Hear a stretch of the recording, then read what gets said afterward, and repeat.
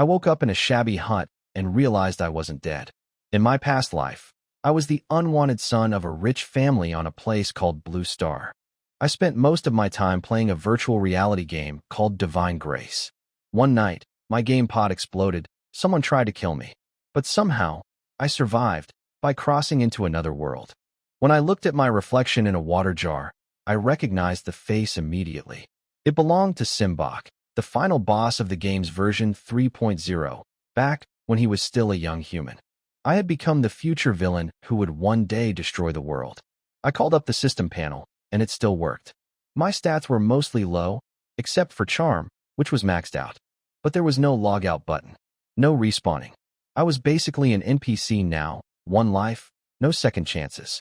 From the original Simbach's leftover memories, I learned it was the year 233 of the prosperous era.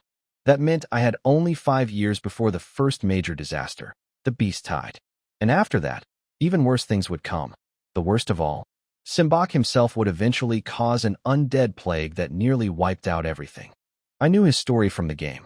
He was an orphan who got dragged into a noble family's fight over inheritance. They humiliated him publicly. In despair, he turned to dark magic, became a lich, and went down a path of destruction. There was no way I was going to let that happen to me. I figured out that Simbach was probably an illegitimate child of the Kosovo family, powerful local nobles with crocodile bloodline powers. The king had just passed a law letting illegitimate children inherit titles, and the Kosovos, being loyal to the crown, likely planned to use Simbach as a political tool and then throw him away. It made me angry. Even in this new life, I was still an unwanted child caught up in other people's schemes. I needed power, and I needed it fast. Then I remembered. One of the Lich's strongest followers got his incredible strength by drawing a miracle card, and that man came from this very town. I grabbed everything of value in my house and ran outside to find those cards. But the moment I stepped out, I saw soldiers surrounding a boy, and the boy pointed straight at me and yelled my name. The soldiers wore purple robes with a crocodile symbol. They were from the Kosovo family, just as I feared. I tried to run, but my weak body gave out fast. They caught me easily. My friend Tom had led them to me. Turns out, someone had already paid off the debt I owed him, and he got a gold coin for pointing me out. He gave me a good luck look and left. They brought me to a woman named Lilith at the local tavern. She was elegant, with golden hair and a yellow dress, but I noticed the staff beside her. She was a spellcaster, which made me nervous. She cut my palm and dripped my blood onto a crystal orb. It glowed purple, and a tiny crocodile appeared inside. That confirmed it. I really did carry the Kosovo bloodline. Lilith told me my story. My father was a young noble who got a servant pregnant. Because he was engaged to another powerful family's daughter, my mother was sent away. She died giving birth to me, and I was left on a stranger's doorstep. Inside, I was furious. They only kept me alive because of my blood. But on the outside, I acted thrilled, pretending to be an excited kid who just learned he was a noble's son. Then Lilith pulled out a huge syringe and took my blood for her research. I hated it, but I had no choice. Afterward, I joined the soldiers for food and drinks downstairs. I used flattery to get on their good side. Once they were drunk enough, I suggested we all go out for a walk, specifically to the entertainment street. They loved the idea. While leading them through town, I made a detour into a small, dusty shop. Inside, on the shelves, sat a few palm-sized cards, miracle cards. I knew exactly what these were from the game. Long ago, gods and mages had created these cards to preserve pieces of their civilization before a great disaster.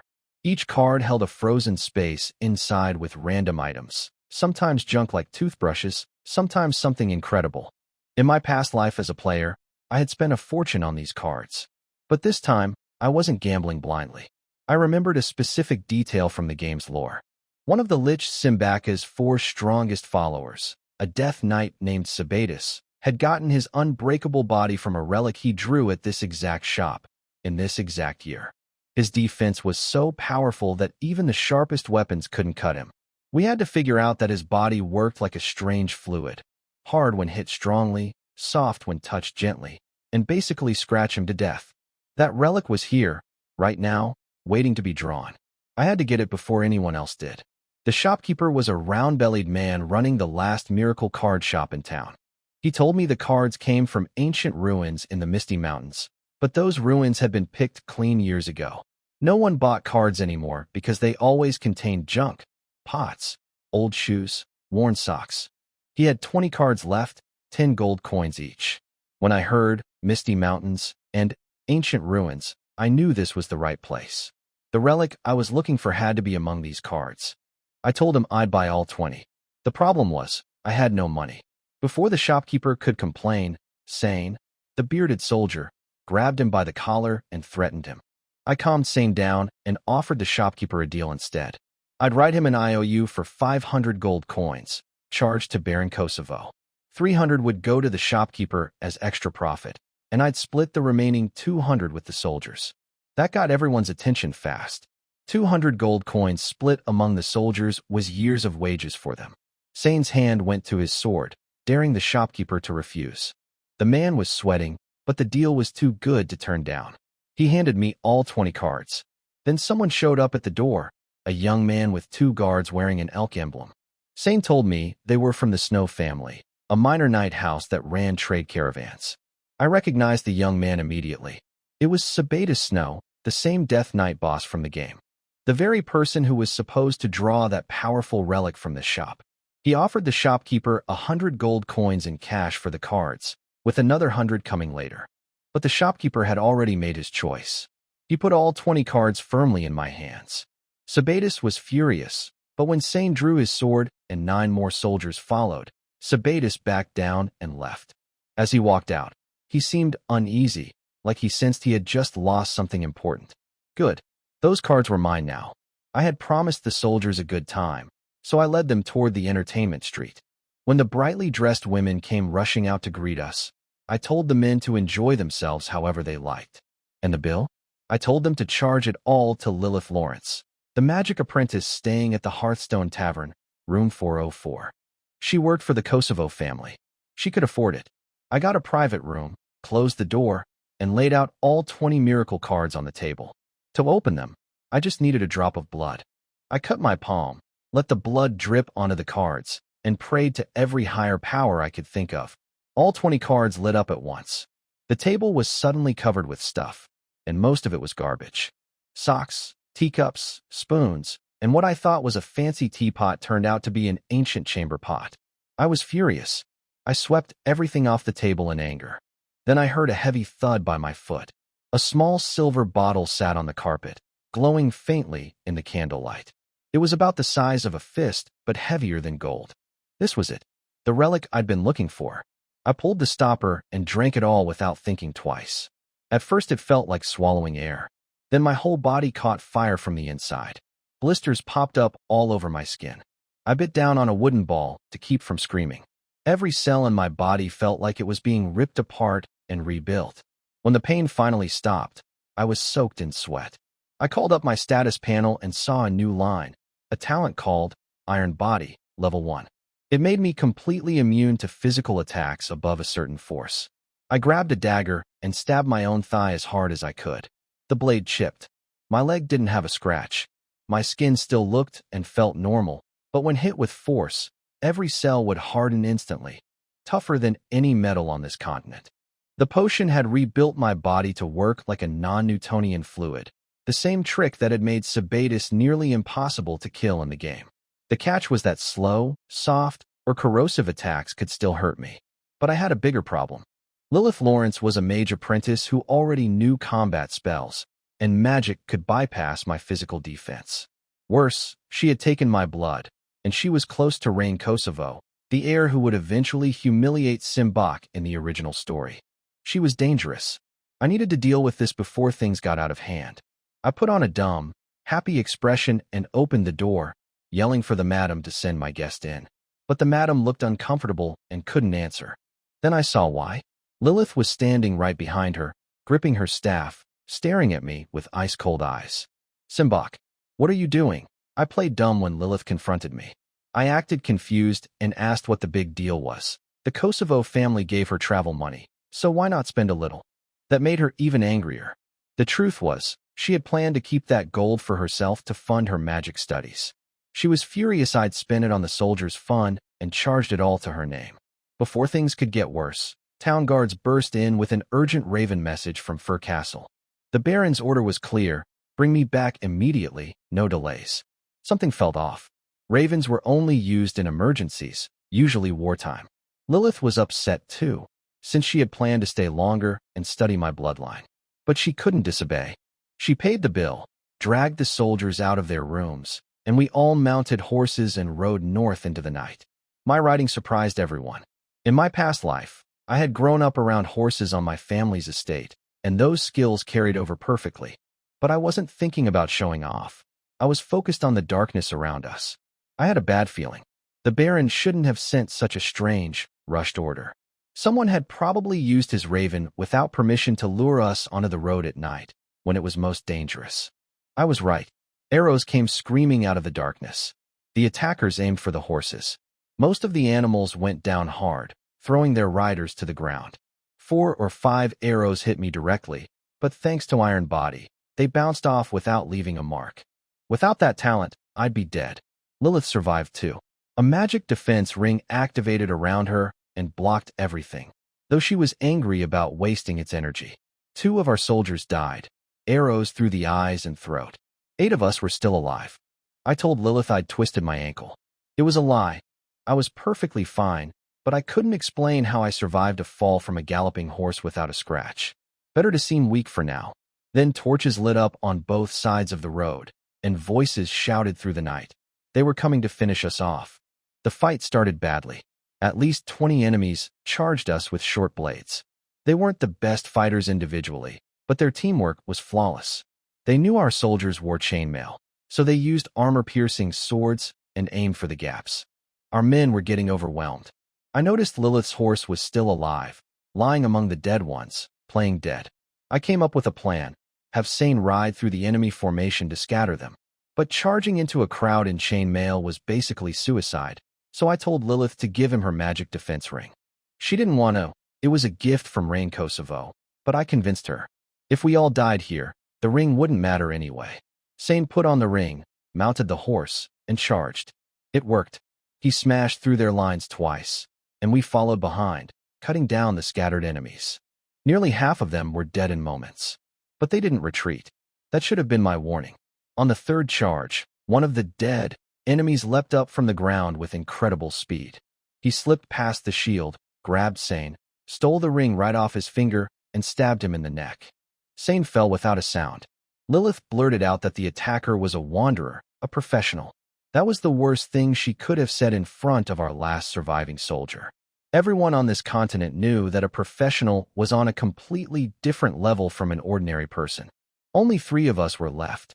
Me, Lilith, and 1 trembling soldier. The rogue sat on the stolen horse, wearing the magic ring, slowly riding toward us like he'd already won. I whispered to Lilith to use her fireball scroll.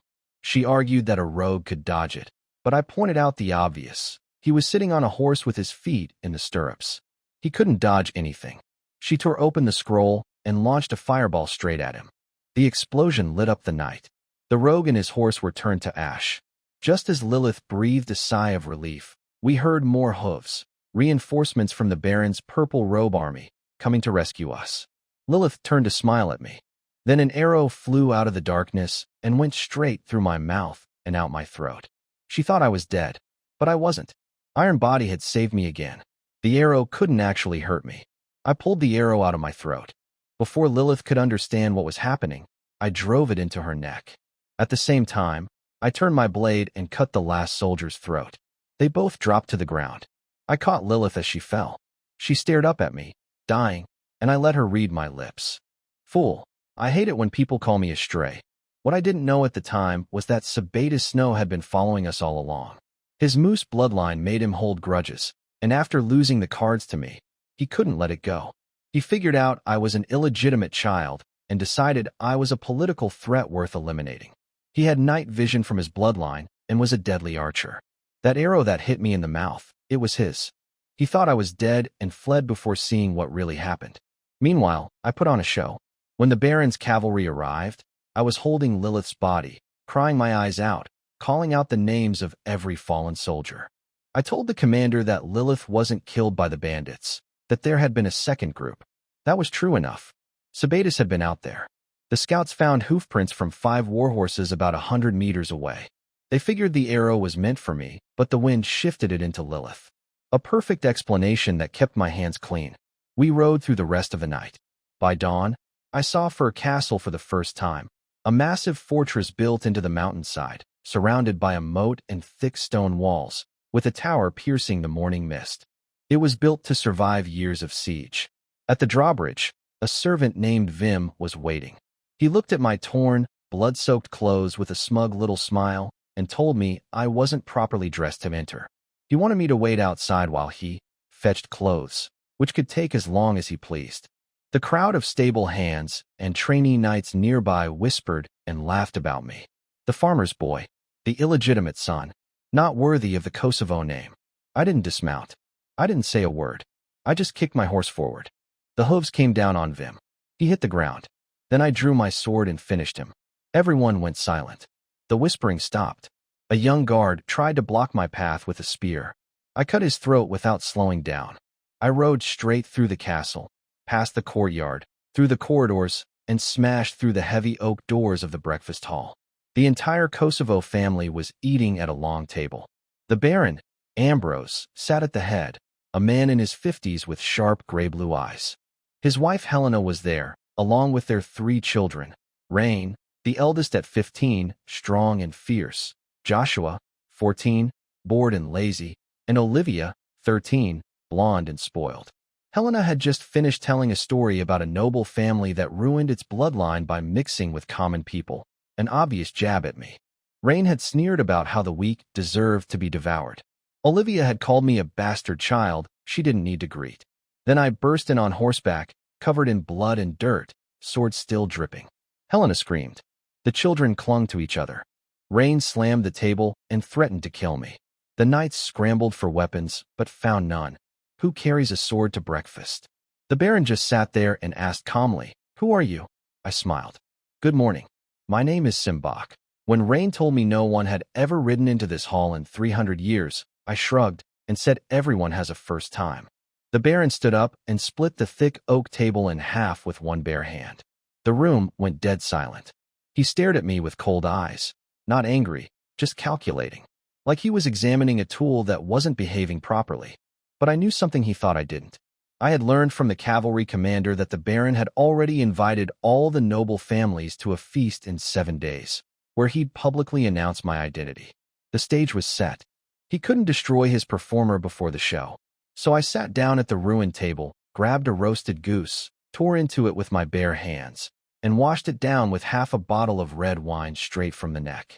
The Baron watched me for a long moment. Then the pressure in the room lifted. "Clean this up," he said quietly. "Take him downstairs. Wash him. Change his clothes. And teach him what manners are." Knights surrounded me, but I didn't resist. I just grabbed a lamb leg and 2 more bottles of wine on my way out, like I was heading to a picnic. As I walked away, I could feel the Baron's eyes on my back. I knew exactly what he was thinking. Is this fool really my son? Good.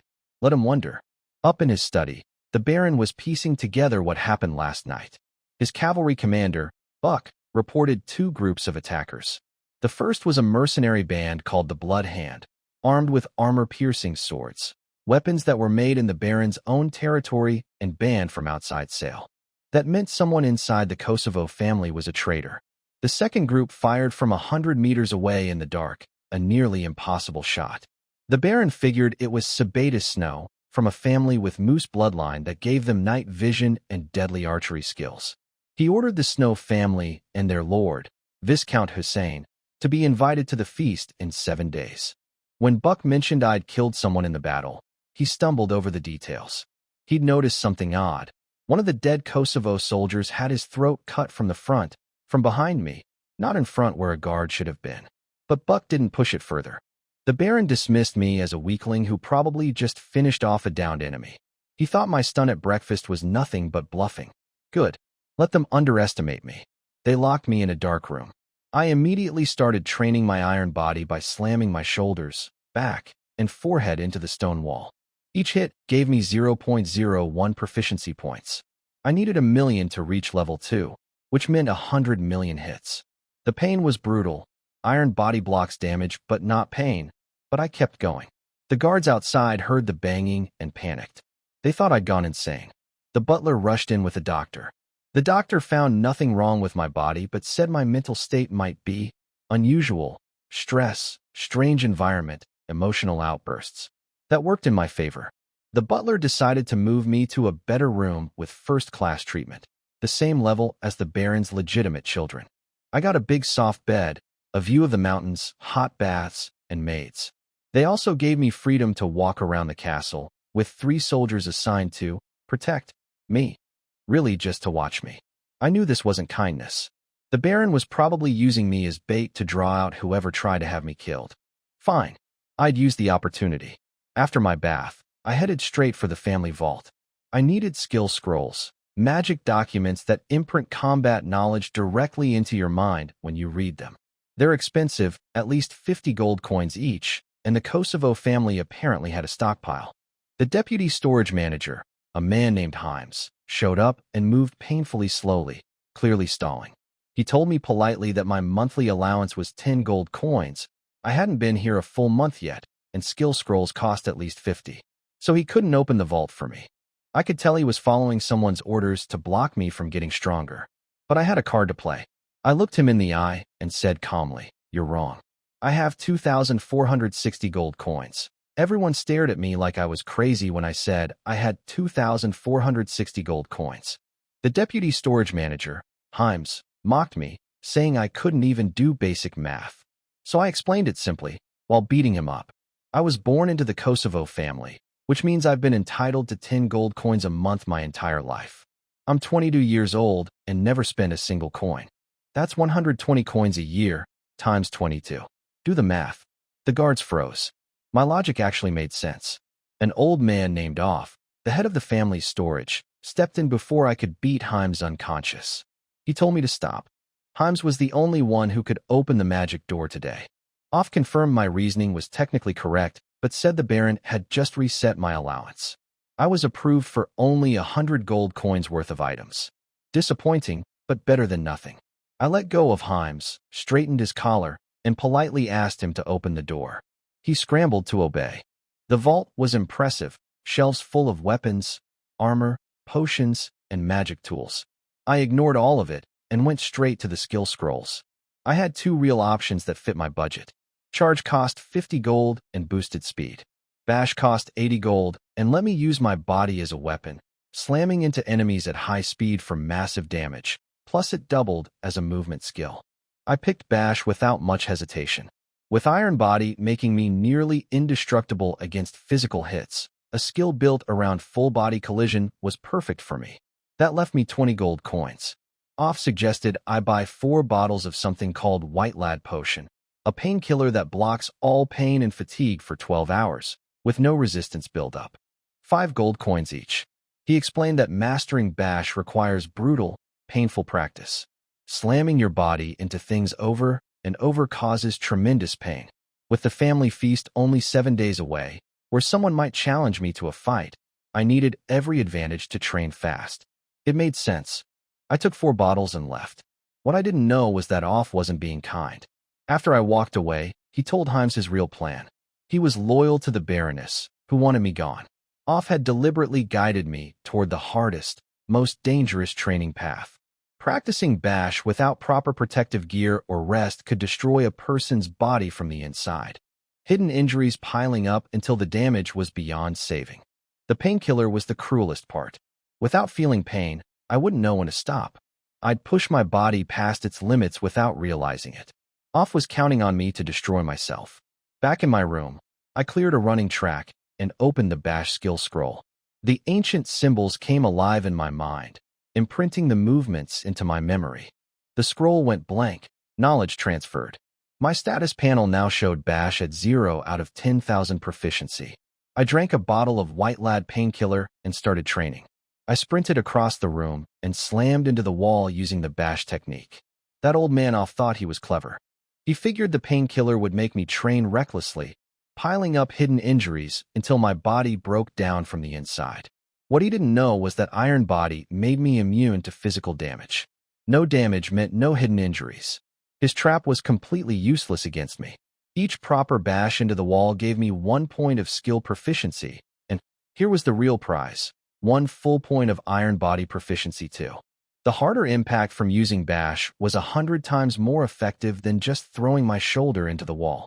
That meant I only needed 1,000,000 hits instead of 100 million to reach iron body level 2. I kept going until I was exhausted, reaching 500 bash proficiency and 10,000 iron body proficiency. Then someone knocked on my door.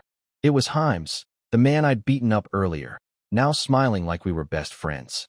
Behind him were soldiers carrying crates and a huge steel plate covered in sharp spikes. He said the Baroness was impressed by my dedication to training. She was sending me 20 bottles of painkiller and 100 bottles of stamina potion. Each stamina potion could fully restore my energy instantly. And if I needed more, the supply was unlimited.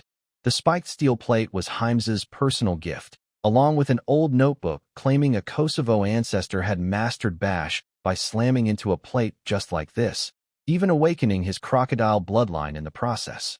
I knew something was off. Over 1,000 gold coins worth of potions, delivered with a warm smile. The Baroness hated me. This wasn't generosity, it was a scheme, but I couldn't figure out the exact angle. They didn't know about Iron Body. They probably thought I was a normal person who would destroy his body through reckless training. Painkillers hiding the damage, stamina potions keeping me going until I collapsed from accumulated hidden injuries. Their plan to kill me was actually the perfect training setup for someone like me. I drank a stamina potion. Energy flooded back into my body instantly. Then I charged at the spiked plate. The spikes pressed hard against my skin but couldn't pierce it. And the proficiency gain was incredible. 10 points of iron body per hit, 10 times better than the flat wall. I almost laughed. The Baroness had handed me exactly what I needed to get stronger as fast as possible. I made a mental note to thank her later. Then I got back to the end of my track and charged again. And again. And again. 3 days. I didn't sleep, didn't eat, didn't even blink. I just kept charging into that spiked steel plate over and over again. The painkillers blocked all physical sensation. The stamina potions kept my energy full, but nothing could stop my mind from wearing down. The only thing driving me forward was fear, the knowledge that in this world, being weak meant being dead. By the end of the 3rd night, my status panel showed Bash at 9,999 out of 10,000, and Iron Body at 999,990 out of 1,000,000. One more hit for each. I slapped myself to stay awake, walked back to the end of my track, closed my eyes, and charged one final time. Both notifications hit at once. Bash was fully mastered, giving me 1 point of strength and 1 of constitution. And Iron Body jumped from level 1 to level 2. The new Bash effect boosted my defense by 50% during a charge. But the real prize was Iron Body level 2.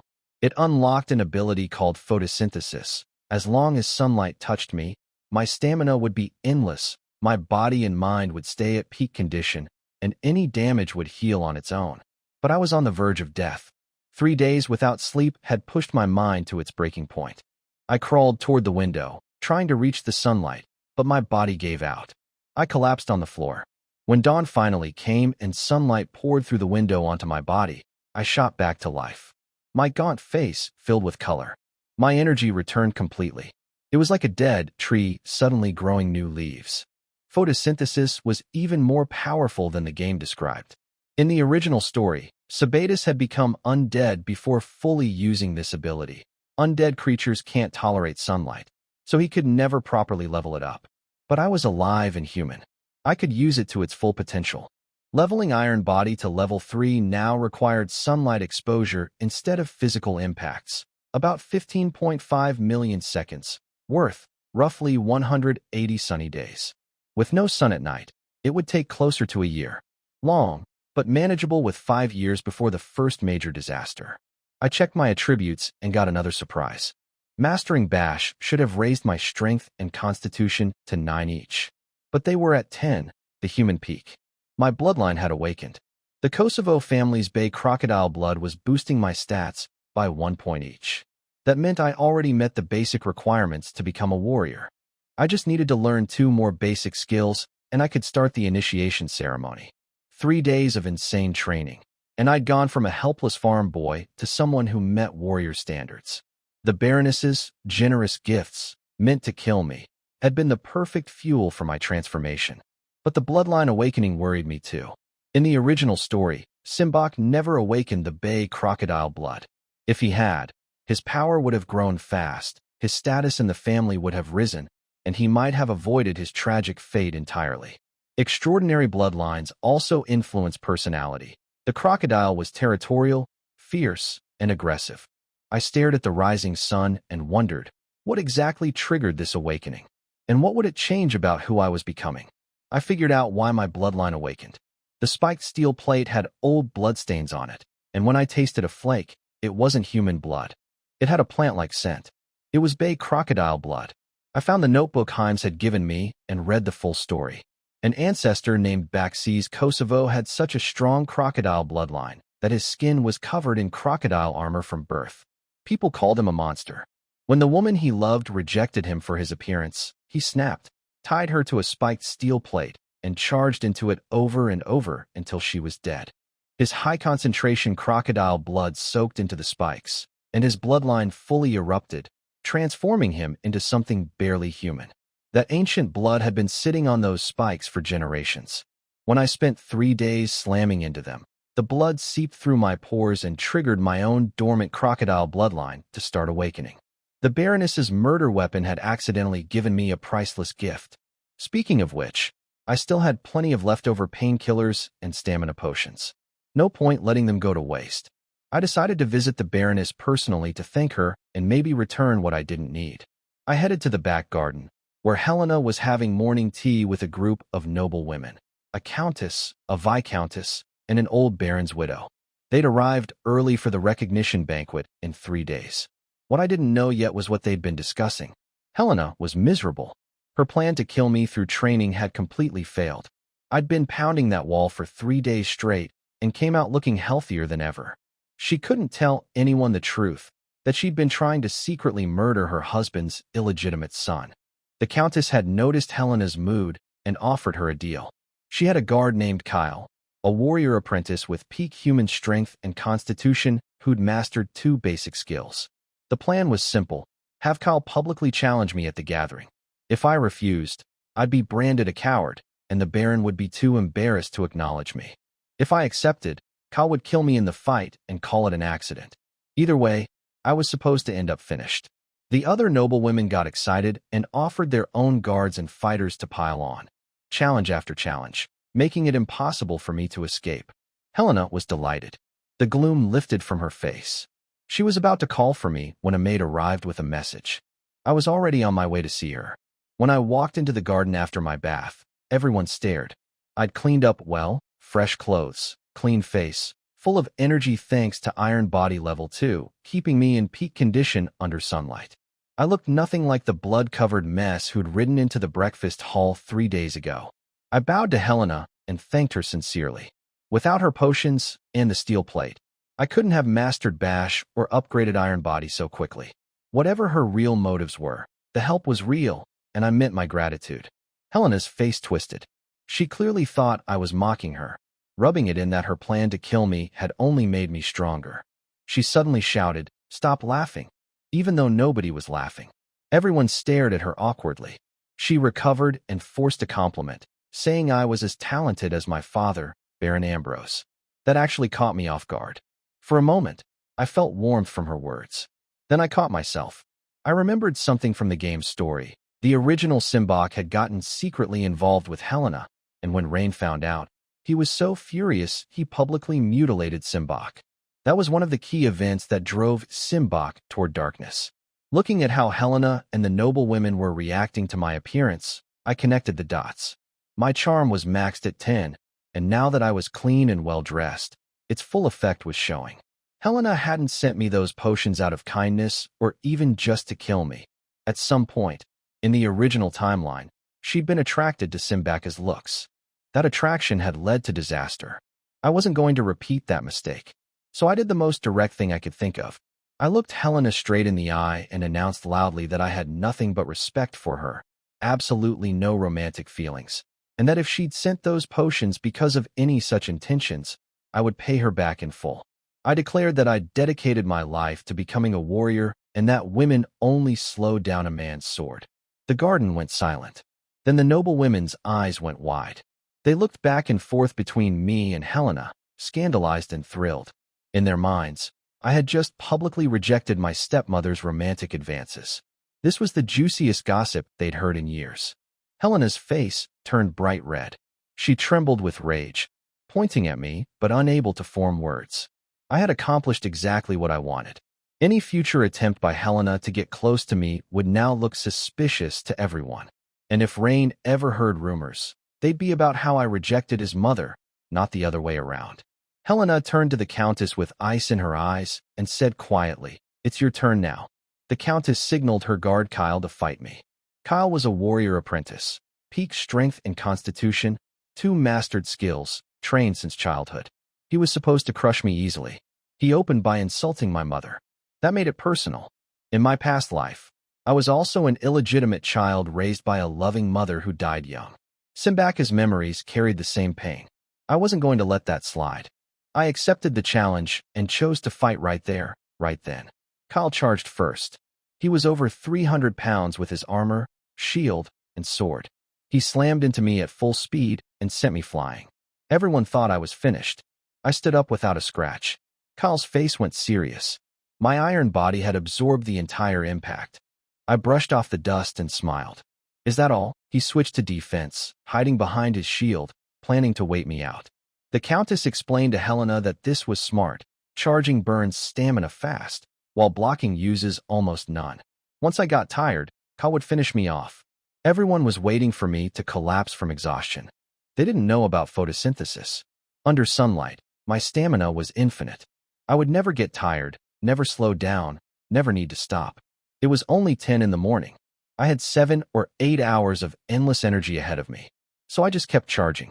1 minute, 5 minutes, 10 minutes. Each hit harder than the last. Kyle's confidence faded to confusion, then to worry, then to fear. His arm went numb.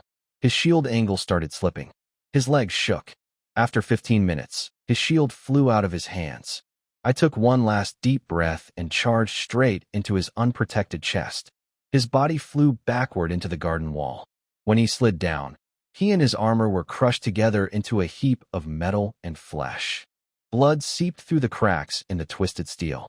The garden went completely silent. Helena dropped her fan. The Countess couldn't speak. Some of the noble women looked like they were about to be sick. I stood in the sunlight.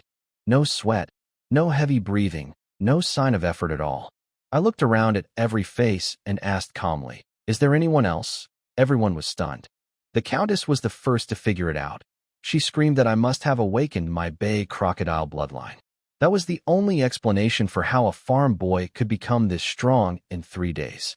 She wasn't entirely wrong, so I played along. I nodded and said I could feel my blood boiling, that the bloodline was close to fully awakening. That terrified them even more. If I was already this powerful before a full awakening, what would happen when it completed?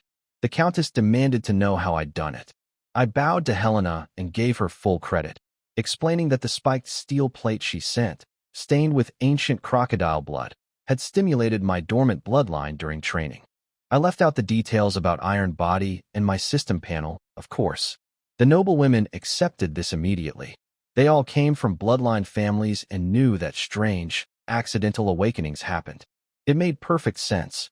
Then the Countess got really excited. She launched into the story of the Kosovo ancestor backseas, the deformed demigod who awakened his full power after being rejected by the woman he loved. She drew a dramatic parallel between his story and mine. Both looked down on since childhood, both forced to give up love, both pouring everything into combat. She pointed at me with pity in her eyes and said my bloodline had awakened because of love, specifically my tragic, impossible feelings for Helena that I'd been forced to publicly reject. The other noble women looked back and forth between me and Helena with knowing, gossipy eyes. In their minds, we were star-crossed lovers, a stepmother and stepson torn apart by duty and circumstance. I stood there, speechless. This was spiraling completely out of control. But then I realized, this actually worked in my favor. The story gave a perfect explanation for my bloodline awakening that had nothing to do with my real secrets. And it made Helena look like the key to my transformation, which meant the Baron couldn't easily get rid of me without raising questions. The Countess asked if her theory was correct. I closed my eyes, sighed deeply, and said, "You're absolutely right." Helena, meanwhile, looked like she was having a mental breakdown. The noble women's, understanding, glances told her this gossip would spread everywhere. If the Baron heard that she and his illegitimate son were secretly in love, the consequences would be terrible. Her two clever advisors, Offenheims, were nowhere to be seen. She had no one to help her think of a way out. So she did the only thing she could.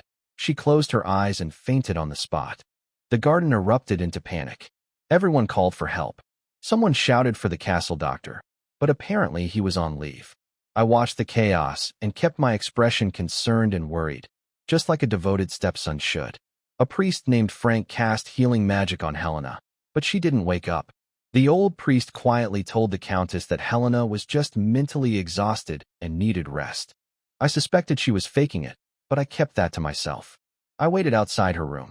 When the Countess came out with the priest, she told me Helena was fine.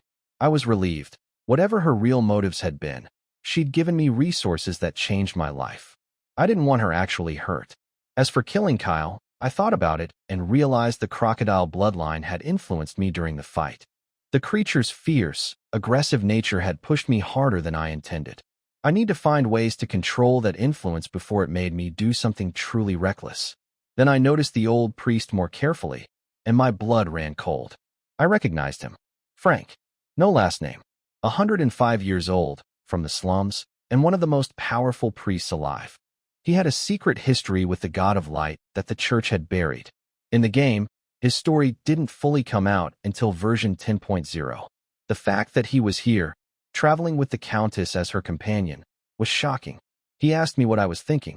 I'd been staring at him too long. The Countess scolded me for being rude, and I quickly apologized. The Countess gave me some kind advice: stay away from Helena. Don't visit her, don't get close. Send someone if I needed to communicate. She warned me that Baron Ambrose was not a forgiving man. I took the warning seriously. Then I asked if she'd be willing to buy the leftover potions Helena had sent me. She agreed immediately and paid me 600 gold coins for the lot. Before leaving, she smiled and told me I could come sell potions or magic items to her anytime, even at night. I thanked her and left with the money. I still had a debt to settle. Meanwhile, the moment everyone left Helena's room, she popped her eyes open. She'd been awake the whole time. She immediately ordered her maid to summon her two advisors, Offenheims, and to bring castle guards along, in case they tried to run. While I was busy with my own plans, things were moving behind the scenes. Helena whipped her two advisors, Offenheims, for their failures. Their scheme to kill me through training had backfired spectacularly. Not only was I alive, but I'd awakened my bloodline and crushed a warrior apprentice in front of everyone. But Off came up with a new strategy. He told Helena not to explain or apologize to the Baron about the rumors. Instead, she should act confident and reframe everything. The logic was simple. The Baron cared more about the family's future than gossip. If Helena could claim she'd been intentionally investing in me because she recognized my potential, the Baron would actually approve. When the Baron called Helena to his study, the tension was deadly. He told her the history of the Kosovo family, ancestors who built empires with nothing but courage and bloodline power. Then he asked coldly whether she had feelings for me. Helena followed Off's advice perfectly. She laughed in the Baron's face. She said she'd given me resources because she saw my talent and wanted the family to gain a powerful fighter. She acted like any good lady of the house would, investing in a promising bloodline heir. The Baron bought it. He even praised her, saying he'd underestimated her dedication to the family. Then he dropped a surprise. He moved the recognition banquet up to noon, 3 days from now, instead of the evening. He knew that enemies would challenge me at the feast, and he wanted to reduce the number of hostile nobles who could arrive in time, especially Viscount Hussein from the north, who was connected to the Snow family that had tried to kill me. But the biggest twist came at the end. The Baron told Helena that since my bloodline was awakening, the family needed to invest even more resources into making me stronger before the banquet. And since she apparently had, The most experienced, supporting my training, he put her in charge. The woman who'd been trying to kill me for days was now officially ordered to make me as powerful as possible.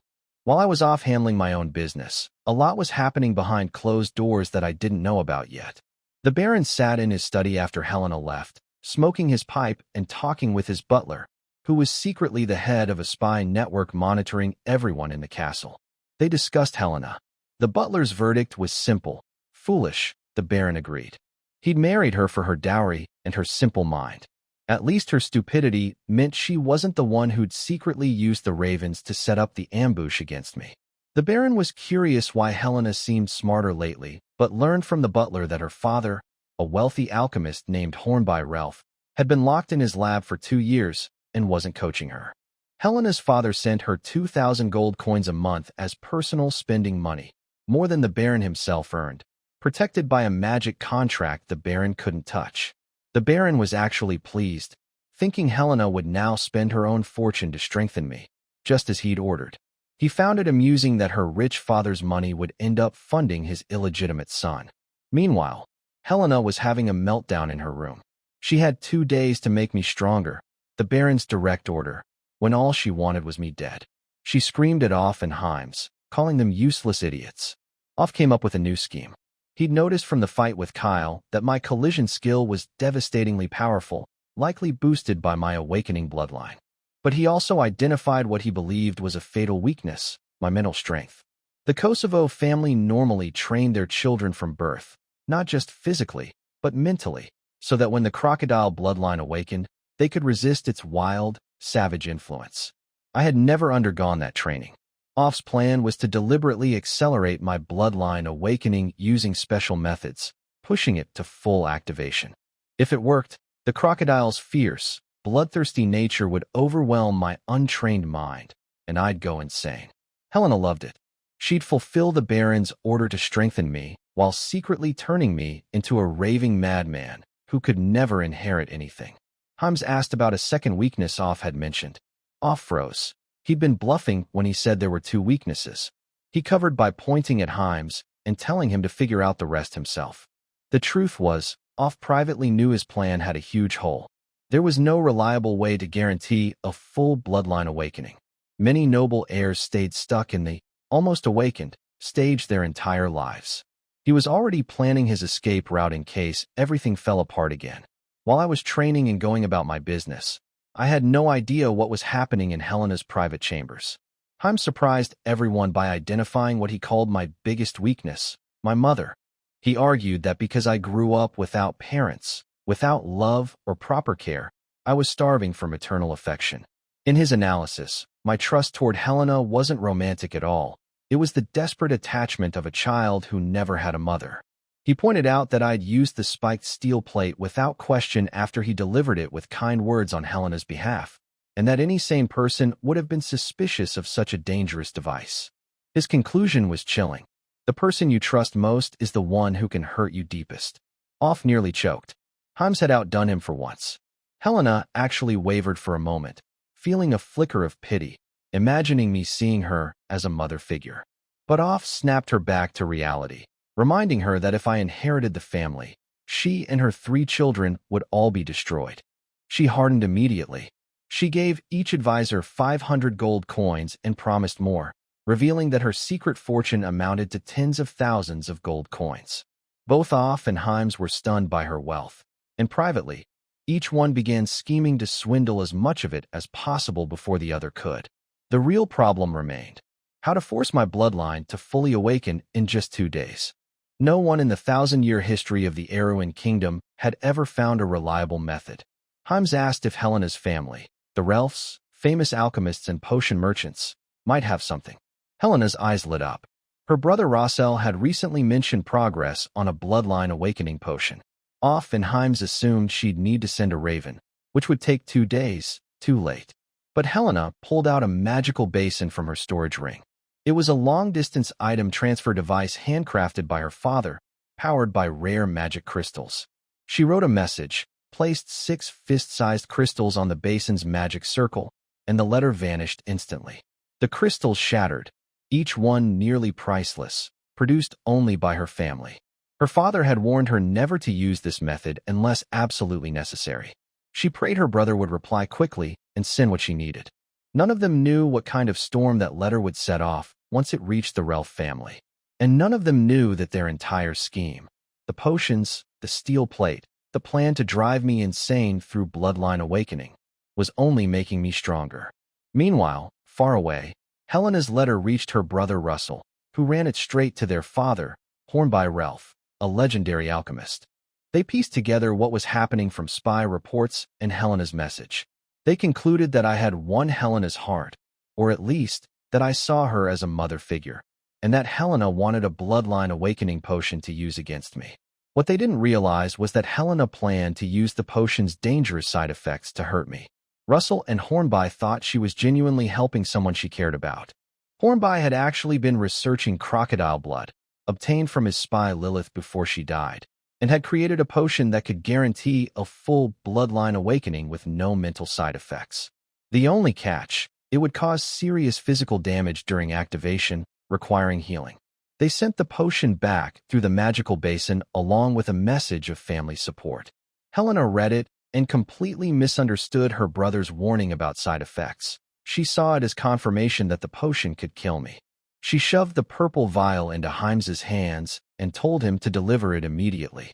While all this was happening, I was at the training grounds. I gave 300 gold coins to Commander Buck for the families of the soldiers who died during the ambush. It was the right thing to do, even though I was the one who'd killed one of them to keep my secret. Then a soldier reported that the card shop owner from Creekwood Town had come to collect his debt early. I went to meet him in a tent on the training grounds. The man looked like Dickens, same round body, but something was off.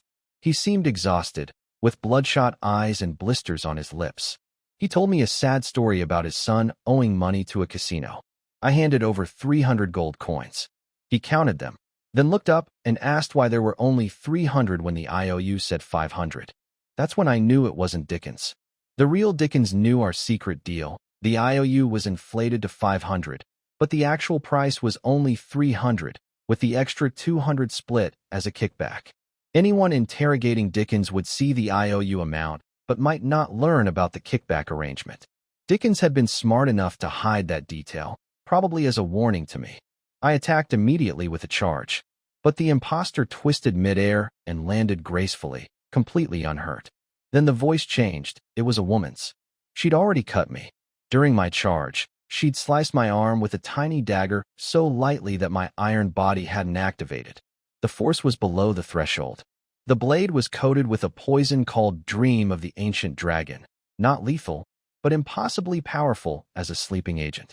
Once it took effect, even a dragon couldn't wake up until the sleep ran its course naturally. Nothing could rouse me. Not pain, not injury, nothing. My body started to stiffen. My eyelids grew impossibly heavy. I stared at the woman and forced myself to stay conscious long enough to ask who she was and why she'd used such an expensive poison on me. Roland's eyelids grew heavier, and his limbs began to lose control. He struggled to stay awake, staring at the woman disguised as Dickens, and asked carefully, "Who are you? Why are you using such an expensive magic potion on me?" The woman saw his struggle and smiled proudly. She was confident in the power of the Dream of the Ancient Dragon. She no longer hid her intentions and reached out to wipe her face. The face of a middle-aged man resembling Dickens flickered like water waves, then revealed her true face. She wore a tight black suit that outlined her slender figure. Her face was charming and attractive, but her eyes held a sharp, fierce look. The moment Roland saw her face, he blurted out, "Scrubbing board girl yaks?" As soon as he said it, he realized he had made a mistake. The so-called scrubbing board girl nickname came from her appearance. Although her face was tempting, her figure was quite unimpressive. Whether viewed from the front, side, or from above, Yaks looked like a small, uneven scrubboard. In the game they played before, players secretly called her that. Of course, her figure was average, but her skills were terrifying. Her perfect disguise and stealth techniques, combined with ruthless assassination skills, had caused many players to suffer losses in her hands. What's worse is that this woman especially enjoys tormenting new players. Watching these beginners get played around by her, she would let out a creepy giggle. Because of this, players secretly gave her a nickname, the Discourager, Of course, at that time, her strength was several times more terrifying than it is now.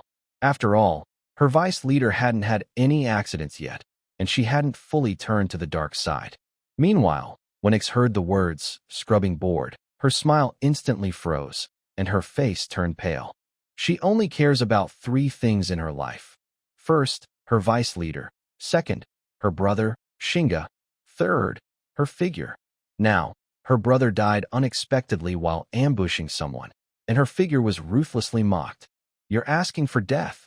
Her eyes flashed with murderous intent, and she was about to rush forward. Wait, Roland waved his hand. His voice was weak, but surprisingly calm. Nicknames or names are just symbols. As long as you don't care about them, they have no real meaning. He leaned back in his chair, took a breath, and continued. Besides, you came to find me today, so you're probably not just here to kill me, right? After all, you used non-lethal drugs like the dream of the ancient dragon right away. Ix paused in her movements. She looked him up and down, suddenly seeming to realize something, her eyes wide with shock. You. Why didn't you pass out? She knew the effects of the dream of the ancient dragon very well. Even professional players would fall asleep if they took it. But the person in front of her, who wasn't even a professional, was still sitting here talking to her? Roland knew his acting was terrible, so he decided not to pretend anymore. He straightened his back and said calmly, although the dream of the ancient dragon is precious, there are ways to avoid its effects. He spoke lightly, but inside he was desperately shouting. If it weren't for the photosynthesis effect that came with leveling up to Tier 2 steel body, which kept him energized and immune to fatigue during the day, he would have already collapsed and snored on the ground. It seems I need to find a way to improve my physical resistance. If the other side had used deadly poison just now, I'd be dead already. Ix looked at him coldly, her eyes complicated. After a long pause, she gritted her teeth and said, Since the Kosovo family killed Shinga, isn't it right for me to come to you for revenge? Roland sneered. You bloodhand mercenaries take money to do things, and you should be prepared to fail and get killed. Besides, I was the one ambushing you, so I am definitely the victim. He paused, his eyes turning playful. You've probably already figured it out, right? Your brother died under Lilith Lawrence's fireball scroll. You don't really think someone who isn't even a professional, could kill a quick and agile wanderer. Ix fell silent, a complex look appearing in her eyes. The illegitimate child in front of her didn't seem as useless as the stories said. He appeared very clever. Seeing this, Roland smiled faintly and continued. You've tried many ways to get close to me, but you only used non-lethal methods at first. It seems you don't really want to kill me. If you have a need, just say it. Maybe we can work together. Work together? Ike sneered, tightening her grip on her dagger. I only have one brother. He died at your family's hands. I want your whole family to pay. Oh, so your target is the entire Kosovo family? Roland elongated his tone and then looked at her with disdain. It's not that I look down on you. Your sneaky skills are nothing compared to the absolute strength of Baron Kosovo. Even with the entire Bloodhand mercenaries, without the Grand Commander, you're no match for the Purple Shirt Army. Ix's eyes suddenly narrowed. Her figure flickered, and when she reappeared, she was right in front of Roland, her dagger pressed tightly against his neck's main artery. How do you know the Grand Commander isn't here? She asked coldly. Roland didn't care about the dagger at his vital points. He even stretched lazily and grinned. I not only know that your Grand Commander has disappeared, I also know where he is now. What? Ix was instantly excited, grabbing his shoulders and shaking him hard. Tell me where the Grand Commander is. Roland kept smiling, gently tapping the dagger on his neck with his fingernail, making a click sound. Is this how you beg? Damn it. Ix looked at his face, wishing she could cut his throat. But the Bloodhand mercenaries needed their leader. She put away her dagger, took 2 steps back, and whispered, Sorry. Roland exaggeratedly scratched his ear and asked curiously, What did you just say? Louder. I can't hear you. Axe's forehead bulged with veins. He held back his anger, took a deep breath, and then shouted, Sorry. Young Master Sinclair, I apologize for my earlier offense. Roland nodded in satisfaction and stopped hiding his intentions. He whispered, Your main leader, Robes, should now be inside the Deep Creek Great Rift. Deep Creek Great Rift? Axe frowned. That place was hundreds of kilometers away, and it was very dangerous. Rumor had it that a powerful wild boar tribe was settled there. Even the nearby human city, Whitehorse City, couldn't completely wipe them out. If that wild boar tribe didn't often go out, Whitehorse City might have already fought a fierce battle. The Great Rift is very large. Do you know exactly where the leader is? Axe asked again. Roland shook his head helplessly. It's huge and very dangerous. I can only be sure he's inside the rift. I don't know exactly where he is or what he's doing. Actually, he knew where Robes was, but he didn't want to tell the assassin. It involved another secret and a treasure he was determined to get. Axe fell silent again, then prepared to leave and report this important news to the other leaders of the mercenary group. Just then, Roland suddenly spoke. Wait. Before you go, tell me, who hired you to ambush me? Axe shook his head and whispered. The other side has been disguising their identity. We haven't seen their true face. Do they have any distinctive features? Like a habitual gesture or a catchphrase? Roland asked further. Axe thought for a moment and suddenly said, that person is covered in a magic cloak that can hide their aura, and even their voice is deliberately disguised. But based on the structure and grammar of the common language on the continent, he should come from the central region of the kingdom. Our deputy leader said that person is very likely a mage, quite powerful, and radiates a cold, sinister feeling. A mage. Cold aura. From the central region of the kingdom. Could it be that this person is the undead Grand Mage from Lionheart City, Andrew's man? For this famous undead archmage, Roland is very familiar with him and also very cautious.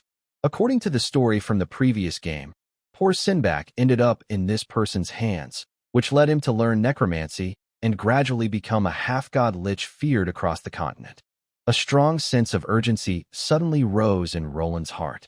Although he is now almost immune to physical damage, has endless stamina during the day, and even possesses amazing healing abilities, he currently has no way to resist soul attacks or the strange, mysterious necromantic magic. Especially after learning that Andrew's man secretly targeted him, a feeling of fate and danger like a poisonous snake slowly tightening around his heart. This won't do. I must gain power quickly. Continuing to be passive could lead to unpredictable consequences. He suddenly looked up and said to AKS, send a message to your deputy leader. Let's work together. I am not your enemy. If you want to find the whereabouts of the Grand Leader, you will need me, or rather, the power of the Kosovo family.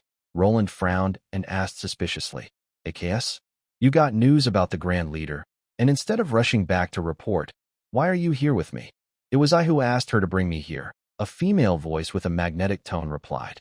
A woman, and AKS slowly stepped out of the darkness.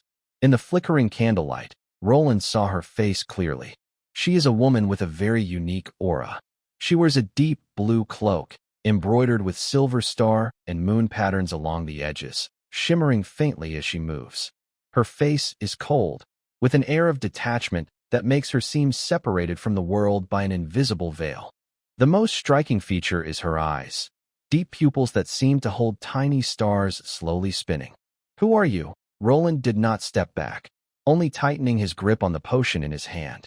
The woman slightly bowed. The most striking feature is her eyes, deep pupils that seem to hold tiny stars. The most striking feature is her eyes, deep pupils that seem to hold tiny stars. The most striking feature is her eyes. The most striking feature is her eyes. The most striking feature is her eyes. They specialize in star magic, divination, and prophecy, said to glimpse fragments of fate from the stars' paths. This profession is extremely rare across the entire continent. Golia's identity is not simple. She is a member of the Northern Witch Alliance. Ah, the vice leader has come in person, Roland said calmly. But inside he was thinking quickly. What brings you here? Golia didn't answer directly. Instead, she glanced at the purple test tube in his hand and said softly, I asked Ix to bring me here to thank you for the information. The whereabouts of the Grand Leader are very important to us. She paused briefly before continuing. After Ix left the mercenary group secretly, I did a divination for her. But strangely, her fate line was blurry and unclear. I was worried she was in danger, so I followed her secretly. Through connections among witches, we met up. Then she looked at Roland, her eyes shining like stars, seeming to see through him. She already told me what happened in the tent this afternoon. You didn't lie. That I can confirm with my intuition. Roland raised an eyebrow but didn't deny. So, You're here to thank us? He waved the potion in his hand. Then why are you stopping me from drinking this? Golia's gaze fell on the purple test tube, her eyes deepening. Because I know what this is. She stepped forward, the candlelight reflecting the star patterns on her cloak. This is a Bloodline Awakening potion made by the Relf family. I must say, Hornby Relf is truly a genius in alchemy. This potion can make noble bloodlines fully awaken in a short time, and the effect is remarkable. But, she continued, the formula for this potion isn't perfect. The process of awakening a bloodline is very dangerous and can cause serious harm to the body. Without strong healing methods to support, the person taking it might die as their bloodline awakens, or their body could collapse. Roland narrowed his eyes. Golia looked at him calmly. I don't know who gave you this bottle, or if they told you these risks. But I saw you about to drink it, so I spoke up to stop you. She tilted her head slightly, a hint of curiosity in her starry eyes. Of course, if you believe you can survive that ordeal, then I'm just meddling. Roland was silent for a moment, then suddenly smiled. He put the potion back into the wooden box and closed the lid. Thank you for the warning. Galia nodded, seeming not surprised by his reaction. She turned to leave, but when she reached the door, she suddenly stopped and said without looking back, We previously tried to assassinate you. We were wrong, but many of our people also died at your hands. From now on, the Bloodhand mercenary group is clear of any debt to you. She paused briefly and added, We will find out the whereabouts of the Grand Leader ourselves. But no matter the result, consider this as us owing you a favor. After speaking, she and AKS were about to leave, but Roland suddenly whispered, The favor you owe me can be paid now. The Northern Witch's steps halted. She didn't turn around but softly asked, What do you want? Roland stroked the wooden box in his hand and said calmly, It's simple. Help me kill someone now. Then he named the person he wanted dead. Are you sure it's now? Yes, I can't wait any longer. As soon as you kill that person, the favor is paid.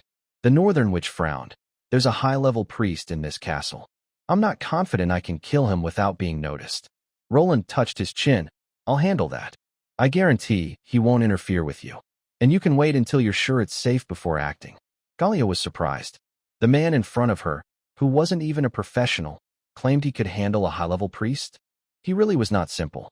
She nodded calmly and agreed to Roland's request. Then, she and AKS disappeared silently into the darkness. The room returned to silence. Roland looked down at the wooden box, a mischievous smile on his face. Helena, do you really want to help me? Or do you want me to die sooner? Or maybe, you're being used by someone else? He placed the box on the table, then turned to the window, gazing at the sparse stars in the night sky. No matter what, he had to drink this potion and do it quickly. There was no time to delay. Suddenly, Roland lowered his head and squinted as he examined the castle's east side. There were several delicate small buildings, used for guests to stay. I heard last time she seemed to live there. To the east of the Fir Tree Fortress, the VIP building. The Countess of Tulip had just finished her bath, her wet blonde hair loose around her shoulders, as she lazily leaned on a soft couch.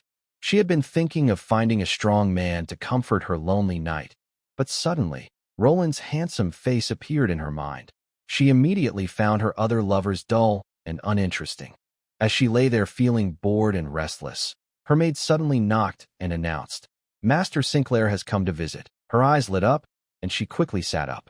A moment later, she appeared in the living room wearing a light silk nightgown. The gown's neckline was very low, and the hem barely covered her thighs. As she moved, it swayed seductively, full of allure. Master Sinclair visiting late at night. What a rare guest, she said lazily, leaning on the sofa, crossing her legs. Her white thighs glowed invitingly in the candlelight. Would you like to have a drink with your sister? Roland sat across from her, took the offered glass, and drank it all in one sip.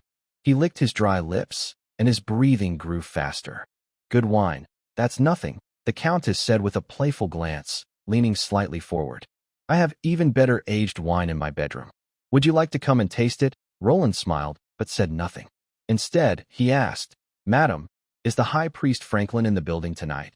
The Countess was momentarily surprised, then thought he was worried that the perceptive High Priest might notice what was happening here. She chuckled softly. Don't worry, Franklin should be meditating right now. Unless he's disturbed, He won't pay attention to what's going on outside. She paused, her eyes shining with a hint of flirtation, her voice becoming more suggestive. In fact, even if someone is watching, it might make things more exciting. Roland sighed in relief and took out a small wooden box from his pocket. Please wait a moment. I'll take some medicine first. The Countess's eyes brightened, secretly pleased. This young man was so strong, yet he still needed medicine? Tonight, that probably meant he would be very energetic. She didn't think much and watched Roland with eager anticipation. Roland unscrewed the test tube, took a deep breath, and tilted his head back to drink the purple potion in one gulp. The moment the potion touched his throat, his body suddenly stiffened. And then, a heart-wrenching scream echoed through the entire room. Roland's body twitched violently, as if countless tiny snakes were writhing beneath his skin. His muscles twisted, bones cracking loudly, and terrifying cracks appeared on his skin, blood seeping from the wounds and instantly staining his clothes. What's happening? The Lady Countess's face froze with surprise, replaced by pure fear. She suddenly stood up, helplessly staring at the scene before her. She wanted to call for help, but was afraid. If this illegitimate child died in her room, Baron Kosovo would never forgive her. Quick, call someone. Roland struggled to lift his head. His face was covered in blood and dirt, but his eyes were strangely calm. Call the priest. The Lady Countess snapped out of her shock and rushed outside.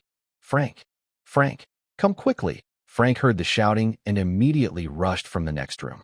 When he entered the Lady Countess's living room and saw the blood-covered body on the ground, with cracked skin and muscles twitching constantly, even the experienced senior priest's pupils shrank slightly. What is going on? The Lady Countess was panicked, grabbing Frank's sleeve, her voice trembling with tears. Grandpa Frank, please save him. He can't die here. Frank glanced at the scene. The Lady Countess's thin, transparent nightgown, 2 half-drunk glasses of red wine on the table, and a faintly suggestive atmosphere in the air. Having lived over 100 years, he had seen many scenes. He immediately understood what these two had been planning. He glared at the Lady Countess with annoyance. Are you not paying attention to the timing? This kid's identity is very sensitive. If he dies here, Baron Kosovo won't forgive you. I know I was wrong. The beautiful Lady Countess pouted and tugged at Frank's sleeve like a little girl, begging, please save him first, and I'll let you scold me later. Frank shook his head helplessly, but his hands moved quickly. He crouched down, placing his right hand gently on Roland's chest, and a soft white light appeared from his palm. Holy healing. The glow of this high-level divine spell enveloped Roland's entire body. Normally, with this level of healing magic, as long as the patient still has a breath, they can be saved. However, after the light faded, Roland's condition only slightly improved. His cracked skin healed a little, and his twitching muscles calmed for a moment. But then a new wave of mutation began again. Frank furrowed his brow. He didn't believe in giving up. He repeatedly cast advanced healing spells like Superior Restoration, Life Praise, and Divine Blessing, a series of high-level divine magic, all free of charge. They all worked, but only temporarily. After each healing, the wild power inside Roland would surge back, each time more violently. Frank could clearly sense that this wasn't a failure of healing, but that the destruction was far outpacing the repair. Strange, Frank muttered to himself. This kid's bloodline is awakening, but the process is too wild. And it seems my divine magic might be having a negative effect. Having lived for over 100 years, Frank had seen many noble heirs awaken their bloodlines. But someone like Roland, who seemed to be tearing himself apart and reassembling, was truly the first time he had seen such a scene.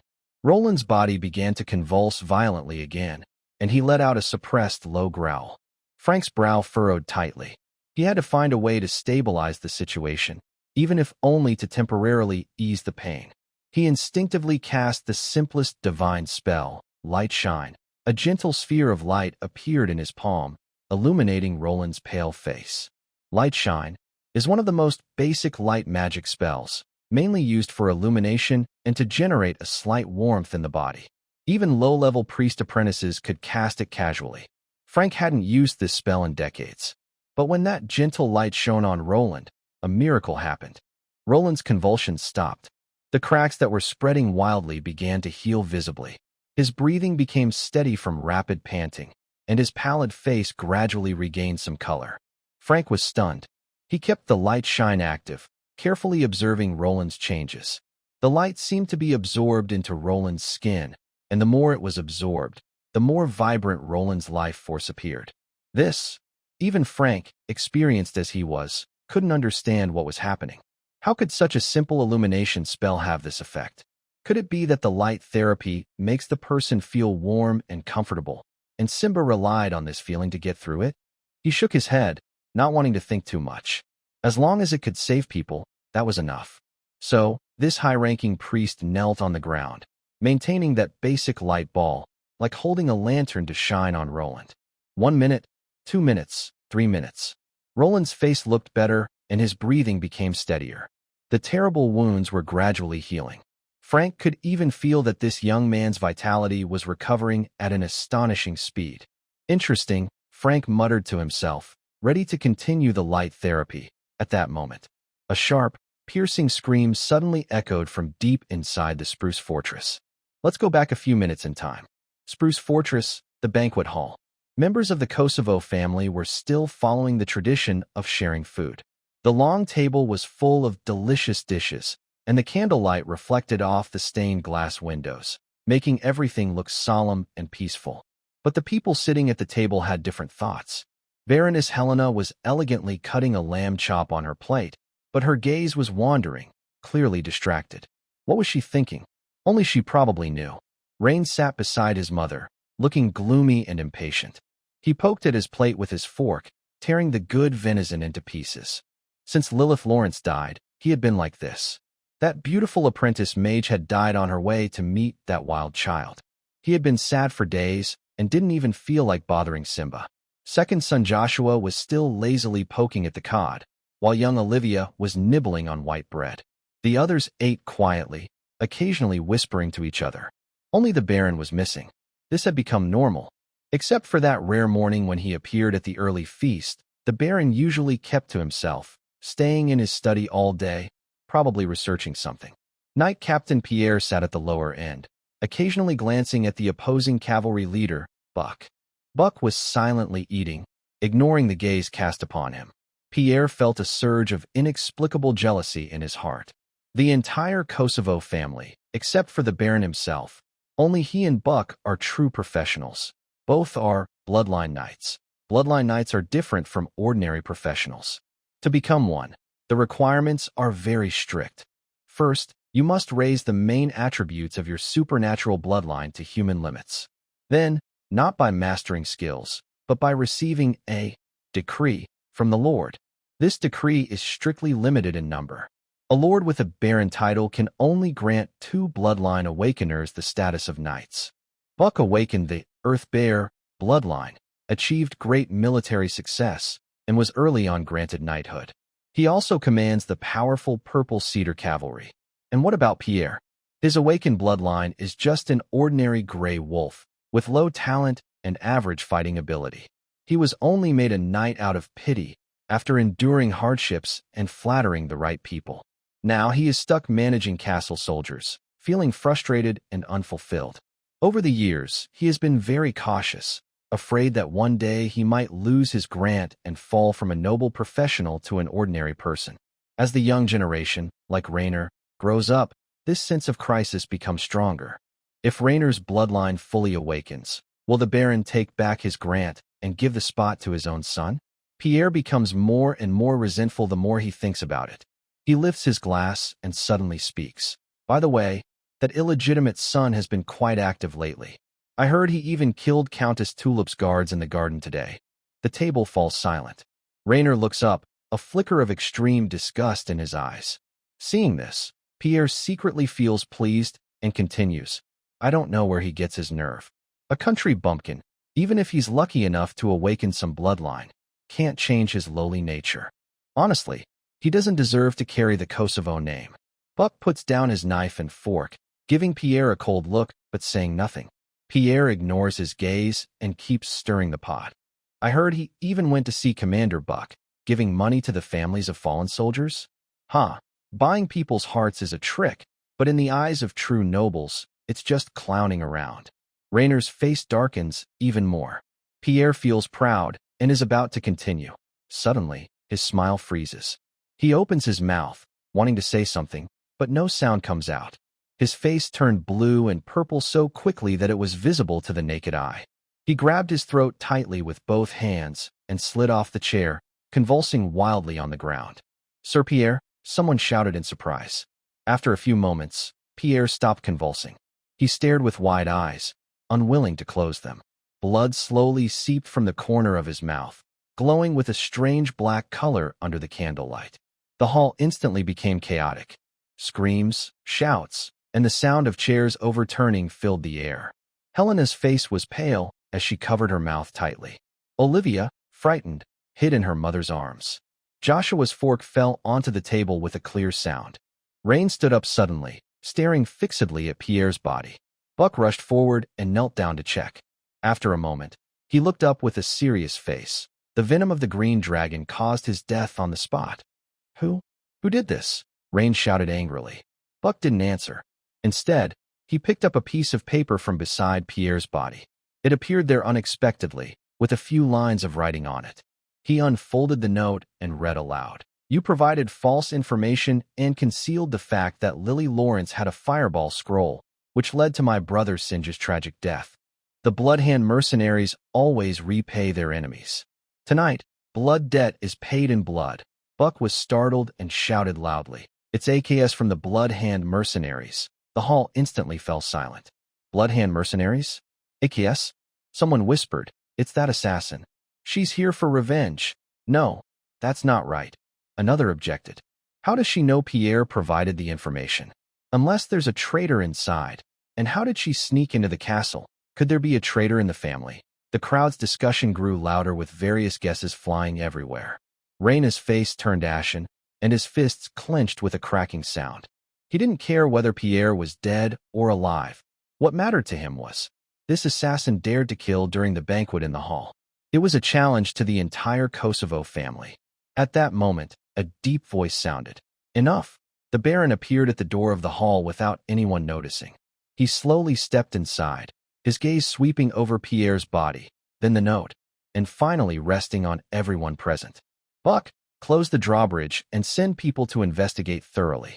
Also, find Simbach." His voice was calm but carried undeniable authority. Everyone felt a shiver run through them. Could it be that the Baron has already decided that the murderer is the illegitimate son? Upon hearing the Baron's command, Buck nodded and led the soldiers outside to begin searching and setting up guards. The hall fell into strange silence. People looked at each other, some staring at Pierre's body, others glancing nervously at the Baron's grim face, and some whispering quietly. Only the candle flames flickered in the night breeze, casting long and shifting shadows. Time passed second by second. 15 minutes. 20 minutes. The Baron's brow furrowed tighter and tighter. Just as the tense atmosphere reached its peak, footsteps finally sounded outside the door. "Master Simbach is here." Before the words finished, everyone looking toward the door froze instantly. "Is that Simbach? No, that can't be considered a person anymore." Roland was dressed only in torn pants, walking into the hall with his upper body bare. Behind him, a layer of fine dark green scales shimmered coldly in the candlelight. His chest was muscular, with 8-pack abs sharply defined. Most striking was the thick crocodile tail behind him, gently swaying with each step, the tip dragging on the ground and making a rustling sound. When he lifted his head, a gasp of shock echoed repeatedly. It was a fierce crocodile head, a long, narrow snout, jagged sharp teeth, and most terrifying of all, those vertical pupils, golden pupils like two upside-down coins, coldly sweeping over everyone in the hall. Those caught in the gaze felt a deep, soul-chilling shiver. It was the fear of being watched by a top predator, an instinctual reaction encoded in their genes to their natural enemies. "Ah!"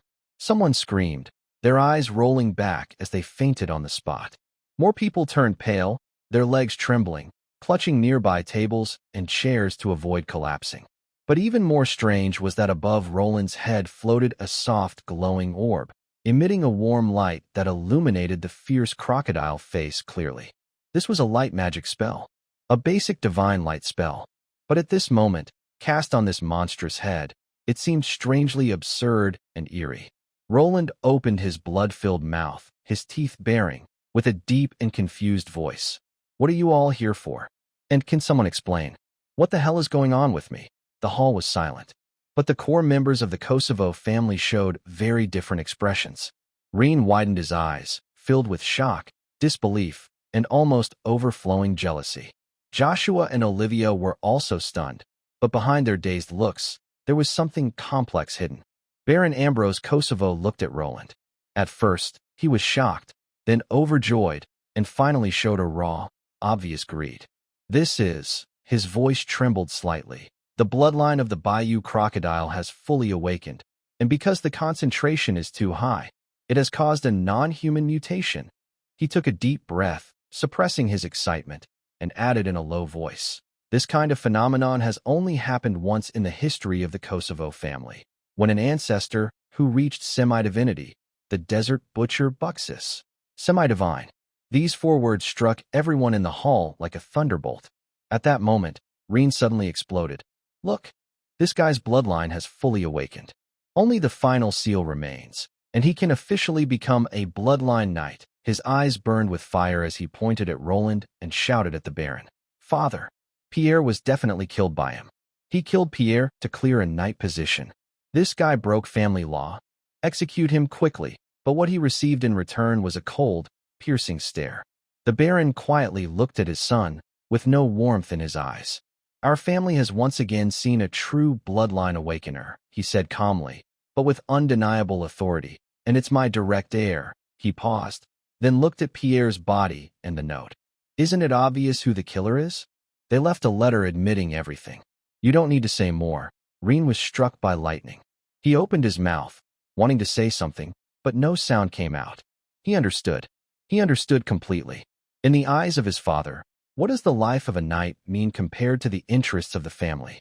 Even if Pierre was not killed by Simbach, if his father needed a vacant spot to officially crown this semi-divine bastard, Pierre could have chosen to die by his own hand, pierced by 100 arrows.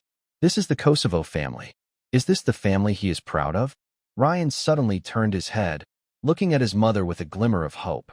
Helena lowered her head, her face pale, silent. He then looked at his younger brother and sister. Joshua and Olivia, like 2 frightened quails, hid behind their mother, not daring to lift their heads. Finally, he looked at the guards, the servants, the small people who usually flattered and pleased him. They all lowered their heads as well. But Ryan could clearly feel the looks hidden behind their lowered eyelids. Disdain, pity, mockery. "Ah!" Ryan let out a desperate scream, smashing the nearby tables and chairs, then rushed out of the banquet hall in a frenzy. His figure disappeared into the night, leaving only his wild shouts echoing down the corridor. No one chased after him. No one spoke. The Baron withdrew his gaze and calmly ordered, "Clean this place up. Pierre, the knight, will be considered to have died honorably in battle." Everyone woke up as if from a dream and began to act. The Baron turned around, looking at Roland, at the fierce crocodile head, the golden vertical pupils, and the swinging tail. A greedy light flickered in his eyes, then quickly faded, replaced by supreme authority.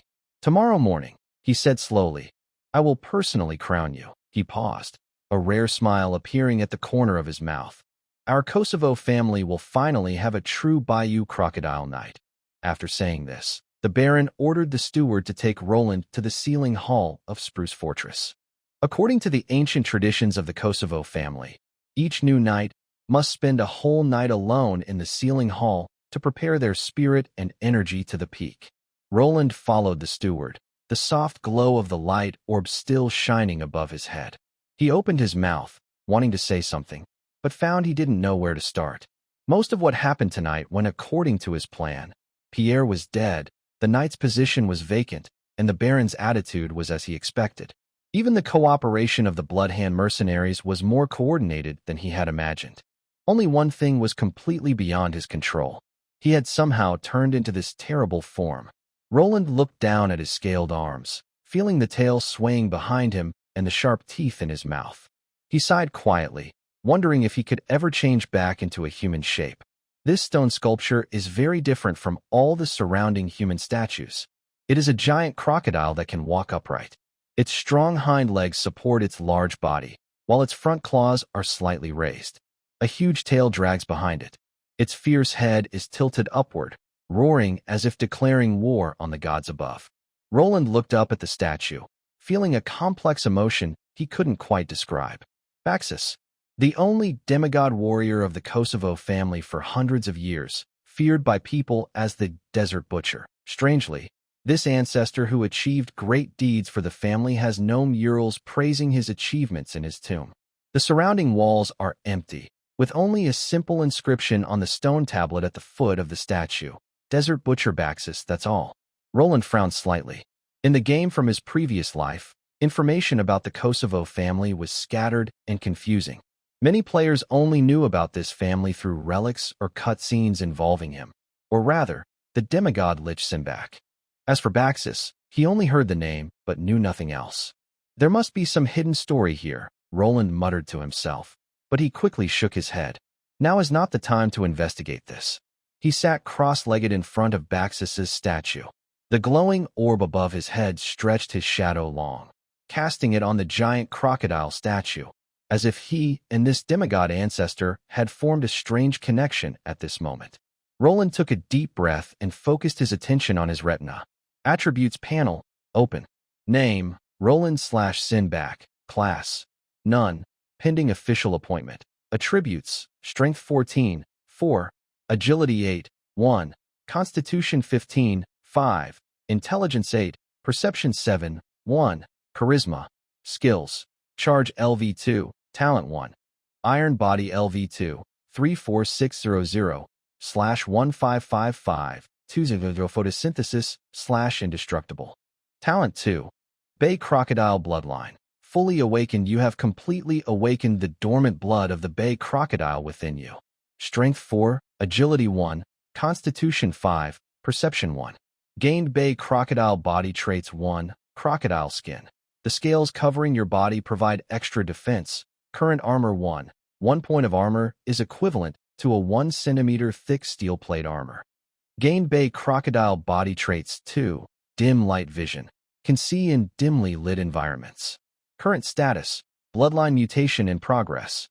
Due to high blood concentration, the body shows non-human features. Is it reversible? Unknown. Roland stared at the glaring charm dash on his attribute panel, a twitch flickering at the corner of his mouth. Wow, his charm has completely disappeared. He touched his fierce crocodile face and looked at his restless tail behind him, feeling a mix of emotions. Strength 14, Constitution 15. These already far exceed normal human limits. The peak attribute for ordinary humans is 10, and with his current body alone, he has reached the level of a low-level professional. Although the current crocodile armor skin only provides 1 point of armor and can't fully block arrows or spear punctures, it is enough for him.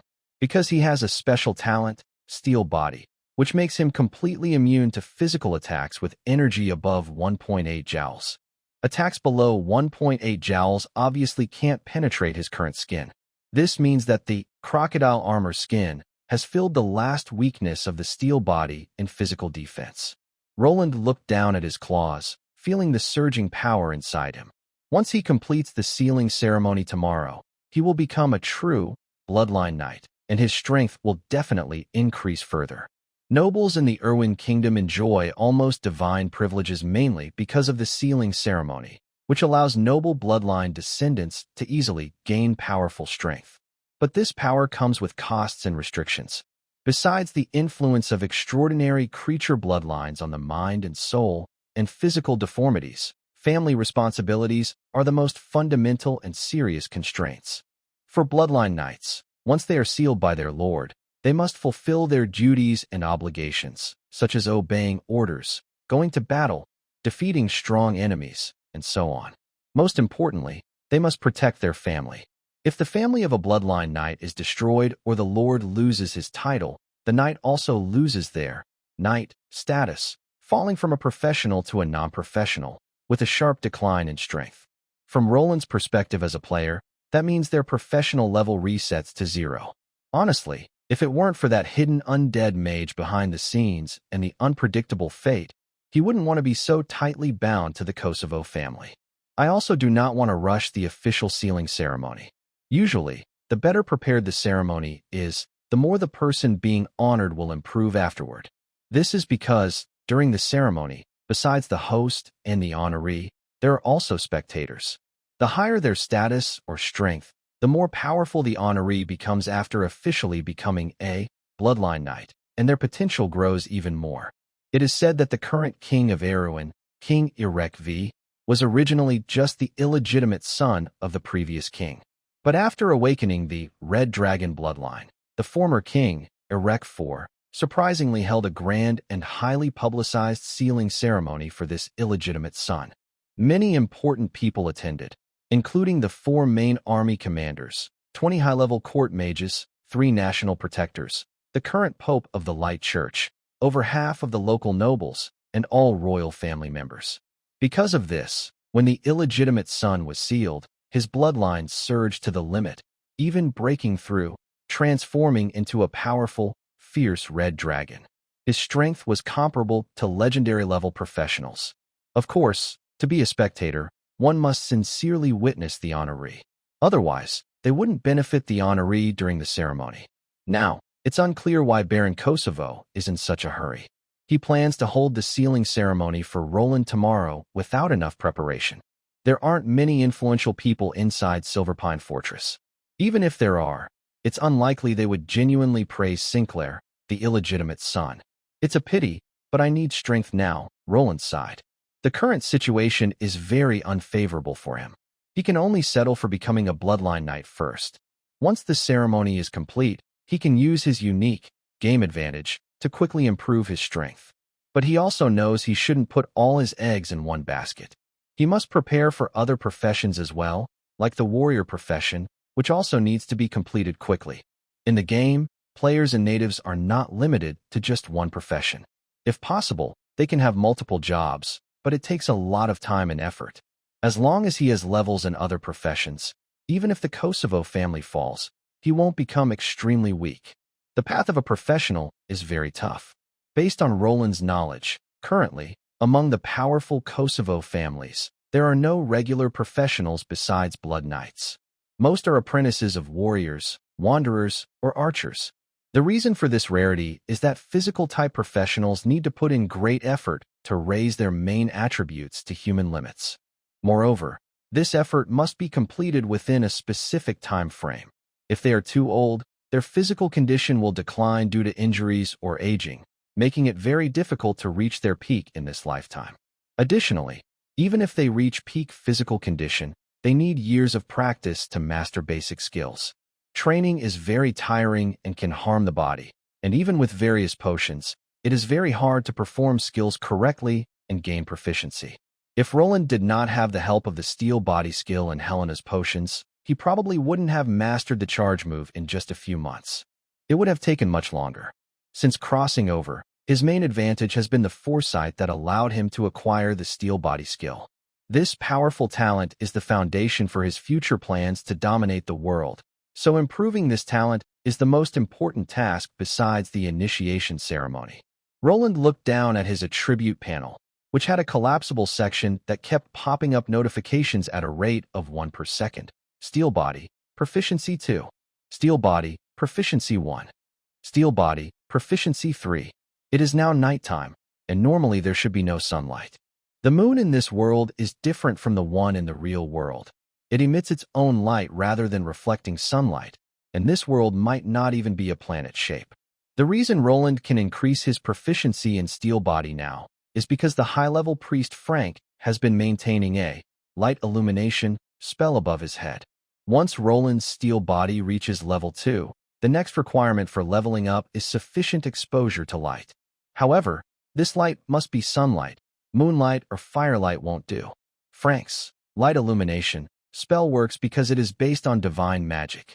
This brings up an important point about priests, divine magic, and their connection to deities. A priest's divine magic power comes from a deity. When they want to use divine magic, they send a request to the gods through a connection based on their established faith. If the gods agree, or if the divine essence automatically responds, they grant divine power. allowing the priest to perform the corresponding magic based on a pre-learned divine spell model. Therefore, the source of a priest's power comes from the god they believe in. The nature of the god's power determines the inherent qualities of the priest's divine magic. It is said that in the previous era, after the ancient sun god fell, a god of light was born from his remains. As a result, the divine power of the god of light naturally carried the attribute of Sunday. This also caused Frank to be able to perform a small trick called illumination, which allowed Roland's steel body to photosynthesize. Additionally, Roland discovered something interesting. Because of his body mutation, his clothes are torn, leaving only a small pair of shorts similar to the Hulk's. Many parts of his body are now exposed, increasing the area that can absorb light. This means the efficiency of photosynthesis has increased dramatically. To give a simple example, if a house roof has solar panels, you will understand this concept. Under the same sunlight, the more panels there are, the more energy is generated. So, Roland even took off his last piece of modesty. After all, it's just him and a bunch of dead bodies here. Could the dead possibly stand up and loudly oppose his shamelessness? Ancestors, don't blame me. Let me enjoy the sun a little longer. When I get rich, I'll build you a bigger, more magnificent tomb, and I'll burn a bunch of paper figures of beautiful women from all races for you. Guaranteed to be slim and curvy. Feeling guilty, Roland clasped his hands in prayer, then wondered if he was being too timid. They're just dead bodies, after all. Even if they've become undead, he might not be able to defeat them. Most of these undead crocodile guys don't know magic, and pure physical attacks are just like stretching muscles for a steel body. Suddenly, a harsh noise came from the darkness, sounding like someone scratching their coffin lid with their fingernails. Shit! Roland's crocodile face froze in horror. Could it be that the ancestors of the Kosovo family are so angry they've come back from the dead? With a clatter, the coffin lid fell to the ground, and a dark figure slowly stood up. Seeing the dark figure slowly approaching, Roland's scales almost bristled with tension. His muscles tensed instantly, his hind legs slightly bent, and his tail coiled with energy. No matter who you are, I'll give you a warm charge first. Brother, don't run me over. Suddenly, the dark figure let out a sharp scream. Roland's movement froze midair. That sound. It sounds a bit familiar? He focused his eyes. The light from the illumination spell shone on the face, revealing a dusty but handsome face. Surprisingly, it was Olivia, Helena's younger daughter, Reen Kosovo's sister, the little girl who 3 days ago at the breakfast table poked at a boiled egg with a fork and sneered, "A wild child like you still expect me to stand and bow?" Now she looked dirty, her hair tangled with spider webs, dragging a small dog tied up with ropes, smiling brightly as she looked at Roland. "How did you get in?" Roland, still shaken, kept his tail alert and wagging. Olivia crawled out of the darkness, pointing playfully at the wall behind her. "I saw in the family ancient books that there's a secret passage outside leading to the tomb temple." She struggled to drag the struggling little dog to Roland's feet. "Big brother, I know you probably didn't eat enough tonight, so I brought my favorite little dog to give you a snack. Please enjoy it later." Roland looked at the trembling, whimpering little dog at his feet, his crocodile face completely blank. "Is this alive?" he asked with difficulty. Olivia nodded vigorously, with a look that said, "I understand you. Don't worry, no one knows I came here. I found this secret passage by chance, and no one will know I brought you a late-night snack." Roland was silent for 3 seconds. "Why not bring it cooked?" Olivia was stunned, her eager expression froze for a moment. Then she stammered, I thought after you fully woke up your bloodline, you might like to eat it raw, so I." Roland rubbed his forehead. Though now he had no forehead to rub, only his fierce, scarred face. Is this girl really stupid, or pretending to be? He was about to scold her, but his gaze involuntarily fell on the trembling little dog. Suddenly, a strong hunger surged from his stomach. That is an instinct deep in the blood, a craving for flesh from top predators like the bay crocodile. Roland can clearly feel his saliva increasing, and a gurgling sound coming from his throat. Maybe I should try? Anyway, since the bay crocodile is such a powerful creature, I've never heard of eating raw meat causing stomach problems. He opens his wide mouth, showing sharp teeth. At that moment, once again, the sound of claws scraping against a coffin lid echoes from the darkness. "Ah!" Olivia jumps in fright, clutching Roland's thick tail tightly. Roland tenses up, turning his head to stare firmly in the direction of the sound. Another shadow emerges from the secret passage. This time it's Joshua, the second son of Baron Kosovo, the guy who was bored at the early feast, poking at codfish. Now he looks just as dirty, holding a bucket with several fat codfish still flopping. Seeing Olivia, his face shifts from friendliness to disgust. "My foolish sister," Joshua says, setting down the bucket and brushing dust off himself. "Bay crocodiles live in water, so they probably don't like eating dogs. Big brother must love fish the most." He then draws a sharp kitchen knife from his waist, picks up a codfish, and quickly slices a plate of clear, shiny raw fish. "Big brother, try this. It's very fresh." Olivia stomps in anger. You secretly followed me." "Who followed you?" "I took a different secret path," Joshua says dismissively, glancing at her. "And you, coming to flatter us without even knowing what Big Brother likes. How embarrassing." "You're lying. Big Brother definitely likes meat." "Fish. Meat. Fish. Meat." The two argue fiercely. Roland's head buzzes, worried they might attract others and disturb tomorrow's sealing ceremony. Finally, he can't take it anymore. He opens his wide mouth and lets out a deep roar. "Get out." The two little ones instantly fall silent, trembling with fear. They exchange a quick look, then glance at Roland's fierce crocodile face and at his still waving thick tail. They dare not stay even half a second longer. "Big brother, enjoy your meal. I'll go first." "Big brother, I will come to see you tomorrow." The two hurriedly crawled into their secret tunnels and disappeared completely in the blink of an eye. Finally, the world was quiet again. Roland sat heavily on the ground, his tail weakly wagging.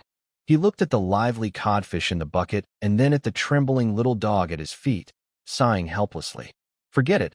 First fill my stomach." He reached into the bucket and grabbed a codfish, stuffing it into his mouth. Crunch. The fish was fresh and juicy, with a faint salty sweet taste. Roland chewed a few bites and swallowed. The taste was surprisingly good. He grabbed another one, chewing the bones and meat together. The codfish bones were soft, so he didn't need to spit them out. Soon, he finished the entire bucket of fish. Roland licked the blood from the corner of his mouth and looked down at the little dog. The small creature was already scared stiff, curled up and whimpering softly.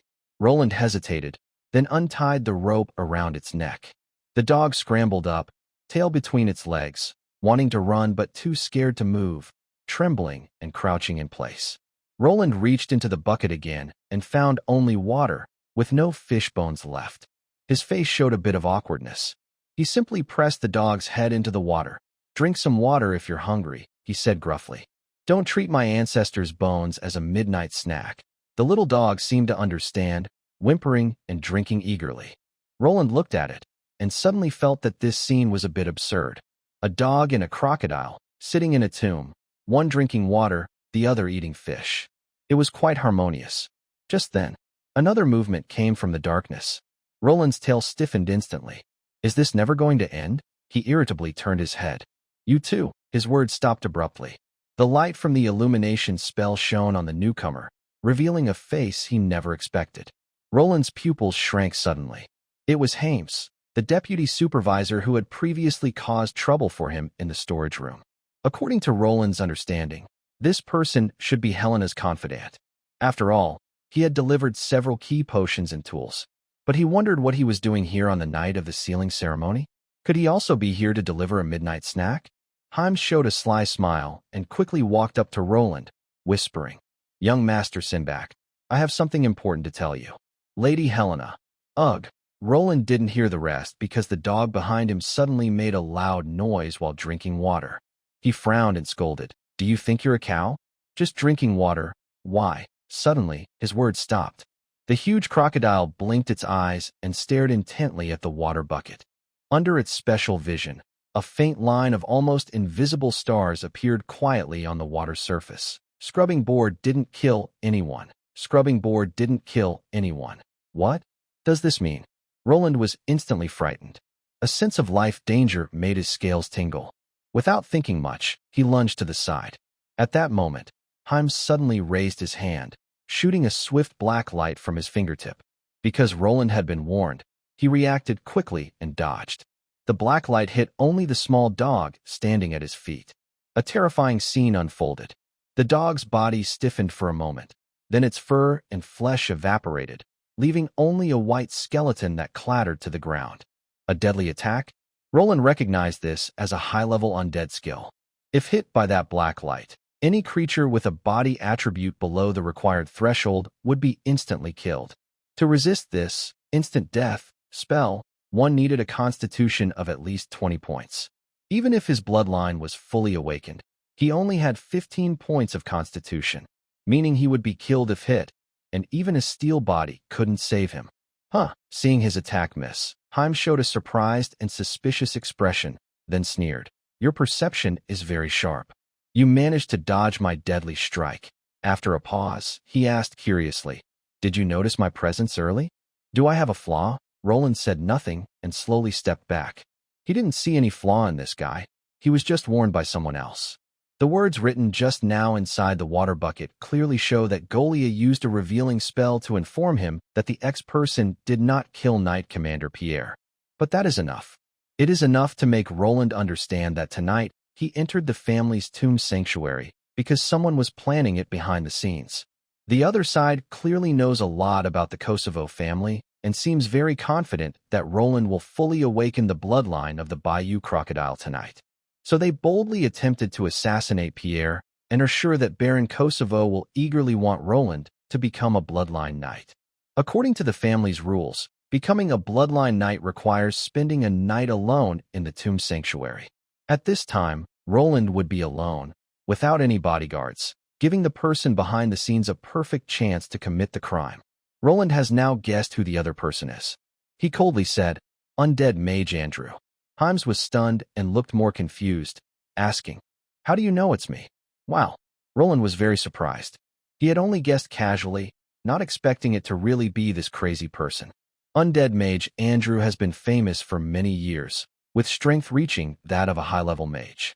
This guy is very evil, often kidnapping humans to do all kinds of undead experiments. Once, during a conflict with a local lord, he caused a disaster of undead, turning a town of nearly 1,000 people into a hell on earth. In the rankings of the major churches' purification lists, Andrew is always near the top. Originally, under the attack of the churches, he should have no chance of survival. But it is said that he later joined the Irwin royal family, secretly protected by King Lionheart, which allowed him to continue causing trouble. The price was that he was tasked with carrying out royal assassinations. But Roland has always been very curious about one thing and couldn't help asking. Since the Kosovo family is a firm supporter of the royal party, why did you attack me secretly? Andrew frowned. He heard too much from this question, especially because it seemed like the other side knew he was the royal's secret assassin. However, he was sure that Roland had no way to escape now. So he showed a cat-and-mouse attitude and calmly said, the royal family did not order me to kill you. It's just that I have a grudge against the Kosovo family. Roland grew more confused and had a sudden idea to deceive himself. Since you have a grudge against the Kosovo family, there's no need to target me, right? I am just an illegitimate child, seen by the family as a tool to be used, and I don't feel any loyalty to them. You could work with me, and we could destroy this family together. Work together? Andrew repeated the word, then sneered coldly. Your story might have convinced me before tonight. But now that you've fully awakened the bloodline of the Bay Crocodile, we are in a fight to the death. He paused, then looked up at the tall statue of Backsize. He used a flying spell, rubbing the crocodile's head with his foot, his eyes turning bitter and cold. After 200 years, the Kosovo family has again produced a monster like you, a Bay Crocodile. Maybe this is my last chance for revenge. He then began to tell a story from 200 years ago. 200 years ago, Andrew had just started studying necromancy. He was weak and ordinary, but he fell in love with a merchant's daughter and devoted all his passion to her. Later, his beloved woman was killed by a monster named Backsize, who had been insulted just once and was nailed to a steel plate and crushed alive. Andrew wanted to fight Backsize, but it had already fully awakened the bloodline of the Bay Crocodile and gained terrifying power, eventually becoming a semi-divine being. Desperate, Andrew started committing crimes to increase his strength.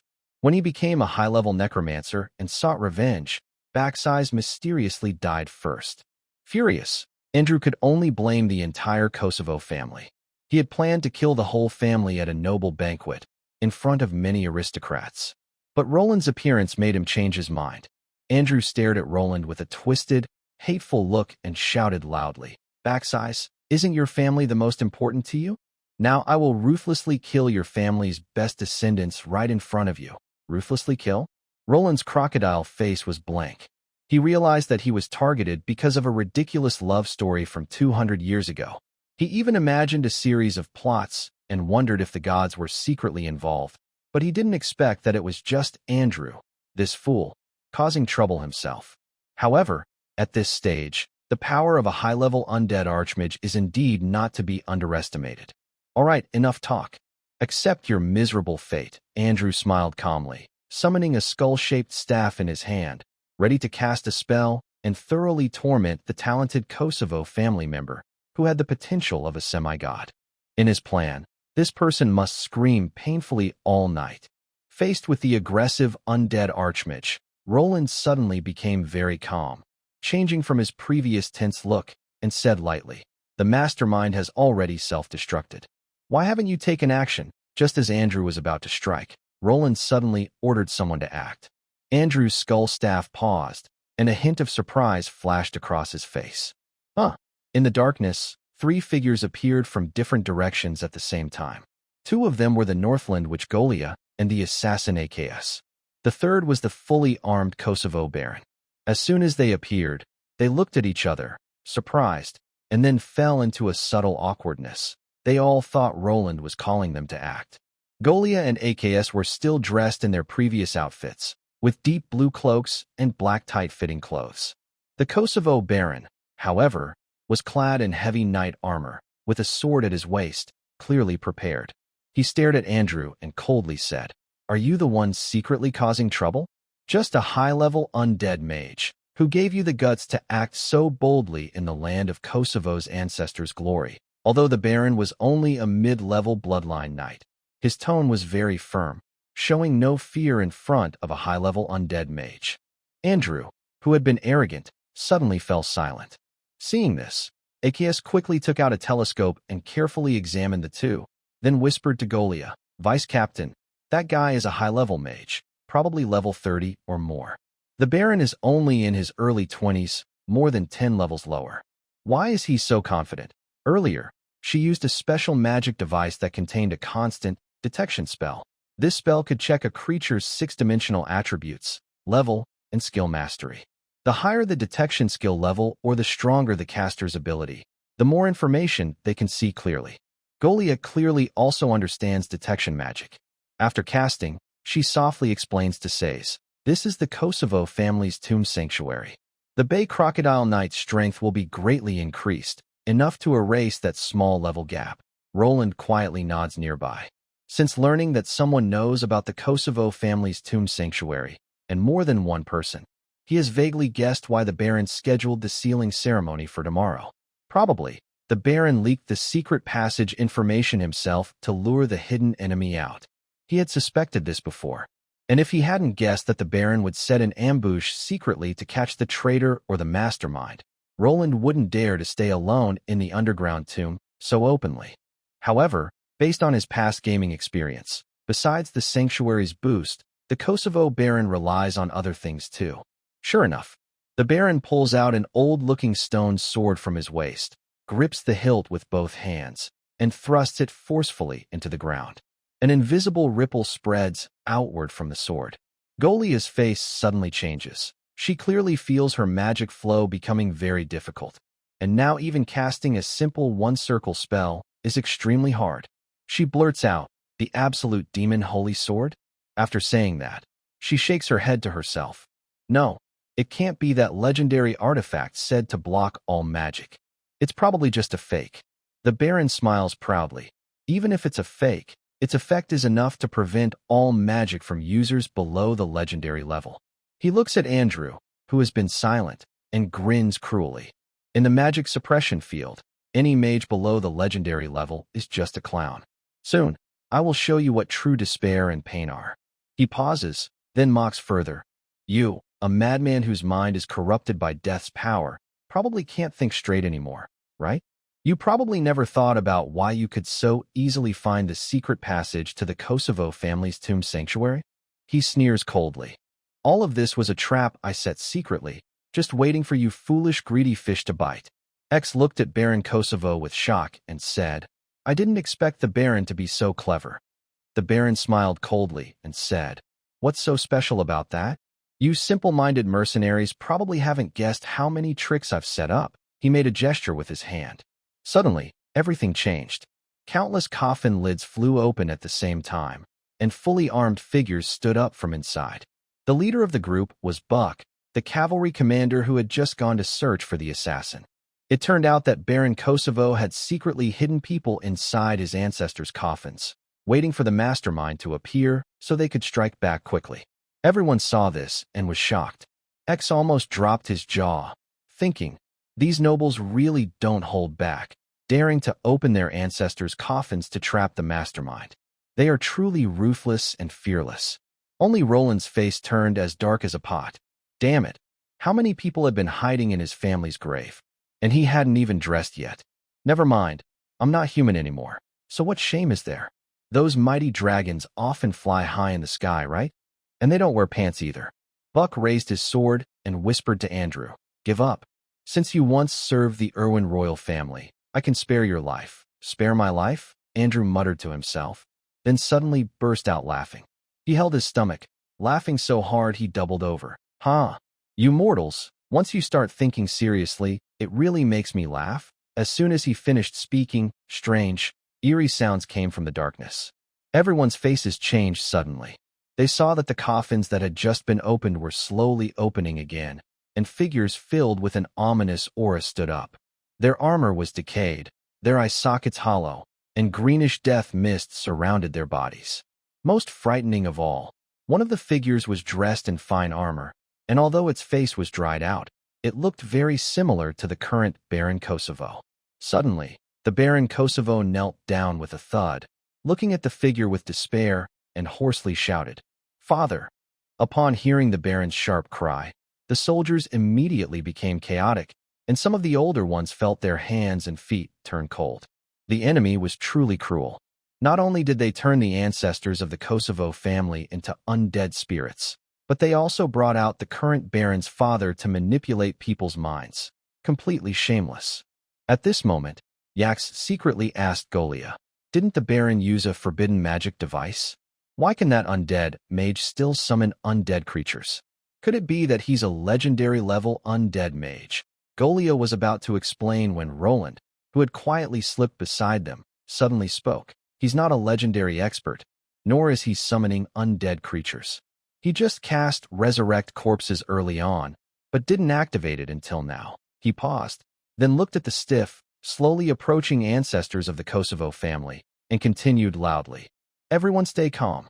The undead mage was just delaying time, secretly activating these undead creatures. Now, the Baron has turned this place into a forbidden magic zone, which means the undead mage can't control those undead creatures. As long as we work together closely, we can definitely defeat them. Hearing Roland's words, everyone's panic quickly subsided. Commander Buck also regained his courage and was the first to roar as he charged at one of the undead creatures formed from a Kosovo ancestor. Fight! Charge with me! With Roland's words, everyone finally regained their fighting spirit, shouting as they rushed toward the undead creatures crawling out of the coffins. The battle broke out instantly. Roland, the Baron, and Buck led nearly 100 soldiers in fierce combat against the ancestors of the Kosovo family. In terms of numbers, the living had a clear advantage. They had elite soldiers several times more than the undead, plus 2 bloodline knights standing guard. It should have been an easy victory, even a crushing defeat for the enemy. But the reality was the opposite. The battle was almost a one-sided defeat. Those buried in this tomb temple were all powerful figures from the Kosovo family. In life, they were either legendary knights or strong pillars of the family with rich bloodlines, each leaving a legend on Erwin's land. Even after many years of death, awakened by undead magic, they only retained their fighting instincts, and their fierce combat power still made the living scream in terror. A soldier swung his sword at the undead creature in front of him, the blade deeply piercing its decayed body. If it had been a living person, this strike would have been deadly, but the withered corpse only paused briefly.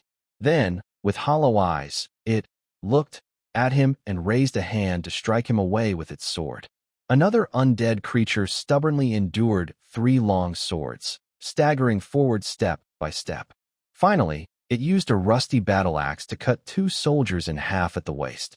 What's more frightening is that these creatures feel no pain, no fear, they do not tire, and they will not lose morale. Even if their arms are cut off, they will still grab the living person's throat with the other hand. Even if their chest is pierced, they will smash their opponent's skull with their head. Meanwhile, the living people scream, bleed, and die. Axe stabbed into the spine of an undead creature, but it was unaffected. Instead, it swung back and threw her away. She twisted in midair and landed on the ground, her face pale. How do we fight this? Golia struggled to block an undead creature's slash with her staff, blood already covering her hand. Baron Kosovo roared as he swung his sword, cutting down 3 undead creatures, but the 4th, looking very much like his father, struck him with a sword, forcing him back several steps. He stared intensely at that dry but familiar face, eyes red with emotion, trembling hands clutching his sword. Buck led a team of elite soldiers into formation, but they kept retreating step by step under wave after wave of attack. With each step back, a soldier fell. It looked like the defense line was about to break. "Don't panic," a loud shout echoed through the tomb. Roland stepped forward confidently. His fierce crocodile head, glowing faintly under the light spell, cast a golden vertical pupil across the battlefield. "Everyone, follow my command." Everyone instinctively looked at him. Roland raised his hand and pointed to the left flank of the formation. "Buck, retreat 5 steps with your men. Don't face them head-on. Lead them between those 2 stone pillars." Buck hesitated for a moment, then gritted his teeth and obeyed. "Archers on the right, don't shoot at those charging forward. Aim at the slower-moving ones behind and shoot at their knees." The scattered arrows turned, weaker in power, but a few undead creatures were hit in the joints, slowing their movements even more. "Lord Baron," Roland called out again. "You hold that. That old Baron back there." The Kosovo Baron shivered, glanced at the familiar face before him, clenched his teeth, and stopped fighting stubbornly. Instead, he retreated step by step, leading the strongest of the undead toward the corner. Roland's crocodile tail suddenly swung, rushing into the densest part of the battle. He grabbed a zombie's shoulder blades with both hands and threw it over his shoulder, smashing it into another undead. The 2 decayed bodies tumbled together and couldn't get up right away. "Surround them. 3 people in a group, don't fight alone." The soldiers snapped out of their daze and quickly started working in pairs or groups of 3. Some blocked, some attacked, and others finished off enemies. Although their teamwork was still new, it was much better than before when they fought separately. Ix watched in shock. How does this guy know how to command? Golia's eyes flickered, but she didn't answer. Of course, she didn't know that Roland, in his past life, was the leader of a player guild. He had led countless large team raids and battlefield fights. For him, this small-scale chaos was just routine. "Don't stop." Roland's voice echoed through the tomb. "Archers, change targets. Shoot the ones that are alone. Soldiers, move forward 3 steps and break their formation." Following his orders, the formation of the living began to change. The scattered defenses gradually gathered into small combat groups, some holding enemies back, others attacking. The undead, though fierce, only had instinct left. Facing organized attacks, they started to suffer casualties. One undead was pierced through the joints by 3 swords and collapsed loudly. Another was tripped and then struck down by 4 or 5 weapons, finally smashing its spine. Roland's voice was like an invisible thread connecting the entire battlefield. Wherever danger appeared, he immediately directed support. Where gaps showed, he quickly moved troops to fill them. Gradually, the tide of battle began to turn. But Roland knew this was only temporary. The undead wouldn't tire, but the living would. If they didn't finish the fight quickly, the soldiers' strength would run out, and they would still be defeated. He looked up at the 10-meter-high demigod statue, and then toward where Andrew was. He had to deal with the necromancer quickly. Coincidentally, The necromancer standing on the statue also looked down at this moment and met Roland's gaze. His eyes were full of mockery, as if he was watching a group of clowns perform. Roland was suddenly startled. Could this guy have a backup plan? At that moment, a large swarm of bats suddenly emerged from the darkness. The bats circled above everyone several times before suddenly landing together, forming a human figure. As the smoke cleared, a charming woman dressed in a black tailcoat appeared before everyone. She had pale skin like snow, bright red lips like blood, and a playful smile at the corner of her mouth. A mid-level vampire, Jalea exclaimed in surprise. The vampire gracefully adjusted her sleeve and slightly bowed to Andrew. "My lord, do you need my help?" Andrew smiled proudly, looking down at Roland and Baron Kosovo. "You don't think I only prepared this much as a backup, do you?" He pointed at the vampire. "Look carefully. She uses blood magic, which is a type of magical ability. It's not limited by the magic suppression field." The vampire chuckled softly and suddenly rushed into the battle. Her speed was astonishing, too fast for ordinary people to follow. She raised her hand and, at the same time, 3 soldiers' necks sprayed blood, causing them to fall. She then flashed again and appeared behind Yax. Yax reacted quickly, stabbing back, but missed. The vampire was already beside her, claws-like fingers reaching for her throat. Bang! Yax dodged at the last moment, turning her head, but her shoulder was hit hard, leaving a deep wound that showed the bone. "Ha ha!" Andrew laughed loudly. "Is this what you call a chance?" A bunch of ants, daring to challenge the dignity of a necromancer. Baron Kosovo's eyes turned red. He wanted to rush forward and fight desperately, but his father's undead creatures held him tightly. He roared repeatedly, but was helpless. Buck and the other soldiers were thrown into chaos by the vampire's attack. The defensive line, just now formed, was close to breaking again.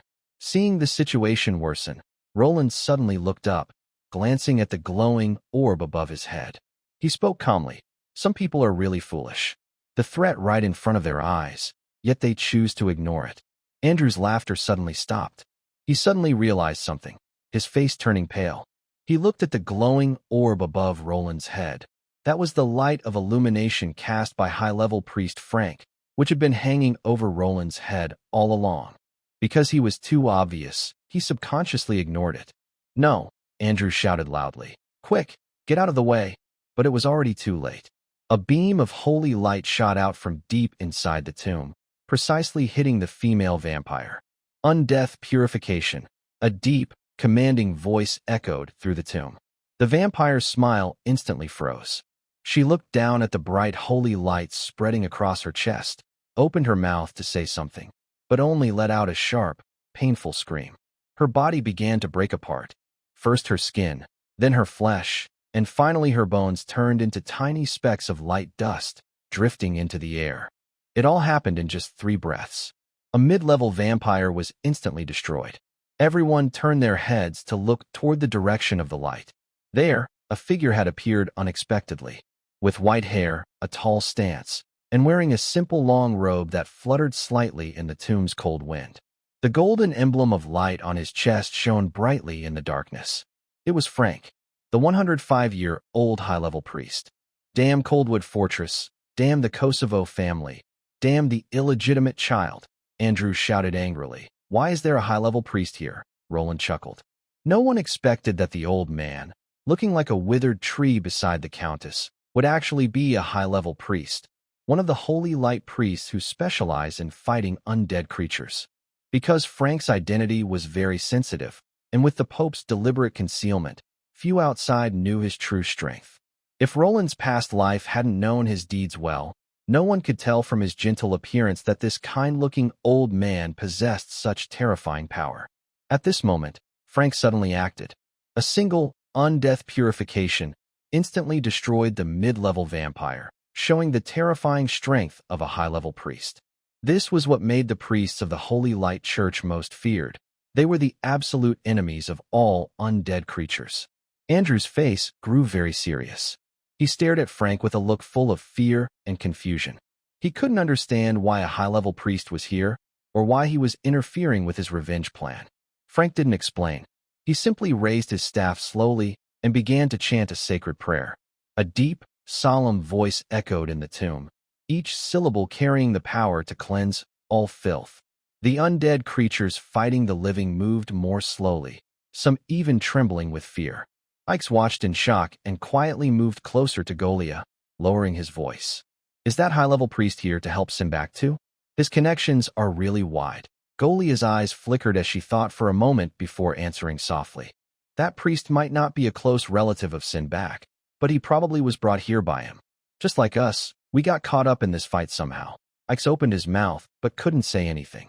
Thinking carefully, she realized it was true. She had overheard the conversation before the fight started. Andrew, the terrifying undead mage, was really after Simbach. But now, she, Golia, the high-level priest, the castle soldiers, and even Baron Kosovo had all become Simbach's pawns, fighting for him. And Simbach himself isn't even a professional. Anyone here could easily defeat him. Yet, in the end, everyone was fighting for him. Thinking of this, Ix looked at Roland with deep fear. Roland didn't know what Ix was thinking. He had only asked Frank for help without much cost, just a few words. Earlier, after Frank healed him, he privately told the old priest something. I know who is behind targeting me, Roland said then. Frank just looked at him calmly, indifferent. Having lived over 100 years, he had seen many noble family conflicts. Most nobles weren't worth saving. But what Roland said next changed his mind immediately. That person is the undead mage Andrew. Frank's expression changed. Andrew, ranked 25th among the church's purification order, is a notorious figure. Every priest in the true God's church wanted to see him gone quickly. It's not just because of church orders, but also because of the priest's own promotion. In this world of divine grace, where experience points don't exist, to level up your profession, you must complete tasks and fulfill your duties. 4 high-level priests, completely killing Andrew, a heinous undead mage, not only increases their level, but also grants rare legendary status, laying a foundation for entering the realm of legends. Both publicly and privately, Frank could not refuse this news. However, the old priest was very cautious. He knew that if he revealed himself, Andrew, a sneaky rat, would definitely run away. The biggest challenge was how to trap the enemy in an inescapable situation. At that moment, Roland gave a low smile and provided an answer. If Andrew's real target is me, then once I fully awaken my bloodline, the Baron will quickly hold a sealing ceremony for me, because he also wants to catch the mastermind behind the scenes. At that time, you just need to secretly sneak into the Kosovo family's tomb temple and hide, waiting for the enemy to walk into your trap. As for how to enter this heavily guarded tomb temple, Roland knew exactly where the secret passage was. He didn't bite the bait set by Baron Kosovo, but as a traveler, he was very familiar with the dungeon of Fir Tree Fortress. Those so-called hidden passages were not secrets to him. And so, this scene unfolded. Andrew stared fiercely at Frank, his face grim, but there was little fear in his eyes. Buck saw Frank appear and immediately became excited, shouting fiercely at Andrew. Surrender. You have no magic ability now, and we have divine magic support. You have no chance to survive. His words were not unfounded. The magic suppression field was still in effect, preventing all magic from being used. But the priest's divine magic came from the god's gift, fundamentally a divine power, and was unaffected. However, Andrew smiled strangely and said calmly, Divine magic, huh? Who can't do that? As soon as he finished speaking, the skeleton staff in his hand suddenly paused, and a dark aura different from Frank's rose from him. That was the aura of the god of the dead. Death's wrapping. A dark green light shot out from Andrew's hand, heading straight for Frank. Frank frowned, swung his staff, and shouted, Holy shield! A golden barrier expanded in front of him, colliding loudly with the dark green light. The two forces tore at each other fiercely in midair, producing a harsh screech. Is this the death magic? Golia gasped in surprise, exclaiming, He's a necromancer. How can he use divine magic? Andrew burst into loud laughter. Ignorant. Why can't a necromancer be a follower of the god of death? We simply worship what you hypocrites call the evil god. He waved his hands rapidly, casting deadly spells like a fierce storm crashing down on Frank. Death decay, touch of corrosion, soul harvest. Frank's face was serious as he swung his staff quickly, glowing with holy light that constantly burst from him, fighting fiercely against the dark powers. Holy punishment. Light of purification, sanctified word shield. Two divine energies collided wildly inside the tomb, creating violent gusts of wind. Nearby undead creatures were affected, some purified by the holy light, others strengthened by deathly power, becoming even more fierce. Everyone held their breath, watching this battle of magic. 1 minute, 2 minutes, 3 minutes. Sweat appeared on Frank's forehead. Being 105 years old, even with divine magic supporting him, he couldn't hold out forever. Meanwhile, Andrew grew more and more aggressive. His death magic kept coming non-stop, as if endless. His casting was so fast it seemed like he had no pause, unleashing a barrage of spells on Frank like a rapid-fire cannon. "Old man, you're done for," Andrew sneered. "I may be a mage too, but my main focus is death magic. In this body, I've stored 200 years of deathly power. What do you have to fight me?" Another death coil spell shot out, causing Frank's holy shield to tremble violently, cracks appearing on its surface. Suddenly, Frank spat out a mouthful of blood, stepping back several paces and falling into the arms of a soldier nearby. "Priest!" everyone shouted in alarm. Andrew laughed loudly. "Huh? Is this your last hope? A bunch of ants. All going to die here today." He looked down at the desperate faces below, his gaze finally resting on Roland. "Especially you, Simbach. I want you to see with your own eyes how I crushed the reinforcements you called for. I'll make you scream in despair all night long." But Roland didn't answer. He simply stared at the high-level priest who had fallen to the ground, bleeding. Frank now seemed to be gravely injured and close to death. According to secret records from his past life, when this person reaches such a state, it is actually the time when he is the strongest. "Frank, let me see your choice," I said. Sure enough, just as Frank was on the verge of death, a pure and sacred hymn suddenly echoed through the dark underground tomb. Countless white feathers floated down from the air, and 8 archangels with wings appeared out of nowhere.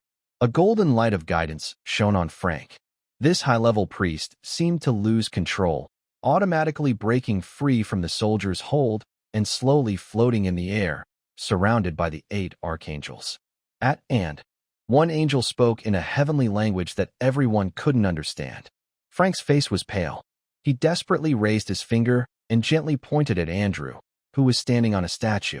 Perhaps sensing the deathly aura filling the tomb, the 8 archangels suddenly turned their heads, their golden pupils locking onto the undead mage. What is going on?" Andrew's eyes nearly popped out. He never expected that, despite being just a high-level priest, he would have 8 archangels come to guide his soul when he was dying. How could this be? These angels had served the god of light for many years. Each one was nearly legendary in strength, and with divine power added, their power was terrifying. Roland watched Andrew trembling and thought to himself, "You don't understand, do you? When the old man was close to death back then, only 6 archangels came, which caused his soul to fail to enter the divine realm, angering the god of light. Now, they've sent 8. Today, I'll see if you live or die." The divine duty of the god of light includes purifying undead creatures. Seeing Andrew, a powerful evil undead mage, these archangels immediately became energetic, howling as they rushed forward. All 8 archangels approached, and even before making a move, their pure light alone made Andrew scream painfully. That cry was so tragic, like a wildcat being stepped on by a dragon, making everyone's faces turn pale. "Stop watching and kill those undead creatures now," Roland shouted loudly.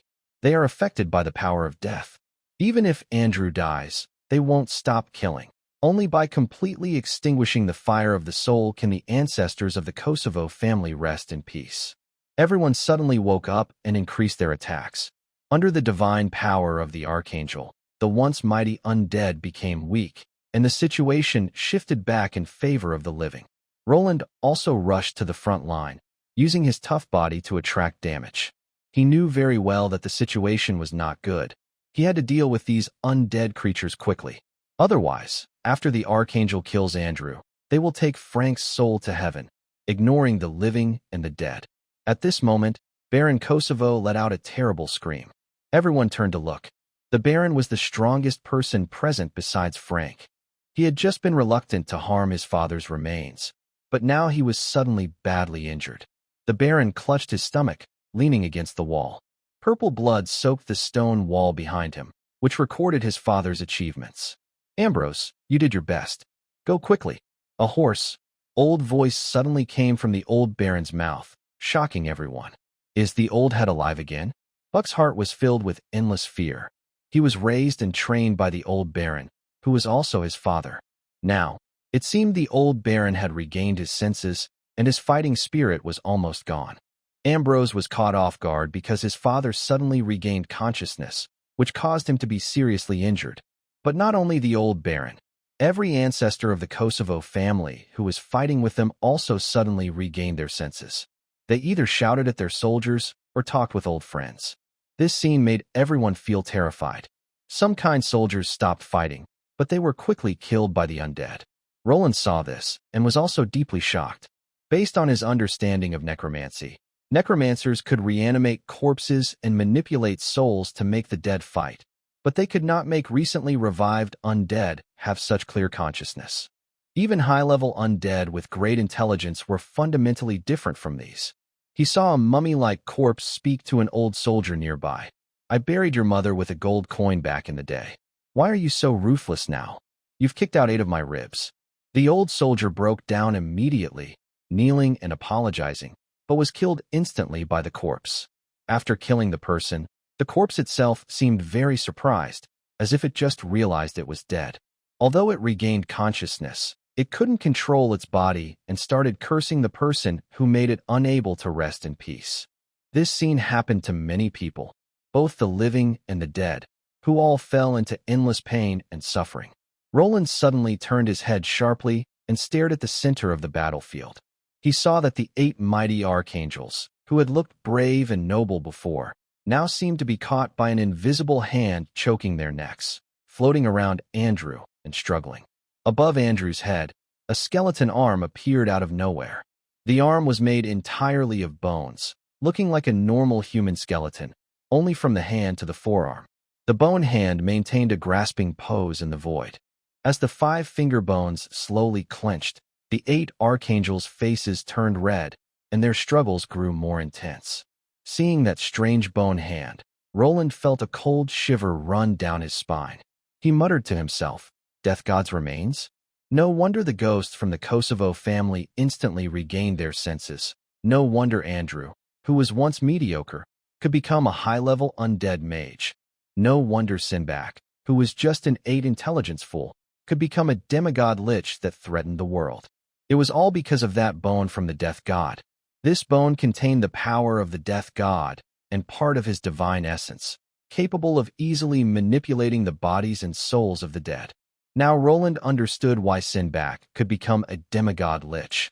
After being taken in and tortured by Andrew in his past life, he endured and found a chance to turn against his master, obtaining this relic of the Death God.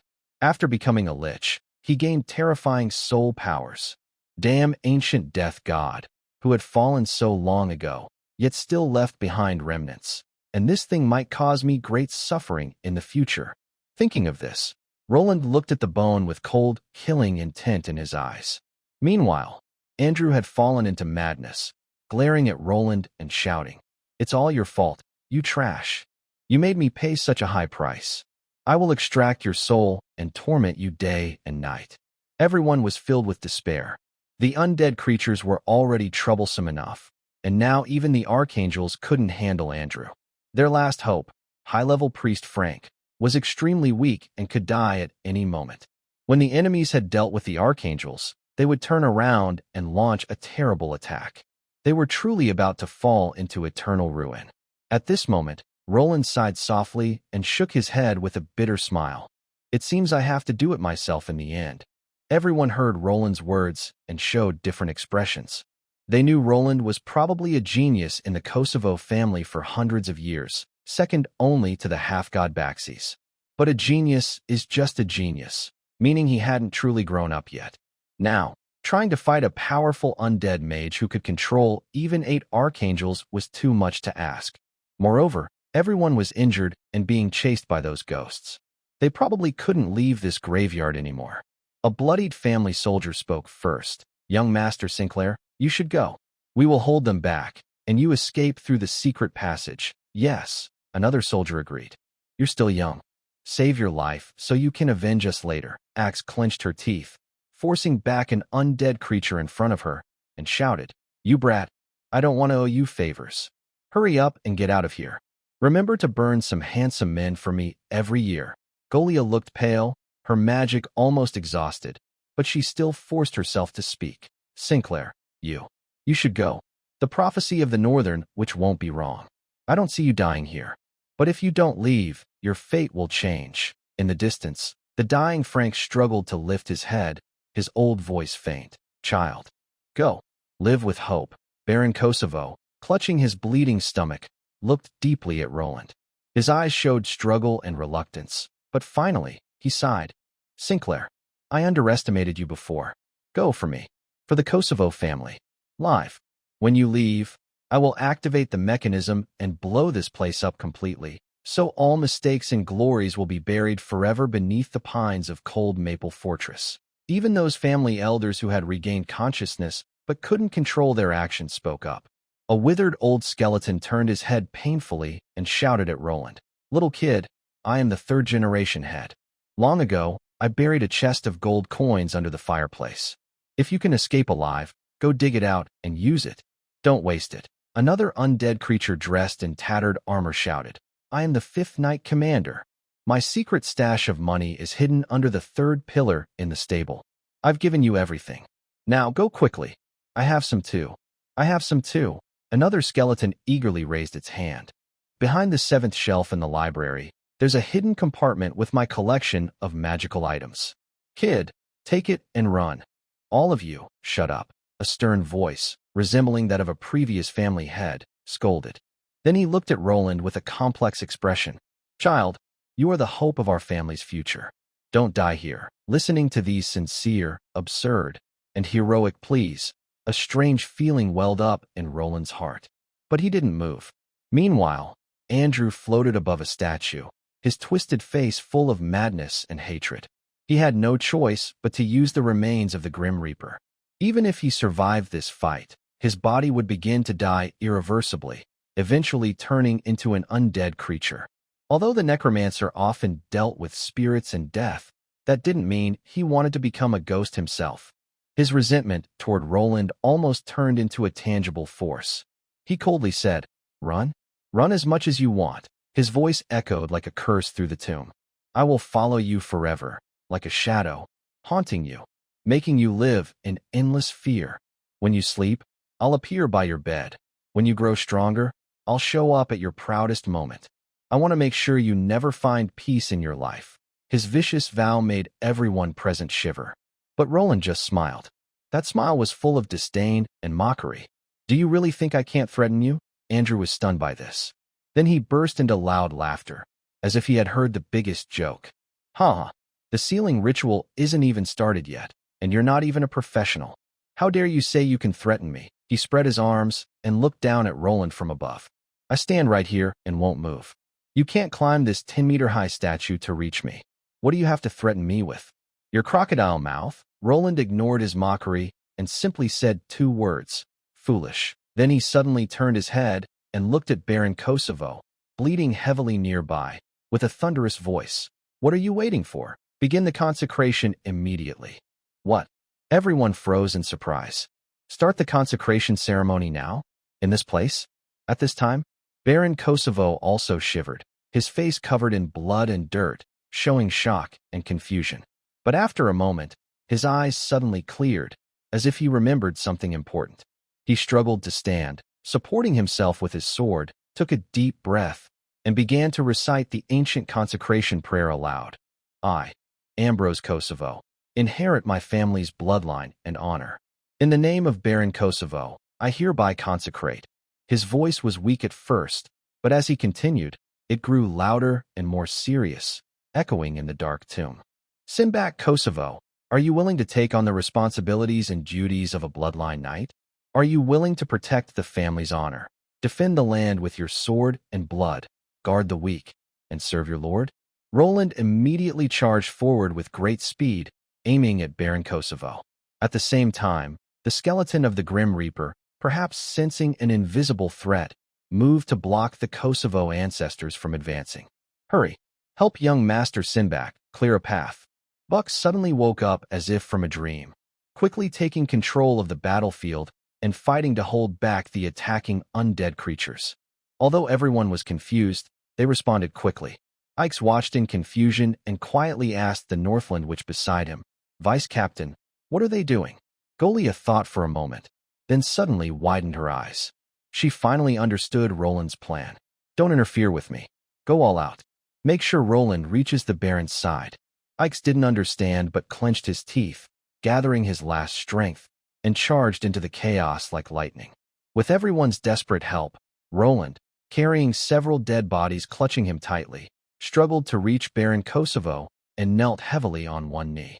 The fierce crocodile head, now appearing very solemn, "I am willing." The Baron drew a family's sacred sword, passed down for hundreds of years, engraved with the names of past family heads. He gently tapped the sword spine on Roland's left shoulder.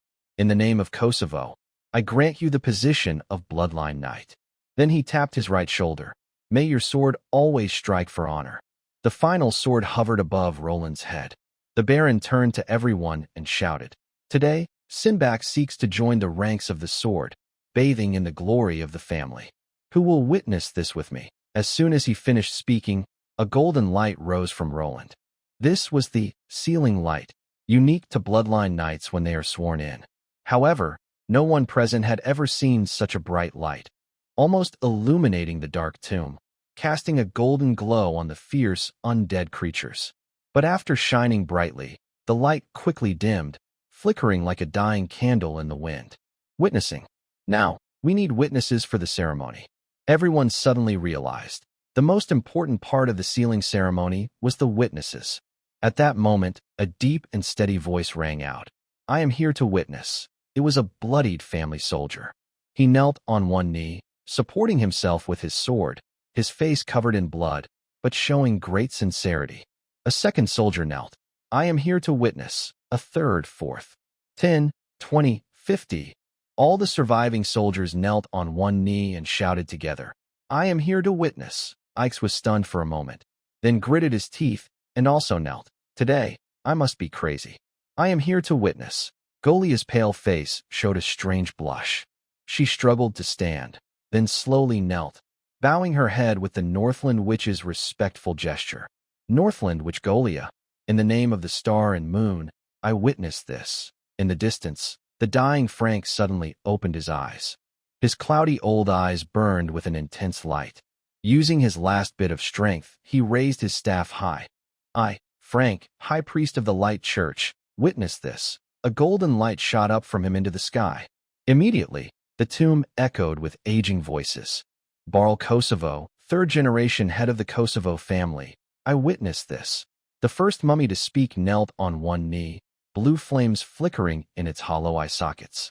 "Grey Kosovo, fifth-generation Knight Commander, I witness this." "Oren Kosovo, seventh-generation Bloodline Knight, I witness this." Ninth generation. 13th generation. One after another, the undead creatures broke free from the power of death, struggling to bend their knees and kneel on the ground with their decayed bodies. With each sound, the golden light on Roland grew brighter and more intense. "Is this?" Andrew's pupils shrank suddenly. He remembered a scene from many years ago in Lionheart City, when the former king declared his illegitimate son. Then, Andrew suddenly laughed, his voice full of mockery. A group of lowly soldiers, an old priest nearing death, a powerless witch, a useless assassin, and undead creatures filled with death. What can their witness possibly do? But just then, 8 archangels, who had been restrained by death's skeletal claws, suddenly burst out with brilliant holy light. Their bonds shattered inch by inch, and their golden wings shone with dazzling brightness. In an instant, they chose to sacrifice themselves, using their lives and divine power to break the barrier of space. A vast divine light tore through the darkness. Everyone felt an indescribable pressure and gazed from the divine realm, a look cast by a being above all others. A grand and majestic voice echoed in everyone's hearts. "I, the God of Light, am also witnessing this." "What?" The mighty, immortal Lord of Light, the honored deity, personally witnessed Roland's declaration and responded officially. What an incredible honor! And what terrifying power will this divine endorsement bring to the one being blessed? Ah! Roland let out a deafening scream. His muscles grew wildly, scales covered his body layer by layer, and his form rapidly expanded before everyone's eyes. 3 meters, 5 meters, 10 meters, 15 meters. In just a moment, a giant creature standing 15 meters tall appeared before everyone. It had the fierce head of a crocodile, a human-like upright body, claws capable of tearing everything apart, and a massive tail like a battering ram. With the divine witness, Roland's successful appointment suddenly transformed into a terrifying beast. The overwhelming aura was like a demon king descending. Roland lowered his head, looking down at Andrew standing atop the back-sized statue's head. His thunderous voice roared. "Ant!" He raised his giant claw and clenched Andrew in his palm. With just a gentle squeeze, this once arrogant undead mage would be crushed into a pulp like a bug. Roland could feel the trembling in his palm. Andrew was afraid. But just as he was about to tighten his fingers, a voice echoed in his mind.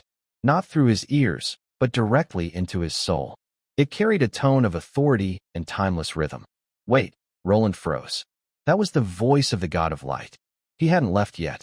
"I know your hatred, and I know this person's sins," the voice continued calmly. "But the item in his hand is the bones of the God of Death. If the holder dies, then..." Before the God of Light finished, Andrew suddenly struggled fiercely.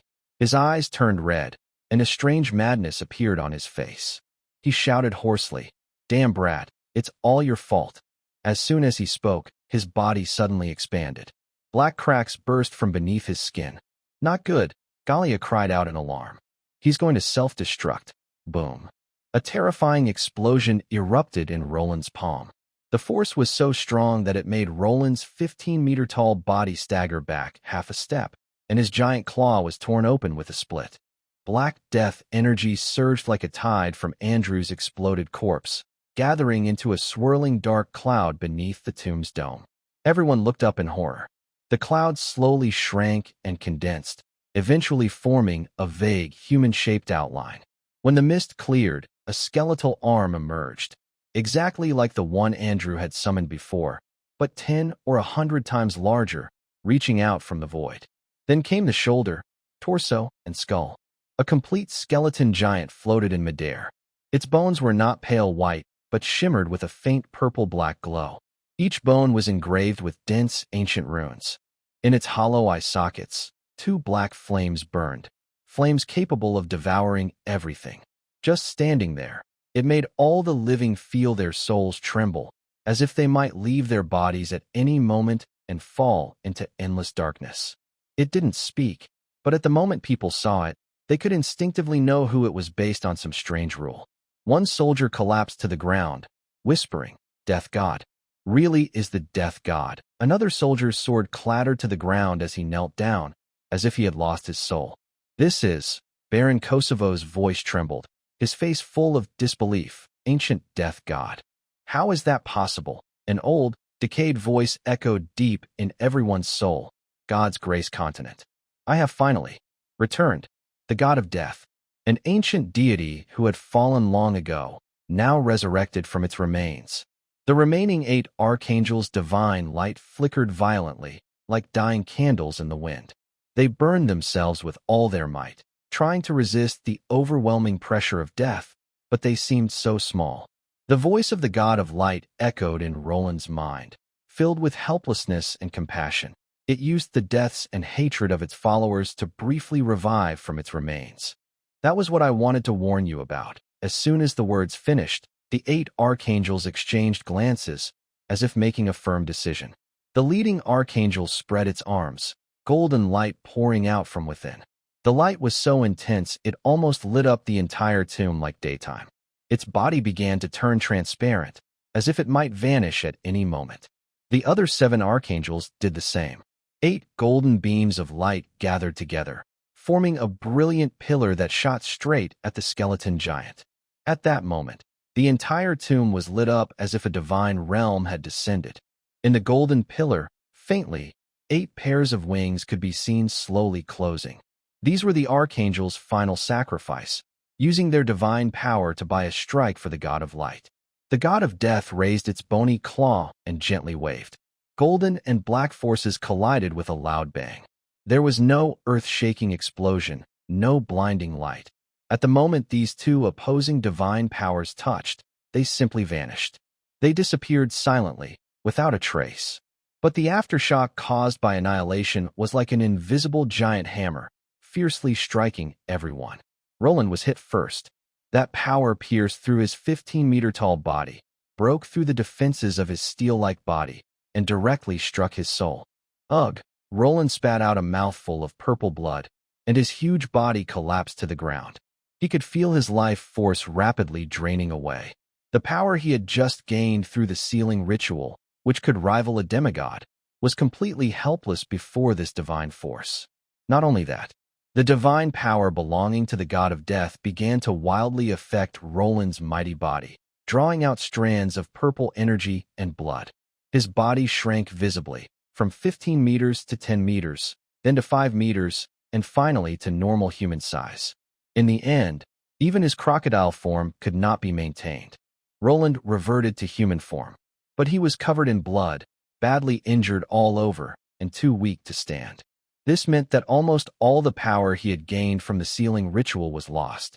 The others were even more tragic. Soldiers coughed up blood and fell to the ground.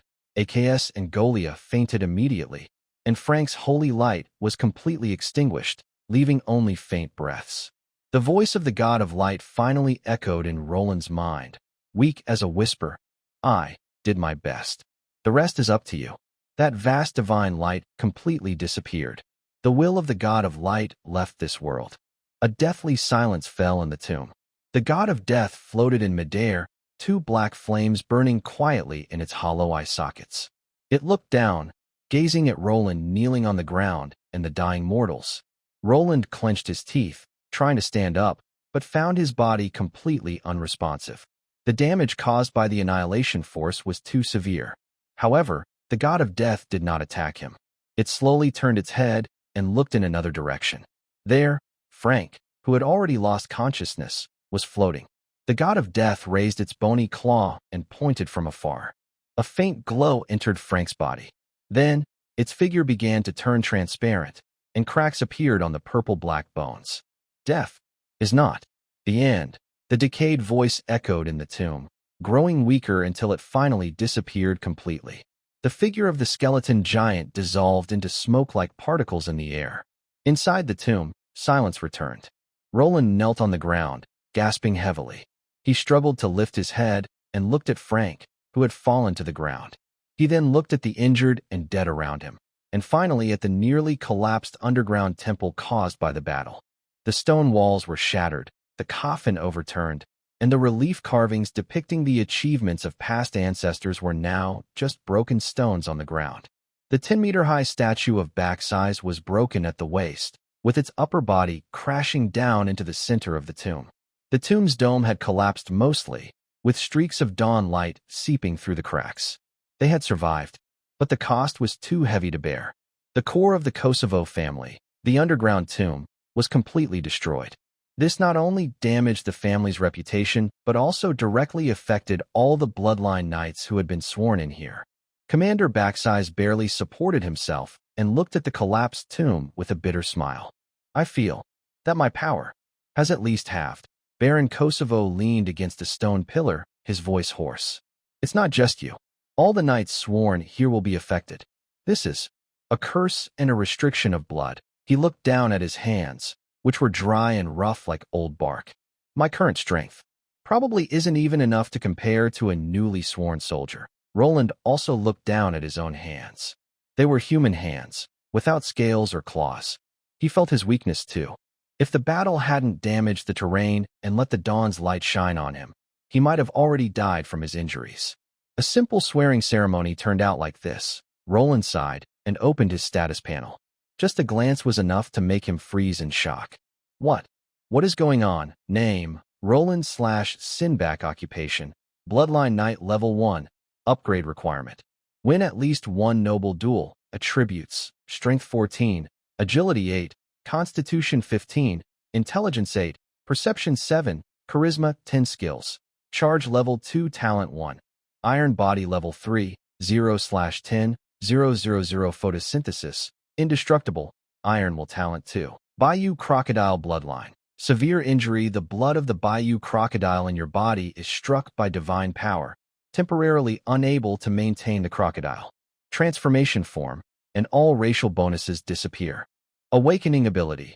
Underwater breathing legend level 1. On July 15th, 233 of the Flourishing Calendar, you completed a sealing ritual in the Kosovo family's tomb temple in a desperate situation, witnessed by soldiers, the Northern Witch, Bloodhand mercenaries, ancestors of the family, 8 archangels, and even the God of Light. You faced the undead mage Andrew and the ancient death god's remains he summoned, surviving a catastrophe that could have destroyed the entire Kosovo territory. Your existence is now known to the gods, and over time, the entire multiverse will learn of your deeds. Looking at this panel, Roland slowly relaxed. Although he can no longer maintain his non-human form, losing the abilities of crocodile skin and dark vision, the attribute bonuses from his Bloodline Awakening remain. Strength 14 and Constitution 15, still far beyond normal levels. What surprised him most was that he had awakened a new ability, underwater breathing. This ability doesn't directly help in combat, but its value is significant. He knows there's a treasure area submerged in the gray water river, inaccessible without underwater breathing.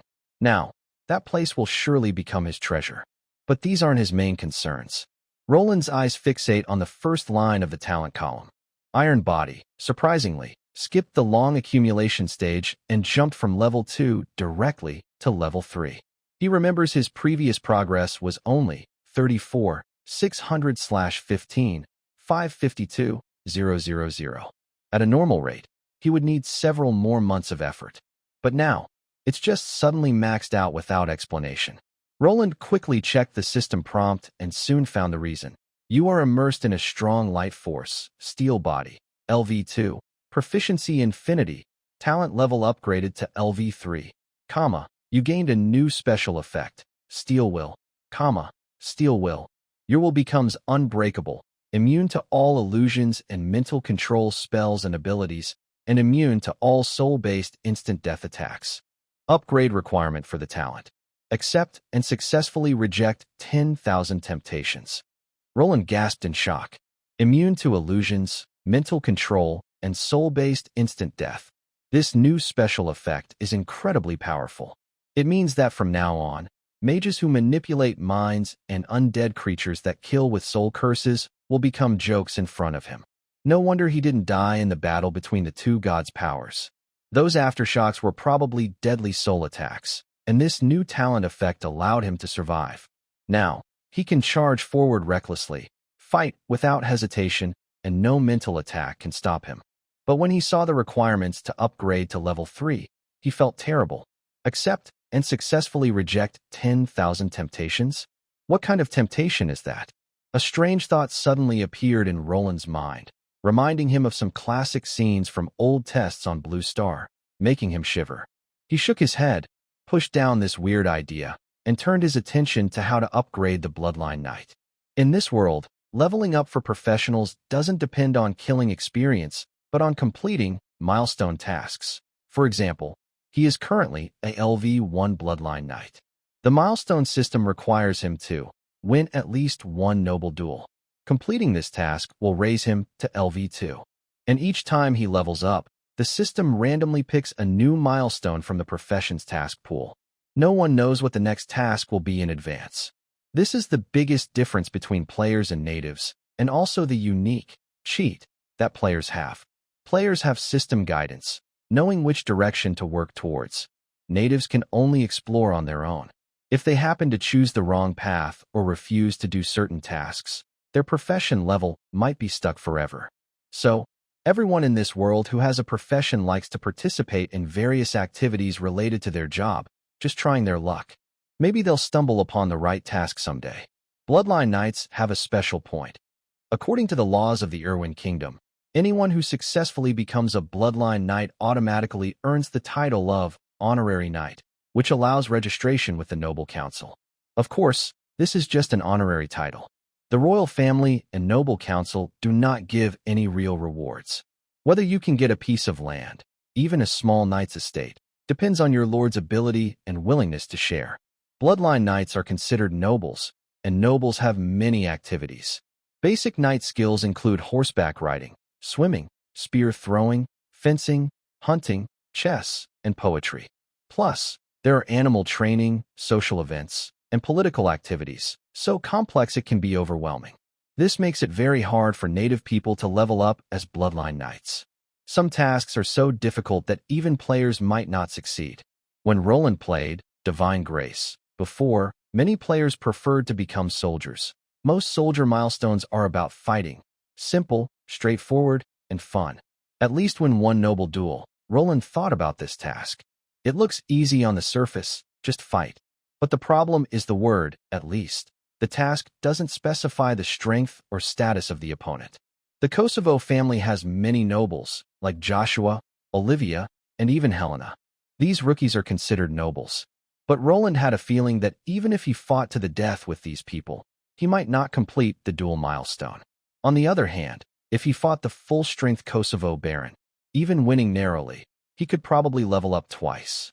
Unfortunately, that's not possible now. The Baron is badly injured, and his strength has dropped significantly because his family's temple was destroyed. Challenging him to a duel now would be too cruel. After all, they are just recently close comrades. Let him rest for a couple of days. At this moment, digging sounds came from outside the tomb. Clearly, the people outside had finally broken through the exit. Roland stood up, feeling his body for a moment.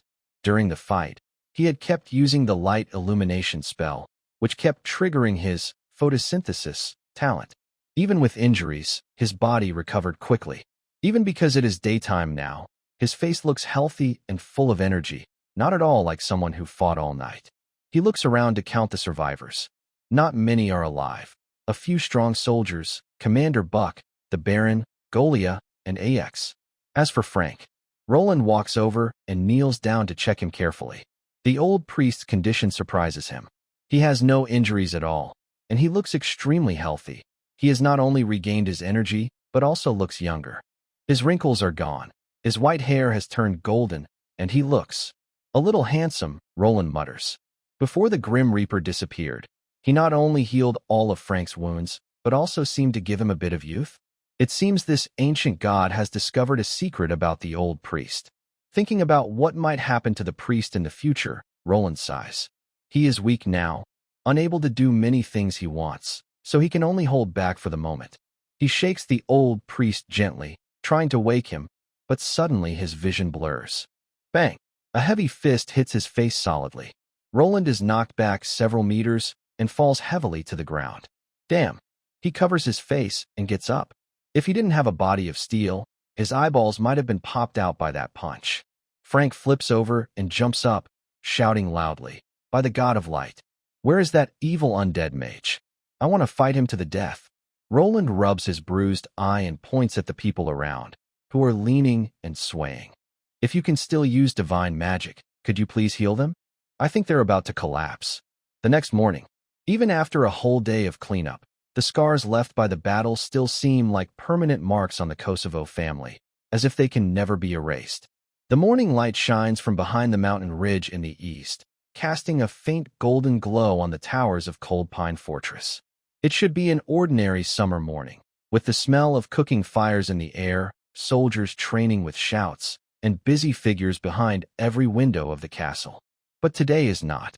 The castle inside and out is frighteningly quiet, and even the footsteps that occasionally pass by sound unusually heavy.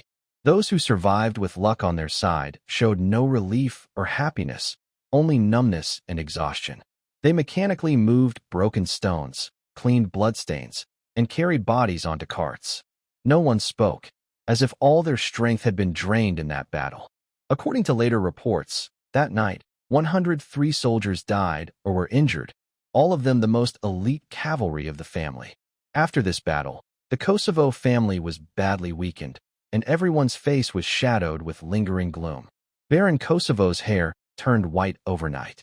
He looked extremely old and fell seriously ill, lying in bed coughing constantly, seeming close to death. Tomorrow was supposed to be the scheduled family reunion banquet. The nobles who had promised to attend had already arrived, and now it was too late to cancel. Given the family's current situation, breaking promises would only make things worse. But the problem was, with the Baron seriously ill in bed and others dead or injured, the Kosovo family couldn't find a suitable person to handle various affairs. In the end, only Roland, the illegitimate son, could step in. However, Roland had no complaints about this. Although the tasks were complicated, they were easy for him. As a former guild leader, he was experienced in handling such matters. Moreover, this was the best time for him to take control of the Kosovo family. After last night's battle, everyone saw young Master Sinclair as the rightful heir of the family. Even though his status was once awkward, in the face of absolute strength, any opposition was crushed. Even Baron Kosovo probably thought the same. Just as Roland finished handling the condolences for the fallen soldiers, the butler suddenly found him. "Young master," the butler bowed respectfully. "More so than ever before, Lord Baron has urgent matters to discuss. Please come to the study. Ambrose wants to see me." Roland was a bit confused. The Baron was so ill he should be resting. Why would he want to see me now? But he still nodded and followed the butler through the castle's corridor, heading upstairs to the highest room, the study. He pushed open the heavy wooden door, and a strong medicinal smell hit his nose. He could faintly hear the sound of severe coughing from inside. The coughing was so loud and painful, it seemed like it might even hurt his lungs. In the study, the fire in the fireplace burned brightly, but it couldn't chase away the cold that seemed to come from deep inside him. Baron Kosovo was half lying on a soft couch by the window, covered with a thick blanket. In just one night, he had changed from a proud middle-aged lord into a frail, old man. His hair was now completely white, his eye sockets sunken, his cheekbones high, and his cheeks lacked color. His skin hung loosely over his bones. Only his eyes, bloodshot but still sharp, remained fierce, like a dying old wolf that refused to close its eyes. When Roland entered, he struggled to sit up, but was stopped by Roland raising a hand. "Just lie down and talk," Roland said, sitting on a chair beside the couch. "Your body can't handle much more." The Baron gave a bitter smile and didn't try to sit up again. After a moment of silence, he suddenly spoke. "I know you might have always hated me." Roland raised an eyebrow, but said nothing. "Your mother was one of my maids." The Baron's voice was hoarse and low, as if telling a long-forgotten story. "Her name was Ella. She came from the south. Her parents had died, and she was alone. I felt sorry for her, so I took her in and let her serve me. She was a good woman, gentle, kind, and devoted to me. I've never seen such pure eyes, clear as a mountain stream." His gaze drifted outside the window, as if looking at a distant past. "I also wanted to give her a promise, to let her live a peaceful life. Even if it couldn't be public, at least privately. I wanted her to live with dignity." He paused, a flicker of pain in his eyes. "But at that time, I was just a young man who had recently inherited the title. I was weak and unstable. My father died suddenly, leaving a mess behind. The land was tense, and nearby families watched us closely. I needed the support of the Relf family and Helena's dowry to keep the estate running. If I had insisted on keeping you and your mother, the Relfs wouldn't have let it go easily. They would see it as an insult, break the engagement, and join others to fight me. So you chose to give up," Roland said calmly. "Yes, I chose to give up," the Baron admitted. "After your mother died in childbirth, I didn't even dare to arrange her funeral. I had the old steward handle it quietly. And you, I sent you to the farmer's home in Shimu town, pretending nothing had happened." He looked up at Roland with a complicated expression. "I know, it's shameful to say this, but I still want to tell you. Over the years, I sometimes think of her. Whether it's guilt or self-blame, I remember her." After hearing this, Roland's face showed no anger or sadness as the Baron expected. He simply nodded calmly and said in a neutral tone, "I understand." The Baron was surprised. Being weak is the original sin of the Erewhon Kingdom, and even the entire Divine Grace continent, Roland said slowly. "This has never changed for many ages.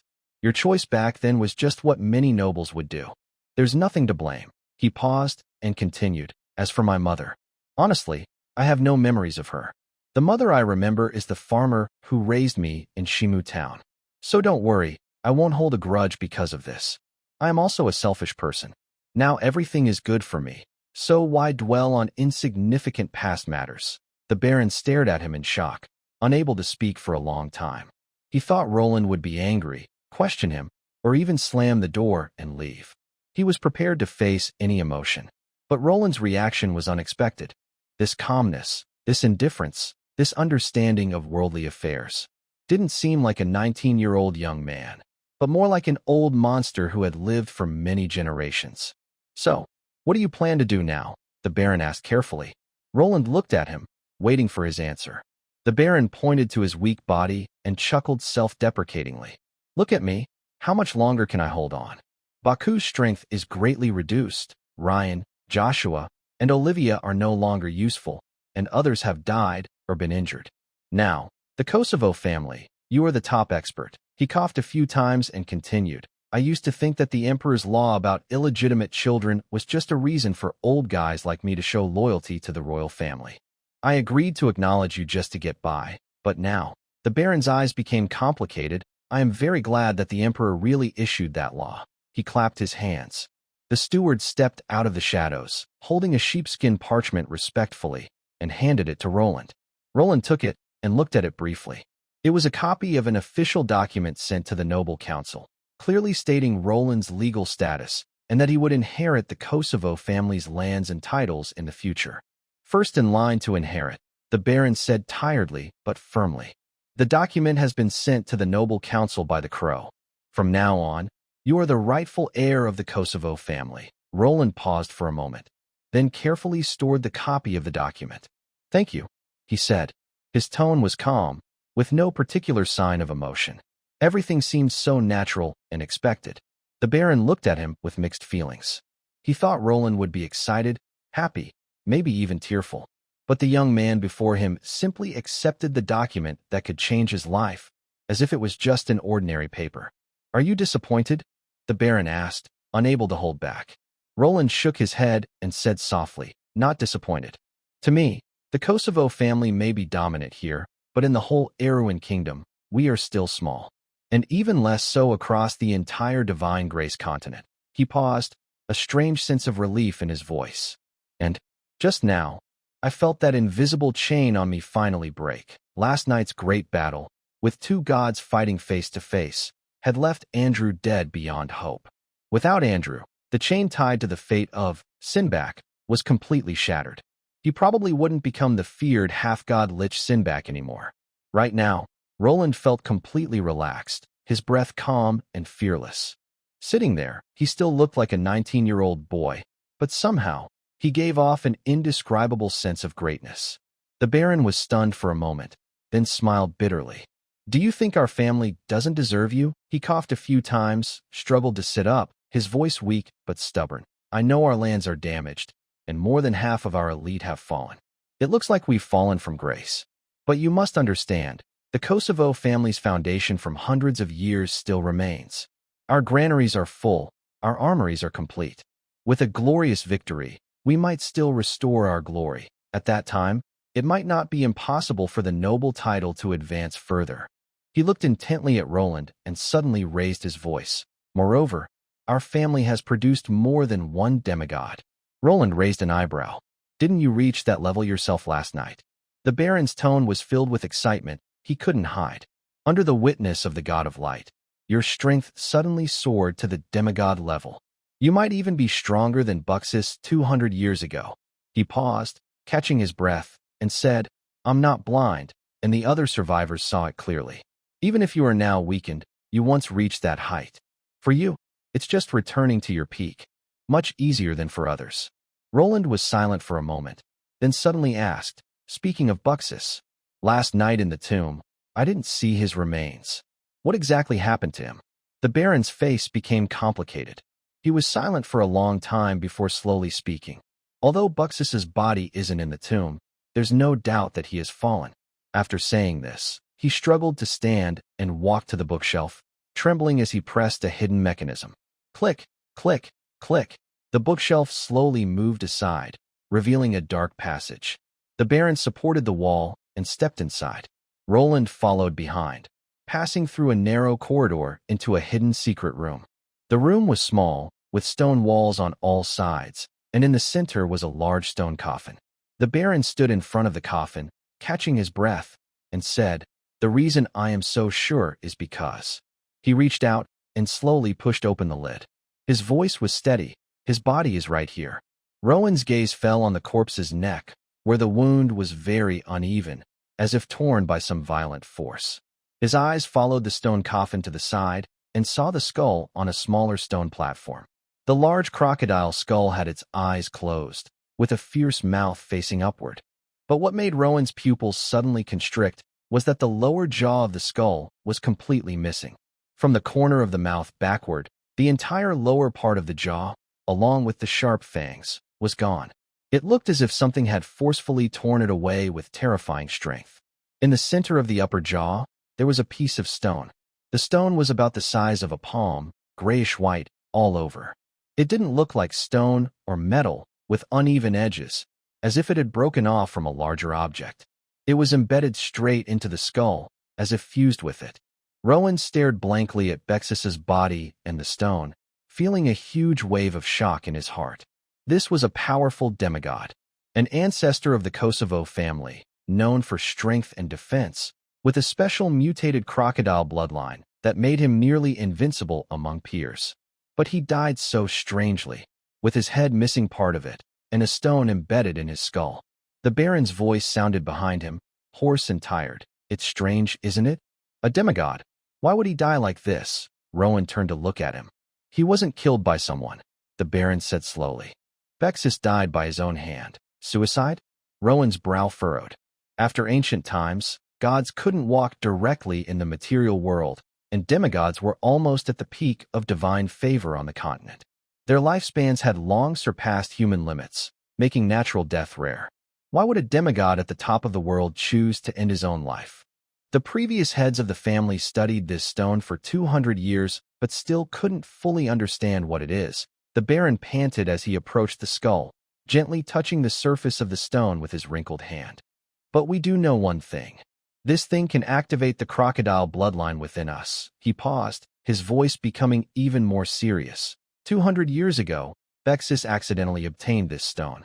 At first, he thought it was some divine object because, whenever he approached it, his bloodline became unusually active, and his strength increased. He used a stone tablet to quickly advance from an ordinary bloodline knight to a demigod within just a few years. But then, he discovered a problem. The Baron turned to look at Roland, his eyes complex. Whenever he used the tablet to activate his bloodline, the user would become crazy. This madness was not ordinary anger or bloodlust, but an uncontrollable desire to kill. Bexis once lost control and killed his beloved. When he regained his senses, he was filled with pain. Roland remained silent, waiting for more. He continued. He tried to destroy the tablet, but couldn't. He tried to throw it away, but it always mysteriously returned. Eventually, he realized that the object was bound to his soul. The Baron pointed to the broken skull. To prevent hurting anyone else and to stop this thing from harming future generations, he chose the most extreme way, ending his own life. Before dying, he forcefully embedded the tablet into his skull, hoping to seal it inside his body forever. The room fell into deadly silence. Roland leaned closer, staring at the skull and the grayish-white tablet. When he saw a claw mark on the tablet, his pupils shrank instantly. He recognized it. This was not just a tablet, but a divine relic. A shattered divine relic from Utharu, the ancient dinosaur god who had fallen long ago. In the old myths of the Divine Grace continent, Utharu was one of the rulers of the ancient era, controlling terrifying powers like survival of the fittest, the strong eat the weak, and killing for evolution. His divine relic contained the power to activate bloodlines and strengthen the body, as well as the primal force that drove all dinosaurs into madness. Later, Utharu fell during the Dusk War, and his divine relic shattered, with fragments scattered across the continent. And this tablet was clearly one of those fragments. No wonder he could activate the Bayou bloodline. Bayou is a branch descended from dinosaur bloodlines, contaminated with Utharu's divine nature. naturally gaining increased power. But it's also no surprise that Buxus could advance to a demigod, but eventually fell into madness. The fragment carried not only power but also Utharu's madness, anger, and some terrifying divine abilities before his fall. Roland took a deep breath, suppressing the storm of shock in his heart. He did not tell Ambrose about these things. At least, not now. Because this matter is too complicated and dangerous. If not handled carefully, it could immediately bring disaster to the family or even trigger a terrifying catastrophe that could spread across the world. The root of the beast calamity in the first version of the game lies here. Gods can fall, but they are hard to completely destroy. Like the god of death, who has fallen many years ago, yet last night, he briefly revived. Similarly, the dinosaur god Utaru, who once possessed great power, had his true form destroyed in ancient times during the Dusk War, and even his consciousness might have vanished. But as long as there is a dinosaur or a close relative still alive in this world, he could potentially be resurrected. Moreover, the divine fragment that carries his power and authority is still circulating in the world. According to the game's previous version, the Beast Calamity is essentially a grand blood sacrifice to bring Utaru back to life. The divine authority of the dinosaur god includes three core principles. First, survival of the fittest, the strong devour the weak, which is the way to fulfill his will. Every hunt and fight for life and death produces a tiny amount of faith, which gathers into the divine fragments. Second, only the strong survive. Only the most powerful beings deserve to live. When creatures struggle on the brink of death, evolve, and break through, their intense desire for strength becomes nourishment for the divine fragments. Third, killing for evolution. This is the most core and terrifying rule. It grants creatures the ability to gain power through killing and to push their limits through battle. Every evolution is a practice of Utaru's authority and duty. Therefore, 5 years later, when the high priest of the dinosaur cult secretly planned to use the power of multiple divine fragments to make creatures around the world go mad, those creatures killing each other or attacking humans were actually fulfilling the dinosaur god's authority. The more they killed, the more divine power the fragments absorbed. When enough divine power accumulated, the dinosaur god could be resurrected. After resurrection, it is uncertain whether it would be the original Utaru, the high priest secretly plotting everything, or a fusion of both consciousnesses. Based on Roland's previous experience fighting the final boss in version 1.0, it is likely to be a combination of both.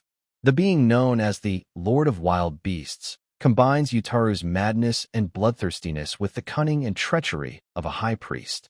At this moment, Roland felt a heavy pressure. Although he avoided becoming a lich, the disaster of the wild beasts 5 years later still loomed like a mountain blocking his path. The divine fragment was hidden in the Kosovo family's secret chamber, embedded in Baxize's skull. This meant the family was already caught in this dangerous situation. Moreover, the disaster 5 years from now might be caused by this fragment's existence. Lost in thought, Roland was suddenly startled by a rustling noise. He looked up, his pupils shrinking suddenly. He saw Baron Kosovo had somehow come to the skull and was trembling as he reached out with his weak, sickly hand to grasp the grayish-white stone slab. "What are you doing?" Roland shouted sharply. But it was too late. The Baron used all his strength to pull the stone slab out of Baxize's skull. The moment the slab was freed, the entire secret chamber seemed to shake. An invisible wave spread from the small, palm-sized fragment. As it passed through Roland's body, he felt his bloodlines surge with energy, and an uncontrollable desire to fight and kill suddenly flooded his mind. Fortunately, the Steel Will from Steel Body Level 3 immediately activated, suppressing the chaos. But what about Ambrose? Roland looked up and saw the Baron trembling violently, his once tired and old eyes now glowing with a strange red hue. His breathing grew heavy, and he radiated an entirely different aura. One of madness, bloodlust, and the unstoppable killing intent that had led Baxize to kill his loved one 200 years ago. "Ambrose!" Roland stepped forward quickly, knocking the stone slab out of his hand. The slab hit the ground with a dull thud. The Baron staggered back, leaning on the wall and gasping heavily. After a moment, the red in his eyes faded, replaced by deep fear and regret. I, he muttered, unable to speak a complete sentence. Roland stared at him, his face pale and grim. What exactly is this old man trying to do? Baron Kosovo gasped heavily, struggling to force out a grim smile.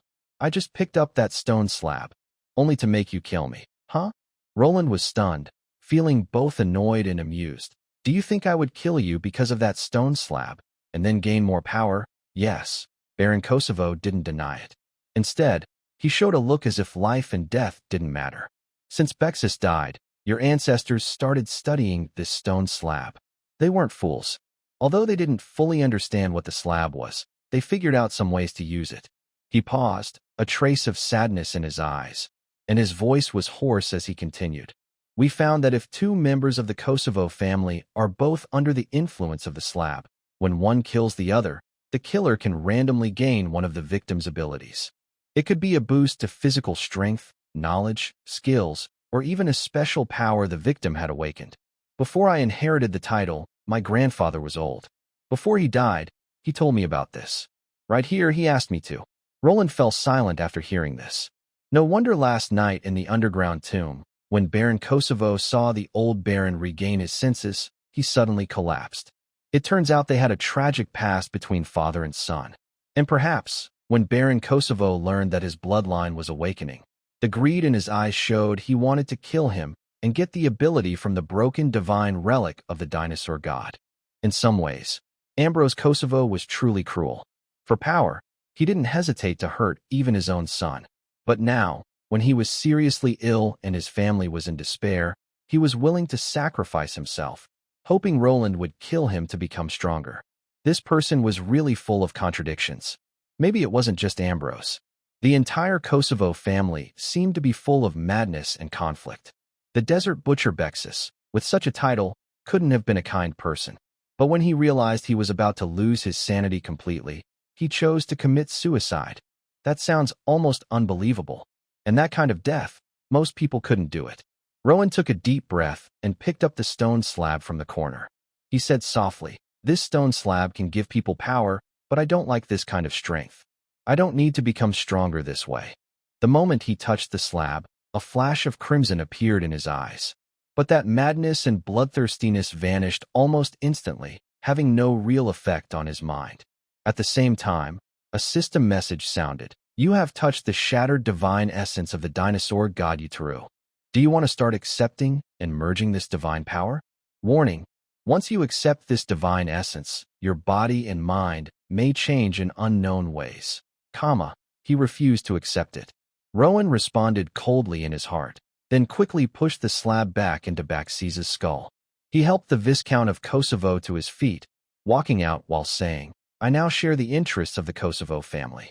From now on, I will handle the family's external affairs, and I believe we can restore the family's glory. As for internal matters, we still need an elder to oversee things. I hope you eat well and rest every day, so you can recover soon."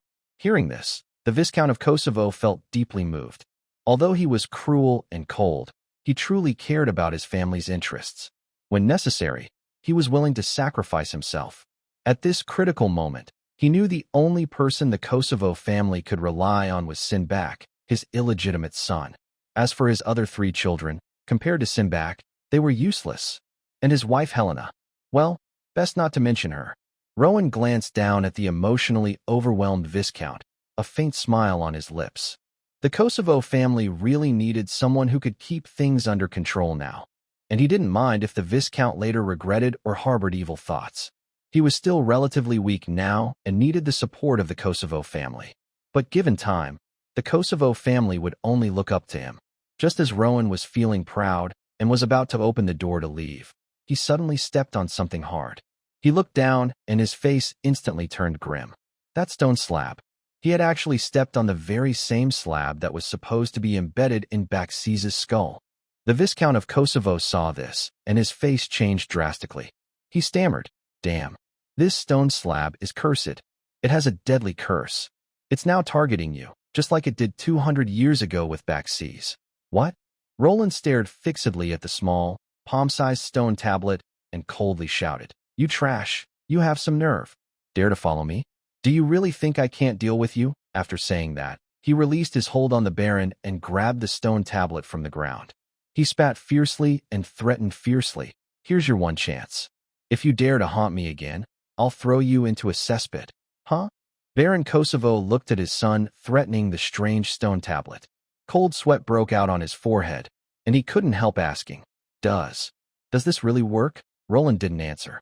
He clenched the stone tablet and was about to walk toward Bexis's remains, but suddenly felt the tablet tremble slightly in his hand. He frowned and quickened his steps. Based on his understanding of divine objects, such items infused with divine power must be placed next to other objects containing divine energy to be properly sealed. Bexis, as a demigod, had remains that naturally contained divine energy. Even after 200 years, the faint aura was still enough to suppress this strange stone tablet. Or so he thought. Originally, Bexis had inserted the stone tablet into his skull. It was less a mad act before death and more a desperate sealing method.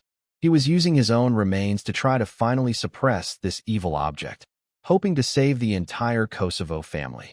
Now, the reason the stone tablet might have come loose on its own is probably because Bexis's divine energy inside his skull had completely dissipated. Without that suppression, the object naturally started to stir, eager to find a new host. Roland's plan was to stuff it into Bexis's stomach, where the residual divine energy in his torso should be greater than in his skull. However, just as he was about to touch the large corpse, an invisible wave suddenly burst out from inside the stone tablet. Roland's body instantly froze in place. That wave hit his mind like a tangible force, transforming into countless frantic whispers and twisted images. Greed, bloodlust, killing, desire, and the urge to evolve constantly. All negative emotions washed over his will like a tide. Want power? An ancient, decayed voice echoed in his mind. Want to surpass mortal limits? Want to become a true god? Accept me, merge with me, and you will have everything. A flash of crimson appeared in Roland's eyes. But just as the crimson color appeared, it was crushed by a stronger, more determined will. A steel will that is immune to any illusion or mind control magic and abilities. Is that all? Roland sneered. That's all you've got. The stone slab seemed to pause for a moment. It was clear it didn't expect that this young-looking person could easily break free from its mental influence. The fluctuations suddenly intensified, and crazier whispers flooded into Roland's mind. But no matter how hard it tried, Roland's eyes remained clear, and a hint of mockery played on his lips. Save it, Roland said calmly. Even the gods of light and death can't defeat me face to face. What are you, just a broken stone slab? The fluctuations from the stone slab abruptly stopped.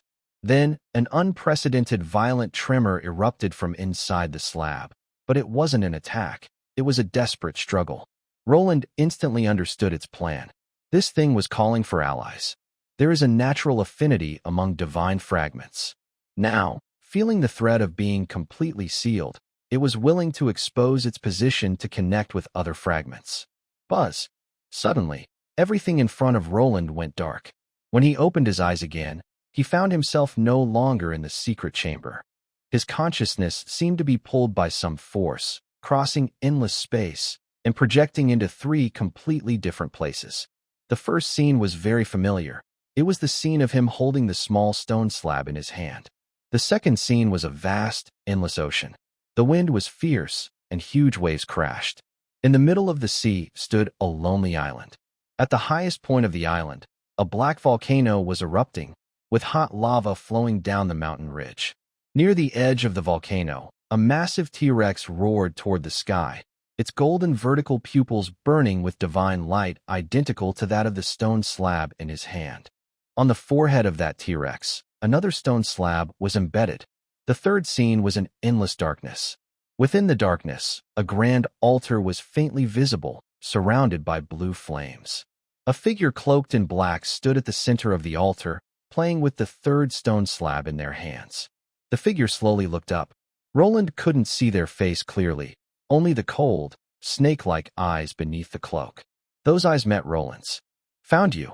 A hoarse and cold voice echoed in Roland's mind. The voice didn't sound distant, but seemed to whisper right beside his ear. The last piece of the dinosaur god's divine fragment has finally appeared. Young man, take good care of it. I will come to take it soon. Roland's face instantly turned very grim.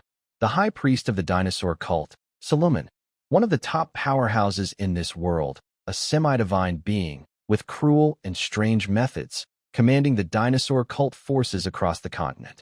Even if he relies on his steel body to survive, what about the Kosovo family? Cold Pine Fortress? All his careful preparations? Even more frightening was that he had already been exposed. Divine fragments naturally attract each other. From now on, this stone tablet will constantly transmit its location to the other two fragments. No matter where he runs, Solomon will sense and find him. The scene faded away. Roland's consciousness returned to the secret chamber. He looked down at the small stone tablet in his hand, his expression cold enough to freeze a dog. This thing was determined to cling to him relentlessly. Baron Kosovo shakily approached, looking terrified. What's wrong? You just stood there motionless, and your face looked so scary. Roland didn't answer. He just stared at the stone tablet, a slow smile spreading across his face. There was no fear, no despair in that smile. Only a kind of almost crazy excitement. All right, he said slowly. I was planning to wait until you calmed down for a few days, then carefully figure out how to use you to increase my strength. But I didn't expect you to be in such a hurry to get yourself killed. The fluctuations of the stone tablet paused slightly. Since you're asking for death yourself, I'll make it happen. Roland clenched the stone tablet tightly, a fierce light in his eyes. Don't think I can't handle you. In the eyes of top players, even gods are prey. But Roland, as a traveler and experienced player, knew exactly how to truly destroy a divine fragment. Coincidentally, within the Kosovo family territory, there was a place capable of doing such an extraordinary thing. Just as Roland was about to leave the room, Baron Kosovo suddenly called out to him, trembling as he asked, Simba, will you come back? Roland did not turn around. He responded firmly, I will return before the noon banquet tomorrow. Then he quickened his pace and left the room.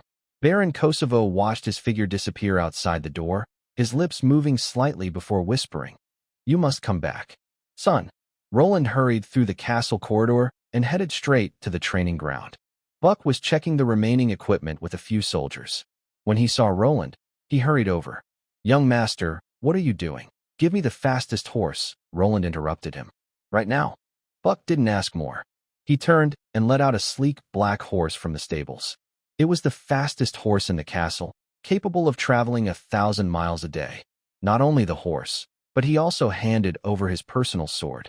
Roland mounted the horse, ready to whip it into motion, when suddenly a familiar voice called out behind him. Young Master Simbach, please wait.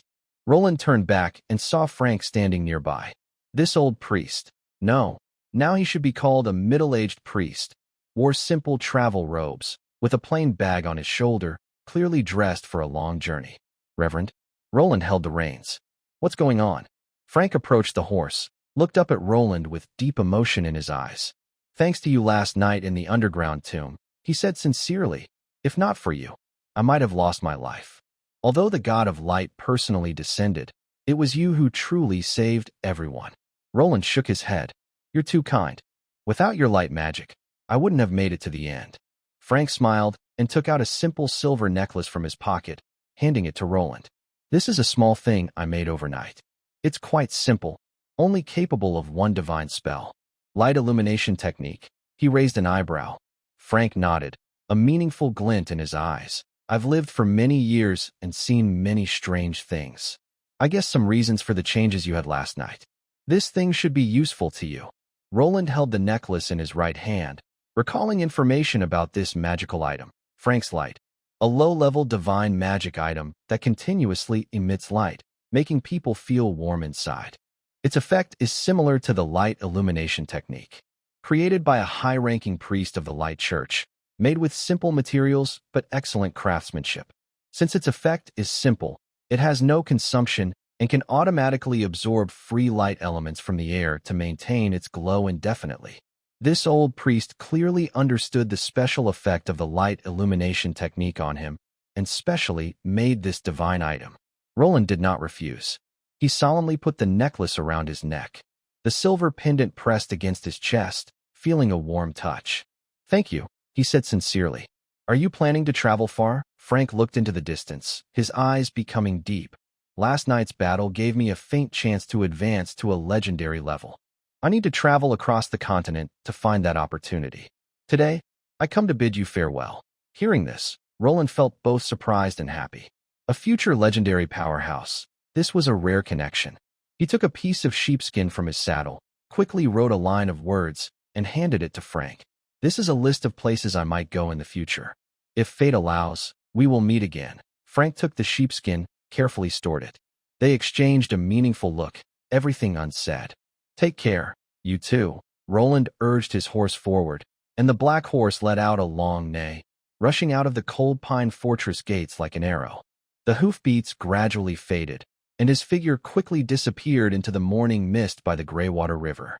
Frank stood in place, looked down at the few places written on the sheepskin, then gazed toward where the hoofbeats had vanished, muttering, "What kind of strange places are those? This guy's got guts." The Greywater River winds along the north side of Cold Pine Fortress, its water clear enough to see the bottom, shimmering in the morning light.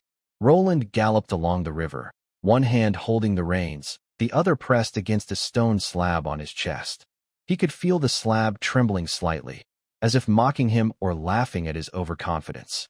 "Ha ha, you're strong now," Roland whispered. "But there's a saying in my hometown. Don't give up until you reach the Yellow River. And don't cry until you see the coffin.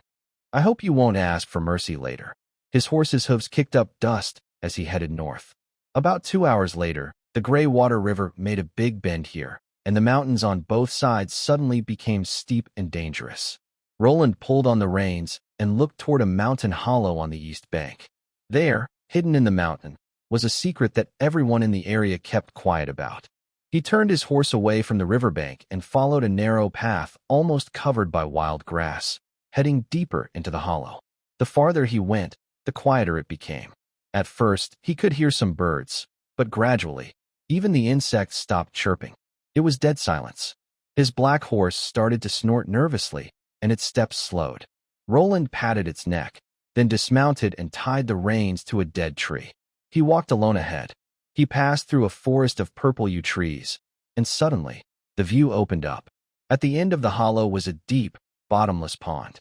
The water was a strange dark green, calm like a mirror, but reflecting nothing. Within 100 meters around the pond, no grass grew, not even moss. This was clearly living water. He saw a thin stream flowing from the mountain wall into it, yet no animal footprints could be seen on the shore. A faint, fishy smell filled the air, mixed with an ancient, heavy pressure. Roland stood by the pond, looking down into the water. Below the surface, he couldn't see clearly.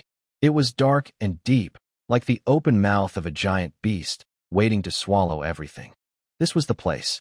He unbuttoned his shirt, tightly bound the stone slab to his chest, and picked up a large stone weighing dozens of pounds. He took a deep breath, splash. Water splashed everywhere as the cold pond swallowed him instantly. The moment he entered the water, the necklace around his neck lit up with a soft glow, dispelling the darkness around him.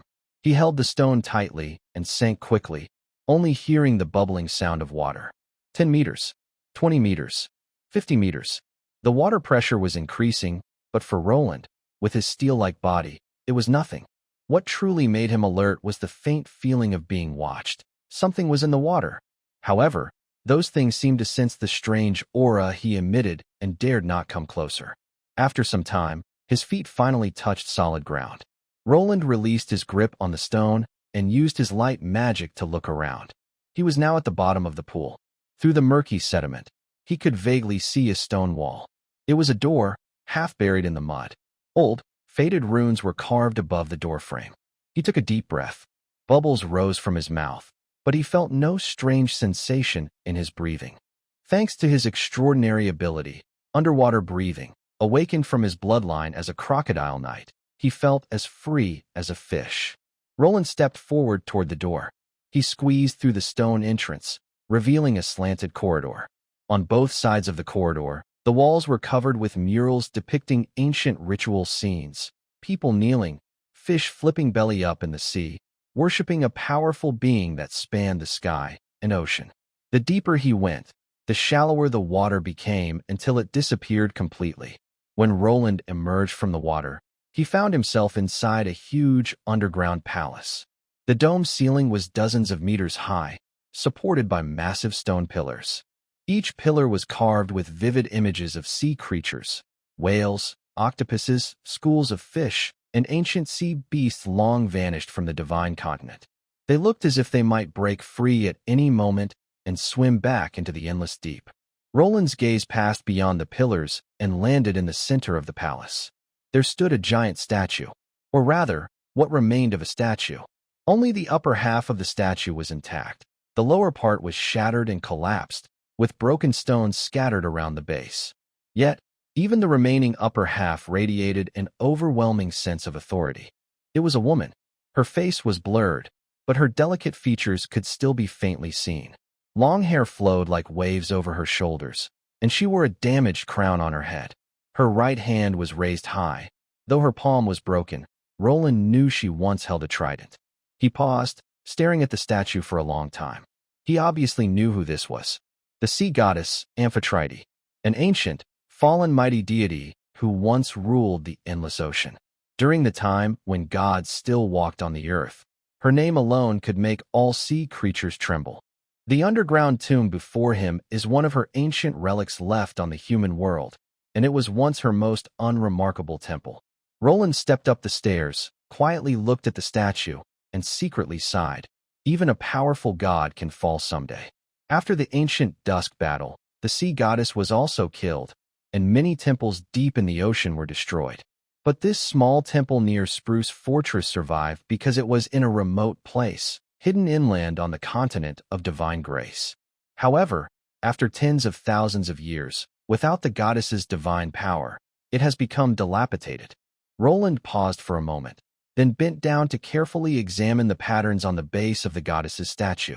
The patterns are dense, like stubborn seaweed, still clinging to the stone and not washed away by the water. Fortunately, the patterns are still there, so the altar's purpose remains intact.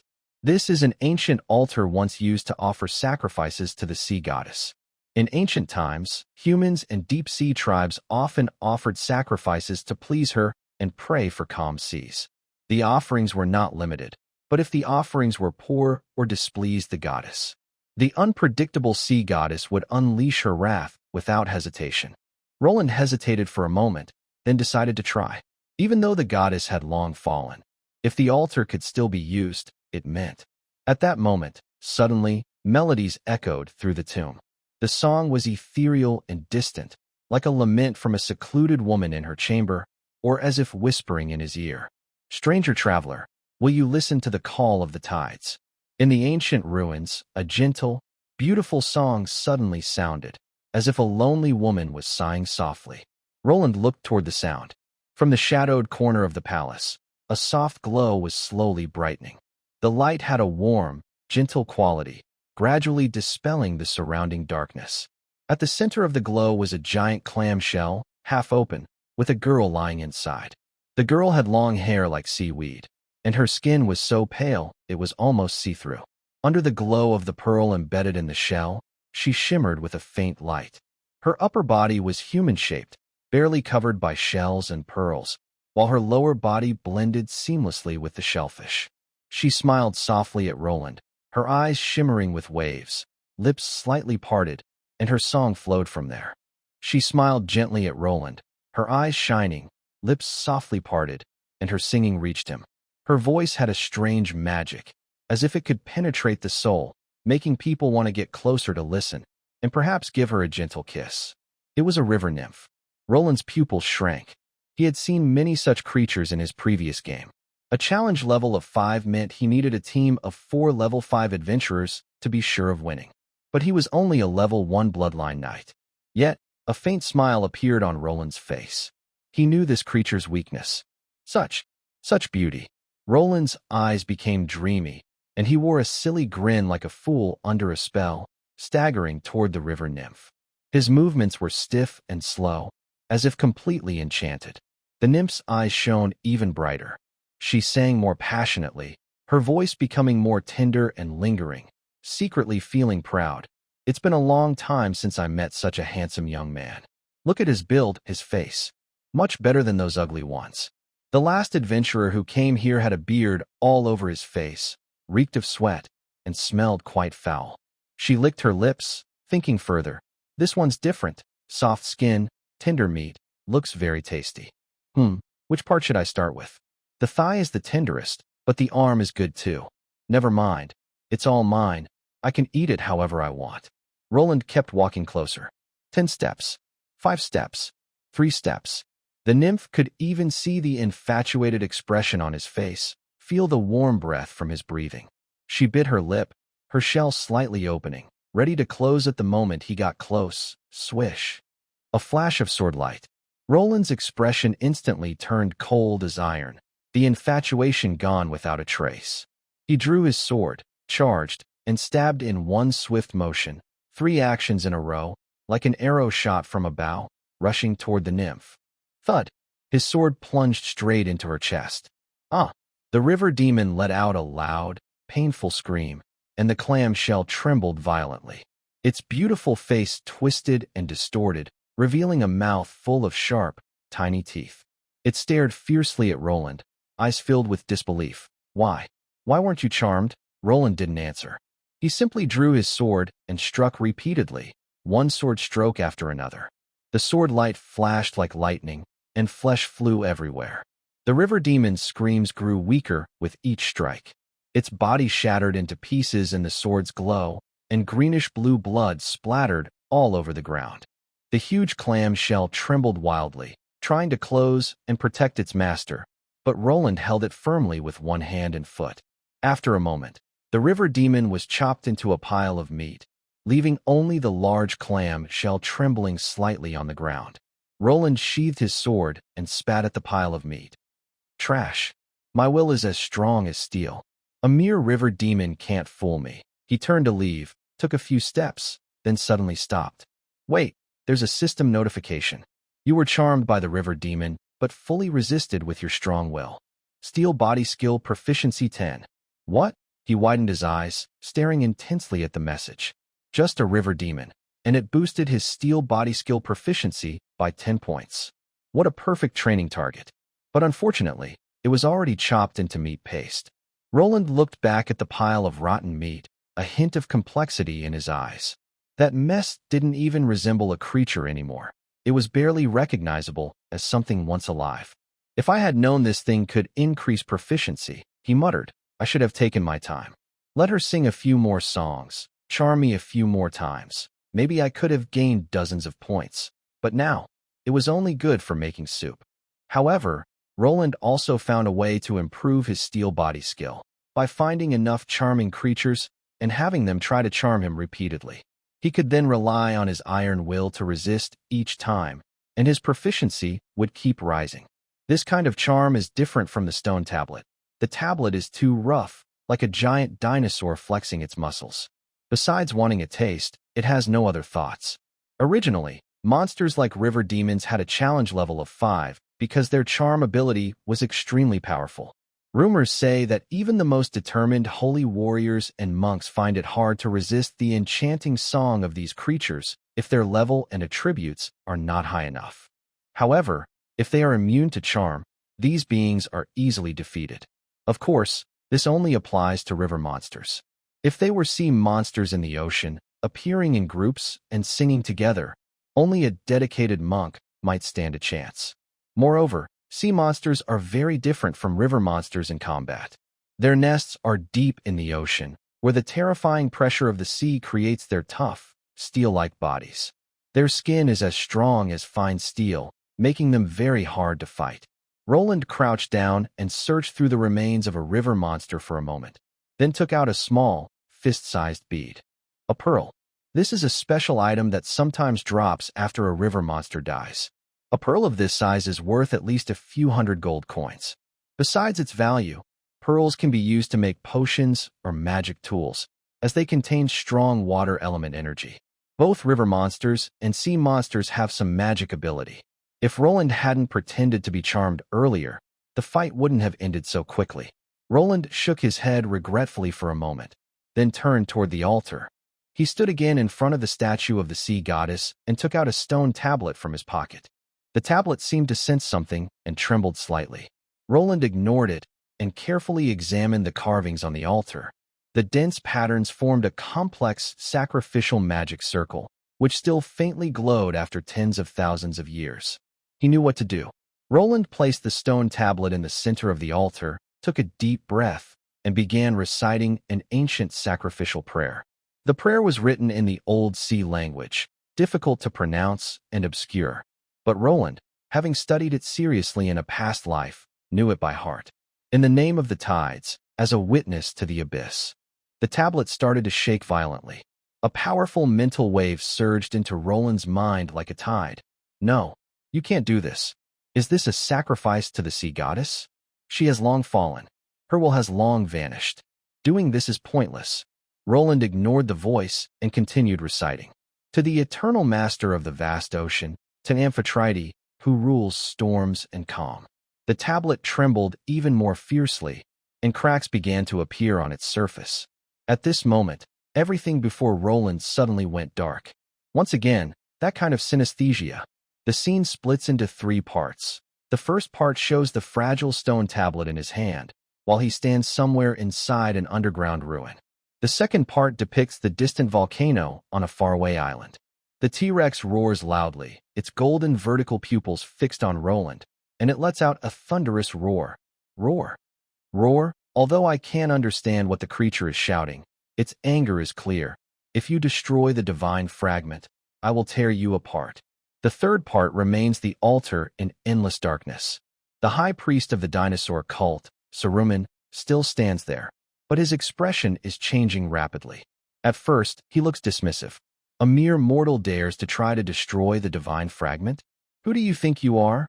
Roar. The T-Rex quickly nods in agreement. Then the high priest shows confusion.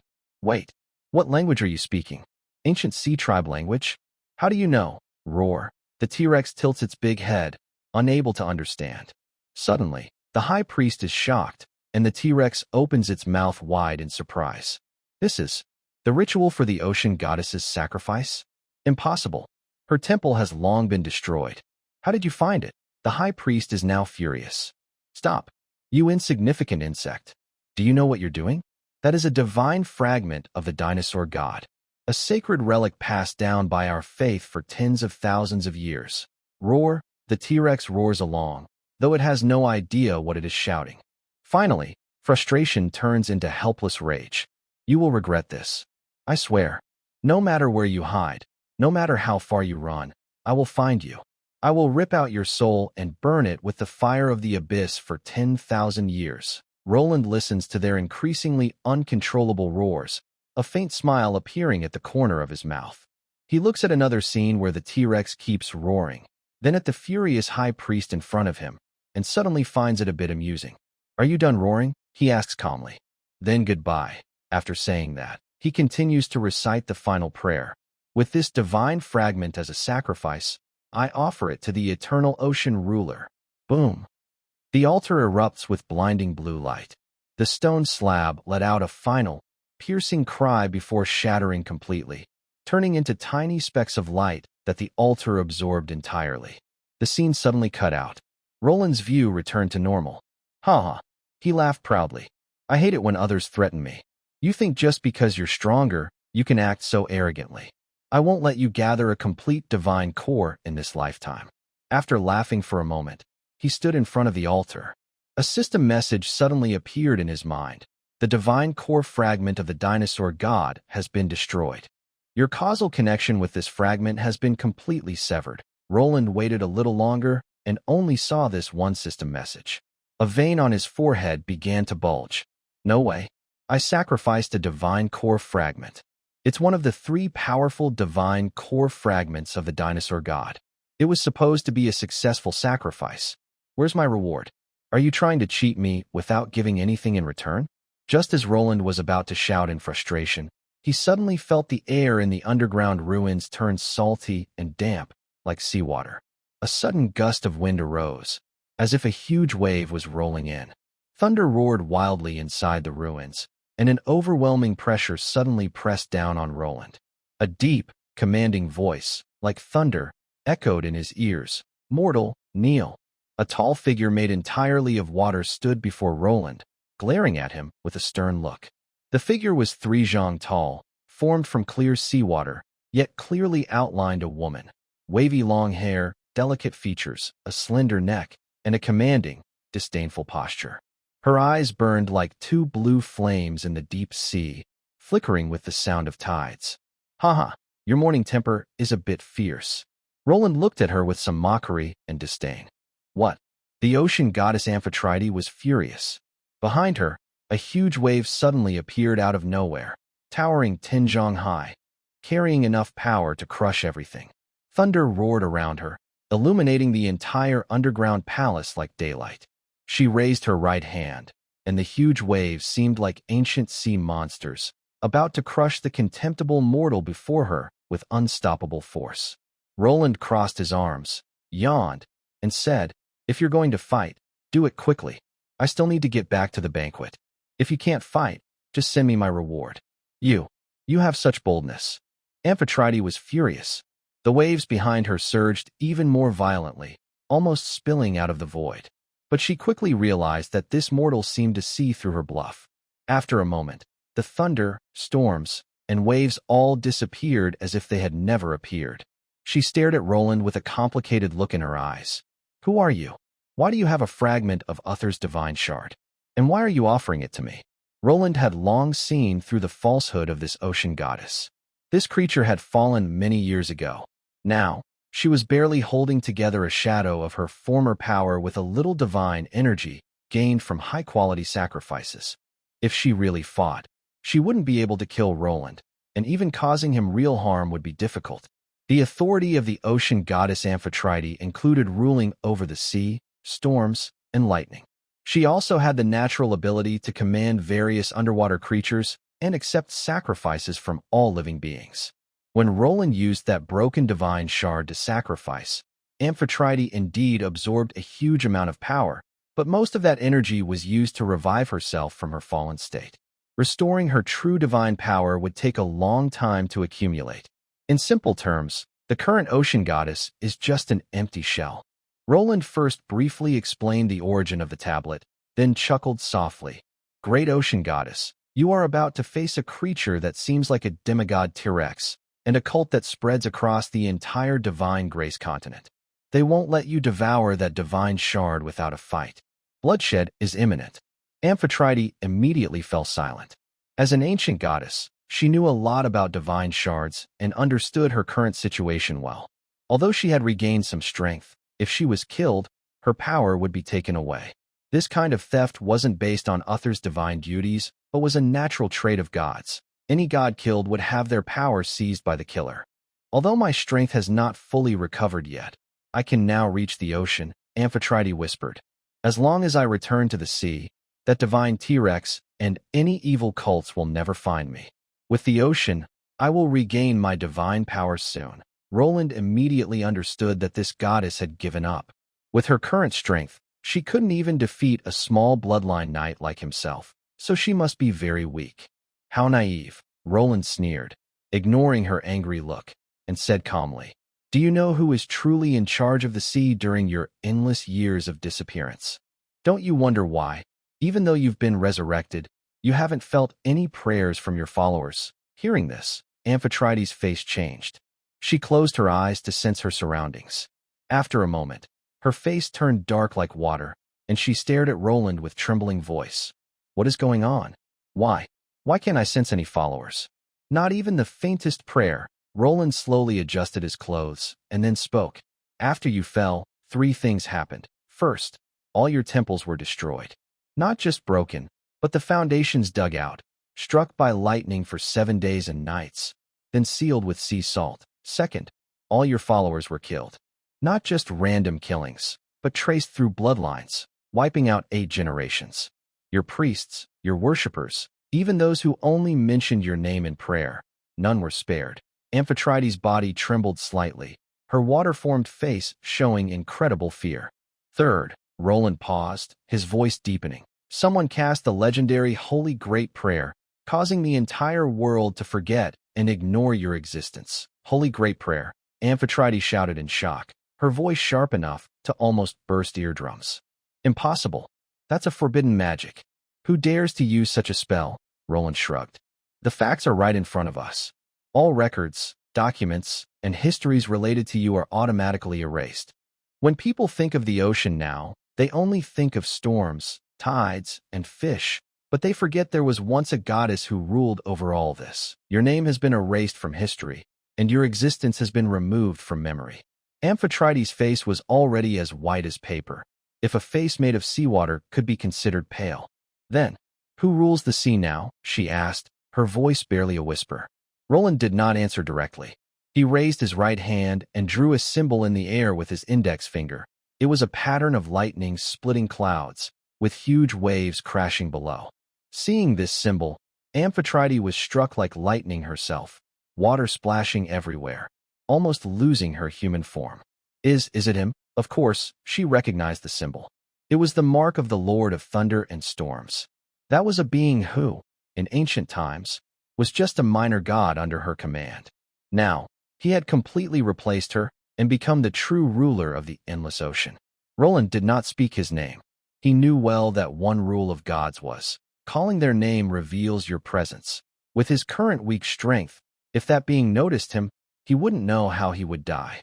Amphitrite trembled violently and took a long time to steady herself. Her eyes were full of fear and despair, no longer showing the arrogance she had before. Are you saying he will come to kill me? Not only him. Roland raised 3 fingers. All beings who do not want to see you return will rush here. The high priest of the dinosaur cult, that divine T-Rex, and other forces that once tried to kill you. They will wipe you out completely. This time, there won't even be a chance for resurrection. Amphitrite fell silent completely. The only hope she had for revival was this overlooked underground temple. If that temple was destroyed, she would have no other chance.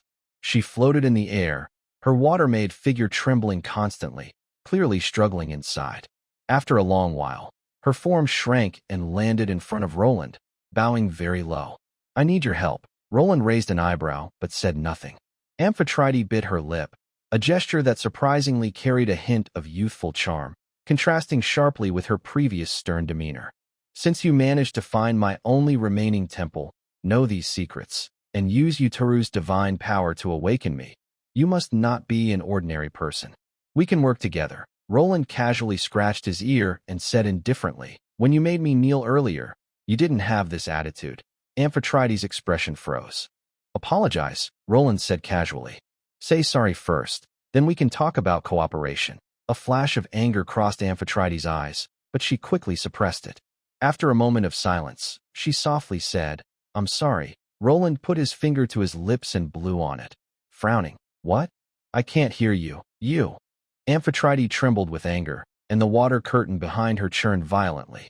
But she held back her fury, took a deep breath, and raised her voice. Sorry, I admit I spoke a bit loudly just now. Roland nodded with satisfaction. He knew this ocean goddess very well. In the game from his previous life, she had indeed been revived by a devoted player in a similar way. But after revival, Amphitrite was unpredictable, often punishing her followers with divine wrath.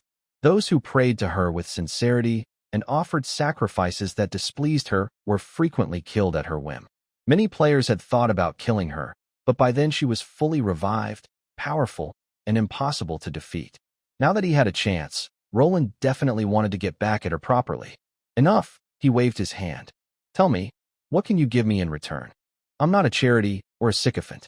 Helping you avoid enemies and regain your strength should come with some benefits. Amphitrite took a deep breath and began listing. As long as I restore my divine power, I can grant you the blessing of the deep sea, boosting your fighting ability in water environments, and giving you various extraordinary powers. Roland shook his head. Not enough? I can also give you the ability to communicate with all marine creatures.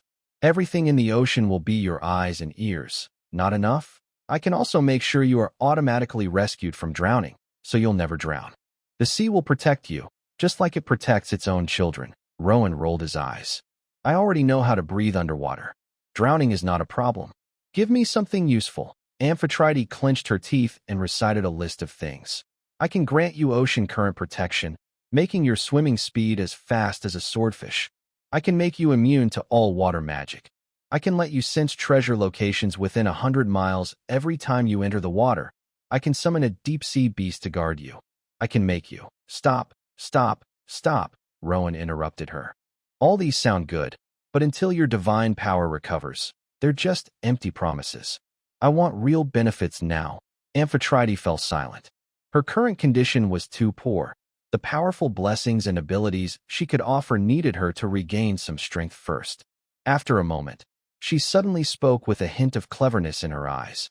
If you're willing to become my priest, I can give you an ancient treasure. Rowan raised an eyebrow. That treasure was hidden before I fell, and my enemies never found it, Amphetrite said slowly, with a tempting tone. Only I know its location. If you accept my divine seal and become the first priest of this era, that treasure will be yours. Rowan stroked his chin, then turned to the side, kicked open a collapsed statue, and pulled out an object from the ruins. He tilted his head and asked, "Is this the ancient treasure you mentioned?" The item Rowan held was very strange. It was a three-pronged steel spear, only about the size of a palm. It was completely black, but faintly shimmered with a deep blue glow like the ocean. The three spear tips were of different lengths, longest in the middle, shorter on the sides, and each tip was engraved with tiny, almost invisible patterns.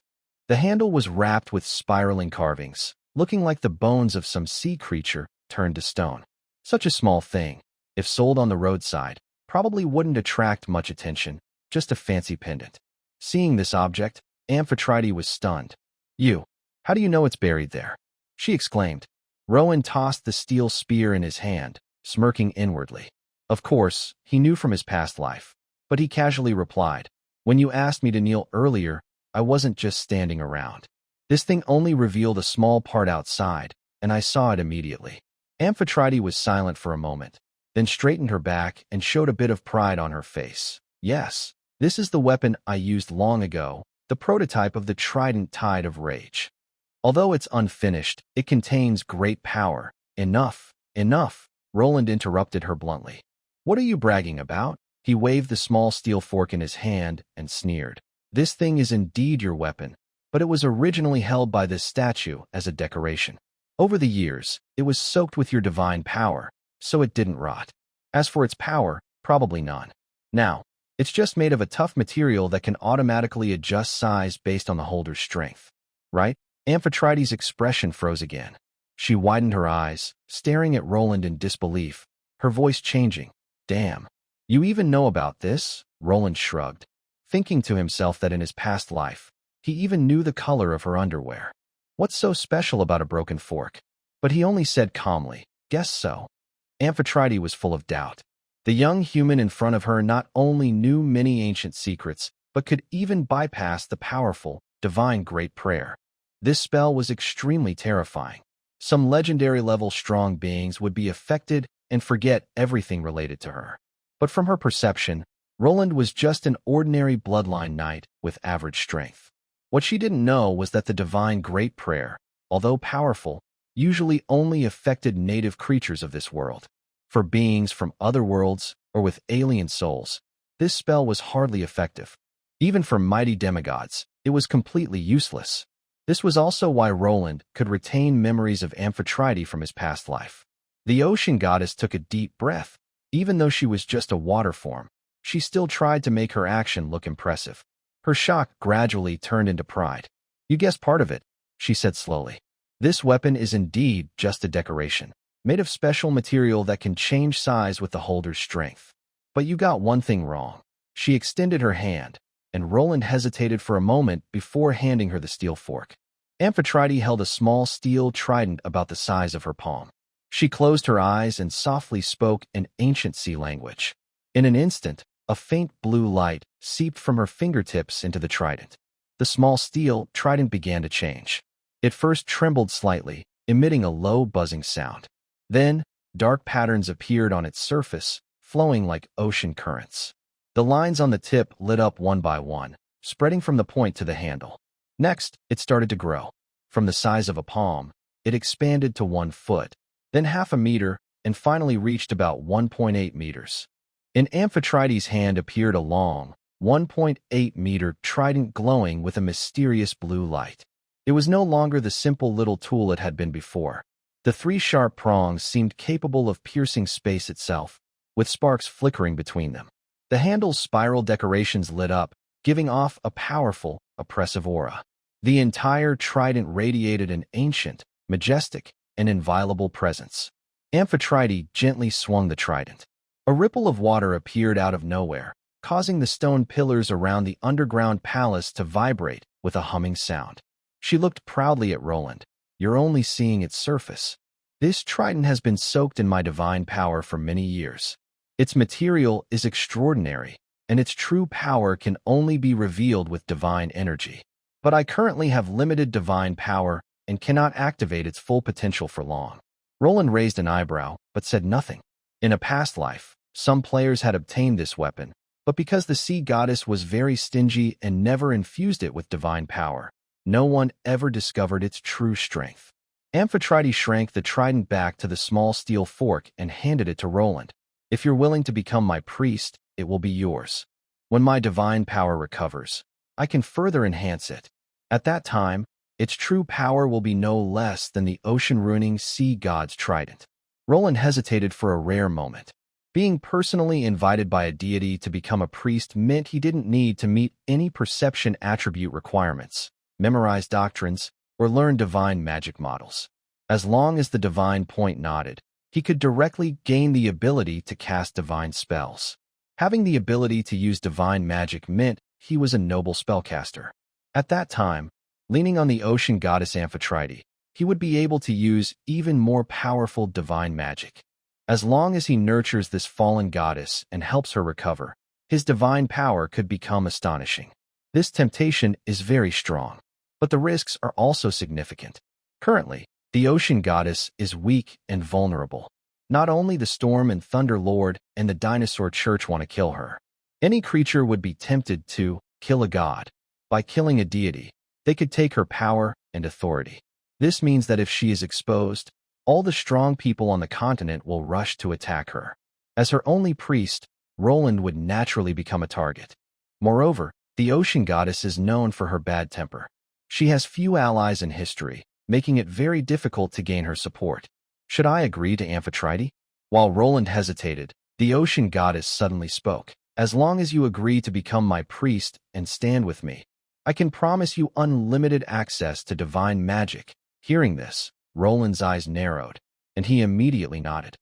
"All right, let's sign the divine pact." Yes, he was tempted. Although both priests and mages can cast spells, their nature is very different. Mages use their mental power to manipulate magical elements in the world, while priests rely entirely on their faith in their gods. Generally, gods have nearly unlimited divine power, but they can't support too many priests. If all priests use divine magic freely, it would be a huge burden for the gods. So most gods set a limit called the divine magic slot. Casting divine magic consumes one slot, and once all slots are used up, the priest must pray the next day to restore them. Some powerful divine spells also require the priest to perform certain deeds to gain the right to use them again. This system helps conserve divine power and encourages priests to fulfill their duties, creating a healthy cycle. But if a priest is especially loved by a god, their permissions can be unlocked, giving them more divine magic slots. If he gains full support from the god, in theory, he could cast divine magic infinitely within a day. At that point, the god would be like a large water tank, and he just needs to connect a pump pipe to draw water endlessly. Roland is playing a clever game. Amphetrite heard that Roland was willing to become her priest, and a happy smile appeared on her face. But when she heard the phrase, divine pact, her brow furrowed immediately. Although humans and gods are very different, divine pacts are very special. They are signed under the witness of the world's will. Even if a god wants to break the agreement, it will cost a very high price. Roland didn't care what the other person was thinking. He drew his sword and started carving the contract terms into the stone ground. First, I, Roland Kosovo, will do my best to help Amphetrite avoid being hunted and to restore her divine power. During this time, She must not deliberately reveal her whereabouts or betray me. Amphetrite nodded. This rule seemed fair. Second, as a reward, Amphetrite must not limit her divine magic power and must supply me with unlimited divine energy so I can use my magic. She cannot stop, withhold, or delay it for any reason. The goddess frowned. Unlimited? Do you know what that means? If you drain my divine power, don't worry, I know my limits, Roland said without looking up. If I really drained you, I wouldn't benefit either. But you can't restrict me. I decide how much I need. Amphetrite opened her mouth to argue, but couldn't find a good reason. Roland kept writing. Third, if my life is threatened, Amphetrite must protect me first and cannot stop providing divine energy because of this. Fourth, if Amphetrite conflicts with other forces, I have the right to decide whether to get involved, and I won't be responsible for breaking the contract. Fifth, if Amphetrite breaks any of these rules, I can end the contract alone and won't face any punishment. Sixth, if I choose to end the contract, I must give a 1-minute notice and help Amphetrite find a new hiding place. During this time, divine energy supply must not be interrupted. Seventh. Enough? Amphetrite interrupted him angrily. Is this a contract or a slave agreement? It's all about your rights. What about my obligations? Roland looked up, innocent. Your obligation is just to stay alive and give me divine energy. Isn't that pretty simple? The goddess's tone changed completely. If I am being chased, I have to handle it myself. If you encounter danger, I will protect you. When I regain my divine power, I will supply it to you endlessly. And if you want to leave, you can do so at any time. Do you call that simple? Roland spread his hands. You could also choose not to sign. I don't mind. There are other parties waiting for me outside. He made a move to leave. Amphetrite clenched her teeth and stopped him. Wait. Roland paused and looked back at her. The goddess's chest rose and fell rapidly, clearly struggling inside. After a long moment, she finally squeezed out a sentence through her teeth. Add one more condition. You can't abandon me, and you must be responsible until the end. Roland thought for a moment and nodded. All right, I'll add one more. If Amphetrite does not breach the contract, I will not abandon her voluntarily. If we are forced apart by unavoidable circumstances, I will do my best to find and reunite. Amphetrite was silent for a moment, then finally nodded. Fine, let's sign. Roland grinned and continued carving. They argued back and forth over each clause, bargaining. Amphetrite tried to gain more rights, but was rejected one by Roland. The debate lasted over 10 hours. If Roland hadn't been physically strong, he wouldn't have lasted against this water element woman. Finally, when the contract was fully carved, Amphetrite had completely given up resisting. The stone slab was densely inscribed with over 1,000 clauses. Roughly speaking, every must was followed by Amphetrite's name, and every has the right was followed by Roland's name. Sign it, Roland said, handing her a long sword. Use your divine power to seal it. Amphetrite took the sword, and a faint blue glow flowed from her fingertips into the blade. She then carefully carved her divine name onto the stone with each stroke. When she finished, the entire underground palace trembled violently. An invisible force descended from the sky, an observation from the will of the world. The runes on the stone lit up one by one, golden and blue light intertwining. Finally, they formed a mysterious symbol, which was imprinted into the souls of Roland and Amphetrite. At that moment, the contract was sealed. At that moment, Roland felt a power unlike anything he had experienced before surge into his body. It was the divine power of the sea goddess, warm, mighty, flowing like the tide through his veins. Amphetrite looked at the sea god mark appearing on his forehead, a flicker of complex emotion crossing her eyes. After a moment, she softly said, "From today on, you are my storm priest.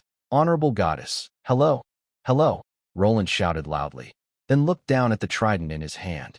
"Is this thing now completely mine?" "Yes, it is yours." Amphetrite weakly waved her hand. "Anyway, I already sold it to you. So who cares about a weapon?" Roland happily played with the trident in his hand, then looked at his system prompt. "You have signed a divine pact with the sea goddess Amphetrite and gained a new profession, storm priest, with 1 strength, 1 constitution, 1 intelligence, 5 perception. You have obtained the storm priest profession. Divine power blessing. data being disturbed. Information starting to correct. System updating, current progress, 1%, 2%, 100%. System update complete. Your attribute panel has been updated as follows. Name, Roland/Simbach, level 2, Bloodline Knight LV1/Storm Priest LV1. Bloodline Knight upgrade requirement. Win at least one noble duel. Storm Priest upgrade requirement. Praise the goddess 1,000,000 times. Attributes. Strength 15, Agility 9, Constitution 16, Intelligence 8, Perception 13, Charisma 10, Skills. Charge, Divine Skill slots. Infinity, Divine Skills. Swordfish Sprint, Storm Roar, Swordfish Sprint. Summon the Divine Power of the Sea Goddess to boost yourself, giving you the ultimate speed like a swordfish in water. When used in water, your sprint speed can reach up to 100 kilometers per hour for 1 hour. Each use consumes 1 divine point, with the goddess's remaining divine power at 100. Storm Roar. Your shout is infused with the power of storms and thunder. When you yell, your voice sounds like thunder crashing in a storm, loud and grand, lasting 1 hour. Each use consumes 1 divine point, with the goddess's remaining divine power at 100. Talent 1. Iron Body LV3, 10 tenths, 000 Photosynthesis. Indestructible, Steel Will. Talent 2. Bay Crocodile Bloodline. Severe injury. The blood of the bay crocodile within you is struck by divine power, temporarily unable to maintain the crocodile form, and all racial bonuses disappear. Awakening ability. Underwater breathing legend level 1. In the 233rd year of the Flourishing Flower calendar, on July 15th, you completed a sealing ritual in the Kosovo family's tomb temple amid dire circumstances. Witnessed by soldiers, the Northern Witch, Bloodhand mercenaries, ancestors of your family, 8 archangels, and even the God of Light, you faced the undead mage Andrew and the remains of the ancient death god he summoned, surviving a catastrophe that could have destroyed the Kosovo territory. Your existence has been known to the gods, and over time, the entire multiverse will learn of your deeds. On July 16th, 233rd year, you resurrected the ocean goddess in her last remaining temple on Earth, issued a terrifying threat to her, and forced her into an unfair divine-human contract. Both sides agreed to keep this secret, so no one knows about it yet. If revealed, even the mighty demon of the abyss would be shocked by your story. Roland looked at his status panel and thought it was okay. His attributes had increased a lot, and he gained an unlimited number of divine spell slots.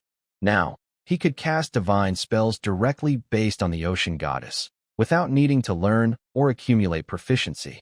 But when he saw the 2 divine spells he could currently use, his face darkened instantly. He turned to the ocean goddess and shouted loudly, "Hey, why can I only use these 2 useless divine spells right now?" Huh. The ocean goddess looked a bit embarrassed and shyly turned her head, whispering, "Although I swallowed Utaru's divine rank, most of her power was stolen by that guy. Plus, my divine nature and divine power are very limited now. I can only offer these 2 divine spells for you to use. But don't worry, as long as you keep fulfilling my divine duties, I will gradually regain my divine nature and power, and more divine spells will be unlocked then." Roland knew she was telling the truth, but he didn't plan to let her off easily. Let's put aside the types of divine spells for now. I want to ask, why does a level 1 storm priest need to praise someone 1,000,000 times just to level up? He paused, then raised his trident and pointed it at the goddess's body, shouting fiercely, "Tell me honestly, are you deliberately revengeful?" The ocean goddess's face grew even more embarrassed. She hadn't expected him to notice this, but she was a little curious and asked back, "How do you know what the upgrade requirements are? I don't remember telling you what to do to level up. How do I know?" "Of course, the system told me." Roland's face grew darker, and bad memories from his past life floated in his mind. The priest profession is actually one of the easiest to get into, but leveling up is very frustrating. To upgrade as a priest, you need to submit assignments to the god you believe in. The gods give tasks related to their divine duties for priests to complete. Most gods are generous and tell their priests exactly what to do, so even native priests don't have to figure things out on their own like other professions. By doing this, priests level up and the gods also gain divine power as a reward for fulfilling their sacred duties. Real gods do this, but the sea goddess Amphetrite is different. She is as unpredictable as the sea, moody and changeable. Basically, she is very emotional and a bit petty, making her quite difficult to deal with. She sets her upgrade tasks randomly and often enjoys teasing and tormenting her followers. In his past life, Roland once went to the Ocean Temple to become a storm priest, so he could get the chance to wear special armor made by the sea goddess's followers. But that day, Amphetrite suddenly went crazy and demanded he clean the entire temple before she would allow him to become a priest. At that time, the sea goddess had fully regained her power. Her temple was huge and magnificent, about the size of the Forbidden City. Roland almost exploded with anger. But he remembered that the sea goddess was a neutral deity of order, and she was willing to communicate with someone like him, a bloody villain, rather than immediately sending people to purify evil. Thinking about the powerful sea race armor, he gritted his teeth and scrubbed for over 2 months. Finally, exhausted but excited, Roland found the high priest and asked him to communicate with Amphetrite. The priest looked uncomfortable and said, "The goddess said you scrubbed the wrong place. Not this temple, but the one next door." Hearing this, Roland lost his temper instantly. He threw down the cloth, ignored everything, pulled out his weapon, and stormed out. Now, this woman still wants to tease him? "Do you believe I would break our contract and fight to the death with you today?" Roland's eyes turned bloodshot, and he secretly regretted. This woman was an unstable bomb. He shouldn't have been tempted by her divine power. Perhaps sensing Roland's anger, Amphetrite forced an awkward smile and hurriedly tried to soothe him. "It's just because I don't have a human form right now, and my eyes aren't working well. I made a mistake. It's not 1 million, but 100,000. Nonsense. Even 100,000 is too much. Damn it. Is it really so hard to praise me? I'm still a goddess. 100 times should be enough. What? At least 10,000 times. Otherwise, you won't be able to upgrade. 200 times. If I upgrade earlier and gain strength, you'll be much safer. No, at least 5,000 times. That's the minimum requirement for a divine being to gain divine power. If I do less, I won't get any divine feedback." Roland could only pinch his nose and agree reluctantly. He felt this was probably Amphetrite's limit. He also knew that this method could indeed allow the goddess's divine essence to receive divine feedback, but some gods like to play tricks, often exaggerating the difficulty of tasks or deliberately twisting them to tease mortals. So, while packing his belongings, he muttered softly, "Bless the ocean goddess Amphetrite. I'm about to go home to attend a banquet. You stay here for now." Amphetrite shook her head repeatedly. "The world is so big, I want to see it. Besides, there are no defenses here, so it's safer to stay with you." Roland glanced at her water-formed body and directly dismissed her idea. "Bless the ocean goddess Amphetrite. With your current appearance, how can you meet people? If your identity is exposed, both of us will die." Amphetrite thought for a moment. Then her gaze fell on the pearl in Roland's hand, and her eyes lit up. "I have a plan." The ocean goddess Amphetrite looked at the pearl, then used her divine power. The water mass suddenly squelched and sank into the pearl. Roland looked down at the pearl he got from the river monster, and the system prompted a timely pop-up. Ocean Temple. Grade. Artifact. Effect. Unknown. Note. This is the dwelling place of the sea goddess Amphetrite. Important. This pearl now represents the goddess's earthly divine realm. If the realm is destroyed, the sea goddess will be completely fallen. Wow, so you're planning to cling to me? Roland felt more and more helpless. He quietly spoke to the goddess inside the pearl. "Bless the sea goddess Amphetrite. Can you become smaller again? I need to leave soon, and I don't have a pocket to carry you." He paused and added, "You don't want me to lose you on the way, right? How dare you?" Amphetrite's sharp voice exploded in his mind. Then, the pearl emitted a gentle blue glow, gradually shrinking until it became a small blue bead about the size of a thumb. Roland nodded in satisfaction. He looked down at his clothes, just a rough linen shirt and a pair of trousers that tied at the ankles. These simple, rough clothes, typical of rural folks, had no pockets or even decent stitching. He held the divine residence pearl, looked around, and found nowhere to put it. He couldn't keep holding it forever, right? If he dropped it on the way, it would be hard to find. After hesitating for a moment, Roland finally looked at his waistband. He unfastened his belt and was about to stuff the pearl inside. Suddenly, a dazzling flash of blue lightning burst out from the pearl, crackling loudly. Roland was struck by the electric shock, his hair standing on end, and he spat out a puff of black smoke. He trembled and cursed.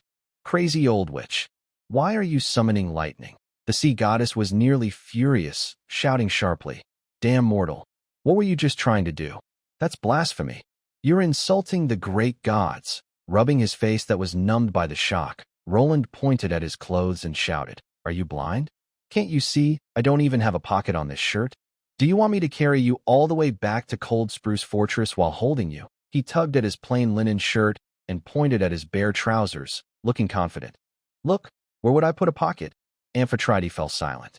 After a moment, she mumbled softly, "Well, you can't put it there either." Roland rolled his eyes, thought for a moment, and tentatively asked, "How about you show me your mouth?" Amphetrite remained silent for a long time. After a while, she gritted her teeth and spoke reluctantly, her voice full of hesitation. "Be careful, and don't swallow me by mistake." "Got it." Roland tossed the bead into his mouth, pressing it with his tongue. A cool sensation spread through his mouth, like eating 100 boxes of mint candies and tons of betel nuts. He picked up his trident and strode out of the temple. A loud rumbling sound came from behind him. The ancient temple, which had stood for tens of thousands of years, finally fulfilled its last purpose and began to collapse. Columns cracked, the dome fell, and the murals depicting sea creatures peeled off piece by piece, sinking into the swirling mud and sand. Soon, the underwater ruins disappeared completely, as if they had never existed. Seeing this, Amphetrite felt very sad.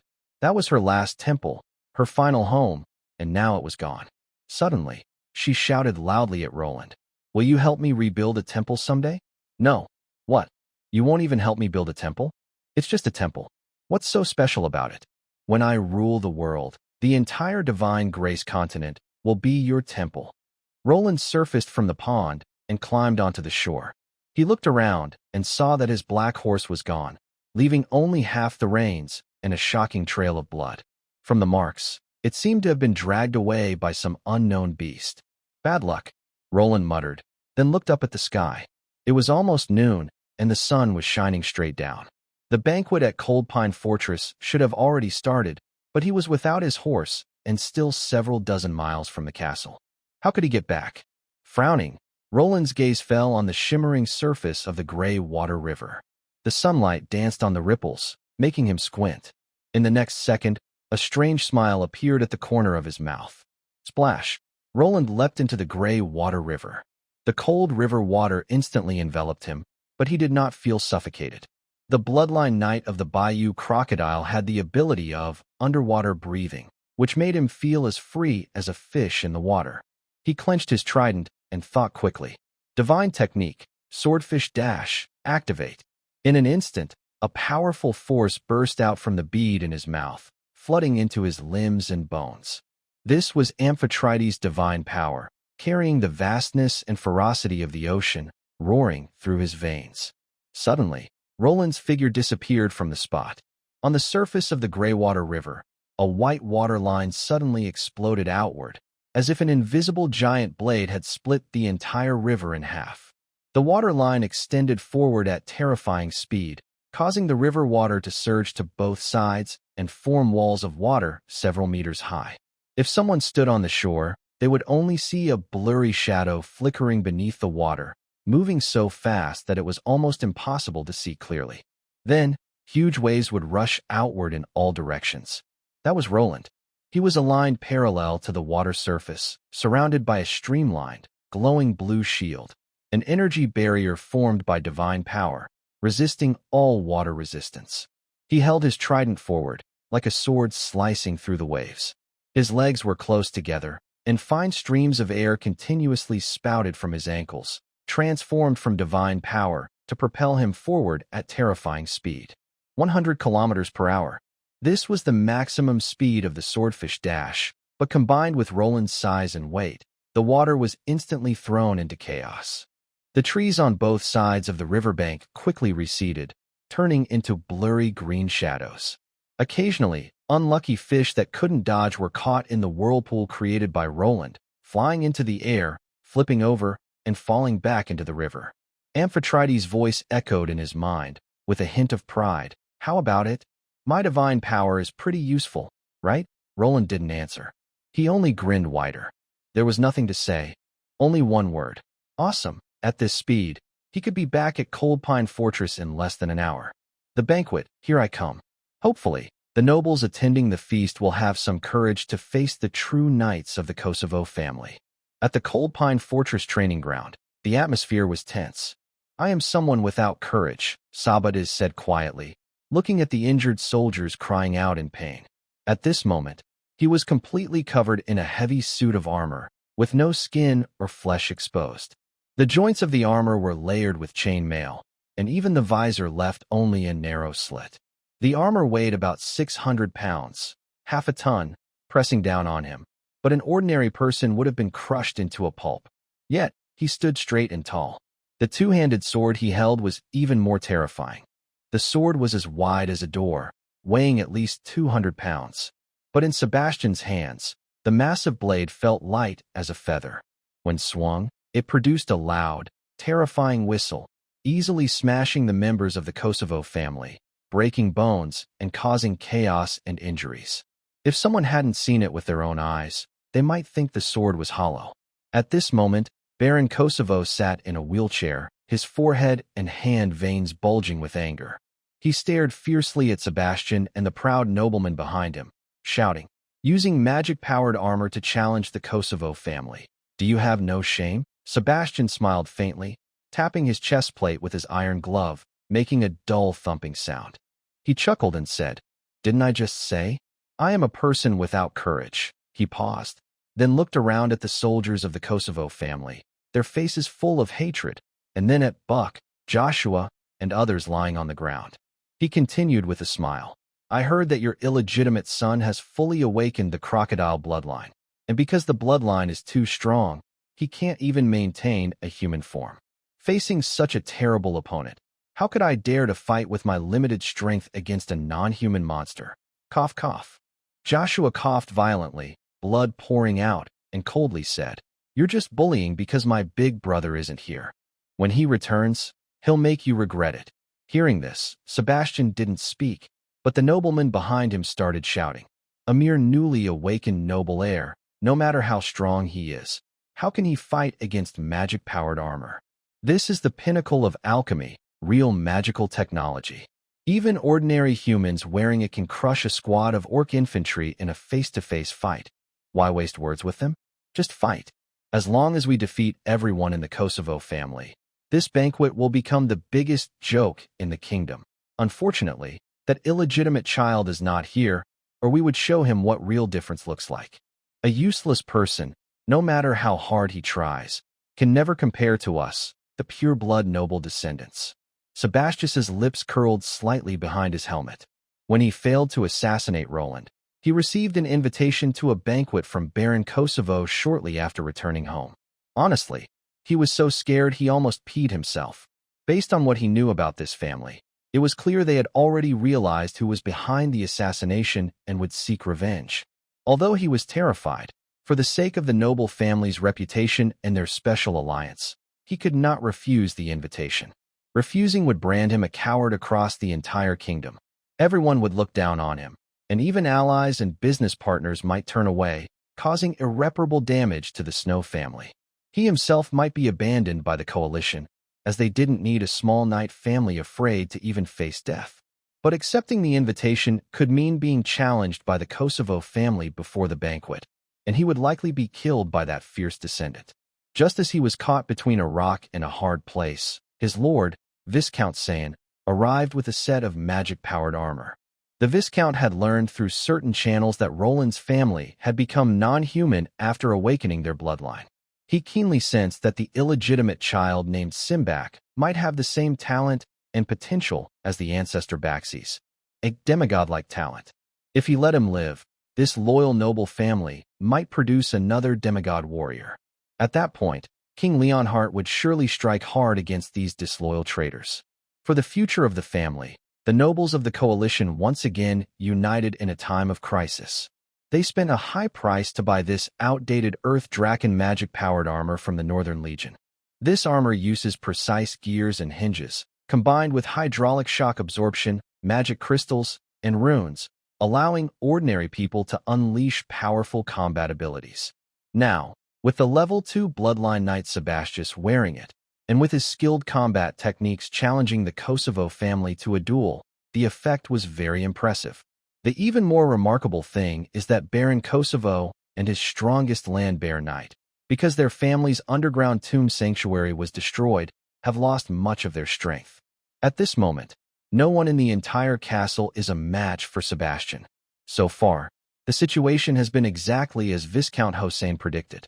The only regret is that the wild child is not at Cedar Fortress today. Such a pity, Viscount Hossein thought silently. According to plan, today I should have openly killed that little wild child to prove to the great wild child on the throne that noble blood is precious and irreplaceable. While he was thinking, suddenly a fierce roar erupted from the castle. The sound was like the roar of an ancient beast, making everyone's eardrums ache. Then, a figure appeared in everyone's sight. Everyone looked toward that direction, their pupils shrinking suddenly. He is actually back to last night, after the banquet ended. Ryan Kosovo, like a wounded beast, rushed wildly back to his room and slammed the door shut. The moment the latch clicked, he collapsed onto the floor, clutching his head and crying loudly. He curled up on the cold floor, shoulders trembling violently, making muffled, broken sobs. There was no anger or hatred in his crying, only endless despair. He knew he had been abandoned by the Kosovo family he once proud of. The disdain hidden behind the servants' lowered eyelids, the avoiding glances of those who used to flatter him, and the naked greed and approval in his father's gaze when looking at Simbach. All of these scenes felt like knives stabbing his heart. He lay on the ground for a long time, until tears dried up and his body went numb. Finally, he slowly raised his head, his gaze falling on the wall. The room was filled with portraits of Lily Lawrence. All these portraits were secretly painted by him. Her smiling, her focused expression when casting spells, her elegant stroll in the garden. At first, Ryan saw her as a plaything, a pretty apprentice mage, someone to pass the time with. But as time went on, he found himself beginning to look forward to seeing her, caring about every smile and frown. That feeling was strange and subtle. He had never told anyone about it, not even himself. Until she died. She died on the road where Simbach, that wild child, was. After her death, Ryan suddenly realized that those blurry feelings became very clear. Every memory was amplified, every picture seemed alive. At first, he didn't understand why this happened, why love grew stronger after someone died. Now, as he was abandoned by his family and the world around him felt cold and strange, Lily's smile and expression seemed to appear again before his eyes. He suddenly understood. This was love. Love? Ryan whispered softly, his voice hoarse and barely audible. Suddenly, another thought like a snake slithered into his mind. How did Lily die? Because of Simbach. She died to protect that wild child. A wave of intense hatred and jealousy flooded his heart, almost tearing him apart. He wanted to rush out and kill that wild child, to smash that crocodile face into meat. But then, images of Simbach's terrifying face appeared. Sharp fangs, thick scales, strong big toes.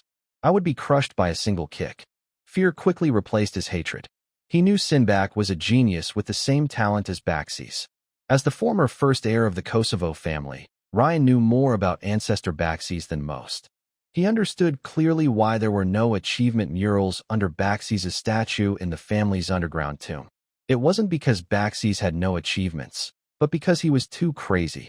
In those days, after Baxis became completely inhuman, he ruthlessly killed almost all his relatives. He originally had dozens of brothers and sisters, and hundreds of uncles, aunts, nephews, and nieces, but he nearly slaughtered them all. As for the gray water river that benefited the family, it was just because of Baxis' love for the river where sea and land meet, influenced by the crocodile bloodline. I wish I had that kind of power too, Ryan suddenly whispered, his voice carrying a strange calm. At that moment, a night breeze blew in from outside. A portrait of Lily was blown off the window and floated gently in front of him. Ryan stared at the portrait, looking at it for a very long time. The Lilith on the picture is smiling, and her eyes seem to be looking at him, silently encouraging him. Suddenly, he remembered. Baxis became so powerful because of love. So why can't he? Once this idea appeared, he couldn't stop it. Ryan stood up and began to gather everything related to Lilith. Pictures, letters, small gifts she gave him, her torn socks she wore. He piled all these things in the middle of the room, creating a small mountain. Then, he set them on fire. The flames licked the paper, distorting Lilith's smile into a twisted, fierce expression. Thick smoke filled the room, making him cough violently, but he didn't step back. Ryan stood in the blazing fire, letting the flames lick his clothes, skin, and hair. He looked at the last picture of his lover in the fire and spoke in the calmest voice. "Goodbye, my love. Make me strong, or let me die." The fire grew bigger, and his mind started to blur. His skin burned with intense pain. The smell of burnt hair was sharp and unpleasant, and every breath felt like swallowing fire. Just as he was about to lose consciousness completely, a strange power suddenly erupted from deep within his blood. It was the blood of the bay crocodile, a dormant, extraordinary bloodline that had slept in him for many years. Now, in his extreme despair and obsession, it awakened fully. Ryan howled to the sky, his voice no longer human, more like the roar of an ancient beast. His body began to grow wildly, muscles swelling, and layers of dark green scales appeared on his skin. His face twisted and changed, his jaw pushed forward, and his teeth became sharp as blades. Behind him, a thick tail burst out, smashing the stone slab beneath it. The flames burned on his body but could no longer hurt him. After a moment, the fire went out. A 3-meter-tall monster stood among the ruins. It had the fierce head of a crocodile, an upright human-like body, claws strong enough to tear steel, and a spiked tail. Ryan Kosovo, fully transformed into a bay crocodile. He looked down at his claws and the heavy crocodile armor on his chest, his eyes burning with fierce flames. Within those flames, there was hatred, pain, and a strange obsession even he couldn't understand. This is the power of love. The scene shifts back to the training ground. The sun is blazing, making the stone slabs on the ground very hot. Sebastian is wearing a heavy 600-pound magic-powered armor, holding a giant sword like a door, looking down at the injured members of the Kosovo family. He is about to say some teasing words when suddenly, boom, a loud explosion comes from the castle. Then, heavy footsteps grow closer, each step causing the ground to shake slightly. Everyone turns to look. A huge figure slowly steps out from the shadow of the castle. The figure is 3 meters tall, covered in dark green scales that shimmer coldly in the sunlight. Its head is fierce like a crocodile, with golden vertical pupils burning with madness. Behind it, a thick tail drags on the ground, swinging as it walks, carving a deep groove in the stone slabs. The strangest thing is, it's emitting wisps of blue smoke, and you can faintly smell burnt flesh, as if it just walked out of a blazing fire. This is Ryan Kosovo. Sebastian's pupils suddenly shrink, and he instinctively takes a half-step back. The noble allies behind him gasp in shock. Some even fall to the ground. But Ryan doesn't look at them. His gaze passes over Sebastian, over the terrified nobles, over the injured on the ground, finally resting on Baron Kosovo's face, which is full of disbelief. "Father, I will prove to you." Then, he turns to Sebastian, opening his mouth wide with sharp teeth, and speaks in a deep, hoarse voice. "You wanted to challenge the Kosovo family, right?" He steps forward, each step making his presence more powerful. "I accept the challenge." At this moment, Ryan's mind is filled with chaos, not clear reason, only a wild, burning flame. But within that flame, one stubborn obsession burns fiercely, fighting for the family, to prove to everyone that he is better than Sinclair. Although Ryan's monstrous appearance suddenly appearing surprised everyone present, including the noble allies of the coalition, and some even instinctively took a few steps back. But Viscount Hussein remained unusually calm. He stared at Ryan for a moment, then suddenly burst into loud laughter. "Ha! I thought it was something special, but it turns out you're just an unranked loser." Everyone was stunned. Viscount Hussein raised his hand and pointed at Ryan, loudly addressing Sebastian and the others behind him. I have confirmed that the underground tomb of the Kosovo family was completely destroyed last night. This means that even if this monster has strong bloodlines, he has never undergone the sealing ritual. He is not a professional. And he's not a noble-blooded knight either. Upon hearing this, the members of the united faction felt more confident. Sebastian's lips curled into a fierce smile beneath his helmet. He knew very well the difference between a professional and a non-professional. It's a huge gap, an insurmountable divide, no matter how much strength you have. Moreover, the magic-powered armor he's wearing is a war tool designed for battle in the northern lands. Even a strong orc could be crushed like a chicken.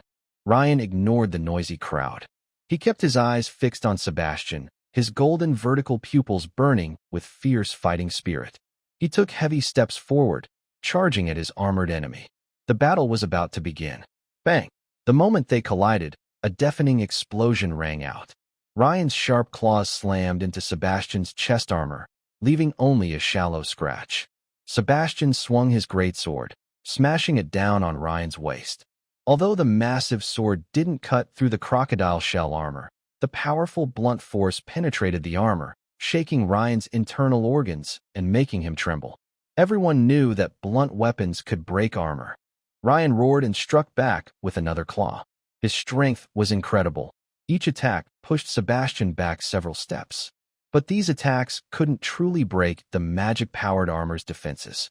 Every counterattack Sebastian made worsened Ryan's injuries. This was the gap Viscount Hussein mentioned. The magic-powered armor was even more terrifying in strength, and its thick armor was more formidable. As long as the magic crystals powering it had energy, the armor wouldn't tire. Ryan's crocodile shell could block sharp blades, but against a heavy sword like this, each impact was like being hit directly by a siege hammer. The effect of blunt force-breaking armor is clearly shown on him. His surface scales remain intact, but his bones inside start to crack. Bang! Another sword strikes his shoulder. He stumbles back, spitting out a mouthful of purple blood. Bang! The third strike hits his chest. He kneels on one knee but stubbornly refuses to fall. Baron Kosovo sits in a wheelchair, watching this scene with tears streaming down his face. Ryan, surrender, he shouts hoarsely, his voice hoarse and barely audible. Child, give up. You're no match for him. He then turns to Sebastian, begging humbly. Please, let him go. He's still just a child. Hearing his father's voice, Ryan shivers all over. He slowly turns his head and looks at the old man in the wheelchair, who has gone white overnight. That is his father, once cold and ruthless, who saw him as an heir and cruelly abandoned him. But now he is crying, pleading, begging the enemy in the most humble way. An indescribable emotion floods Ryan's heart. It turns out his father still loves him. So, Ryan gathers his courage again. He slowly stands up and places his body between Baron Kosovo and Sebastian. Father, his voice is hoarse and deep, with a beastly roar. Only the brave die in glory. Cowards surrender. Sebastian sneers and raises his great sword. What deep father-son love, he mocks. Too bad, today you all will die. Especially you, monster. Keeping you around is just a disaster. The kingdom of Irwin will never allow another demigod to appear. With a terrifying whistle, the great sword swings toward Ryan's head. Ryan is too weak to dodge. He simply stands stubbornly, using his last strength to block in front of his father. Baron Kosovo closes his eyes in despair. Just at this critical moment, suddenly, a splash of water erupts in the wide stream outside Cold Pine Fortress, and two dark shadows shoot out like arrows. Whoosh! A sharp sound of breaking the air rings out as a three-pronged steel spear falls from the sky, fiercely stabbing into the ground between Sebastian and Ryan like a shooting star. Boom! When the spear hits the ground, it creates a large crater several meters wide, with flying stones and dust filling the air. The force of the impact was so strong that it caused Sebastian to stumble back several steps. Everyone was stunned. Then, a figure suddenly fell heavily to the ground. Bang! The force of the fall made the entire training ground shake slightly. Dust clouds rose like mushroom clouds, completely covering that figure. Everyone's eyes widened as they stared at the dust. After a moment, a breeze blew through, and the dust gradually dispersed. A sturdy figure stood proudly with his arms crossed. The sunlight shone on him, outlining his muscular body. He was shirtless, wearing only torn pants, with a silver necklace around his neck. He seemed to be sucking on something, his cheeks puffed out. He casually played with a three-pronged steel spear in his right hand, while his left hand was digging in his ear. Roland slowly opened his eyes and looked at everyone present. He saw the man in a wheelchair, the bloodied Ryan, the fallen Buck and Joshua, and the terrified nobleman of the United Party. Finally, his gaze settled on Sebastian. "Sorry," he said calmly, as if talking about the weather today, "I'm late. I met some acquaintances on the way and stopped to chat." He paused, then looked up and down at Sebastian's heavy magic-powered armor, and a mocking smile appeared on his face. "I heard you're quite arrogant," he said, digging in his ear and blowing on his fingertips. "Thinking that wearing this junk armor lets you do whatever you want?" "What?" Everyone was shocked to hear this. The reason why the Irwin Kingdom could control the fertile lands of the Divine Grace continent and stand firm for nearly 1,000 years mainly depended on two things: loyal bloodline knights and a powerful magic-powered armor army. Of course, many secretly believed that the kingdom's strength mainly came from the combat power of the magic armor army, which allowed it to survive among many dangerous forces. As for the bloodline knights, they were indeed strong, but the knights who were fully loyal to the king were limited in number and not very numerous. The previous Lionheart king, Eek IV, once publicly said, "Bloodline knights are my left arm, and the magic-powered armor army are my right arm, my left thigh, my right thigh, my torso in the middle, my clever brain, and even my second." This shows how important the Magic Power Armor Legion is to the kingdom. Its importance is based on its terrifying combat strength that can crush everything. Even though it is such a powerful weapon of war, Simbach calls it trash. Now, does he really have some backing? Sebatus's alarm bells ring, but he quickly calms down. As a genius of the Snow family who has awakened the premonition ability, he trusts his instincts more than anyone else. He closes his eyes, takes a deep breath, and sinks his mind into the mysterious power deep within his bloodline. So far, I am safe. His premonition clearly tells him. He will stay safe for now.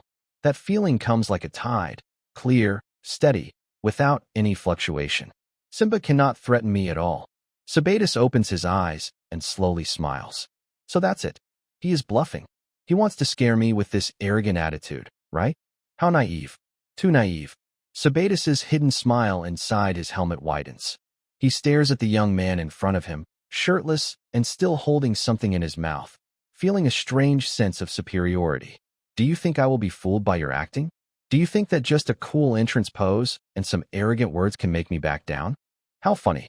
Standing in front of you is the most talented knight of the Snow family in nearly 100 years. I, Sebatus Snow, have carried my family's hopes since birth. I learned archery at 3, rode horses at 5, and by 10, my archery surpassed all my peers. At 15, I awakened dual extraordinary abilities, premonition, and rumen, a dual talent. I am the only dual awakened talent in this generation of my family, the bright star everyone expects. Do you know how long I prepared for this challenge? Since I received the invitation to the banquet, I've been waiting for this moment. Waiting for a chance to openly defeat the genius of the Kosovo family, a chance to make my name known throughout the Irwin Kingdom. Now, the opportunity is right in front of me. Wearing this magic power armor, I feel full of strength. That half-ton armor is not a burden, but my second skin. That giant sword like a door is not a weapon, but an extension of my arm. I have a feeling. Today is the day I will make a name for myself. Sebastian looked up, meeting Roland's gaze, and grinned. Bluffing is easy for anyone, but talking tough doesn't mean you have strength. When you get smashed into pulp later, I hope your mouth can still stay intact. Roland ignored his teasing, just turning his trident and starting to move his arms, which had become a bit sore. Just now, he used the swordfish sprint to rush here, moving so fast that his clothes were torn and his arms felt numb. At this moment, the ocean goddess's urgent voice suddenly sounded in his mind. "Hey, why are you joining this fight?" The energy fluctuation of that power suit is around 2,000 aunas, similar to a level 20 professional. You can't win. What will I do if you get killed? Roland sighed helplessly in his heart and quietly said to Amphetrite, How did you become the powerful ocean goddess with great divine strength? The ancient sea tribes living in Atlantis were once your loyal followers. Have you never studied their armor? In his mental space, Roland's series of questions left the goddess stunned. She stammered, I didn't want to become a goddess, but it's just how I was born. What can I do? As for the sea tribe armor you mentioned, I know about it, but this thing looks so ugly compared to Atlantis' sea tribe armor. Foolish. Roland scolded bluntly. A magic-powered suit usually has three main parts: energy, materials, and structure. The thing Sebastius is wearing looks ugly, but it's a magic armor that people of this era tried hard to replicate after opening the Sea Tribe armor from the Miracle card. So, internally, they are very similar, only the energy and materials are quite different. Amphetrite still didn't understand and shook her head wildly. I don't care what that thing is or its weaknesses. As long as you can guarantee to stay alive, that's enough. Of course, Roland said confidently. Even though I'm only level 2 and my opponent is like a level 20, I have the advantage. Huh? Why? Roland did not answer the goddess, but instead raised his trident, pointing directly at Sebastian's magic-powered armor. A meaningful smile appeared on his face. You have a deadly weakness. Deadly weakness? Sebastian frowned, then sneered. Such a powerful magic-powered armor. How could it have any weakness? This kid was clearly stalling. Only Viscount Hussein looked serious, but he glanced at the sky and subtly touched his knee, which had been shot before. Finally, he relaxed and shook his head, laughing at himself for overthinking. Enough talk, Sebastian said impatiently, raising his greatsword. Just let me kill you already. It was July or August, the dry season with little rain and the hottest time of the year. Although the magic runes inside the armor kept it cool, the power core constantly emitted strong energy, making the inside very hot. Usually, knights wore 2 extra layers of clothing, one special armor to protect against high temperatures, and a waterproof inner layer close to the skin. Sebastian had been wearing this armor for over half an hour. The recent fight was not very intense, but he was already starting to sweat, and his back felt hot. He just wanted to finish the fight quickly, smash this annoying, illegitimate son into pulp, and then go swimming in the river. But Roland was not in a hurry to attack. He smiled slightly and asked softly, You just said you want to kill me, so can I assume we are about to have a formal duel, huh? Sebastian scoffed twice, then pounded his breastplate with his fist, making a dull sound. Of course, it's a duel. You and I, right here. After a brief pause, his tone turned cold with murderous intent. But this duel is not about honor, only survival. Only one of us can leave here alive. As soon as he finished speaking, Sebastian suddenly surged forward with force. The half-ton magic-powered armor exploded with energy, rushing toward Roland like a speeding carriage. His great sword, as large as a door, was raised high and swung down with enough force to split a wall. The battle instantly intensified. Sebastius knew well that even a lion fights with full strength when hunting a rabbit. He attacked with maximum power, needing no fancy tricks or clever swordsmanship. He just used the overwhelming force of his powered armor to crush everything, aiming to kill the illegitimate son right there and then. However, Roland's figure suddenly flickered, just in time to dodge before the giant sword struck. Boom! The huge sword hit the ground, sending rocks flying and carving a deep trench into the earth. Is that all? Roland's voice came from beside him, teasing. Your strength is good, but your aim is a bit off. Sebastius roared in anger and spun around to swing his sword again. The giant sword whistled loudly, tearing the air with a sharp burst. Roland moved again like a ghost, slipping past the sword's edge. He held a 3-pronged steel spear, spinning it in his hand but never attacking. He was just dodging. Sebastius grew more furious, attacking like a storm. One strike after another, each blow powerful enough to turn a normal person into pulp. But Roland always managed to dodge at the last second. It felt like he could predict the moves. Sometimes, before Sebastius finished his attack, Roland was already dodging. Even though his agility wasn't high, he still avoided the attacks easily. This wasn't really predicting, but because Roland was very familiar with his Earth Dragon-powered armor model. He knew it so well that even with his eyes closed, he could tell what the enemy would do next just by listening to the engine's roar and the gears turning. Of course, Roland kept talking trash to provoke him. Use more force. Push harder. Did you learn this swordsmanship from your grandma?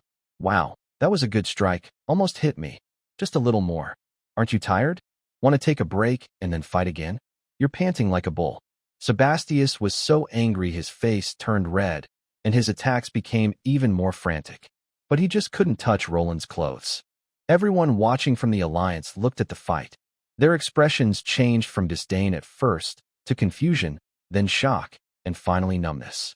What kind of monster is this illegitimate son? He had been dodging for 2 whole hours. From the hottest part of noon until now, the sun has started to shift westward. Constantly dodging like that must take a lot of energy. But this kid is fine. He moves without any delay, his steps are light, and he hasn't even taken a breath. He always wears that annoying grin on his face. That's not all. What is he actually eating in his mouth? What are you slurping on? It's making us all thirsty just watching. Meanwhile, Sebastius is already panting heavily, and his movements are noticeably slower. Someone couldn't help but lean close to Viscount Hussein and ask quietly, "Sir, how much longer can Sebastius's magic-powered armor last?" Viscount Hussein looked up at the sun's position and replied calmly, "The magic crystal in the armor is high quality. At full power, it can last at least 8 hours of fighting. Right now, he's only using a quarter of that, so there's plenty of time left. I brought many magic crystals, enough for Sebastius to fight until tomorrow when the sun rises again." Hearing this, the person relaxed and asked, "Then why can Simbach hold on so long? He's just a flesh-and-blood person. He should be exhausted by now." Hussein thought for a moment and analyzed wisely. The Bay Crocodile bloodline is known for strength, endurance, and defense. Although he's not in crocodile form now, his awakened bloodline still boosts these 3 traits significantly. He's lasted this long because of that. Well, maybe not just because of his bloodline. Ambrose's wife is from the Relf family, a famous alchemy family across the continent. Look at what that kid is eating. Clearly some kind of solid magic potion that can restore stamina continuously. But I bet whatever he's taking, it's no match for Sebastius. A mere flesh and blood body can't compare to steel. The members of the United Party suddenly understood and nodded in agreement. So that's why this kid's stamina is so incredible. But they still felt confident. No matter how long he can hold out, there's a limit to flesh and blood, while the magic-powered armor has none. When the potion's effect wears off, that will be his end. Sebastius clearly thinks the same. He stopped his attack and sneered at Roland, who was still calm and composed nearby. "I still have enough energy to fight at full power for a few more hours. Let's see how much longer you can last." When the Kosovo family heard this, their faces became very serious. Buck struggled to get up from the ground, knelt on one knee, and quietly begged the Kosovo Baron, "Sir, let the young master surrender. This duel doesn't have to be a matter of life or death. As long as the young master is alive, our family still has hope to rise. We can cut military expenses or pay to redeem him." Other soldiers also nodded in agreement. They didn't mind losing money, but their family couldn't afford to lose a genius. The Kosovo Baron sat in a wheelchair, silent for a long time, his gaze shifting between Roland and Rain. Finally, he slowly said 2 words, "Wait." Buck was stunned. "Wait for what?" The Kosovo Baron smiled bitterly, but said nothing. With his eyes, he could see some clues. Although Sinclair kept avoiding, his eyes remained calm, and a faint smile played on his lips. That look didn't seem like someone struggling, but more like someone waiting for a chance. What was he waiting for? The Kosovo Baron's gaze involuntarily turned to his other son, hoping to get an answer from him. But Rain's crocodile face was full of confusion. What exactly was he waiting for? The answer soon became clear. After another dodge, Roland suddenly stopped. He looked up at the sky. Sebastian was not someone who would show mercy. Seeing Roland suddenly daze, he immediately raised his great sword and swung with all his strength. Bang! Roland was struck and flew backward, crashing heavily to the ground, kicking up clouds of dust. "Young master!" The Kosovo family members all shouted in alarm. Sebastian laughed loudly, full of pride and joy. "Huh? Keep hiding. Keep hiding if you can." The noble members of the United Party cheered excitedly, their faces flushed. "We won. We won. That so-called demigod is just a joke compared to the magic-powered armor. Sebastian, well done. Today, you are a hero of the kingdom." However, amidst this cheer, one person's face suddenly changed. His smile suddenly froze on his face, and his pupils shrank sharply. Instinctively, he reached out and pressed his right knee. A sharp pain shot through there, just like the pre-rain days over the years, when his old cold leg would always start hurting early, and it never failed. At the same time, the sky suddenly darkened. Everyone looked up in surprise. A huge dark cloud appeared out of nowhere, just covering the training ground and blocking the bright sunlight. Crash! A heavy rain suddenly poured down during the dry season, and in an instant, the battle was decided. At this moment, while a heavy rain was falling over the cold pine fortress, the area by the gray water river dozens of miles away was shining with bright sunlight. Two human women lay face up on the riverbank, limbs spread wide, lips trembling, as if they had just experienced something very frightening. These women were Golia, the northern witch who had left Roland without warning, and the assassin Yax. The night before last, they had been badly injured in a big fight. But later, the high priest Frank inexplicably regained his middle-aged appearance and kept healing them with divine magic. As a result, they only slept for one night and one day before bouncing back as if nothing had happened. When dawn broke today, Yax, who had overslept, suddenly woke up in a panic and hurriedly woke Golia, who was still lost in thought. "Vice Captain, we need to leave quickly." Golia opened her eyes, looking a bit confused. "Why the rush?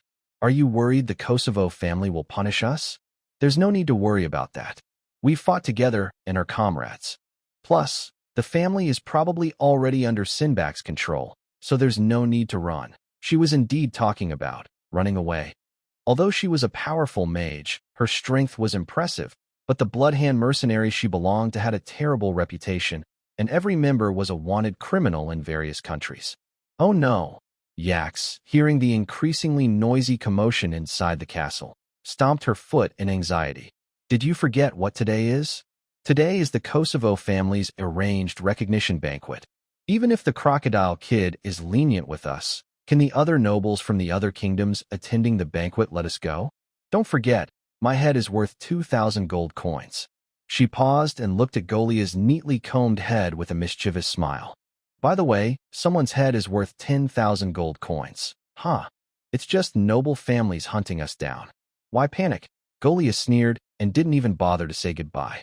She grabbed AKS's arm, and the two of them turned into a streak of light, disappearing instantly over the cold cedar fortress. They ran along the gray water river for many miles, until they were exhausted and collapsed on the riverbank. AKS panted heavily and asked, swallowing his saliva, "Did I just see a knight from the Kosovo family being beaten badly by a magic-powered armor? Should we help secretly? Simbach doesn't seem to be home." Golia shook her head and sighed. "If we show up now, it will only make things worse.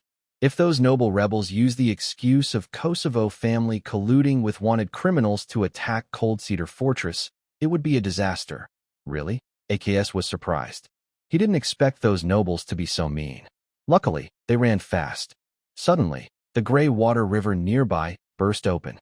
A figure jumped out of the water and landed in front of them with a splash. It was Roland, rushing home from an ancient ruin. He looked at the two of them, holding something in his mouth, speaking vaguely but with curiosity. "Good morning, ladies. Are you also leaving?" Golia and AKS exchanged a glance and decided to tell him everything they saw on their escape. Roland asked about some details carefully, then slowly relaxed and muttered, "Good thing it's not the latest model. I still have a chance." Golia couldn't help but ask, "Can you deal with that thing?" To her, the magic-powered armor was just a high-level alchemical device. With her skills as a northern witch, she had ways to handle it. But this young man, because his family's tomb was destroyed and the terrifying power he gained last night in front of the true god, was probably gone now. What can he use to fight them? "Sir, can we help? Maybe cast a buff spell on Simbach or something." AKS was willing to help. After all, Roland had avenged his brother, and he remembered this kindness. But Golia shook her head helplessly and said, "I'm a witch. I'm not good at buff spells. Even if I try, the effect would be minimal." Yax bit her lip in disappointment and whispered, "How about this? You go back and hold the line. I'll gather some poison, then sneak in to eliminate that group of nobles and avenge you." Consider it a favor. She was thinking that although those noble-blooded knights were strong, their fighting was mostly in direct combat. With her stealth skills, she could take them out one by one with some time and effort. However, Roland shook his head and suddenly brought up another matter. If you really want to help, why not praise someone for me? Praise? The two women looked confused and asked who they should praise. Roland grinned, revealing a small, blue bead that was darting around between his teeth. Help me praise the sea goddess Amphetrite. After saying this, he bent down and wrote a line of words on the riverbank in the common language, whispering, praise her as quickly as possible. You must complete 5,000 praises within 2 hours. He paused and added seriously, if you forget what to praise, just look at this line of words. But once you're done, you must erase it. Understand? Seeing both women nod, he sighed in relief and leapt back into the river, rushing away through the waves. He hoped it wasn't too late. After Roland disappeared, Yax didn't think much and was about to start praising. But she opened her mouth, then suddenly widened her eyes in confusion and looked at Golia. Vice Captain, what did he just tell us to praise? The Northern Witch was about to mock whether the other was experiencing early menopause, forgetting things so easily, but soon she also looked stunned. She was a mid-level spellcaster, with an intelligence score over 20, and had an excellent memory. She remembered even her 3-year-old bedwetting. Yet at this moment, she had also forgotten what Sinclair had just told them. Suddenly, Golia thought of something. She lowered her head to look at the line of writing. After muttering a few times, her body shivered and she whispered, I understand now. The sacred Great Prayer technique. He wants us to praise a God who has been erased from existence by a mighty divine power. What? Yax looked shocked. No wonder Sinclair was so strange and powerful. There was a god behind him. But she, as a seasoned assassin, still knew the basics about gods. Sir, do we really have to praise him? If we call out the god's real name, will we be detected? Golia stared at the line of words, her thoughts swirling. Only those with great divine power can perform the sacred Great Prayer spell. The targets of this spell are also likely to be equally powerful gods. This means that the god behind Simbach was once a being with strong divine strength. Perhaps this god has just recently awakened or is weakened, and cannot fully counteract the effects of the sacred Great Prayer. Golia's breathing grew faster. A god in urgent need of power, a noble family's illegitimate child. And what about me? I am the most talented spellcaster in the history of the North, reaching mid-level magic before age 15. If a god favors me, I might soon break through to high-level magic, return to the North, and reclaim the glory that once belonged to me from that woman. If I were a god, I would surely prefer a talented spellcaster with endless potential over a noble heir. Nobles are bound by bloodlines, but spellcasters have limitless possibilities. As for whether this god is a true god or an evil god, do I need to care? As long as I can gain power, what does it matter if I sell my soul? Besides, with my extraordinary wisdom, I might not be easily manipulated by gods. When I become strong enough, everything is possible. Haha. Golia also really wants a divine status. She cast aside all doubts and stared intensely at the words, frantically reciting, Praise the ocean goddess Amphetrite. Praise the ocean goddess Amphetrite. Praise the ocean goddess Amphetrite.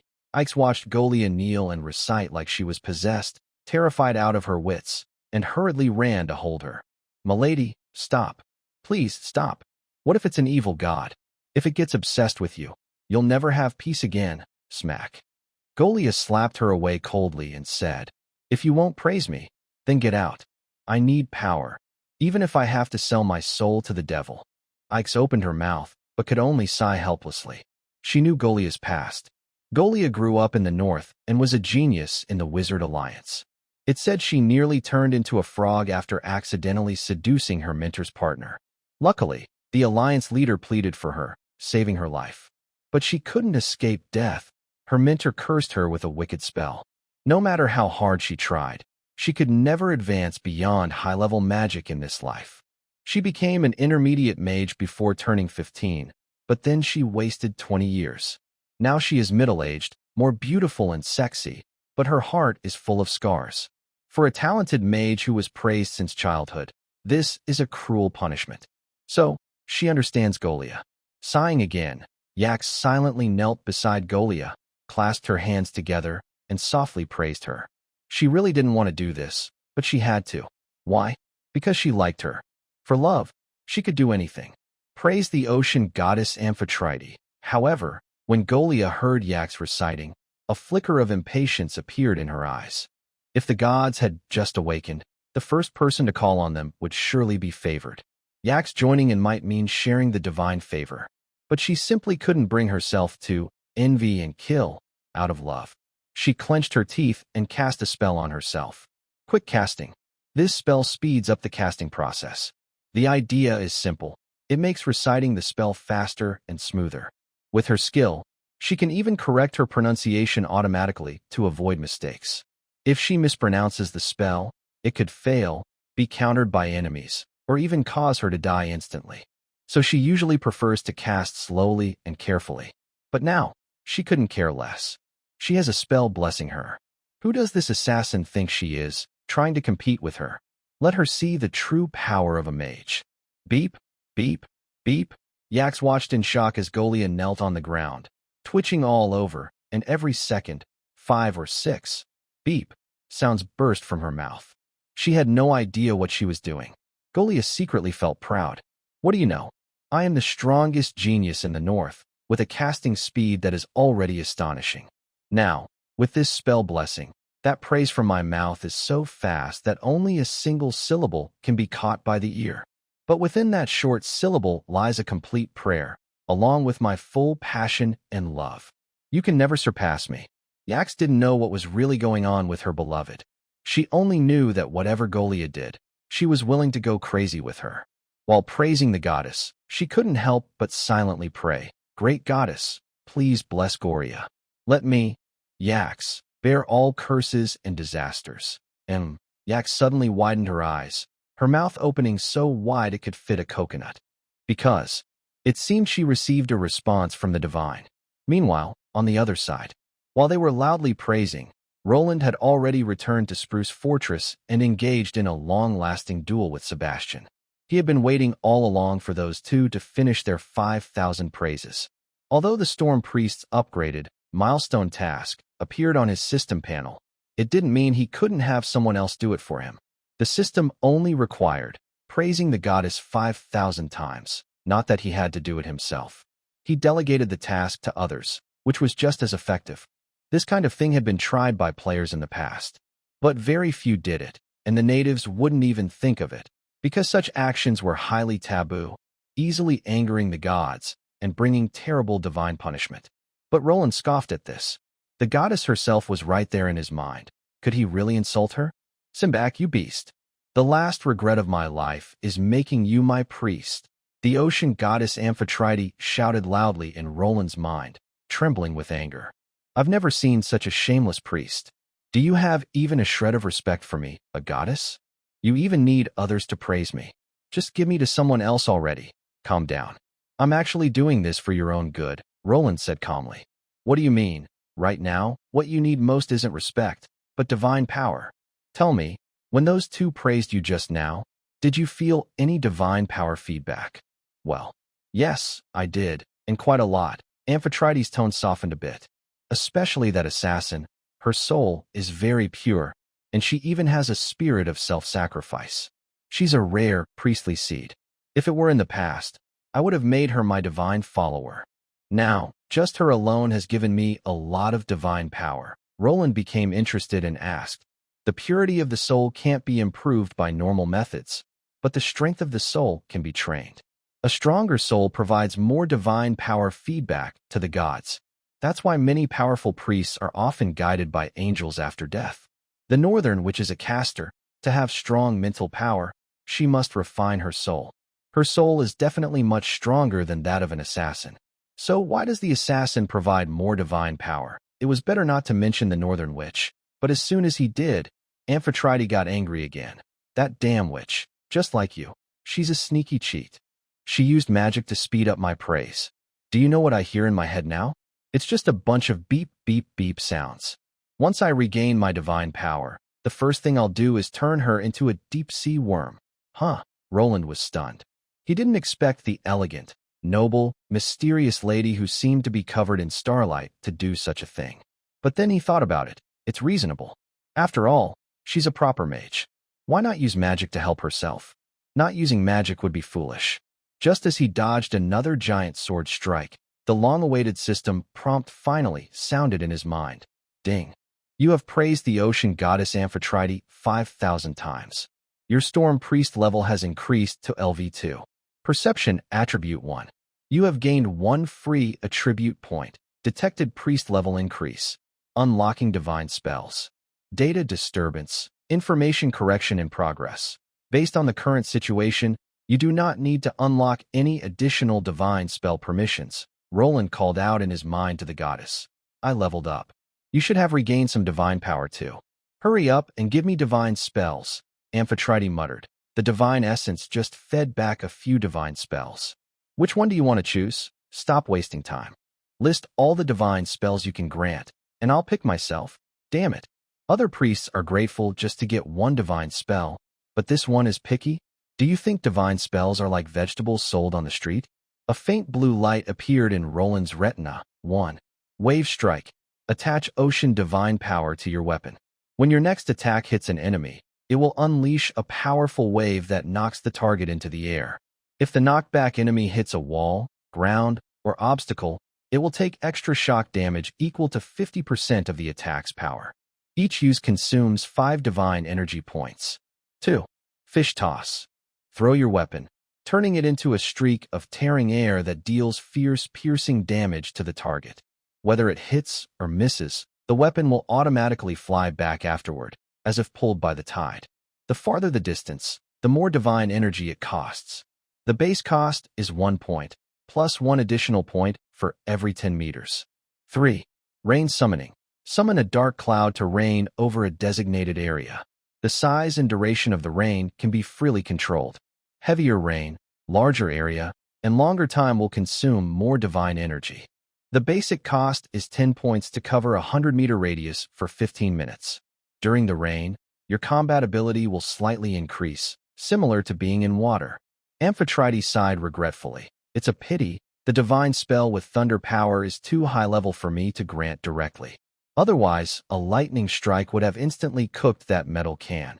In fact, besides these 3 divine spells, she could cast high-level spells like lightning herself, using her divine energy. But casting lightning spells might trigger the divine authority associated with storms and thunder, alerting the storm and thunder gods. Instead, she grants divine spells to her priests, who then cast them. This method, with a delay, avoids the need for the prayer network, greatly increasing stealth and safety, preventing deadly retaliation. However, this approach is limited by divine rank. The divine spells granted to priests must follow certain rules, one of which is the priest's level. Therefore, Amphetrite, the ocean goddess, cannot grant all 3 divine spells at once, nor can she grant more powerful spells across levels. That is why she said what she did. Roland didn't mind and chuckled softly. Divine spells are not necessarily better the more powerful they are. Like magic, it's about suitability. I choose. Before he could finish his words, distracted by his thoughts, Sabatis suddenly struck him with a sword, knocking him several meters away. Cough, cough. Ugh. Roland coughed several times, almost swallowing the contents of his mouth. The sea goddess Amphetrite was too busy to think about these things and urgently shouted in Roland's mind. Hey, are you dead? Roland glanced at the position of his sword, noticing not even a white streak. If his strength attribute were higher, he might be able to stand still and tire out his opponent. He softly chuckled. It's okay. When I decide to fight, I usually am already in a position of advantage. Now, I'm just considering how to use that method to defeat my enemy. I originally just wanted to defeat Sebastian, but he's a bit arrogant. So, don't blame me for being cruel. After saying that, he chose to cast Rain Summoning and activated Amphetrite's divine power, performing the spell immediately. Sebastian saw Roland being knocked away by his sword, and then saw him lying on the ground in a sorry state. He couldn't help but burst into loud laughter. Ha! Weren't you just saying my power suit has a weakness? Now look at you. Lying on the ground and unable to get up, he slowly approached with his heavy sword, each step causing the ground to shake. You know, Sinclair, my intuition has never been wrong. From the moment you appeared, my strong sensing ability kept warning me. You are no threat to me. What does that mean? It means you can't really threaten me. He raised his giant sword, pointing the blade at Roland's head. So die. At that moment, Roland slowly got up from the ground. He wiped his mouth and softly smiled.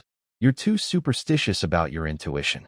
There are many things it can't predict, he thought to himself, adding, like divine magic. Sebastian was stunned. What do you mean? Roland didn't answer directly. Instead, he raised his hand and pointed upward. Why don't you look up? Sebastian instinctively looked up. In the next second, his pupils suddenly contracted. Above his head, a huge dark cloud had gathered unexpectedly. The cloud pressed down heavily, almost touching his helmet. Lightning flickered faintly within the cloud, swirling endlessly. An unprecedented sense of terror, like a cold blade piercing Sebastian's heart. He realized he was going to die. This time, he truly believed he would die. His legs began to shake, and he almost couldn't hold the sword handle. No, impossible. My precognition told me. Suddenly, a heavy rain poured down fiercely. Cold rainwater splashed onto the magic-powered armor, instantly producing a sharp sizzle sound. White mist rose from every crack in the armor, caused by the sudden cooling of the hot metal. Sebastian looked down at the white steam rising from his body, forcing a strong smile as he shouted, "Just a rain? You think this rain can defeat me?" Roland spread his arms, tilted his head back, and closed his eyes, letting the rain wash over him. The rain slid down his cheeks, wetting his hair and soaking his clothes. He took a deep breath, as if enjoying this long-missed rain. Then he opened his eyes and calmly said 2 words, "Foolish." As soon as he finished speaking, Sebastian suddenly let out a piercing scream. That scream was heart-wrenching, cutting through the rain and piercing everyone's ears. Everyone was terrified to see that the once proud magic-powered armor was trembling wildly. Large clouds of steam burst from every crack, swirling around the armor. Sebastian shook like a leaf, trying to take off the armor, but unable to do so. "Oh, it's so hot, so hot." His screams grew weaker and weaker, until they turned into faint moans. With a loud thud, the half-ton magic-powered armor collapsed to the ground. The room fell silent. Only the steady rain continued to fall. Is it over? Did they just defeat a magic-powered armor so easily? No, this can't be. Someone from the coalition shouted wildly, their voice full of disbelief. That was the magic-powered armor used by the Northern Army. How could it be defeated by rain? Sebastian, get up. Stand up. It must be some kind of magic trick. It has to be. The nobles' faces twisted in shock. Some waved their arms hysterically. Others sat on the ground muttering to themselves, and some stared at Roland with fear and anger in their eyes. Roland glanced at them, a cold sneer of disdain curling on his lips. He was even too lazy to explain. Just as the situation was about to get out of control, a stern voice suddenly rang out. Enough!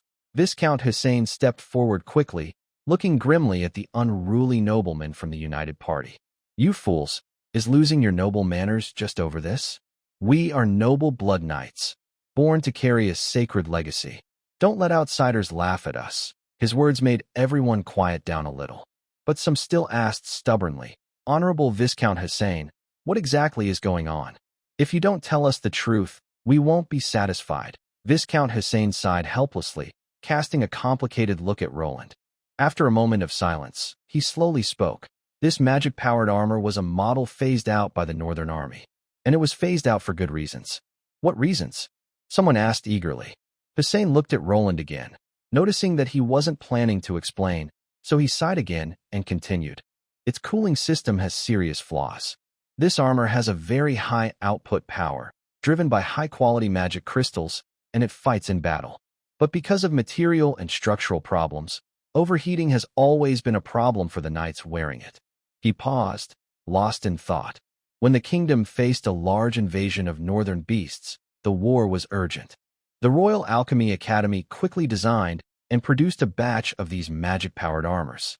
Since they didn't have the right materials or enough time to perfect the design, they required the knights to wear 2 layers of clothing to solve the cooling issue. Inside was waterproof clothing to prevent sweat from soaking through. The middle layer was a special armor cloth, mainly made of asbestos, which could block the intense heat. Asbestos can insulate against terrible heat, but it has a deadly weakness. Hussein's gaze fell on the smoking armor still steaming in the rain. If it gets soaked in water, its heat insulation completely fails. In the early days of the Northern War, this type of armor did achieve impressive results. Orcs' axes and spears couldn't break through its defenses. One armor could kill hundreds of orcs. But later, the orcs discovered this weakness. They used the simplest method, pouring water, splashing a bucket of water on it, and the knight inside would be scalded alive. Everyone fell silent after hearing this. The rain continued to fall, hitting the armor and making a hissing sound. Viscount Hussein looked at Roland with a complicated expression. How did you find out this weakness? Although it's not a secret of the royal family, very few people know about it. Roland didn't answer him. He simply turned around, glancing at the noble allies, and spoke calmly. Now I have won this duel. Who else is not convinced? Step forward if you disagree. His voice was quiet but heavy, like a hammer hitting everyone's hearts. The nobles all lowered their heads, too afraid to look at him. Some lips moved as if they wanted to speak, but didn't. Roland smirked coldly. He ignored them and walked straight to the fallen magic-powered armor. He lifted the helmet. Inside, Sebastian's face was badly burned, skin swollen and blistered, with some flesh peeling off. He was barely alive, making faint groans. Roland raised his spear. Stop! Viscount Hussein's face changed suddenly, and he shouted urgently, Don't kill him. Roland tilted his head, looking at Hussein and the pale-faced noble allies, and chuckled. Give me a reason not to kill him. Hussein clenched his teeth and said loudly, According to the noble rules of the Kingdom of Erewhon, the loser of a duel has the right to pay to buy back their equipment and life. We are willing to pay. Hearing this, Roland sneered. He tapped the armor with his spear, making a dull sound, then pointed at Sebastian, who was half dead on the ground, and coldly said, You should know the price of this magic-powered armor, right? Even if it's an outdated model, bought back from the Northern Legion, it costs at least tens of thousands of gold coins. Plus, a young knight with 2 rare extraordinary abilities awakened. Can you afford that? A bunch of poor ghosts. This speech was like a sharp sword stabbing into each noble's heart. Viscount Hussein's face instantly turned pale. Yes, this powered armor was bought with money pooled by many nobles present, costing a full 80,000 gold coins. As the heir of the Snow family and a dual talent awakener, how much is Sebastian's life worth? Altogether, at least 100,000 gold coins. The nobles here could gather their money, grit their teeth, and come up with that amount. But paying this much would cause each of them to suffer a heavy loss, and they would face the risk of their family's finances collapsing afterward. However, if they didn't pay, it would mean giving up on Sebastian, who fights to defend the honor of the United Party. From now on, who would dare to risk their life for them? Who would stand up and fight for them? This guy clearly said it on purpose, putting them in a tough spot. His scheming is truly deep, and his personality is extremely malicious. Viscount Hussein felt full of regret. He regretted encouraging Sebastian to fight and regretted provoking the Kosovo family. But now, it was too late to say anything. He took a deep breath, ready to speak, even if it meant risking his own savings, to buy back Sebastian and that powered armor. At that moment. Wait. Suddenly, a commanding voice sounded in the sky. Immediately after, the dark clouds covering the training ground were blown away by a fierce force, replaced by a larger shadow. Everyone looked up. A huge griffin descended from the sky, with wings spread over 10 meters wide, each flap stirring up strong winds. It landed steadily at the edge of the training ground, and a figure jumped down onto its back. The person was dressed in elegant noble clothes, with a gem-encrusted sword at his waist, exuding an extraordinary aura. When everyone saw his face clearly, they were all shocked and quickly bowed in greeting. Count Tulip. Good day, Count. Roland stared intently at the visitor, feeling puzzled. Why did he come at this moment? Count Shershur took out a silk handkerchief to wipe his hands, then threw the blood-stained cloth onto the other person's face. Soft-hearted fool. Count Tulip looked at the fallen Viscount Hussein and spoke coldly. Because you have many illegitimate children, you jump around here, teaming up with other nobles to attack a baron, trying to challenge the emperor's authority? If I were you, on the night that law was passed, I would have killed all my illegitimate children myself. He grew angrier as he spoke, glancing at the group of nobles from the united faction with displeasure, and shouted, Do you know what the kingdom is facing now? And you still have time for internal fighting? Have the monsters in the north all been killed? Has the Cruis Empire fallen? Are the native people in the south dead? Has the evil cult within the country been completely destroyed? A series of questions, combined with the Count's stern face and righteous aura, made everyone feel an overwhelming pressure. The nobles from the united faction dared not lift their heads, some even trembling slightly. Viscount Hussein on the ground crawled up, spat out 2 bloodied teeth, and sneered. The Lord's land always belongs to the Lord. No one can touch it. The king rules the nobles, and the nobles rule the people. It's been like this since ancient times. Count Tulip's breath hitched, his face growing darker, veins bulging on the back of his hand. But in the end, he suppressed his murderous intent and spoke calmly. This is not the time to discuss this. You must resolve the current dispute immediately. Haha. And how do you suggest we resolve it? Count Tulip looked around, his gaze lingering on Roland for a moment, then set the tone. The ransom must be paid. This. The nobles from the united faction gritted their teeth. They really didn't want to pay this astronomical ransom. Everyone lowered their heads in silence, some even secretly hoping that if they delayed a little longer, Sebastian would die on his own, and everyone could share the blame. At this moment, Count Tulip looked at Roland and whispered, 10,000, even nearly 100,000 gold coins. These poor fools will never agree to pay. Maybe we can find a middle ground? Roland raised an eyebrow. How to find a middle ground? Count Tulip stepped in front of Sebastian, kicked the magic-powered armor lightly, and whispered, this thing is yours now. Sebastian's life will be redeemed if Hussein pays 2,000 gold coins. What do you think? The Count paused, then took out a rolled piece of sheepskin from his pocket and showed it to everyone. He spoke in a deep voice. I just received news that a serious rebellion has broken out in the southeastern province. His Majesty the King has issued a blood mobilization order, requiring every noble in the kingdom to go and suppress the rebellion. What? Everyone looked shocked. The king has issued a blood mobilization order. This is a nationwide forced conscription. Any noble who refuses will be stripped of their title and lose their noble status. Even the bloodline knights directly appointed by the royal family will see their powers vanish. The last time such an order was issued was 100 years ago. Back then, the kingdom of Erewhon faced a full-scale invasion by green-skinned orcs. That war changed nearly a third of the kingdom's nobles. Now, facing a similar level of terrifying war, some people in the room turned pale and trembled, others shouted excitedly, but some looked suspicious and caught off guard. How is this possible? Roland thought to himself that this didn't make sense. He didn't remember any serious rebellion in Erewhon at this time in his previous life. Could it be that his presence is already starting to change history? Has the script already changed? He swallowed hard and suddenly asked, Honorable Count, I am Simbach, Kosovo. May I ask what caused this rebellion? The Tulip Count didn't care about Roland's identity. He simply looked serious and replied, The dinosaur cult. Those madmen have incited countless beasts and many human rebels to start a frenzy of killing in the southeastern province. Whoa! Roland exclaimed inwardly. He really has changed history. Although he used various methods to prevent himself from becoming a half-god lich and avoided the terrible undead disaster, now the game version 1.0's Beast Madness has appeared 5 years earlier. But it also makes sense. In his previous life, the dinosaur cult only launched the Beast Madness 5 years later, probably to gather enough fragments of the god Uthru, the dinosaur god, especially the one hidden by the Kosovo family. But because of Roland's appearance, that fragment was eaten by the sea goddess Amphetrite, making it impossible to sense or find now. As for the other fragment, perhaps Saruman simply cannot defeat that divine T-Rex. Therefore, Saruman has no reason to wait any longer.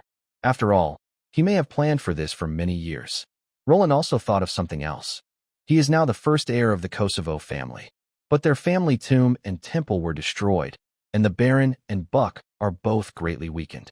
The Baron is barely hanging on, and as for Ryan, who has turned into a crocodile, no one expects such a beast to command troops. Joshua and Olivia are still young, and their bloodlines haven't awakened yet. Sending them to the battlefield would be like sending them to the execution ground. Does this mean that, in the Kosovo family, only he can go to the southeastern province to quell the rebellion? Now, When faced with the blood-colored mobilization order, he cannot refuse. According to the kingdom's laws, if a noble family refuses conscription, they will be stripped of their titles and face attack from many other nobles. Refusing the blood-colored summons will lead to widespread attack. How about it? Are you willing to accept my proposal? Count Tulip suddenly spoke, interrupting Roland's thoughts. Roland looked somewhat troubled, pointing at the magic-powered armor with a bitter smile. Can I refuse this thing? It looks powerful, but its weaknesses are obvious. Maintenance costs later on, and the high-quality magic crystals needed to operate it, are a huge expense. You don't know, our family just went through a big battle last night. The tomb and temple were destroyed, our 3 knights were injured, and soldiers suffered heavy losses. Especially the elite cavalry, most of them lost. Now there's war again. Count Tulip frowned and asked helplessly, "What do you want to do then?" Just to be clear, Sebastian absolutely cannot be killed. He is not very strong individually, but he is skilled in tactics and command, and cannot be ignored in the upcoming battle. Hearing this, Roland's mind moved. From the Count's words, it seems he is the commander of this upcoming battle, at least the commander of their allied forces. The Count of Yijingxiang's territory is near the central region of the Erewhon royal family. The faction he represents is neither the United Party nor the complete royalists. It is more like a neutral group that cares only about the country's interests. Since the Count is passionate and loves his country, he is the best choice to lead the people to suppress the rebellion in the southeastern province. Thinking of this, Roland decided to take a chance and give the future commander some face. He loudly said, "I respect the Count's concern for the country's war efforts and am willing to give him some face.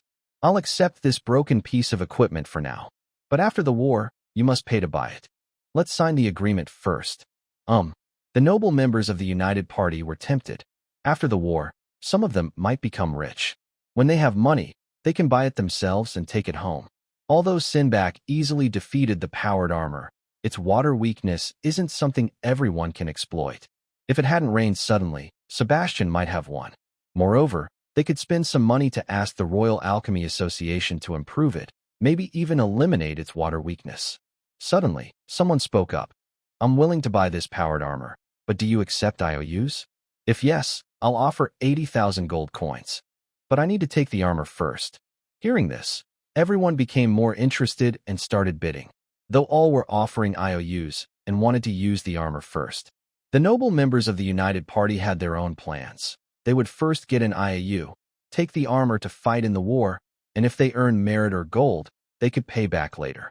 If they happened to die in battle, they'd be gone, and you wouldn't dare come to threaten or ask for money from orphans and widows.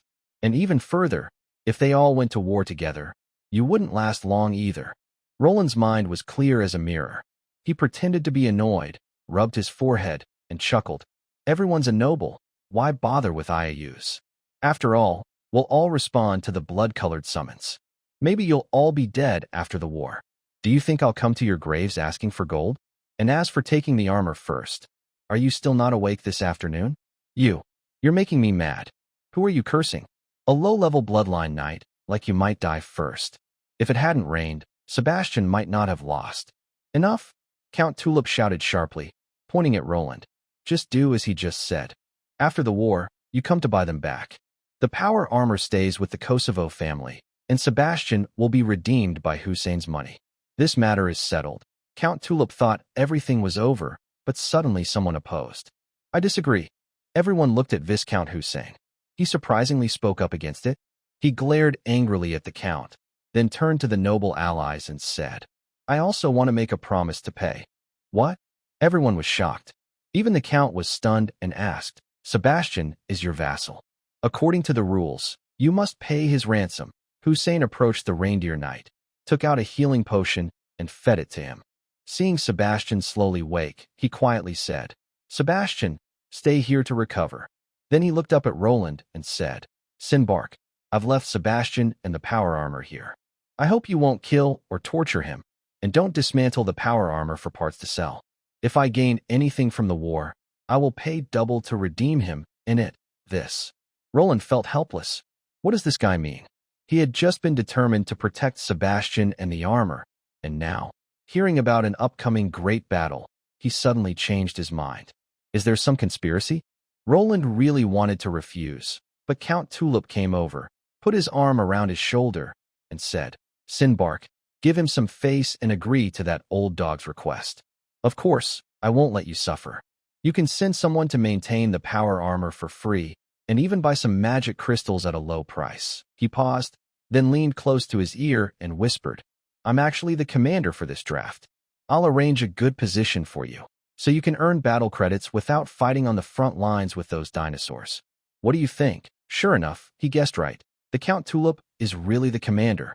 With the big battle coming, it's not bad to get familiar with the commander, but we also can't let him take advantage of us for free. Roland nodded and then said loudly, No problem, I'll follow what the Count says. But I have one request. During the war, Sabatis needs to fight for me. After all, he came here today to cause trouble and spoiled my banquet.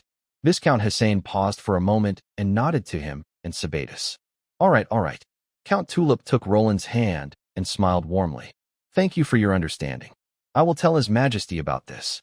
As long as you earn merits in battle, I will fully recommend you for a noble title. After settling the dispute, he left the group of nobles from the alliance, each with different expressions, and went to Baron Kosovo. He squatted down and gave him a big bear hug, softly laughing. Old friend, you have a good son. Cough, cough, cough. The Baron held Count Tulip's hand and took a long breath before speaking. That's my carefully trained heir. Naturally, he's excellent. Heir. Count Tulip glanced subtly at Ryan, who was standing nearby with crocodile eyes, and smiled faintly. Really envy you, having a successor in the family. Katerina is also very talented. The Count waved his hand, unwilling to talk more about his daughter, and turned to walk toward the huge griffin. The griffin had a white head and yellow body, majestic and powerful, like a giant beast. It sensed its owner approaching, lowered its large head, and affectionately nuzzled the Count's shoulder. The Count swung onto the specially made saddle, sat steadily, holding the reins in one hand and gently patting the griffin's neck. He suddenly turned his head sharply, his fierce gaze sweeping over everyone's faces. I remind you once more. According to the Mobilization Order, you must be ready within a month, then meet me at White Horse City. After a brief pause, his tone turned cold and deadly. Don't say I didn't warn you. Any family that's late will see whether your neck is strong or my sword is sharper. With that, he tugged the reins. The griffin suddenly reared its head and let out a sharp screech that pierced the sky, making everyone's ears hurt. It flapped its wings forcefully, stirring up a whirlwind of dust. Its huge body soared into the air like a lightning bolt heading straight for the clouds. In the blink of an eye, the figure became a black dot on the horizon, disappearing into the clouds. Everyone looked up at the blue sky and a few white clouds, feeling very heavy-hearted. No matter what, the war suddenly broke out. Roland glanced at Sebastian, who had woken up but looked very gloomy. He chuckled to himself and thought, Half-God Lich General, Undead Knight Sebastian Snow, you finally couldn't resist fate's plan and fell into my hands. Watch me beat you to death. Cold Pine Fortress, the Baron's study. Outside, the cicadas were still loud and excited, but inside, the atmosphere was tense. Several important family members sat together, all looking very serious. At first, Roland also looked serious, but as the butler carefully explained the family's supplies, he couldn't help but drift away mentally and start daydreaming.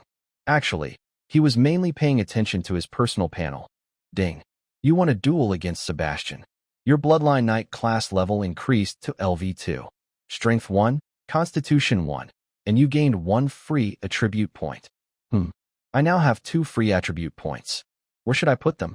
After thinking for a moment, Roland decided to ignore the urge to assign points immediately. His current attributes were enough for now. When he encounters equipment that requires specific attributes later, he can add points then. Anyway, with his steel body, most people shouldn't be able to kill him. He opened his attribute panel. Name, Roland Simbach level 4, Bloodline Knight LV2/Storm Priest LV2, Bloodline Knight upgrade requirement. Participate in a combat tournament and place in the top 10, Storm Priest upgrade requirement. Draft a set of church doctrines. Attributes, Strength 16, Agility 9, Constitution 17, Intelligence 8, Perception 13, Charisma 10, Free attribute points. 2. Skills. Charge divine power slots. Infinity divine powers. Swordfish sprint. Storm roar. Range summon talent 1. Steel body LV3. 10/10,000 photosynthesis. Indestructible. Steel will. Talent 2. Bay crocodile bloodline. Severe injury. The blood of the bay crocodile in your body is struck by divine power, temporarily unable to maintain the crocodile form, and all racial bonuses disappear. Awakened ability. Underwater breathing legend level 1. Battle of the Tomb/Human God contract. After reading his attribute panel, Roland couldn't help but furrow his brow. He realized that he had been too busy lately, and so far, he only mastered one skill, charging forward. Now, a great war was about to break out, and he still lacked combat skills. He must learn them well, but time was short. Since he already had the priest level, he wasn't worried about his family dying out and losing his knight level. Learning some family knight skills might also be a good idea. In his previous life's game, this family had already disappeared. The remaining members had been turned into undead creatures by a half-god lich. He was curious about the special knight skills passed down in the Kosovo family, what they were like. Next, he focused on the steel body skill and the upgrade task. The steel body had reached level 3. It urgently needed someone with strong charm abilities to help train his iron will, or rather, to tempt him. But this was very difficult. Before the meeting, he found a pretty young maid and asked her to use her charm on him. After a long time, he didn't gain any skill points. He figured out why. He wasn't interested in her, or rather, little Roland didn't react at all. He carefully read the instructions for upgrading steel body, accept and successfully reject 1,000 temptations. The key word was accept. To resist temptation, you first need to truly accept it deep in your heart. Only then does rejecting it show strong willpower. For example, if you want to test an old official, you should send someone like a woman from a scenic estate. If you send a cafeteria worker, even if she knows history, she'll just serve the people well and remember to take her medicine. She wouldn't be able to learn foreign languages. Roland remembered the river demon he met at the ruins of the ancient sea goddess. That creature was really impressive. He admitted that for a tiny moment, just 0.1 seconds, he was genuinely tempted. Although he quickly used his steel will to resist perfectly afterward, that brief moment earned him 10 skill points. He regretted it now. He shouldn't have been so reckless and chopped the river demon into minced meat. Roland sighed. His steel body couldn't be upgraded easily right now, so he could only hope to improve through his class level. But these two tasks were also a bit tricky. First, the upgrade task for the Bloodline Knight required him to participate in a martial arts tournament. Combat tournaments are usually held by noble families or the royal court. They invite knights from various noble houses to participate. The events last from a few days up to 2 weeks and include jousting, team melee, archery, sword fights, and more. Each event offers its own prize money, usually not too low. Since everyone is a noble, if the champion only receives a few dozen gold coins, it wouldn't be worth the effort. Honestly, Roland is very eager to join such competitions. After all, he is nearly invincible with great endurance. Even if he can't kill others easily, they won't be able to kill him either. As long as he plays hard, winning a place in the rankings shouldn't be difficult. But now is not the right time. Although Count Tulip gave a month to prepare, which seems enough, the blood-colored summons are about to begin. This is an extremely dangerous battle. To survive this unexpected war, many noble families are now preparing frantically. They are gathering supplies, weapons, armor, and most importantly, soldiers. Roland bets that many noble families only started training their soldiers after receiving the blood-colored Mobilization Order. Not every family is like Kosovo, which has long supported a group of full-time soldiers. Inside the Erewhon Kingdom, there haven't been large rebellions for many years, and the northern green-skinned orcs are resisted by the northern army. So, many southern noble families have drastically cut back their private armies. Now, those being conscripted are probably just recently freed peasants. Relying on untrained people to fight is like sending the nobles' own heads to the rebels. Well, or to the beasts, which is just as good, since it would give the beasts a good meal.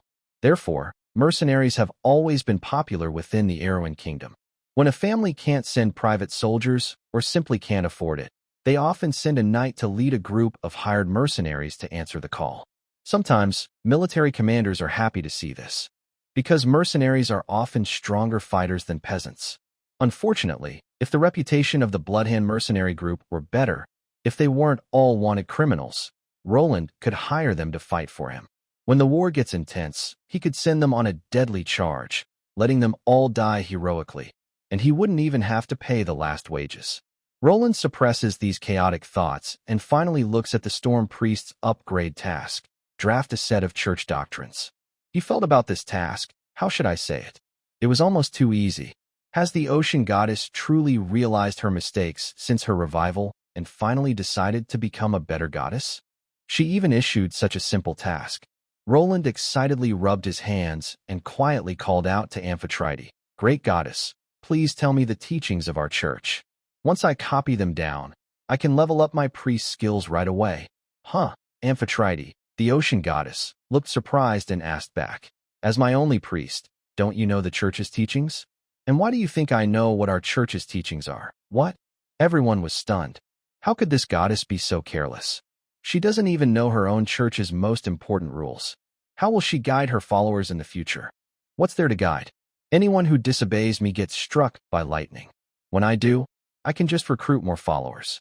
There will always be enough people believing in me. If I could go back in time, do you think I'd be interested in someone like you? Even back then, if I wanted help from the most noble, handsome, and talented prince of the sea, Arthur, I'd decide whether I was willing or not. Roland rubbed his forehead, feeling a vague premonition. This cursed task about church doctrines might be the hardest to complete. He couldn't help but ask, "If you don't even know your own church's teachings, why did you give me this milestone task to level up?" Amphetrite rolled her eyes and sighed helplessly. "This task must be completed. My power mainly comes from the faith of my followers, so I need to establish a church to recruit people. According to divine feedback, the prerequisite for building a church is to draft a set of doctrines. This is the first time. I'll let you off. Next time, I want the upgrade tasks listed so I can choose myself," Roland said coldly. "Remember this. The stronger I am, the safer you are. Otherwise, don't blame me for eating a sardine can first and then putting that bead in my mouth, just to mess around. Such a cruel human." Amphetrite was shocked and hurriedly comforted him. Okay. Next time, definitely next time." At that moment, Young Master Sinclair. The butler's shout brought Roland's thoughts back to reality. He turned to look at everyone and saw that their eyes were filled with curiosity, as if they were eager to know what he had been thinking just now. "Simbach, are you too tired?" Baron Kosovo asked with concern. "Why don't you go back and rest for a while? I can handle the preparations for the expedition. Rest assured, you and Buck won't have any worries. Prepare." Roland shook his head with a sad look and said softly, "This time, the blood summons don't need to be complicated. Let's keep it simple." He paused, and in the surprised eyes of everyone, he continued quietly, "I will go alone to White Horse City to meet up. The Baron and Buck will stay at Spruce Fortress." "What? Simbach is going alone to White Horse City to respond to the blood mobilization order?" "No, that's too dangerous." The Baron immediately objected, then explained seriously, "This isn't just your matter. It concerns the rise and fall of the entire family. You can't go alone. If too few go, Duvi will have a hard time." Duvi is the Count of Tulip, who just came to mediate the dispute. Although they have different political views, they are close friends. Roland knew that if too few people went, they wouldn't be able to report back properly. But he said that to prepare for what he wanted to say next. He pretended to agree with the Baron, paused for a moment, then slowly said, "If we're taking people, I don't want castle guards or any of the Purple Cedar soldiers. Just a group of peasants will do." "Huh?" Everyone was shocked when they heard this. It's one thing not to take Buck, but not even guards or soldiers. Just peasants? They didn't understand. Everyone was confused about what he was trying to do. At this moment, Buck, who had been silent all along, finally exploded. He slapped the table hard, his eyes red, almost crying, and shouted excitedly, "Young Master Simbach, do you think my strength is gone after being injured? Do you think, after the Purple Cedar army suffered heavy losses last night, we have no right to follow the heir of the Kosovo family into battle? I am not afraid of death, and no one in the Purple Cedar army is a coward who fears death." Buck's tone was excited. As a knight, he was now under serious mental stress. Knights can die in battle, but they never accept shame. At this moment, Baron Kosovo also advised, I know you're very strong, but this rebellion is very serious. You need to realize the danger involved. Roland first comforted Commander Buck, clearly stating he did not look down on him or the Purple Cedar Army, then turned to Baron Kosovo with a serious expression. That's exactly why I decided not to take you to White Horse City, because I know how dangerous this war is. Are you crazy? Amphetrite shouted in his mind. Knowing the danger, you don't bring strong fighters, only a bunch of trash to fight? And facing the holder of the Utaru divine form? That's just sending them to die. Most dinosaurs are just muscle brutes, not worth fearing, Roland thought calmly. You don't understand what kind of talent I have. Everyone might die, but I won't. After a pause, he softly chuckled. Let's not talk about that. Besides having confidence in surviving, I mainly want to raise my Blood Knight class level, which requires participating in a martial arts tournament. But recently, such competitions are almost impossible to hold. However, I already have a plan. What plan? Amphetrite asked eagerly. Is it related to the martial arts tournament and sending cannon fodder to their deaths? Hearing Amphetrite's puzzled tone, Roland was confident that his bold plan was already taking shape. Even the goddess in his mind couldn't understand what he was preparing to do, and others wouldn't be able to guess either, because the plan was already halfway successful.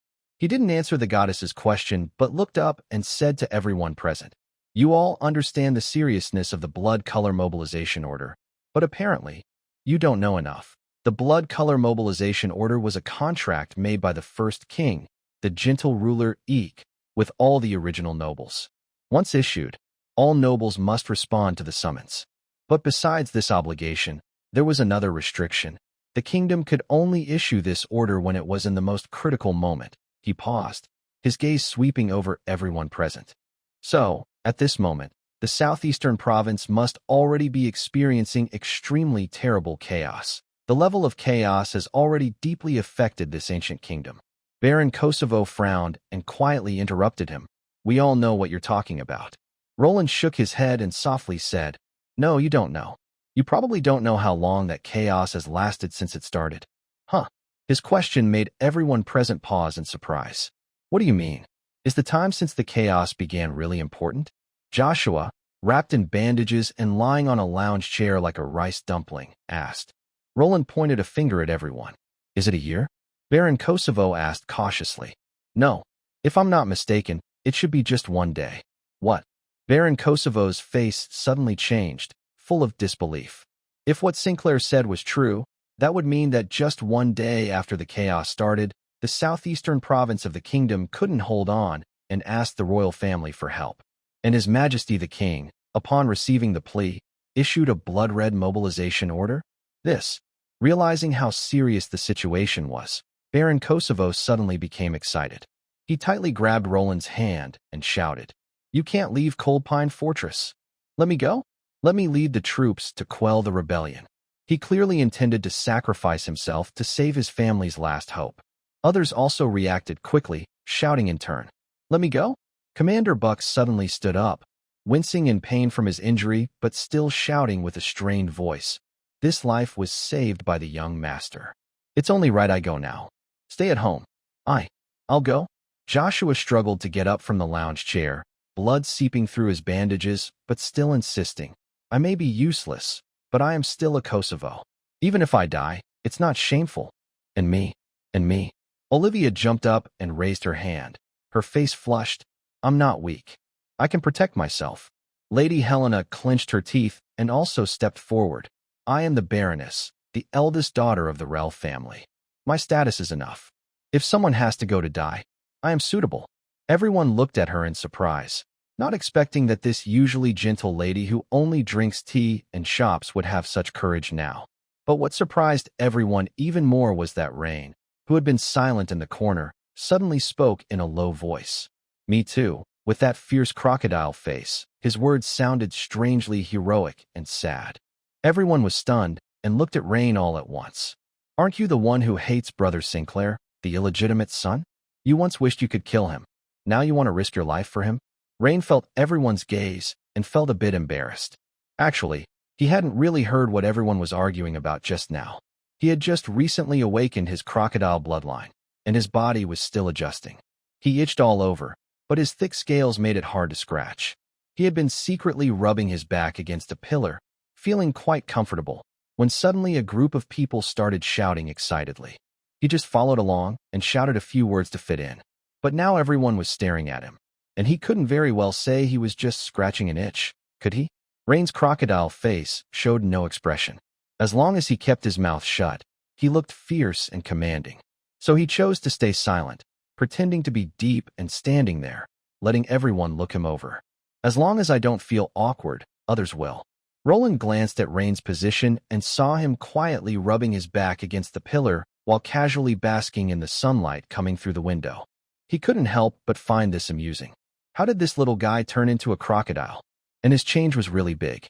It seemed that after his bloodline fully awakened, his personality also changed. After eating, he only wanted to sunbathe, just like a real crocodile. But that's normal. Bay crocodiles are cold-blooded creatures that need sunlight to regulate their temperature. But now isn't the time to focus on that. Roland knew very well that everyone was very excited now, and it wasn't the right moment to persuade them. Even if he said he had an indestructible body, no one would believe him. Instead, they might think he looked down on others or that he was crazy. So he knocked on the table to get everyone's attention. Don't be in such a hurry. Let me tell you something else. Everyone quieted down and looked at him with curiosity. Roland paused for a moment, then spoke slowly. Have you all noticed that the main heirs of the Kosovo family have recently undergone some noticeable changes? He said this while looking at the Baron of Kosovo and his 3 children. Everyone was stunned, then quietly observed the 4 family members. Looking closer, they noticed differences. The Baron of Kosovo's expression was no longer cold and stern. His gaze on his family members no longer carried that strange, greedy look that was hard to describe. Joshua and Olivia still argued often, but when Sebastian challenged them, Joshua was the first to step forward. Everyone knew that Olivia might be stronger than her brother. As for Ryan, he was lying on the ground, sunbathing, looking harmless and a bit silly. At this moment, the Baron seemed to realize something. He lowered his voice and asked Roland, could it be because of that thing? He understood how serious the situation was and dared not say what that thing really was. Roland nodded seriously.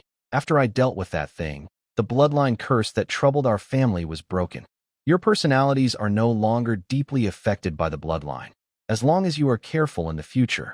Just then, the voice of the ocean goddess echoed in his mind, full of surprise. From what you say, the Kosovo family's coldness and internal conflicts were caused by that fragment of the dinosaur god's divine shard? Roland replied inwardly, partly, yes. After all, the bay crocodile is closely related to dinosaurs. That thing has been buried in the family for 200 years, and its subtle influence shouldn't be underestimated. Partly, or mostly? The goddess asked. Roland didn't answer. He didn't want to dig deeper into the reasons. It was pointless. The most important thing now was to unify the family's strength to face the upcoming crisis. He knew everyone present needed a way out. He had already given them that chance. Now it depended on whether they were willing to take it. If they refused, don't blame him for being ruthless. Fortunately, none of them disappointed him. Whether sincere or not, they all started talking about their past mistakes, apologizing to each other and to Simbach. Even Ryan quietly spoke. I've also become a bay crocodile now, with semi-divine potential. We're even now? Roland smiled slightly and spoke again. All right, the internal matters are settled. Let's continue discussing the rebellion. He looked around at everyone and lowered his voice. The main reason I am taking some unimportant people to White Horse City is because this war is too dangerous. If I were alone, I am confident I could survive.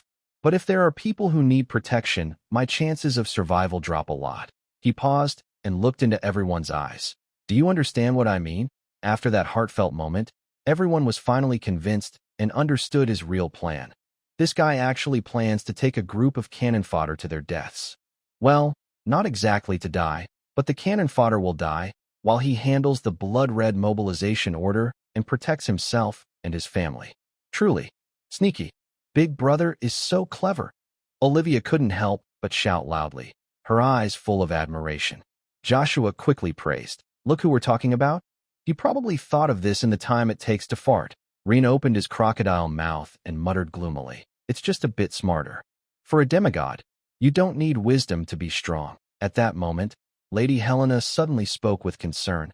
"Count Tulip is an honest man.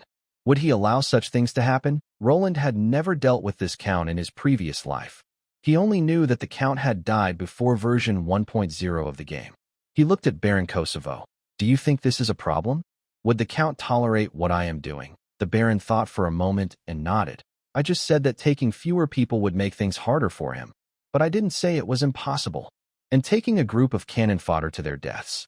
I'm sure other nobles have thought of that too. Besides, if that old guy doesn't even give me this bit of face, I'll just tell everyone that he can only take 2 minutes each time." Everyone was shocked. They didn't expect that the dignified and stern Count Duvier would. But since the Baron said it was okay, it should be fine.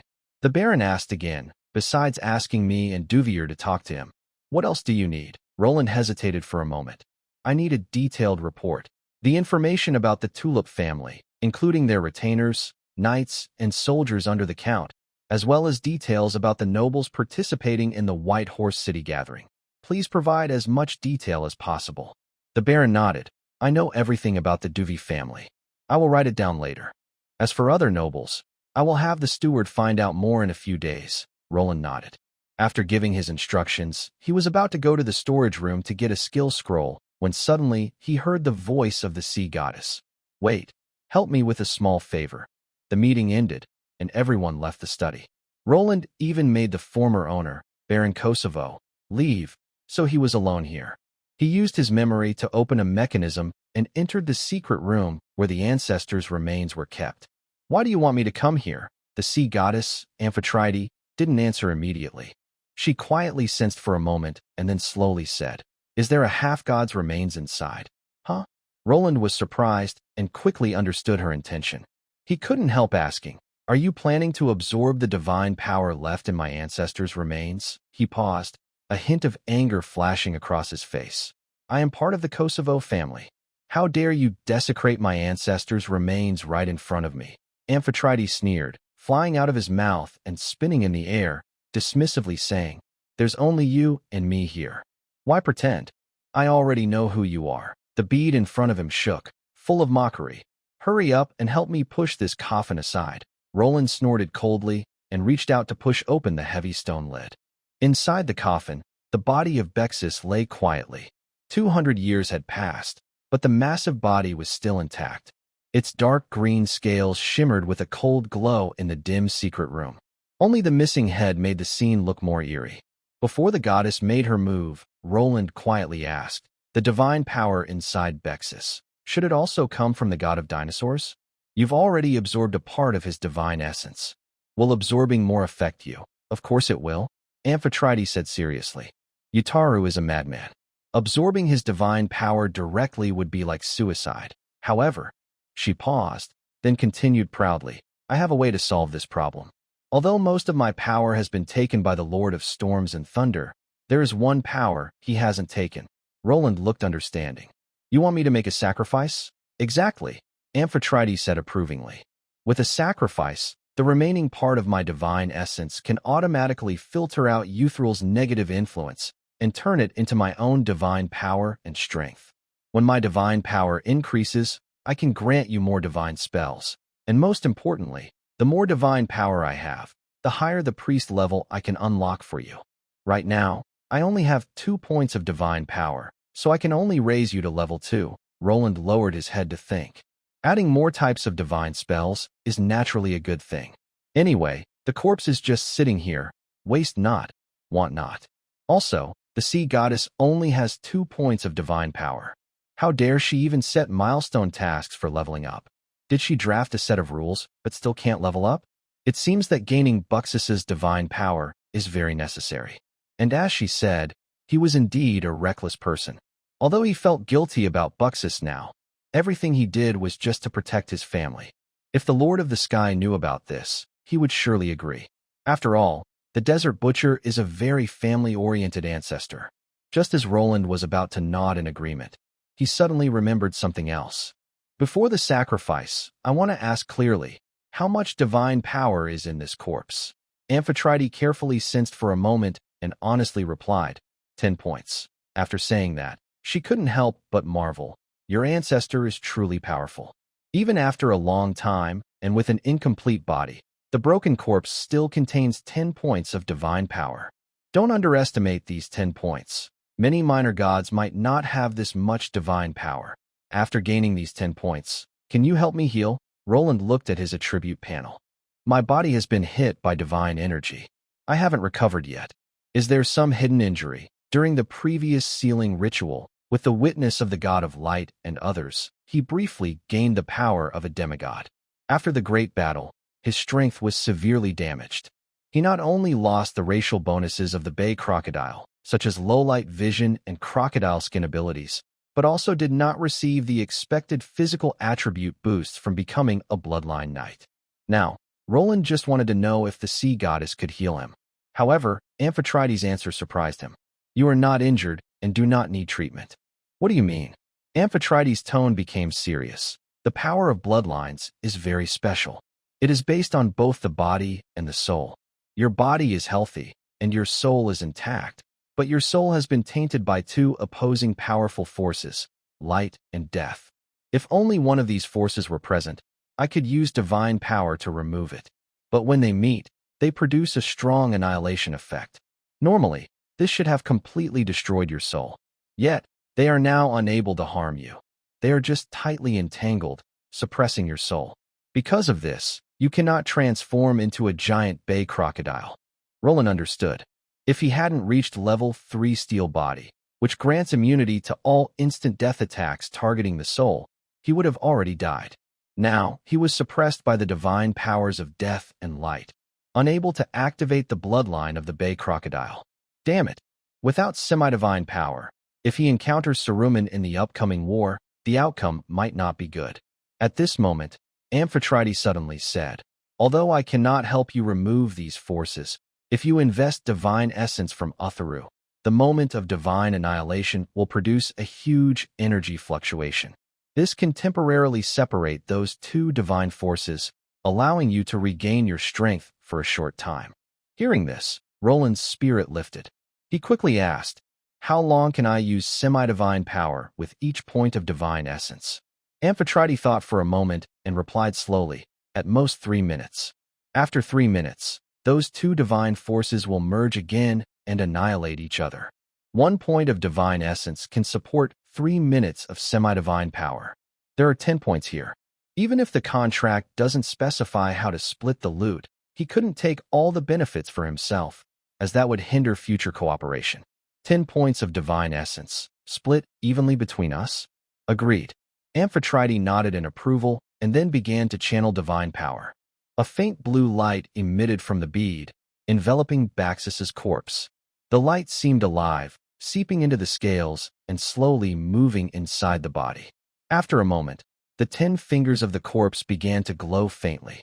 The glow grew brighter and more focused, as if something was being forcibly drawn out and gathered from all directions. The muscles under the scales shrank visibly, and the bones made soft cracking sounds. Finally, the 10 points of divine power were fully condensed into Baxis's 10 fingers. Each finger radiated a dim, dark glow, pure divine light that, even after 200 years, still contained a powerful, awe-inspiring force. Without the support of divine power, the rest of the corpse began to decay quickly. The scales fell off, muscles dissolved, and the bones turned to dust. In an instant, the large demigod remains turned into a pile of grayish-white powder, with only 10 finger bones remaining, about the thickness of an adult finger, falling with a tinkling sound. Roland watched this scene with mixed feelings. Even a powerful demigod ends up like this? But I must not become like that. Even in death, I want to be glorious. Whether shattered or broken, I absolutely refuse to become someone else's nourishment. He took a deep breath and crouched down to draw a sacrificial magic circle on the ground. He had used this circle before and was familiar with it. The intricate patterns extended across the stone slab, each line precise and accurate. After completing the drawing, he placed the 5 finger bones in the center of the circle. In the name of the tides, as a witness from the abyss, the blue light flared up again, wrapping the 5 bones inside. The bones trembled slightly, as the divine power within was gradually drawn out, filtered, and transformed, finally merging into Amphetrite's body. After a moment, the light faded, and the 5 bones turned into powder. Ding! Your sacrifice is complete. The sea goddess Amphetrite gains 5 points of divine power. The sea goddess's divine power increases, unlocking more divine spells she can bestow.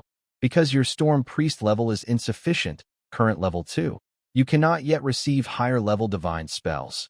Current divine spells unlocked, Tidal Strike, and Fish Toss, Roland raised an eyebrow and asked silently. Now I can get both Tidal Strike and Fish Toss. Amphetrite's voice carried a satisfied sigh. Although you can't use other divine spells yet, these 2 are enough to keep you busy for a while. Once you level up your priest class, there will be many more good things. And with these 5 points of divinity, the gem I live in now has a new function. It has a 10 cubic meter space that can hold those 5 fingers, and they are hidden nearby, so no one will notice them. Just tell me when you want to use them. Roland nodded, looking excited. He was worried about not finding a storage item, but now the goddess had helped solve that problem. He still had 5 cards up his sleeve, making him more confident for the upcoming battles. He also thought about the divine spell a level 3 priest could get, which made him even more excited. Now I need to find a way to draft the commandments quickly. Roland tidied up the scene, making sure no traces were left, then turned and left the secret room. When he returned to his room, it was late at night.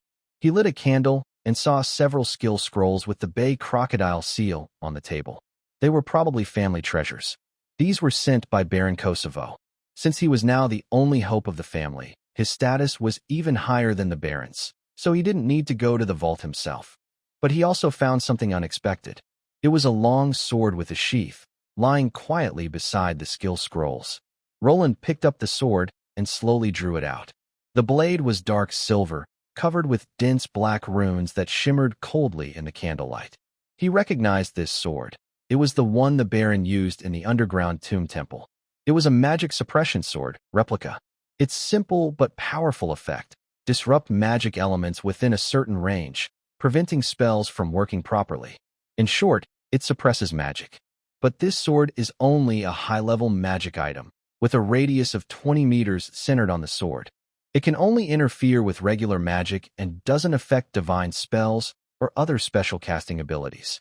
If it were the legendary magic suppression sword, it wouldn't just disrupt magic elements.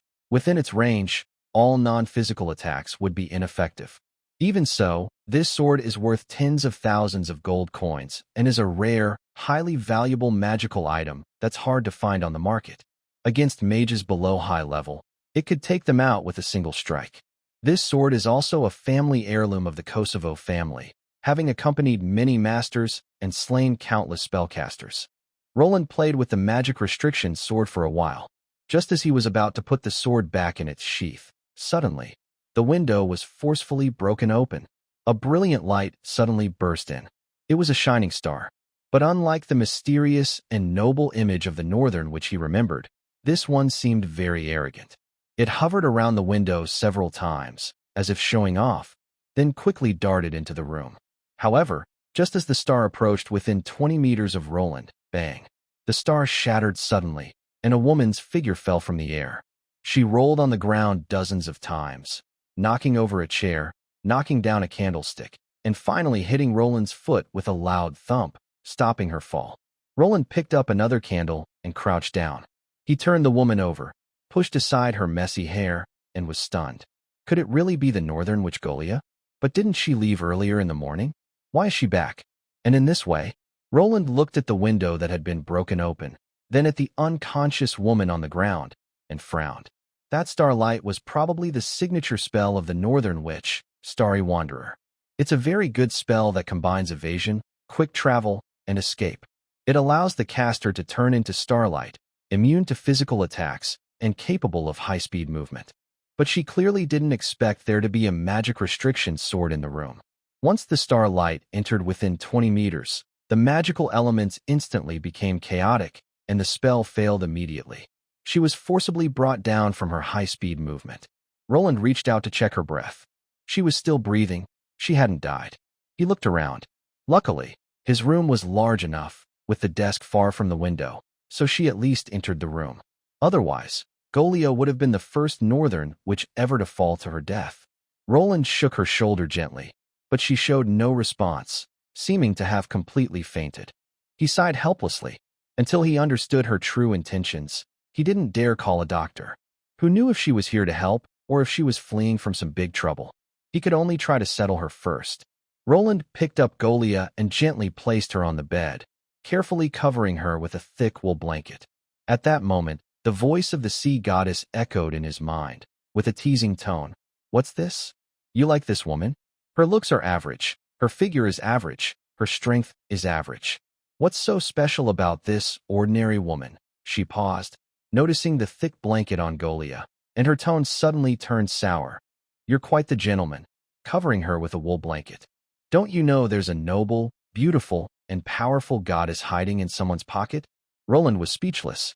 Actually, Golia was quite attractive, especially her demeanor and appearance, with a top-tier figure that almost made her talent and skills improve naturally without magic. But Amphetrite disliked all beautiful women, except herself. He took a deep breath and said, "You know it's a wool blanket, so why do you sound like that?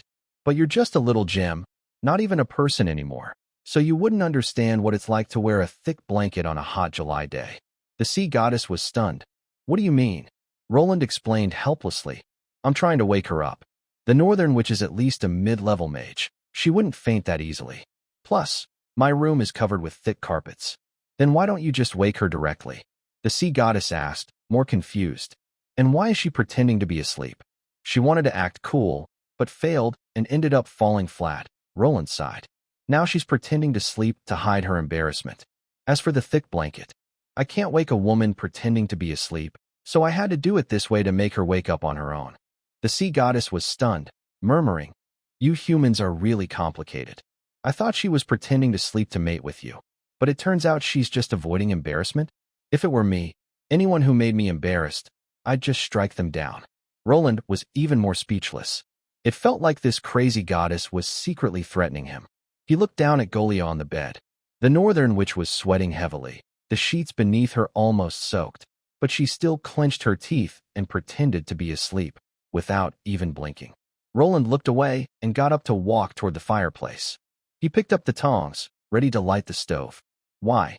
The ocean goddess was surprised. "I'm all sweaty, and you're still making a fire? Do you want to make her die from heat? Let her keep pretending." Just as they finished their quiet conversation, Jolia on the bed couldn't hold back anymore. With a soft cry, she slowly woke up and weakly asked, Are you Simbach? Why am I on your bed?" Roland was about to speak when he suddenly felt a cold sensation on his neck. A cold dagger was pressed against his throat. The person holding the knife appeared behind him so quickly and skillfully, like a ghost. "I also want to know why she is on your bed," said Yax, her voice deep and dangerous. She held Roland's shoulder with one hand and kept the knife steady at his neck with the other, her tone cold enough to freeze a dog. Roland instinctively moved his shoulder and blurted out, "Ping ping." The air froze instantly. Yax paused for a second, then suddenly got very angry. "What do you mean? Even if you help my brother get revenge, you can't insult me like this. I might just kill you first, then kill myself." Her dagger tightened a little more, the blade almost cutting into his skin. Meanwhile, Jolia on the bed felt a huge sigh of relief. From her perspective, Yax probably didn't see her fail at pretending and fall down in a clumsy way. As long as she didn't see that, her position as deputy leader could still be maintained. After praising her today, she was about to leave, but then she heard Yax say she received a response from the gods. That shocked her, but it also made her very excited. The god must have just awakened and was in urgent need of power, or it wouldn't respond to mortals so casually. And that god was so hungry for power that it didn't even spare Yax. Jolia had called out that god's name before, but it ignored her and instead communicated more with Yax, even saying that Simbach was a talented person. This made her very angry. Why does the god always favor him? The god of light is so powerful and noble, yet during the small sealing ceremony, it humbled itself to witness for him. Even the ancient death god, before fading away, never tried to kill him, but instead strangely aimed at Frank. Even the currently unknown powerful deity personally praised me repeatedly. Is that reasonable? No, it isn't. Golia, the Northern Witch, a talented spellcaster, refused to accept this.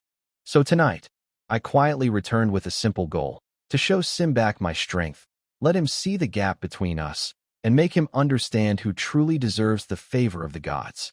Unfortunately, I didn't manage to show my power. I ended up with a bruised face and a nearly broken leg. Meanwhile, on the other side, cough, cough, Roland cleared his throat, ignoring the dagger on his neck, and calmly explained, I said everything is peaceful, not that your figure is too peaceful. Ix was surprised. After all, washboards also have curves, even if they are very small, Roland continued.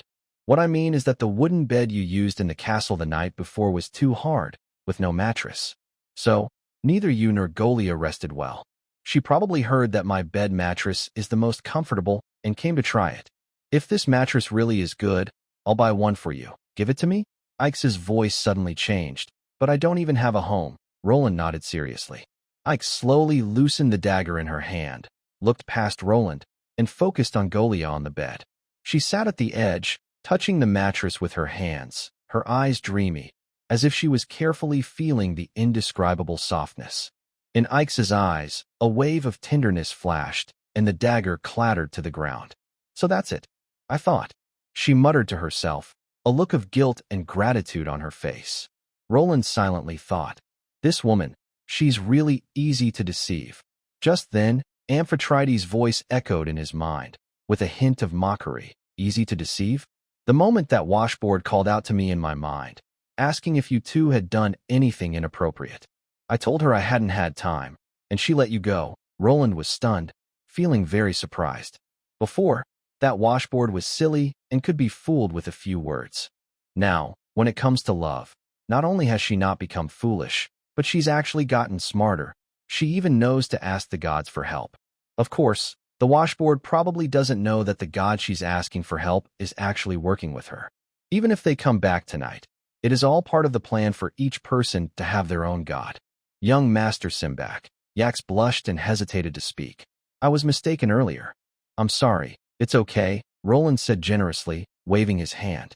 It's good that the misunderstanding is cleared up. He turned to look at Golia on the bed, about to ask her why she came, but saw that she had already pulled back the blanket and sat up. Her face was still slightly red, but her eyes had regained their usual coldness. I'm here tonight for an important reason, Golia said, tidying her messy hair and trying to maintain her stern witch demeanor. Roland asked suspiciously, what important reason? Can't you tell me over a late-night snack? Golia's mouth twitched. She took a deep breath and decided to strike decisively, aiming to shake his confidence. She looked directly into Roland's eyes and said clearly, I want to become the Pope, huh? X2 Roland and Yax were both stunned. Actually, when they met these two women at noon, Roland had already come up with a new plan, using the gods as bait to lure these two into our side. Or rather, just luring Golia would be enough. Because as long as Golia serves the gods, her little follower and admirer Yax would definitely join too. At that point, on the surface, Golia would think she was serving her god, but she would have no idea that the god actually listens to Roland. So, Roland could use this indirect method to control Golia, the mid-level mage and assassin Yax, and the entire Bloodhand mercenary group. After all, Golia is a mid-level mage with the pride of a spellcaster. If Roland directly asked her to join, she would never agree. To carry out this bait plan, Roland had Amphetrite respond and guide Yax. Otherwise, with the goddess's temper, she wouldn't bother with such minor characters. Amphetrite had also asked him why he was so sure that the witch would fall for it. Roland said, I know her background. As long as she still craves power and has a desire for revenge, she will come to us. It's just a matter of time. But he never expected that this woman would suddenly say she wants to be the Pope. This feeling is like going to a job interview in a past life and immediately wanting to become the CEO in front of the company's boss and interviewer. Right now, I am the only official member of the goddess's church. Even with you two insiders, there are only 3 of us. And X still hasn't agreed to become the goddess's priest. If you become the Pope, wouldn't that mean you are the Pope inside the church, and I would be just a disciple? How can that be? That's absolutely not allowed. To stop your ambitions and unrealistic dreams, Roland asked a question on the spot. Roland looked at Golia and suddenly smiled softly, asking, "Which, do you know the name of our god?" Golia was stunned, then took out a solidified stone tablet from her storage ring. Actually, it was a piece she fixed with magic and picked up from the ground. She held up the tablet and looked at it eagerly, shouting, "Praise the ocean goddess Amphetrite." Seeing this, Roland felt reassured. The Northern Witch was indeed not immune to the influence of the sacred prayer spell. "Witch, put down that tablet," Roland said calmly. "Look into my eyes, and then tell me loudly the name of the god." Huh. Golia's confidence and determination suddenly faded. She looked down at the tablet in her hand, then up at Roland, looking sad. "Although I can't remember her name, that doesn't stop me from being the Pope. Based on the response from the great god to Yax, our church should only have 3 people, right? I am the highest rank and the most knowledgeable, and even in appearance, I am the most beautiful. Besides me, who else could be the Pope?" No, no, no, Roland shook his head slowly. "Strictly speaking, our church currently has only 1 official member. Because I am the only priest, you 2 are not yet formal members, still under the goddess's evaluation." After saying that, he walked over and gently took the tablet from Golia's hand. "Our goddess is called Amphetrite," Roland said carefully. "Repeat after me. If you say it correctly, I will let the goddess accept you and grant you the priest level." Golia's spirit lifted. She took a deep breath and opened her mouth, and what was it again? She frowned and tried hard to remember. "Amphetrite," Roland repeated. "What's that?" Golia rubbed her temples forcefully. "Nte," she spoke the last word carefully, her eyes full of hope. Roland shook his head. "No, it's Amphetrite. Amphetrite," Golia repeated confidently. "I remember now. That male god's name is Amphetrite." Roland sighed and whispered, "He's angry because she is a goddess. You can't even remember her gender." "What?" Golia nearly broke down. She could no longer maintain her noble and elegant demeanor. She fell to the ground, rolling and crying, shouting, "You're just bullying me." Under the influence of the divine prayer spell, no one can remember that male god's true name. Roland hurriedly covered his pockets with his hands, trying to calm the furious ocean goddess. "Don't be impulsive, sister. Let me go. I will reveal my true form and strike this troublemaker with endless lightning." Amphetrite was very angry now. She knew others only forgot her gender because of the divine prayer spell, but was she the kind goddess who understood and cared for others? "I will definitely strike her down." Roland looked grimly at his pockets. The girl's anger caused water to splash out constantly, soaking his pants, making it look like he had wet himself. Absolutely unacceptable. "Enough already. You're just jealous because she looks prettier and want to find ways to get rid of her, right? Do you think I don't know why the once mighty sea tribes turned into what they are now? The male sea creatures are all handsome and charming, while the females are over 5 meters tall, muscular, and strong enough to crush a whale. Honestly, I tell you, this woman cannot die, at least not now. I need her to help me complete a plan." "What evil plan do you have now? Why don't I know about it?" Amphetrite immediately quieted down, her tone full of curiosity and excitement. Roland thought to himself, "You'll find out later," then looked at the still shouting Northern Witch and softly said, "Don't get too excited. Who says no one can remember the goddess's true name?" Northland Witch Golia coldly looked at Roland and said, "You once turned into a big crocodile, so you're not considered human.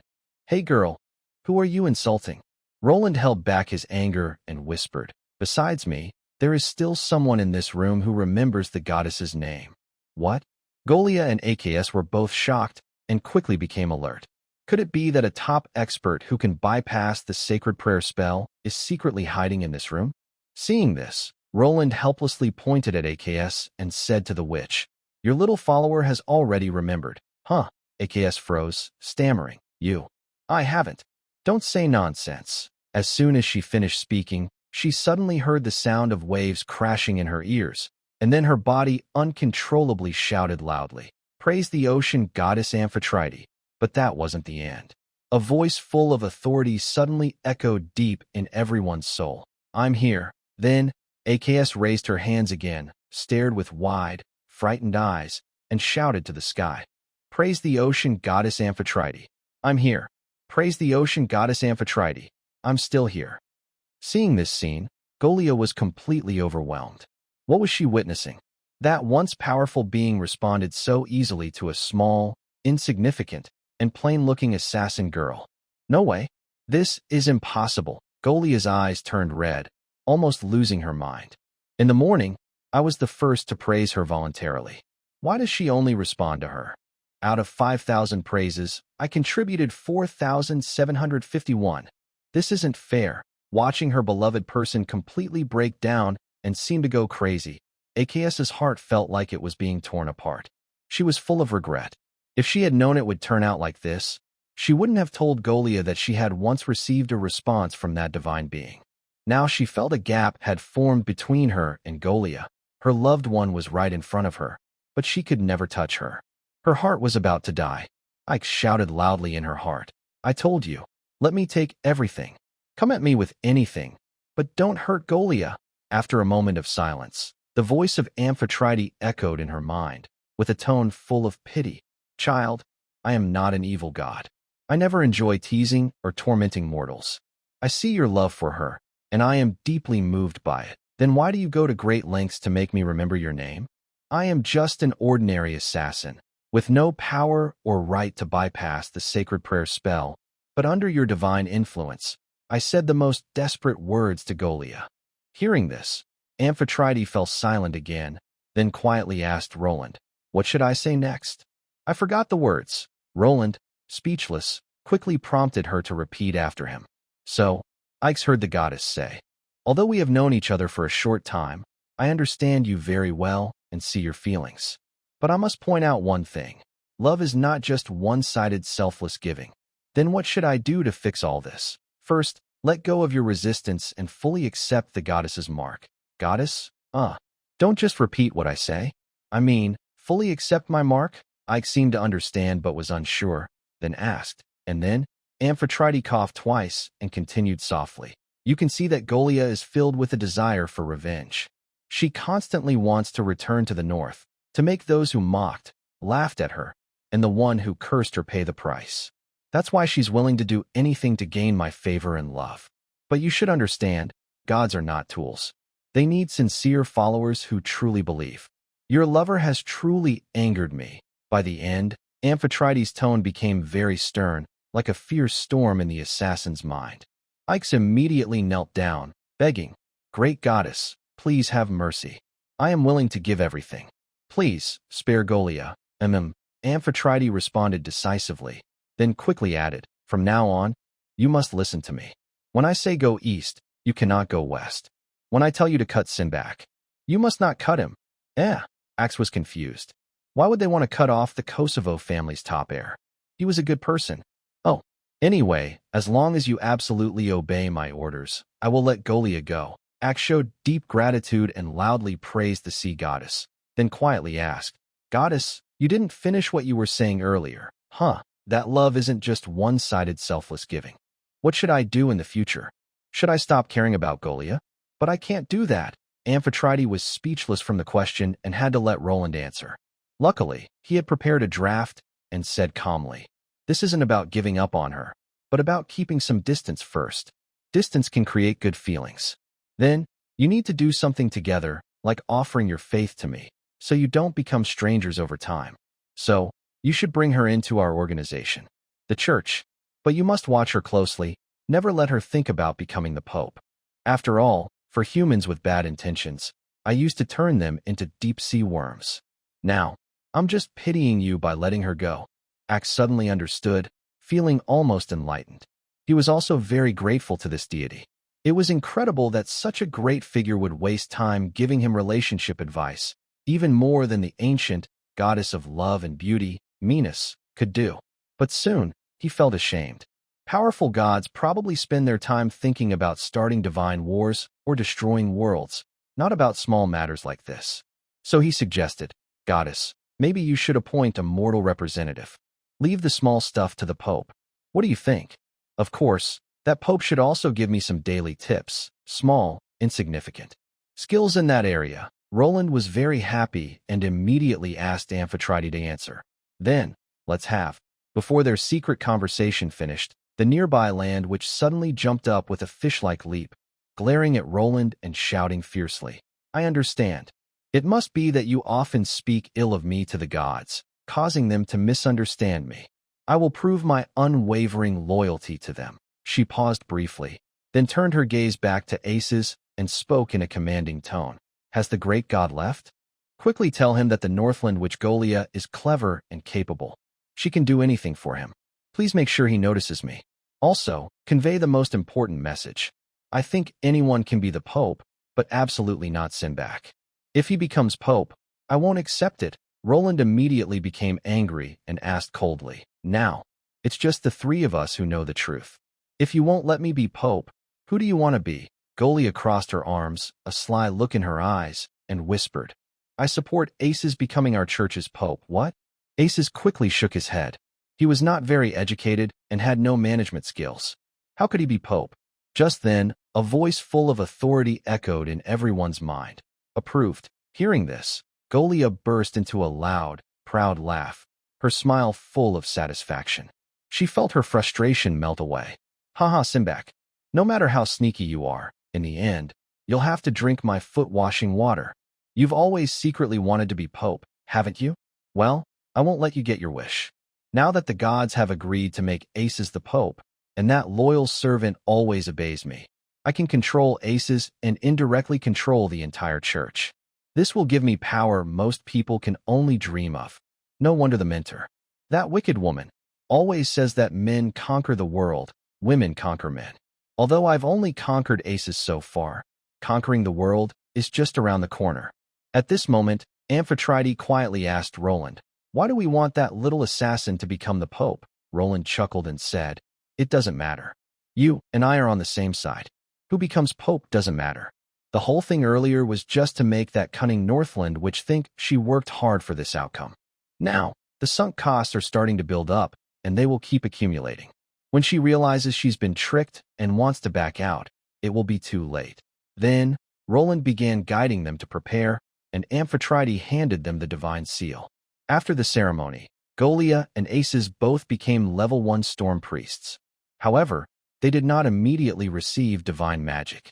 According to Amphetrite, they still need to learn how to analyze divine magic models themselves before they can release divine spells. To help with this, Roland took out 2 thick books, each as heavy as a brick, and handed them to the two of them.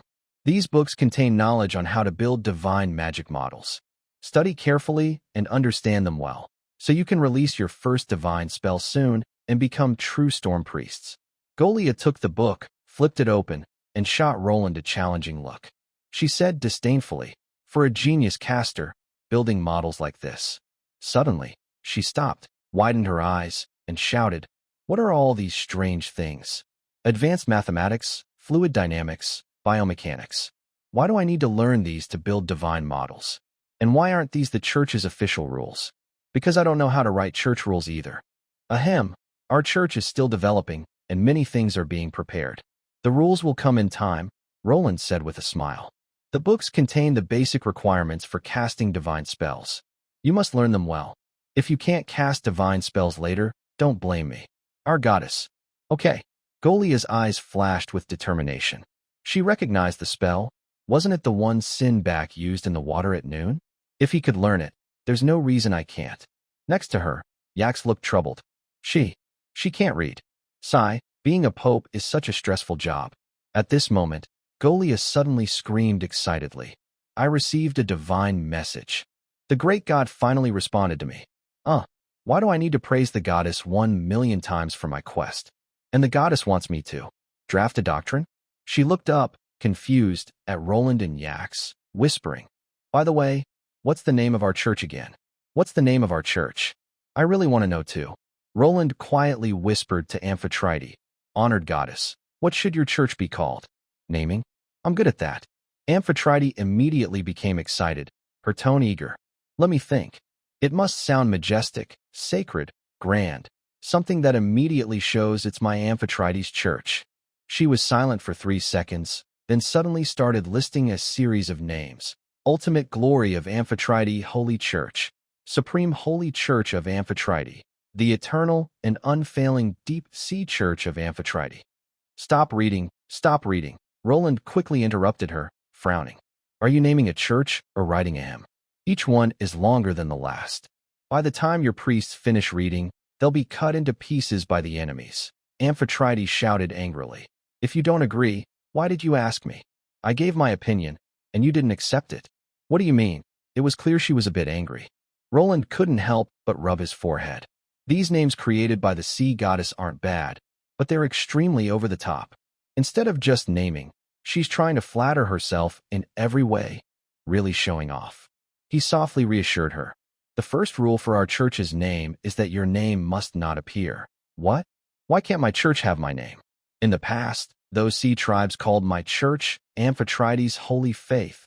Under the influence of the sacred prayer technique, most people simply can't remember your name unless you want to spend your divine power. I don't allow that. And if the church's name includes Amphetrite, it will also hinder our efforts to attract followers. Oh, that's right. Damn the storm and thunder lord. I'll turn him into a deep-sea worm. Amphetrite cursed loudly, then quickly asked, So, what's the second rule? Roland paused for a moment before speaking. Our church's name must at least have some connection to the gods. Like the Light Church, everyone immediately knows it's dedicated to the God of Light, and they understand that the main purpose of the church is to bring light to humanity. So, before we name it, I want to ask, do you really only have sacrifice left in your divine duties now? Amphetrite replied vaguely. Hearing her tone, Roland immediately understood she was holding something back. But that's okay. Everyone has their secrets. And with this little mind of hers, who could hide anything from her? He thought for a moment and then slowly spoke.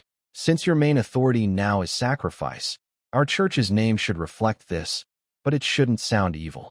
It's best if it sounds serious and holy, making people feel inspired. Amphetrite became interested. So, what do you have in mind? Roland stroked his chin and quietly said, Let's call it the Church of Love, Truth, and Beauty. What kind of name is that? Amphetrite asked gloomily. Do I have anything to do with those things?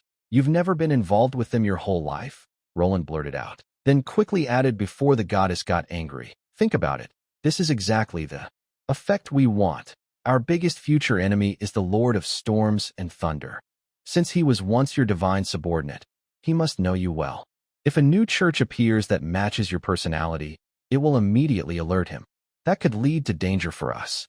If we start with this name, even if he tries to figure it out, he won't connect it to you. After the ancient battle of Dusk, many gods fell, and he might even think we are the church of the love goddess Minas.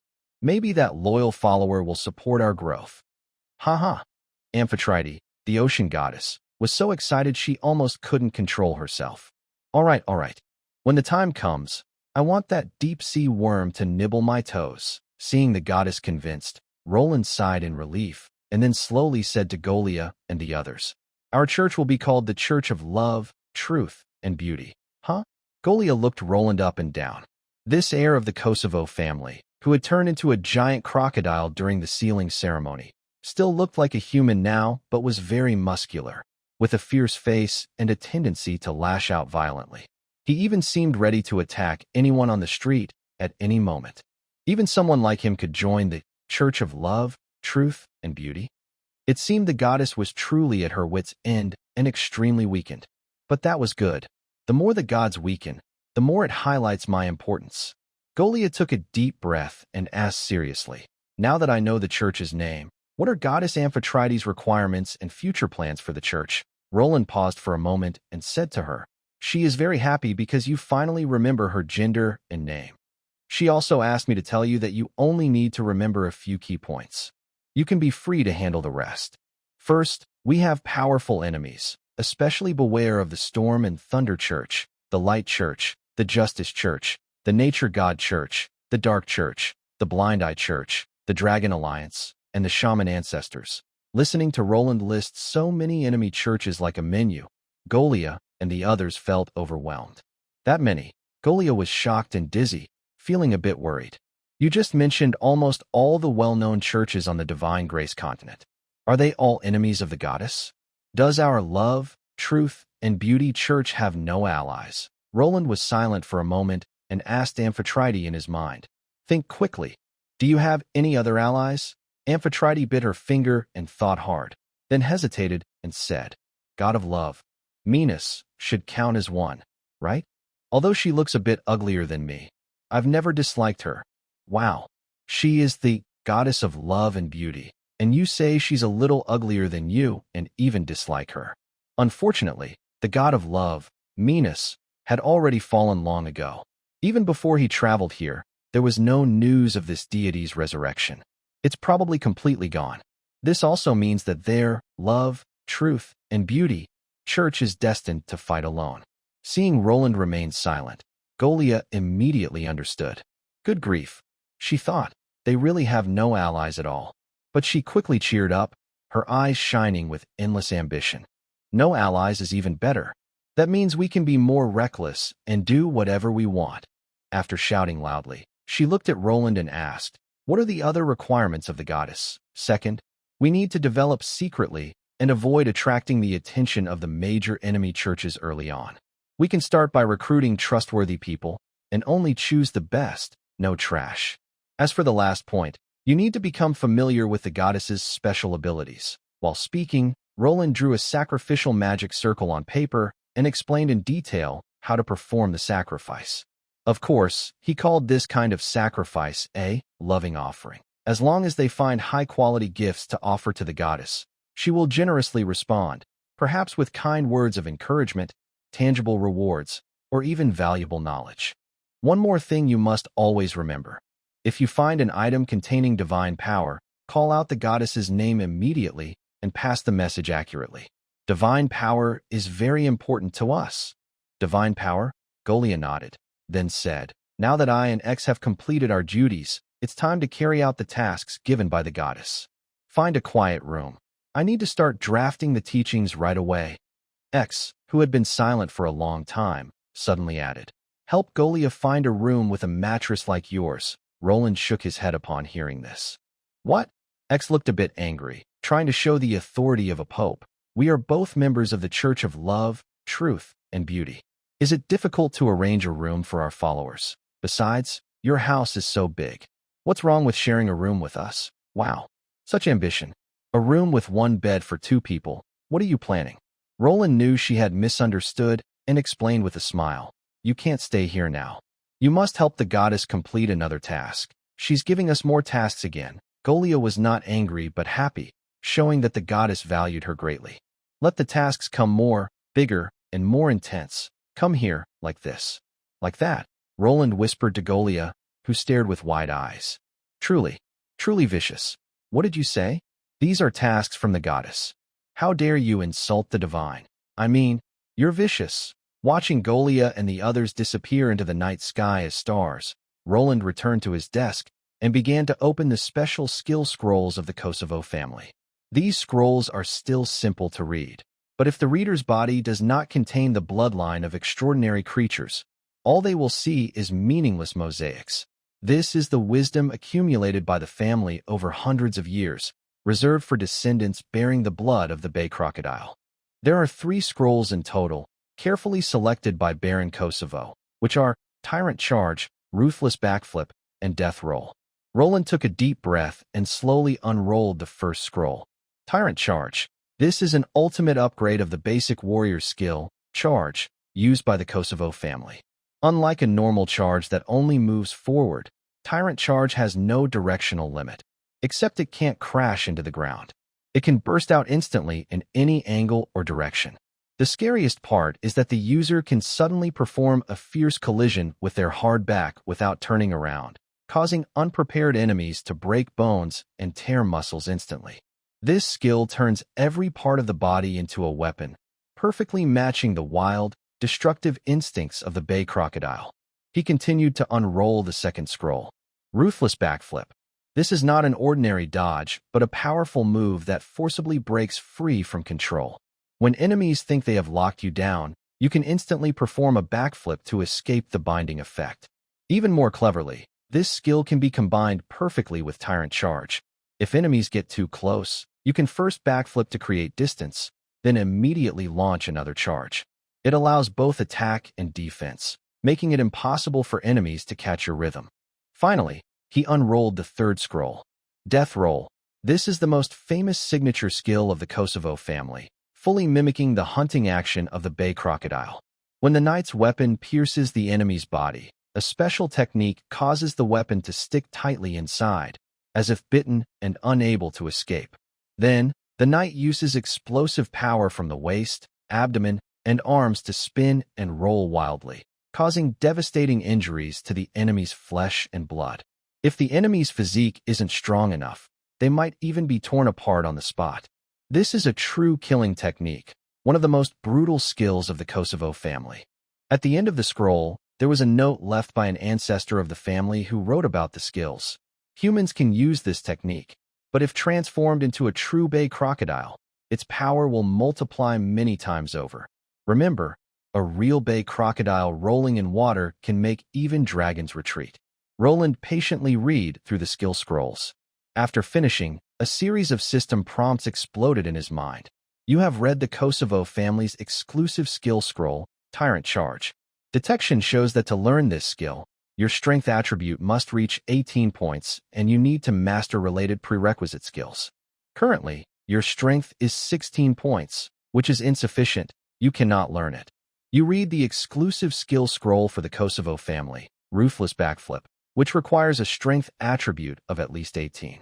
Your current strength is 16, so you cannot learn it yet.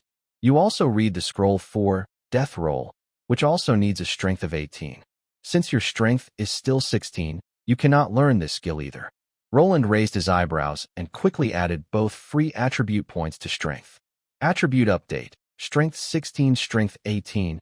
In an instant, he felt a new power surge inside him. His muscles twitched slightly, and his bones made faint cracking sounds. With 18 strength, he had surpassed the normal human limit. The system prompt sounded again, detected that the learner has a strong crocodile bloodline, greatly increasing skill comprehension speed. Fully mastering skills now requires much less practice, reduction of 50%. Ruthless Backflip, current proficiency, 0/5000. Death Roll, current proficiency, 0/5000. Detected that Tyrant Charge is strongly related to the existing skill, Charge, and a skill replacement is in progress. Replacement complete. Charge has been upgraded to Tyrant Charge. Current proficiency, max 100%. Tyrant Charge, full proficiency success rate 100%, can unleash a devastating charge in any direction. Roland was stunned. He originally thought he had to learn all 3 skills from scratch. To his surprise, Tyrant Charge directly replaced the original Charge skill, and it was at full proficiency. What does this mean? It means he can now use this skill perfectly without any practice or proficiency buildup, ready for real combat. This is the power of a bloodline knight, Roland muttered to himself. He reached out and grabbed the trident leaning against the table. It felt heavy in his hand, and faint blue light flickered along its shaft, evidence of the ocean goddess's divine power. Since he had a new skill, he had to try it out. Roland stood up, moved to the side, almost pressing his face against the wall, clenched the trident, and took a deep breath. The next moment, his body suddenly shot backward, Ruthless Backflip. This jump was incredibly fast, like a fleeting shadow, and he instantly leapt nearly 10 meters forward. But before he could stabilize his stance, he stomped his foot, and the tyrant charged fiercely. Bang! With a dull thud, as he thrust his trident forward, his shoulder slammed hard into the wall. The entire room trembled slightly, paintings on the wall fell with a clatter, and the window frame creaked. The stone wall was cracked deeply, with numerous fractures spreading outward from the impact point. But that wasn't the end. His core muscles suddenly exploded with power, and he spun together with the trident. Death roll. Crack, crack, crack. The trident tore through the air with a sharp whistling sound, its bluish glow flickering rapidly as it spun, creating afterimages like a whirlpool in the deep sea. If someone had been hit at this moment, it could have torn their internal organs apart like tomato sauce. Roland stopped his movement. It wasn't because he didn't want to keep spinning, but the thick wall behind him had already been shattered, and continuing to turn would send him falling into the river on the first floor. He was very lucky just now. Besides his full mastery of the tyrant charge, which he could use perfectly, both the ruthless backflip and death roll had been successfully performed on the first try. However, when he looked at his status panel, his eyes widened in shock. How is this possible? Roland stared wide-eyed, fixating on his status panel. Tyrant Charge, Max. Ruthless Backflip, January 5000, Death Roll, 5/5000. He seemed to have only successfully used one skill just now. Why does the Death Roll have 5 points of proficiency? Could it be? Suddenly, Roland whispered, "Goddess, how many spins did I just do?" At first, he asked casually, not expecting her to remember. After all, that fierce, swift, and relentless roll just now. 250 spins, Amphetrite replied. Roland froze in surprise and asked, "So accurate?" "Of course. I don't need sleep, so I have nothing to do but boredly watch you spin around here." The death roll skill is different from the ruthless backflip. Its mastery is gained by completing circles. Every 50 circles, you earn 1 point of mastery. As long as you successfully perform the first one, then keep spinning rapidly, your mastery will increase quickly. Don't be fooled by the high 5,000 mastery points. That only requires about 250,000 circles. But it's not easy to achieve. First, you need to successfully perform the first death roll. Only then will the subsequent circles count toward mastery. Second, this kind of rolling uses a lot of energy. Just spinning 250 times made him feel sore and exhausted, like his body was drained. Unfortunately, it's nighttime now, so photosynthesis can't help. During the day, with unlimited energy, he could probably spin all day and reach mastery quickly. Though he might feel sick, but for strength, it's worth the effort. At that moment, Amphetrite spoke in his mind. "Actually, I might be able to help you practice this skill." Roland's spirit lifted. "How can you help?" "Practice in the water," Amphetrite said. "You already have the ability to breathe underwater, so you won't suffocate. Plus, when you spin in water, I can use my divine power to make you spin faster, harder, and longer." Roland's eyes lit up, but then he frowned. "The resistance in water is so strong, I can't sprint." "Wait." He stopped mid-sentence.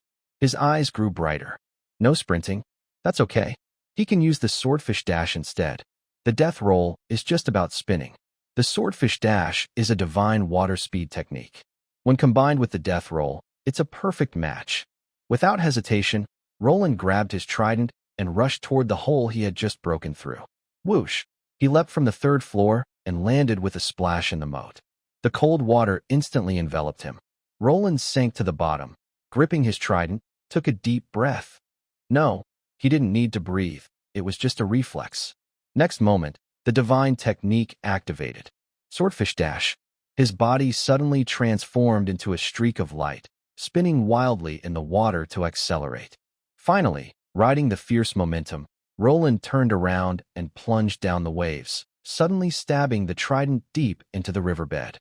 The trident sank deep into the mud, and a strange force from his arm transmitted to it. The tip of the trident strangely stuck to the mud, making it hard to pull out. Then he suddenly used his waist and stomach muscles, spinning himself around the trident wildly. A deadly spin. Whoosh! The river water instantly boiled. Centered on Roland, a huge whirlpool quickly formed, pulling in the surrounding mud, water plants, and unlucky fish and shrimp. His figure spun rapidly in the water, moving so fast that only a vague outline of a strong body could be seen. First circle, second circle. Up to the 50th circle, the system suddenly jumped with a prompt. Deadly spin, proficiency 1, yes. After successfully gaining enough proficiency for the first time, Roland immediately shouted in his mind, "Now is the time. Attack!" Before he finished speaking, a powerful force burst out from the bead in his pocket, instantly flowing into his limbs and body. That was the divine power of the sea goddess Amphetrite. Roland's body suddenly trembled, and his spinning speed skyrocketed. If before he was just clumsily rolling like a fat crocodile, now he was like a helicopter's rotor blades. He became a blurry shadow, wildly stirring in the water, creating dark currents that shot straight to the surface, raising huge waves several meters high. Boom, boom, boom. The moat completely exploded. Waves surged, water splashed everywhere, and some waves even crashed onto the city walls, knocking down a few soldiers. The remaining soldiers watched in horror at the suddenly crazy river, completely unaware of what was happening. Meanwhile, Roland was fully immersed in the rapidly increasing proficiency. On the panel, the proficiency of deadly spin was rising visibly. 50, 100, 200, 500. Awesome, he roared in his mind. Keep going, don't stop. Don't pity me just because I'm a mortal. I have a body and will of steel. Amphetrite proudly snorted. Now you see how powerful I am? Be nice to me from now on. Yes, yes, you're the best. Keep going, keep going. Roland was extremely excited. He felt that although this crazy person had a bad temper, he was still reliable when it mattered most. Just for this powerful, surging strength. His thoughts hadn't finished turning when suddenly he felt something was wrong. Maybe it was because of his posture, or because the spinning was too fast, creating centrifugal force, or perhaps the strange pull from the death roll skill. He kept spinning and sinking lower, diving deeper into the riverbed. Wait. The trident, originally stuck in the riverbed, was now being carried with him, spinning wildly along with the dirt under its tip. It looked just like a giant drill. Thud, thud, thud. Roland was visibly drilling into the ground at a rapid speed. The mud, gravel, and clay on the riverbed were all being crushed and thrown aside as he spun wildly. He kept drilling downward into the earth. Whoa! Stop, stop! But it was too late. With a loud bang, Roland and the trident completely disappeared into the riverbed. Only a bubbling deep hole remained, along with the gradually calming water on the surface. By the riverbank, a few patrol soldiers looked at each other. Did you see what just happened? It looked like Lord Sinclair. No, that can't be. I saw a big hole in the wall of his room. You must have seen it wrong. Shoo. The soldiers fell silent for a moment, deciding to pretend they saw nothing and quietly turned to leave. The next morning, a head, like a lurking crocodile in the water, quietly observed the situation on the shore. Seeing no one around, it slowly emerged from the water. Wow! Roland was lying on the bank, vigorously digging into his throat, trying to cough out the water from his stomach. His face was pale. Last night, he had gone too wild with the ocean goddess, and by the end, he had lost consciousness. But the goddess was quite helpful, continuously using her divine power to control his body, helping him complete 250,000 death rolls. Amphetrite, you did very well this time.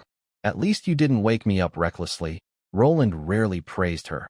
If you woke me up and I didn't gain enough experience, all the effort and water I drank would have been wasted. Hee, I can be quite reliable sometimes. The ocean goddess chuckled softly, but inside she was slowly wiping away a cold sweat. Luckily, there was an underground dark river nearby.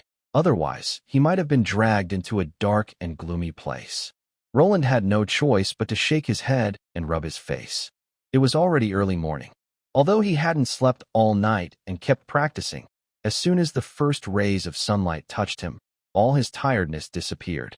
In fact, he felt so energetic that he was overflowing with vitality.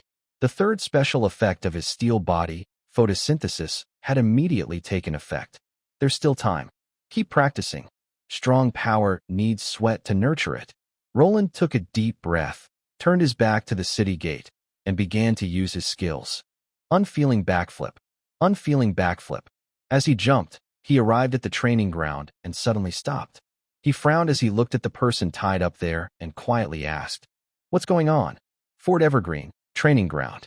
The early riser soldiers were sweating profusely, but despite Commander Buck's shouts and whips, they couldn't stop their frequent glances toward the wooden cross nearby. On the cross was a person tied up. To be precise, it was a man who had been tortured beyond recognition. He was tightly bound with rough hemp ropes to the cross, arms spread wide, hanging in a large X shape. His clothes were torn and tattered, revealing whip marks and scabs of dried blood. Under the blazing sun, he drooped his head, lips cracked, and looked weak. It was Himes, once the deputy warehouse manager and one of Lady Helena's advisors. During the battle in the underground tomb, the undead mage Andrew disguised himself as Himes and almost killed the current family heir, Simbach. Everyone knew Himes was also a victim, but Baron Kosovo needed someone to vent his anger on, so he became the unlucky target. In simple terms, the Baron was just taking out his frustration. But no one dared to protest, not even to say a word. The soldiers who had once drunk and boasted with Himes could only lower their heads, wield their swords silently, mourning him in their hearts. What was more ironic was that Himes had once come up with many bad ideas to kill Simbach for Lady Helena. Now that the truth has come out, the lady, under the advice of her wise counselor over, decisively abandoned her trusted advisor and secretly threatened, "If you dare to reveal what happened before, I will kill your entire family."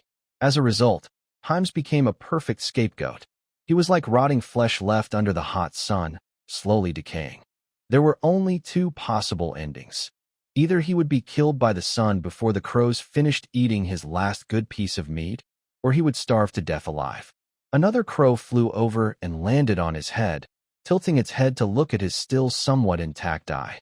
Himes closed his eyes weakly, too exhausted to even shoo the bird away. His heart was full of despair and anger. Hatred for the Baron, hatred for Helena, hatred for the shameless old over, and hatred for this cold, unfeeling family. The crow lowered its head, its sharp beak aimed at his eye. At that moment, a figure appeared inside the castle. Thud, thud, thud. The figure moved toward the training ground in a strange way, neither too fast nor too slow, but each step heavy and powerful, as if nothing could stop him. He jumped backward. He kept jumping backward as he moved forward. In a few leaps, the figure reached near the training ground. When he stopped, everyone finally saw his face. Commander Buck immediately stepped forward and bowed respectfully. "Good day, young master. Only someone from the Kosovo family, the strongest of the Kosovo clan, Simbach Kosovo, could command such respect from this cavalry leader with the blood of the Great Bear." Roland waved his hand, signaling the soldiers who were bowing to continue training, then approached Himes. He looked up at the person lying on the wooden frame, barely alive, and frowned slightly. "What's going on?" Buck briefly explained the situation. Basically, Himes was used by Andrew. Although Himes was innocent, the Baron, furious, ordered strict punishment. Roland listened, silent for a moment, then said to the guard nearby, "Release him." The two guards looked somewhat hesitant. One of them nervously spoke. "Young master," the Baron ordered, "to torture this person to death." Roland frowned, about to speak, but Commander Buck shouted angrily, "Immediately follow the young master's orders and release him. He is the first heir of the family, and even the Baron's orders must be followed." The two guards dared not speak further. They quickly cut the ropes and lowered Himes down. Another person instinctively ran to find a healer. Roland glanced at Himes, who was lying on the ground, then turned to leave. He planned to go to the castle's blacksmith shop to make some useful equipment, especially a special item that could help him quickly improve his skills. Saving Himes was just a small task. To him, Himes and Helena, despite their past malicious acts, seemed to have ultimately made him stronger. It was hard to believe, but that was the truth. Moreover, such minor characters could be killed any time in the future, just a kick would do. There was no need to worry. "Young master, young master." Suddenly, a hoarse voice called out from behind. Roland stopped and looked back. Himes was on the ground, struggling to lift his head. With all his strength, he shouted, "Young master, I have a secret about Lady Helena to tell you." "A secret about Helena? What could she possibly be hiding?" Roland raised an eyebrow and walked back. Himes, struggling, grabbed his pants and, in a quiet voice only they could hear, said, "Lady Helena. She has a special magic item that can contact the Relf family, and it can also teleport objects, ignoring distance." Roland's eyes sharpened. "What kind of item?" "A basin." Himes panted heavily. "A blue big basin. Very precious. Very." Roland understood immediately. It was a relic called the Fire Basin. He had heard of it in a game from his previous life.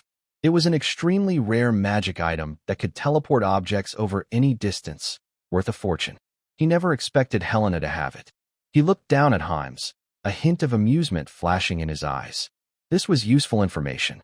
It also explained many things, like that strange cross-version Bloodline Awakening potion. If he guessed correctly, Helena must have used the Fire Basin relic to specifically ask the Relf family for it. This was very interesting. In the later stages of the previous game version, Bloodline Awakening potions were quite common.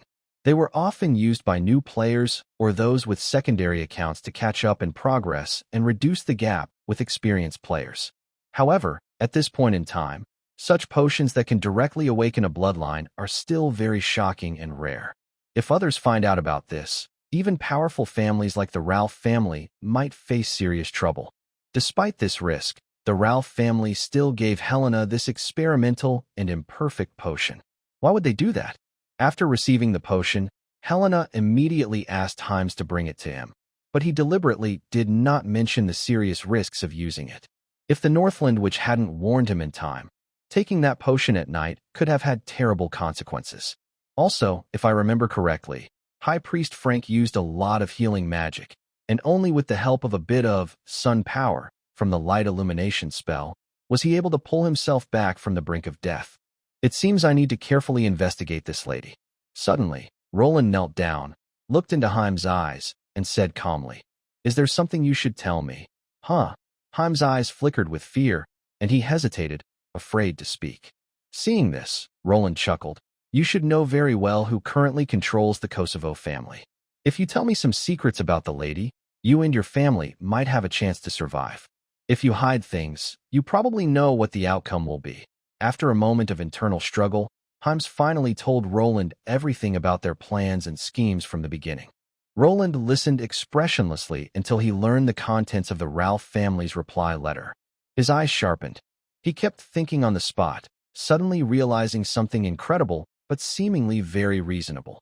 The Ralph family probably gave him the Bloodline Awakening potion because they believed Helena had already used her charm to control Sinclair. Although he didn't know why they thought that way, this conclusion didn't seem entirely unfounded. Because Simbach naturally possesses the extreme charm of humans, he is considered the most handsome man in the Kosovo family, or perhaps in the entire Kosovo territory. It is common for others to like him. Meanwhile, the lady is also beautiful and charming. Passionate love, thunder and fire, on a dark and windy night. Well, it's not impossible. Additionally, after Roland arrived here, he discovered that the Baron and the lady actually live separately. They no longer sleep together, which suggests their relationship is strained, and there may be a significant rift between them. Therefore, the Ralph family believes it is very reasonable that their eldest daughter, under long-term repression and harboring resentment, would boldly have an affair with her husband's illegitimate child. After all, in the kingdom of Erwin, who doesn't have affairs? This explains why the Ralph family was willing to spend a lot of resources to send a precious awakening potion through a relic fire basin overnight. Of course, Roland thinks the Ralph family's true goal is not just to satisfy their daughter's unusual preferences. They have a deeper plan. They want to control the Kosovo family, in a secret and subtle way. But what could this family of crocodile-like creatures be so eager to obtain? Suddenly, Roland's eyes widened. His family indeed has a very valuable item that others might covet. That is the shattered divine fragment of the god of dinosaurs, Ytru. In fact, Roland even guessed where the missing jawbone from Backsize's skull went. The way to verify his guess is simple. He calls upon the goddess in his mind. "Do I have the divine nature of Yutaru within me?" Aphrodite quickly responds, "Of course you do. Otherwise, what do you think you are, a genius? If you hadn't absorbed a little of the dinosaur god's divine power, how could you have fully awakened the crocodile bloodline to such an extraordinary degree? And if you didn't already possess divine power within you, you wouldn't have been so powerful during the sealing ritual. Even in the Baron's secret chamber, that stone slab wouldn't have been so tightly bound to you." I see. The Ralph family must have used Backsize's jawbone as medicine, which is why they confidently told Helena that this potion could definitely awaken the bloodline within him. Roland's face darkened, and he shouted at the goddess, "Why didn't you tell me about this earlier?" He was a bit angry because this matter was very important and could even affect his grand plan to conquer the world in the future. Amphetrite rolled her eyes and muttered softly, "You didn't ask before, so how was I supposed to know you didn't know? You usually act so mysterious. Can I guess what's in your mind?" Roland was speechless and could only pinch his nose and stay silent. He looked at Himes, said calmly, "Take good care of your injury," and prepared to turn around and leave to find Helena.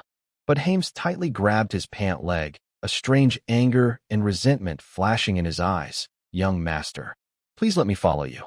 I beg you." Roland stroked his chin, thought for a moment, then nodded. "All right."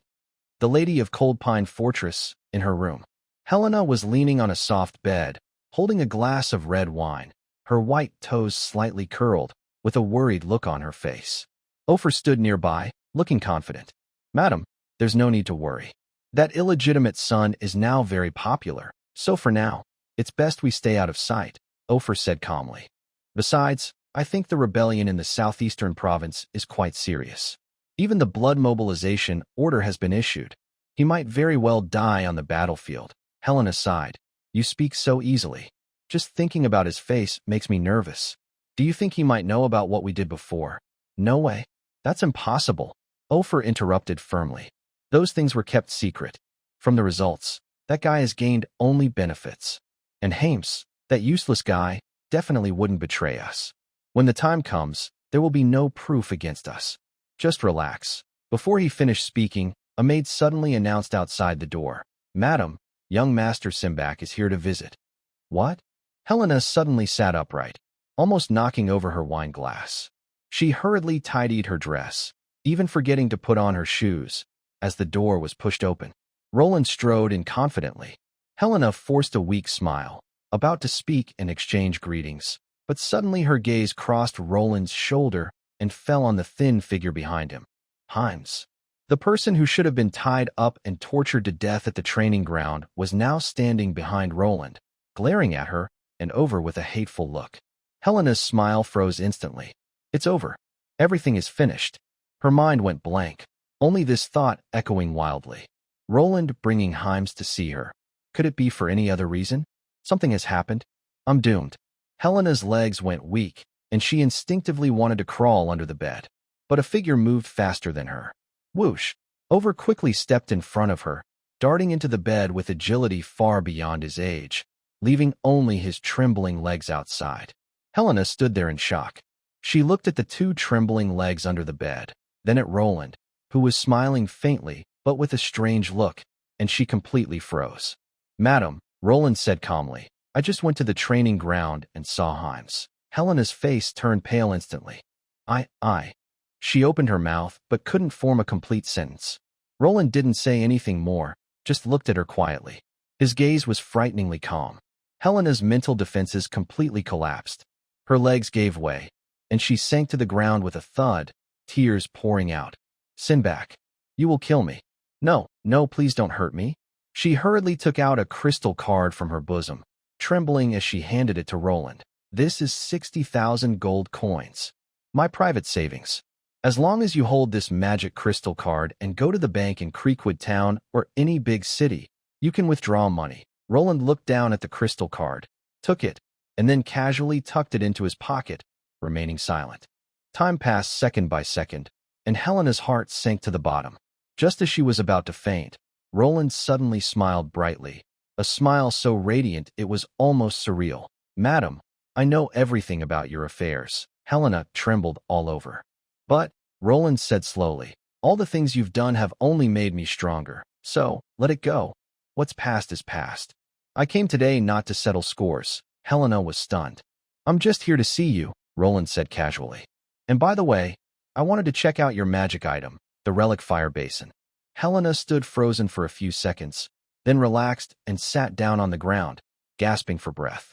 That feeling of surviving a disaster made her almost want to cry. At that moment, there was a rustling sound from under the bed. Ofer crawled out, covered in dust, with a flattering smile on his face. He quickly walked to Roland and knelt down with a thud, bowing 3 times seriously. Young Master Simbach, I was blind before and did some foolish things. Today, I come to apologize. He paused, then looked up with a serious expression. However, I was just acting as Lady Helena's advisor. Everything I did was for her. If you are angry and want to punish someone, just punish me. Please, don't harm my family. Roland looked at this old man and couldn't help but laugh. This old guy is quite funny. But do you think I'll let your whole family go just because you said that? He stroked his chin and chuckled. Ofer, I'll give you a chance. Guess why I came here today. If you guess right, you're safe. If you guess wrong, your whole family will be in trouble. What? Ofer's face turned pale, and he broke out in sweat. He knew his family's life depended on this man's decision. He took a deep breath, closed his eyes, and slowly spoke. All right, I'll start guessing. In the room, Ofer slowly said, Lady Helena is 30 years old.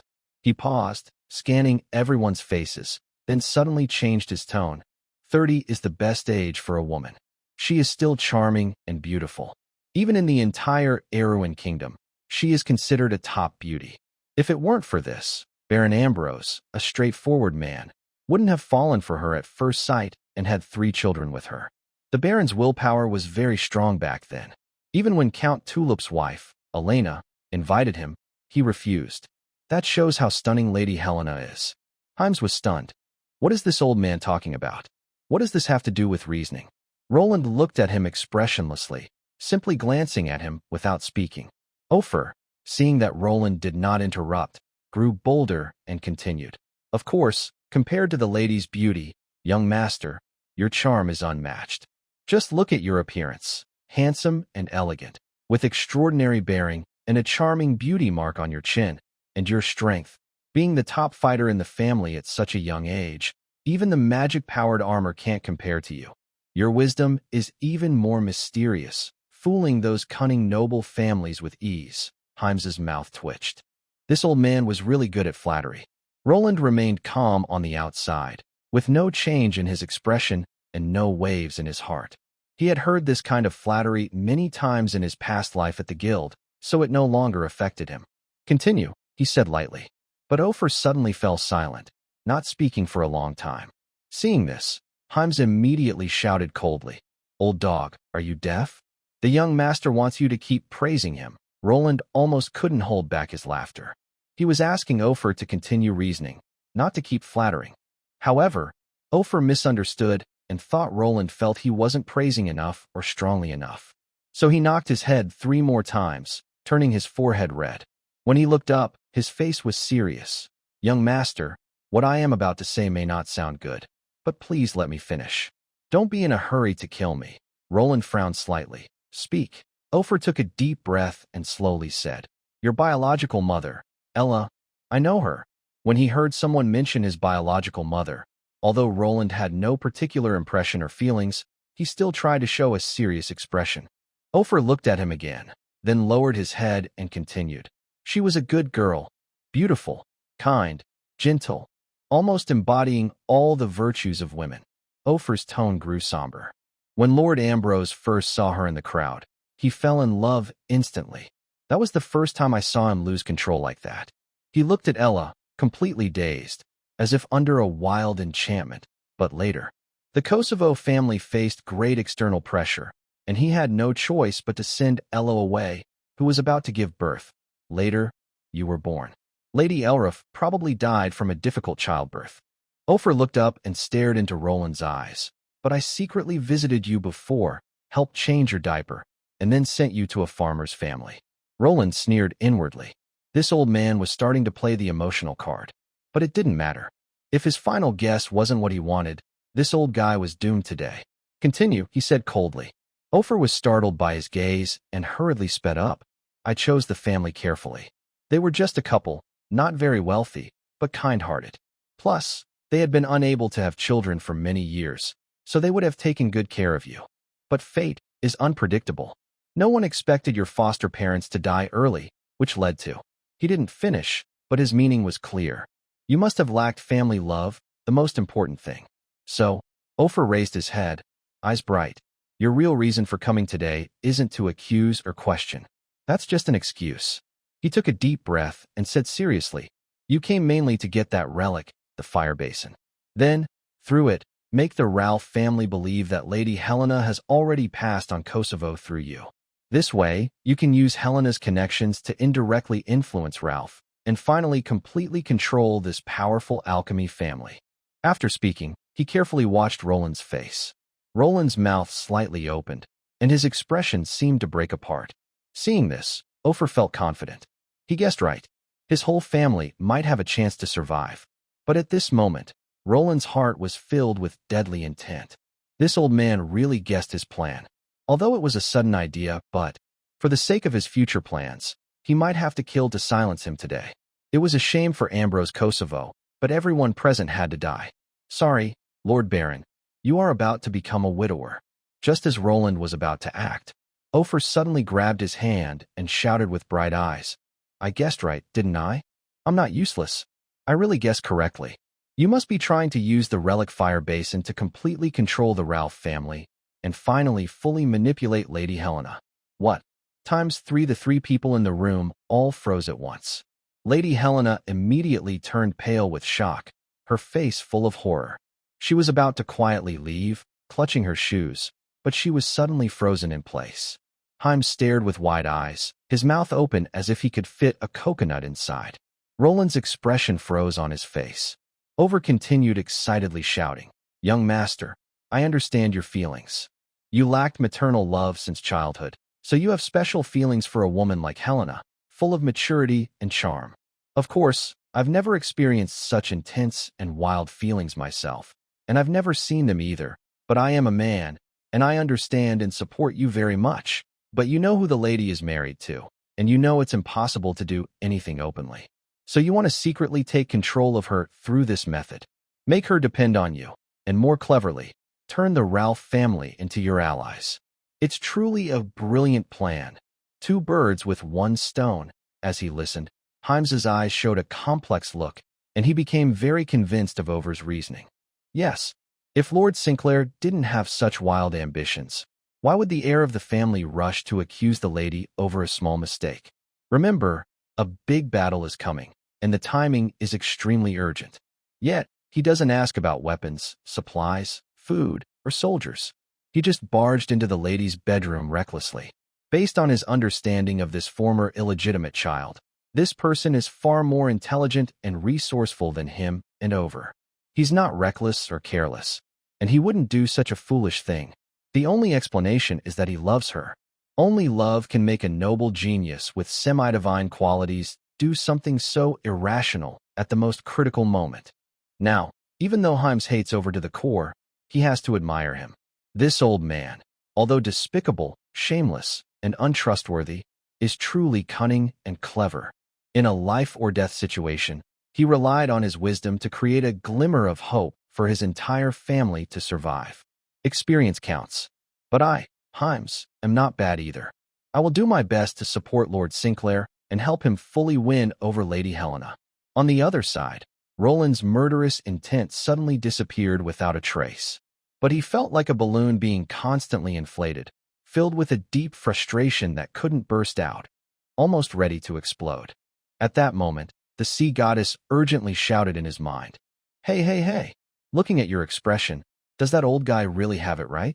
He's so clever, he guessed your true thoughts? That person must join our side.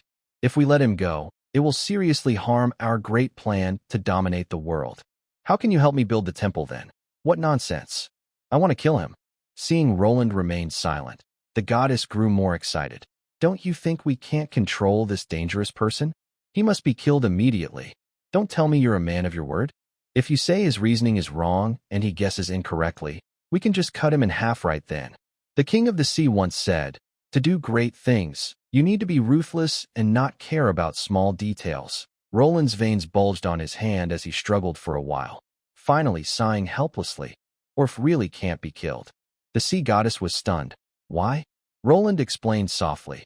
I actually decided from the start to kill Orf and Heim, the two insiders, then control Helena by manipulating the Relf family secretly, and finally take full control of this powerful alchemy family. So, no matter what Orf deduces, they all have to die. But his recent words unexpectedly reminded me of something. What is it? Right now, in the eyes of everyone outside, I am like a child desperately needing motherly love. According to normal logic, I should be friendly with Helena. But if I kill Orf and Heim, even if I don't kill Helena, she might go crazy from the shock. And as I know, the Relf family always likes to plant spies in others' homes. If that spy reports Helena's death or madness back, what do you think they will do? What else can they do? If you mess up their daughter, they'll definitely come after you with their army. Amphetrite didn't quite understand Roland's point. Oh, come on. Don't just think about fighting and killing all the time, okay? Roland felt increasingly tired and desperately needed a wise person to share his burden. But at this moment, he was alone and could only force himself to continue. Right now, the Ralph family clearly believes they are using Helena to seize the Kosovo family, and it seems they are already seeing some results. If Helena encounters any bad trouble now, it will make the Ralph family more alert and realize their plan has failed. Amphetrite felt dizzy and couldn't help shouting. Is that Ralph family just a bunch of useless people? Why don't they just attack us directly? According to what you said before, they are eyeing Erturu's divine power. The Kosovo family is a strong supporter of the royal family. Even the mighty Baksize 200 years ago, at their craziest, never betrayed the king. Such a loyal family. If Ralph dares to act directly, do you think the king is dead? Amphetrite nodded as if she understood, but was also confused. She felt the human world was too complicated. She longed to go back to the ocean for a bath and to play tricks on her followers and believers. So she stopped paying attention to Roland and focused on her two only loyal followers. They were more fun. Meanwhile, Roland, trying to save his image, looked it over and coldly scolded. Your reasoning is completely wrong. He thought his words would make Over tremble, panic, and be terrified. But, to his surprise, the other person showed no fear at all. Over winked at him, showing a "I understand everything" expression, then seriously said, Young master, you don't need to explain. I already know what to do. If you think I deserve to die, then just behead me. But don't worry, even if I am tortured or torn apart, I will never reveal your true thoughts. Meanwhile, Himes hurriedly knelt down and swore, Young master, rest assured. I am very loyal and more trustworthy than that old dog. Whatever secrets I have, I will never leak them. That day, Andrew just didn't torture me severely. If he had, he would be shocked to see how brave I am. This is driving me crazy. Roland's teeth were almost clenched in anger. Even if he couldn't kill these two right now, they must never stay with him in the future. Otherwise, one day, they would die mysteriously. He suddenly turned around and looked at Helena, who had been silent since earlier. He forced a kind smile and said, Madam, please rest assured. I am a good person. I only have genuine respect for you, and I would never. As he spoke, he suddenly stopped, because Helena was standing still, staring at him with intense, unblinking eyes. She didn't blink at all. What's going on? Roland was immediately alarmed. He went over to check and was surprised to find she wasn't dead, but had fainted from fright at some point. It was very likely that she was so shocked, so suddenly and strongly, that she just stood there, staring, and then fainted. Roland asked two people to help Helena sit on a lounge chair to rest. He sat at his desk, ready to write a letter and send it with a family heirloom fire basin to test the Relf family's attitude. Just as he was about to start writing, he suddenly paused. His quill dipped into the parchment, leaving a blot of ink. This letter cannot be sent. Based on Roland's previous understanding of the Relf family, these people are cautious and plan carefully before acting. The core of their strategy, cautious planning, is even written into their family motto, cunning as a fox, fierce as a tiger. Before taking action, they do a lot of preparation. A common method is to plant many spies in each household. Only after infiltrating and fully understanding the target's information and being sure of victory will the Relf family act decisively. These spies are well-trained or raised from childhood, loyal to the Relf family. Once they are undercover, they are like water drops falling into the ocean, impossible to find. Roland believed that the Relf family had planted spies in Cold Pine Fortress, maybe more than one. In the face of such a dangerous family, being cautious is necessary. So he couldn't write this letter. At least, he shouldn't be the one to write it. The other side would surely recognize Helena's handwriting. If he wrote the letter and sent it with the family heirloom fire basin, they would immediately become suspicious. Even more, Roland thought of a very frightening possibility. He couldn't help but look up and quietly glance at Lady Helena. Generally, a good spy should have several qualities. First, complete loyalty to their organization, even willing to sacrifice their life if necessary. Second, perfect disguise. This isn't just about appearance, body shape, or demeanor, but a deeper, unnoticed performance. You could be a farmer, merchant, servant, or a noble lady living in the sunlight. As long as suspicion isn't raised and your identity remains hidden, the disguise works. Third, a spy needs reliable ways to send messages. They must be able to contact their contact person at critical moments or send important information quickly. Based on all this, one person here seems to meet these conditions very well. Roland doesn't know how loyal she is to the organization, but it's very likely she is extremely loyal. Secondly, she probably has excellent acting skills. Everyone in Cold Pine Fortress, even her husband, thinks their mistress and wife is a fool. To deepen this impression, She even hired 2 talented people to be her allies, performing absurd plays from start to finish. Finally, she has a priceless tool that can send messages instantly over long distances. It's similar to the underground radios used by spies in the past. Hiss! Roland suddenly felt a toothache and thought of something else. Before crossing over, he had honestly and carefully explored Simbach, the demigod lich boss, with his guild brothers. But whether it was the battle scenes, the loot, or the detailed research by the experts, there was hardly any trace of Lady Helena. Many only knew that she was involved with Simbach at the time, then suddenly disappeared.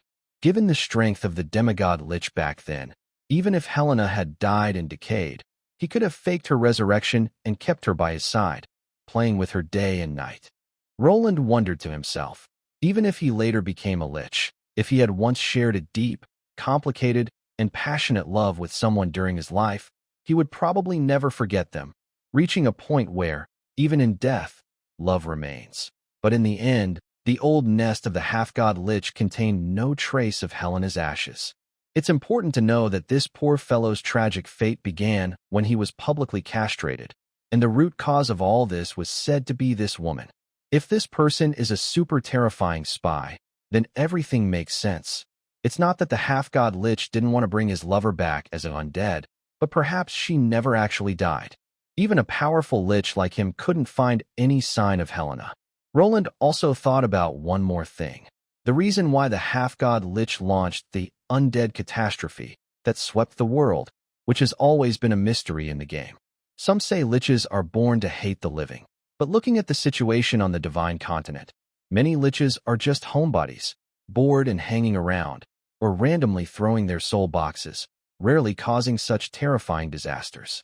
In the battle at the underground tomb, Roland found remnants of the death god's remains on Andrew, thinking that Simbach must have gained the death god's power and authority, which drove him to endless slaughter under the influence of death.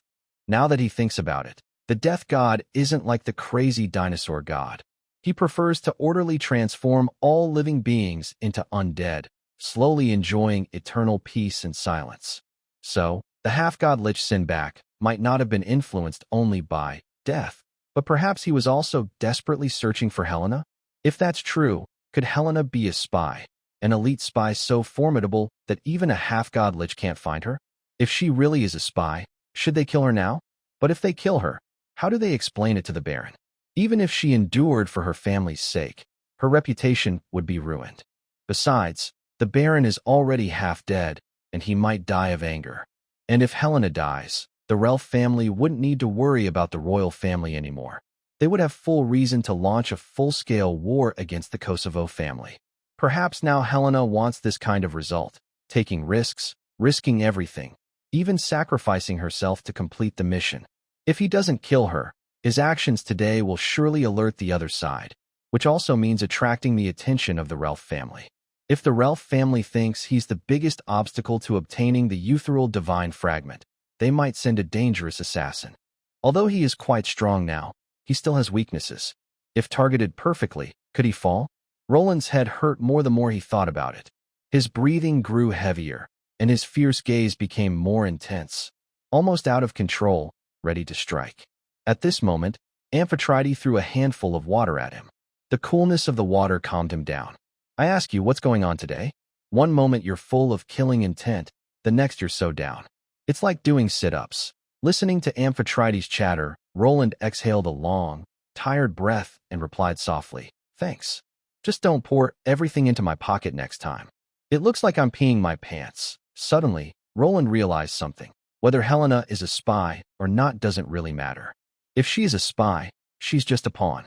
What he should focus on is the person behind her, the master of the chess game.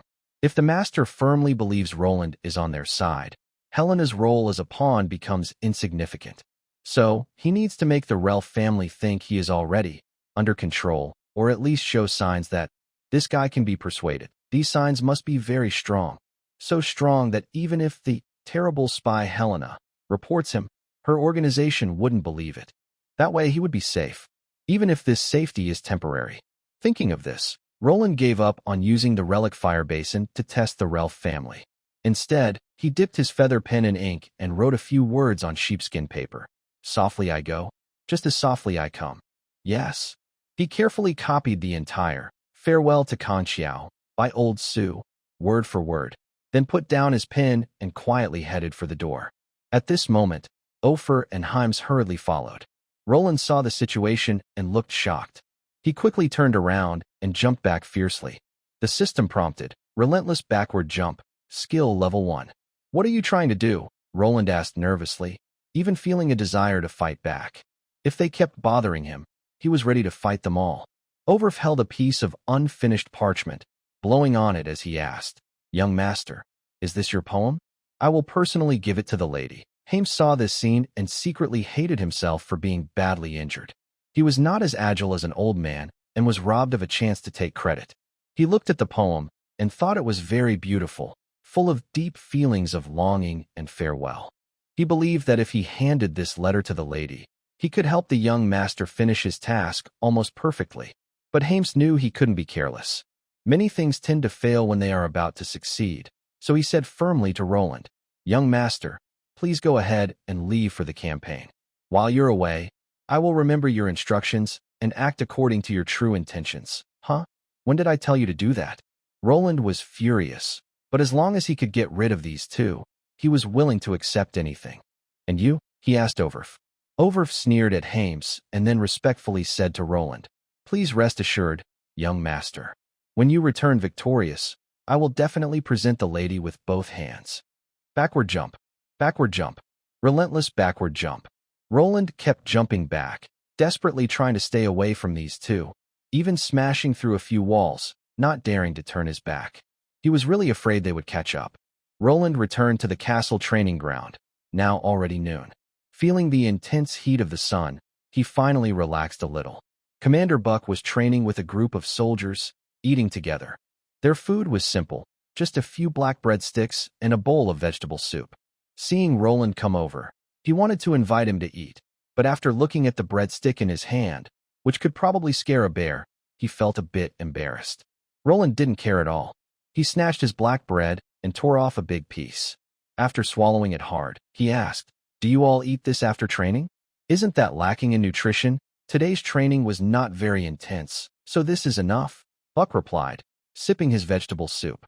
We can't eat too well normally, or after they go to the battlefield and fight hard, they won't get better food. That could make them unhappy. Hearing this, Roland felt a deep respect for him. Buck held a high position in the family, often just below the Baron, but he still chose to eat and live with the soldiers. He was calm and steady, a truly excellent leader. Compared to that knight commander, what was his name? The one who was poisoned and died. Buck was much stronger. At that moment, Buck looked at the soldiers eating and quietly said, Young master, have you really decided? To take a group of peasants to White Horse City? Roland nodded and asked, This is already decided. Do you still want to come with me to White Horse City? Buck shook his head, hesitated for a moment, then whispered, Actually, if you really want to bring a group of cannon fodder for the draft, I think we shouldn't take the peasants from our land. Huh? Roland became curious. He knew Buck loved soldiers, but he wasn't a kind-hearted or naive person. On the battlefield, he could be even more ruthless and cruel when needed. Now, Roland had to take people to White Horse City, not taking the land's peasants. Should he bring castle guards or the Purple Pine Army? Those were valuable family forces and couldn't be wasted easily. Bringing ordinary villagers might cause panic and shake people's confidence. So, peasants without personal freedom could only be sacrificed. I'm sorry, but that's how cruel people can be. Buck wanted to explain, but from afar, a group of people approached. Leading them was the old butler. He was bringing a group of ragged men, apparently peasants from the Kosovo family. As they got closer, Roland's face grew serious. He started to understand what Buck meant. The people brought by the old butler, although dressed in ragged clothes, some barely covered by tattered animal skins, were all strong and healthy. Their dark faces showed a fierce, rebellious spirit, and their presence was intimidating, unlike ordinary farm workers. Each of them carried a long purple cedar bough and a simple quiver made of vine strips, filled with dozens of white feathered arrows. The arrows were neatly trimmed, showing that their owner valued them highly. Some also wore a pointed dagger at their waist. The handle was wrapped with cloth, but the blade was extremely sharp, and even from afar, you could feel its coldness. Roland approached one of the farm workers and looked closely. This man was clearly deformed. His right hand was normal, like that of an adult man, but his left hand was much thicker, about a whole size larger. His eyes were uneven, one big, one small, making him look strange. The most unusual thing was his spine, which was twisted at a sharp angle, as if he had been under constant strain from pulling a bow. Roland knew that this wasn't from carrying heavy loads, but from years of drawing a longbow. Repeated one-sided effort had permanently changed his bones and muscles. "Young master, you have good eyes. One-eyed Jack is the best archer among this group," the old butler whispered nearby. Roland looked at him and then at Buck, asking suspiciously, "Are you sure you didn't just dress some of the soldiers or castle guards like this to protect me, and are secretly following me?" Buck and the butler exchanged a quick look and softly laughed. These are the lowest farm workers of the Kosovo family, but they are all excellent long-range archers. Seeing Roland's growing confusion, Buck understood that although the young master had lived a hard life, he was still somewhat unfamiliar with the people at the bottom of the territory, especially those farm workers. So he began to explain. The Kosovo family controlled the trade hub of Creekwood town, which leads to the Kruis Empire, and also had a rich iron mine. Their family was quite wealthy. Many years ago, the water level of the Greywater River was high, and the river was clear of silt. Near Cold Spruce Fortress, there was a small port. The family owned several ships that could sail along the river to the sea, engaging in coastal trade. At that time, the Kosovo family was quite wealthy. However, over the years, they have fallen into decline. Since the Back Seas incident, the family has not produced any demigod-level experts, and even high-level bloodline knights are rare. But not all the barons were useless, many were capable. They followed the wishes of their first ancestor, opening up forests and rivers for hunting and logging, so that those struggling to survive could make a living. They also taught their people how to craft high-quality longbows from yew wood and shared methods for planting yew trees. Later, some barons even issued the arming law, requiring all villagers to learn archery and shooting skills, and regularly held archery contests. Skilled archers could get tax reductions or trade their well-made yew bows for tax relief. These policies greatly boosted the development of archery in the Kosovo territory. This also made the family's fighting strength grow rapidly. But these actions soon caused fear among neighboring lords, who worried that the Bay Crocodile kids might attack and wipe out their families overnight. So, the surrounding noble lords of Kosovo united and went to Lionheart City to complain. In the end, the king personally stepped in to stop the family's reckless military actions. The first step was to cancel the arming law, forbidding the common people from being forced to practice archery from a young age. Even more, they demanded that Kosovo family provide a batch of high-quality yew bows every year for defending the northern green-skinned orcs. However, there were countermeasures. The king only forbade them from harming commoners, but did not restrict what they could do to their own serfs. The violent nature of war had already been deeply ingrained in the souls of the Kosovo family members for generations. By the time of Grandpa Roland's generation, they could no longer tolerate a peaceful, boring life. They secretly trained their serfs in archery, planning to start a terrifying war to destroy others or be destroyed themselves.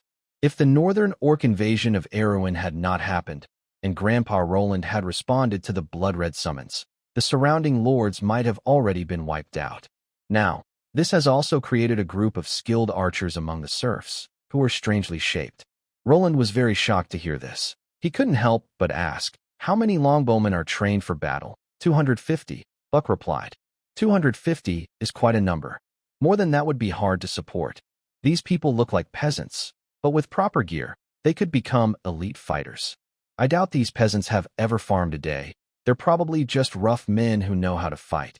Roland patted the one-eyed dragon on the shoulder and turned to Buck, giving orders. "Gather all the peasant soldiers in our territory and station them near Cold Pine Fortress. Buck, you'll be in charge of training them. Make sure they have enough food and equipment that meet the standards of the Purple Pine Army. Isn't that a bit risky?"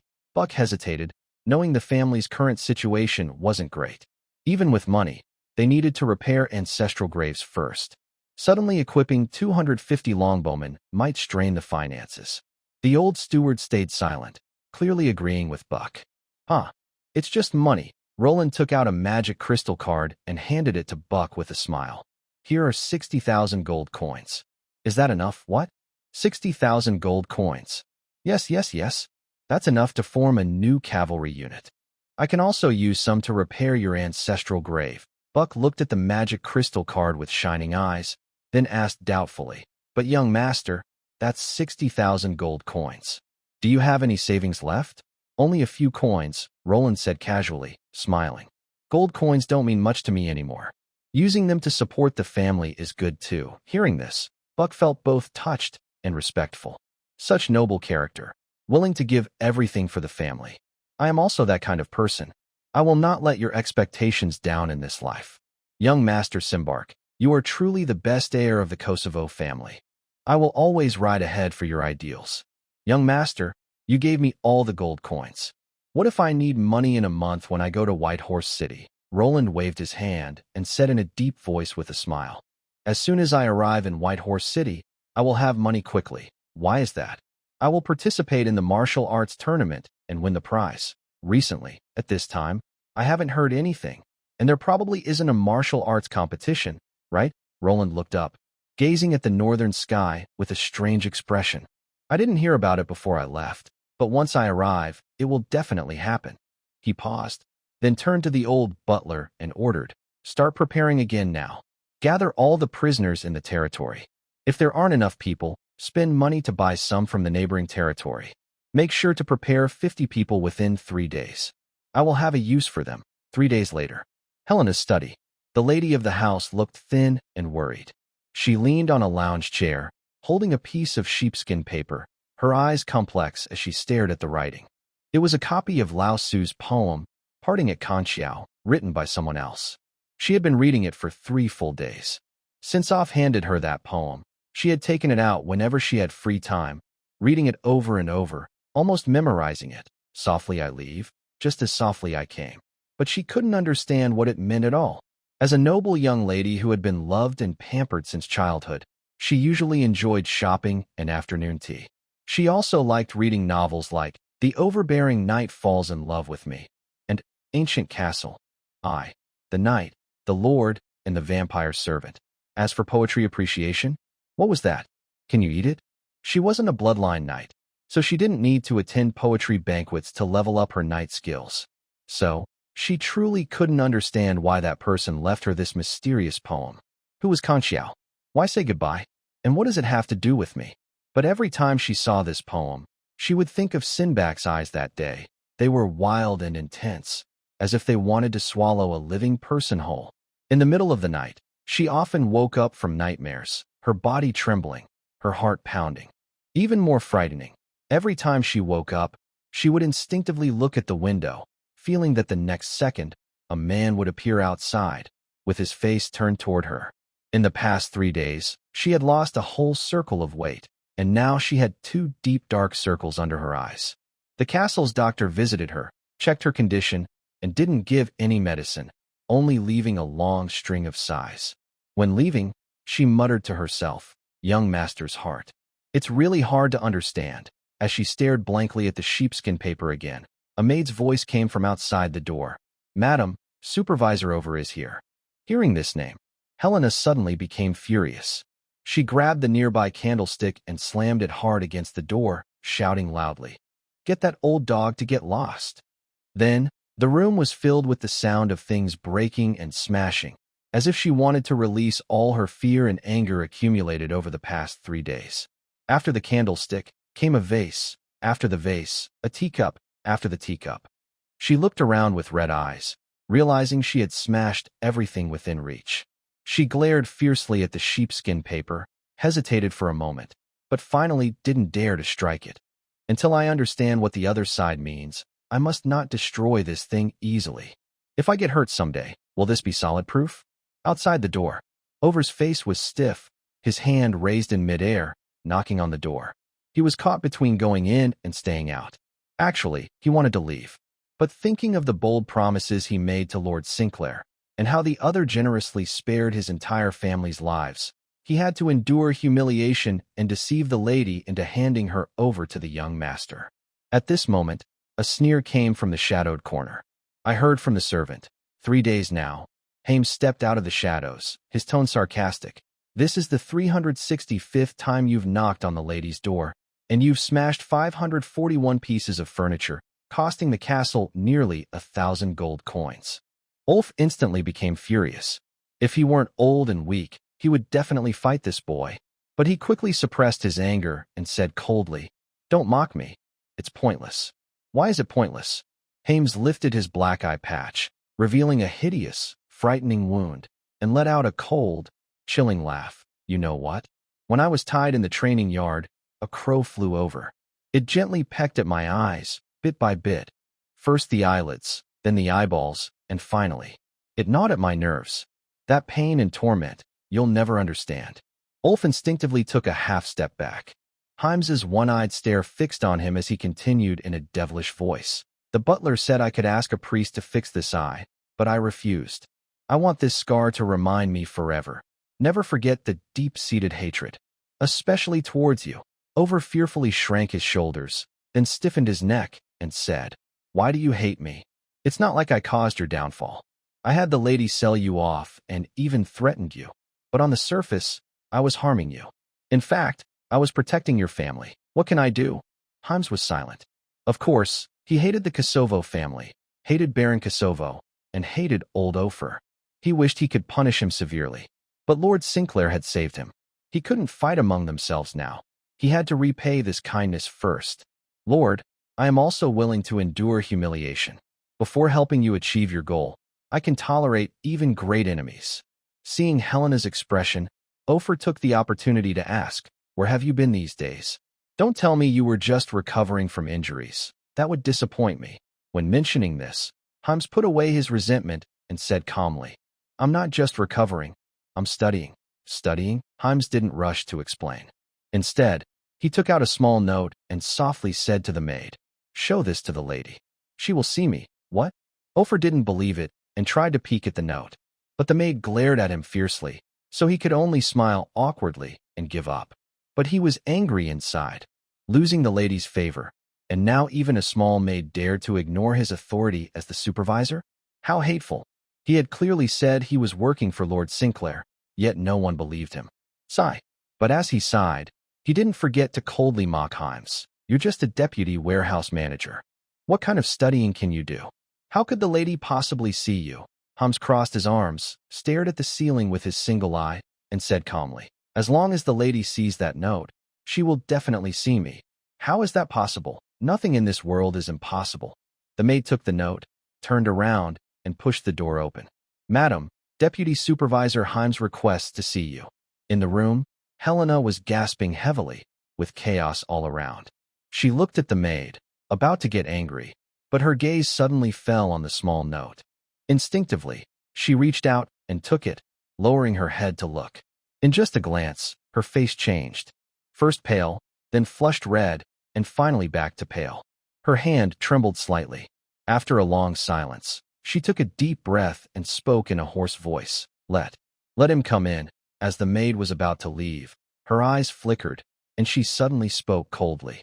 "Call those two troublemakers here too." After a moment, Ofer and Hames respectfully saluted Helena. "Madam, good day." "Madam, you look thinner." Helena threw the note at Hames' feet and said coldly, "Explain this." "What does it mean?" Hames didn't move, but Ofer quickly grabbed the note first. He examined it carefully, his eyes widening more and more, his face full of disbelief. Because, on this note, there was nothing written. It was blank. But why did Madame Helena summon Hames like this? Ofer couldn't figure it out. Haha, you don't understand, do you? Madame has only wanted to see the people she doesn't like these days. It's just you. As for me, I haven't even figured out that shocking conclusion. And even after Madame betrayed me once, I still came to help her without holding a grudge. So, I already expected she would see me. At this moment, Helena's tone was cold as she stared at him. I've given you a chance. If you can't explain yourself, I'll tell Simbach that you harassed me and let him cut you down. Huh? Hames was shocked. He didn't expect that after a few days apart, the madam had become so fierce. It seemed that the poem young master wrote had a big impact on her. He didn't explain right away but turned around, took a step, and recited a poem. I quietly leave. After finishing the poem, He kept shaking his head and sighing. Good poem. Such a beautiful poem. Ovra was anxiously scratching his head. He thought himself clever, but at this moment he realized his biggest weakness. He completely did not understand the meaning of the poem. It seems he needs to work on this skill in the future. Lord Simbach likes poetry, so I should try to please him too. Helena looked expressionless. Suddenly, she grabbed a chair from the ground and started hitting fiercely. Bang, bang, bang, bang. Madam, spare me. Please, spare me, Himes cried out in pain, quickly covering his head and face, shouting loudly. I know the true meaning of that poem. What? Helena and Ovra were both shocked. Especially Ovra, because he knew Himes well. This guy grew up in the castle, once served as a personal servant to the Baron for a few years. Then, relying on the Baron's reputation, he bullied many maids and was finally sent to guard the storeroom. Someone like him also knows poetry? Since you say you understand, then tell me, what is Kangxiao in that poem? Helena let go of the chair and held up the piece of sheepskin paper. I don't remember Kosovo having a bridge like that. That's not a bridge. Huh. Helena looked suspicious, carefully examining the word Roland originally wrote. Impossible. This is clearly a bridge, called Kong Bridge. Sigh. Himes sighed deeply, not explaining immediately, but turning to another matter. Madam, do you know how poetry came about? Helena was stunned, not understanding why he suddenly asked this. Himes continued. Poetry, originally, started with ancient wandering poets. They traveled around, poor and starving, crying out in hunger, and they turned what they saw and heard into songs and ballads to earn a living. Later, nobles found this interesting and started to learn how to write. Over time, poetry became part of noble social life, especially among young noble ladies who didn't go to battle. They loved to express their feelings through poetry. Of course, today's noblemen also love poetry because they found that writing poems can improve their knightly rank.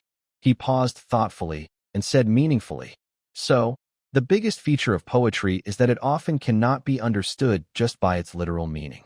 Helena frowned. Himes picked up the parchment and pointed to the words, saying, Look at the first line. I softly left, just as I softly came. On the surface, it sounds like someone quietly arrived at the bridge and then quietly left. But when you consider the rest of the poem, you'll see that Cambridge doesn't just mean the bridge. Now look at the second line. I gently wave goodbye to the clouds in the west. Is he really saying goodbye to clouds? Most people don't say goodbye to clouds, right? So, on the surface, this poem talks about a bridge and clouds, but actually, it's about something else entirely. Ofer couldn't help but interrupt. What is it really about? Himes didn't answer directly. Instead, he slowly said, to truly understand a poem, you need to consider the environment in which the poet wrote it. This includes the poet's background, life experiences, and most importantly, who the poem is written for. He turned to Helena. Madam, think about it. What is Mr. Sinclair's background? Helena was momentarily stunned, then quickly answered. He's an illegitimate child. Grew up in the countryside. His foster parents died early. He lacked maternal love, and he sees me as a mother. Then she suddenly cut off Himes' next words and coldly scolded. You fool. You don't seriously think Sinclair is lacking love, do you? His look at me isn't like he's looking at a family member. It's more like a crocodile in the river watching a little deer drink water. That look, clearly, is hungry. She kept sneering. You better tell me something useful, or today, all of you will die. Himes and the others immediately broke out in sweat. Ofer looked innocent and confused, probably just here to fill space. Why did they have to kill him too? Taking a deep breath, Himes forced himself to stay calm, fixing his gaze on Helena. Madam, you're right. The young master thinks that way. Helena was stunned. What did I say that was right? What is he thinking? Himes sighed again and softly said, Madam, the young master has changed. His heart has changed. Changed? Helena frowned, as if she was grasping something important but hadn't figured it out yet. Overly looked worried and whispered angrily, Madam, don't listen to that useless Himes. How could young Master Simbach change his feelings? He is completely sincere and honest with you. Then he grabbed Himes by the collar, stood on tiptoe, trying to lift him up, but since he was old and hunched, he could only look up and threaten. Do you know what you're saying? If he finds out about this, we will have no place to hide. It's not a change of heart, but a change of mind, Himes said calmly. gently loosening Overly's fingers and speaking to Helena. Madam, your earlier reasoning was close to the truth, but you denied it yourself at the end. If you keep thinking, you'll understand what I mean. Huh? Helena looked confused and didn't understand Hymes at all. She noticed that ever since he lost one eye, his words and actions became mysterious, like he was on some kind of strange drug. At this moment, Overly's eyes lit up, and he became excited. I understand now. I understand everything. He excitedly spun around on the ground, then said what Helena had just said. Young Master Simbach lacked maternal love and saw you as a mother. But that was in the past. Now he is the strongest figure in the Kosovo family, with incredible power and a big ambition. When a man gains strength or power, he becomes completely different. After saying this, he looked at Helena and said carefully, So, madam, you're right. Young master, he's really hungry. Although Overly spoke indirectly, Helena finally understood. Back then, Simbach was weak and tried to hide his feelings carefully, hiding his twisted emotions. Now that he is strong and unstoppable, he no longer hides his wild ambitions and shows his true teeth. She was no longer his emotional support, but now his real prey. Helena suddenly panicked, feeling full of despair. The Ralph family was far away, and she was just a weak woman with no one to rely on. Her husband was gravely ill, and her 2 former advisors seemed disloyal. Even her 3 biological children bowed to that big crocodile. What should she do? What is the right course of action? Suddenly, Hymes shook his head and said to her, Old Dog Ao only guessed the first layer, but didn't see through. The young master has a second meaning. What? The other 2 were shocked. Lady Helena, like clutching a lifeline, hurriedly asked, What does he really mean? Tell me quickly. Hymes took the sheepskin paper from her hand, spread it on the table, and pointed his index finger at the top of the poem. Gently scratching the words, Farewell, he softly said, If I am right, the young master has already made up his mind to face death. A firm decision to die? Then, before they could ask, he explained with a complex expression, The first meaning from the young master is probably to show that his attitude towards the lady has shifted from hidden to open. This shift refers not only to feelings, but also to his actions. From initially trusting her emotionally, to understanding his true thoughts, and finally to preparing to act. But sometimes, this is fate. Erwin faced a rare, world-changing war, where no one knew if they could survive. This includes him, the great Simbach Kosovo.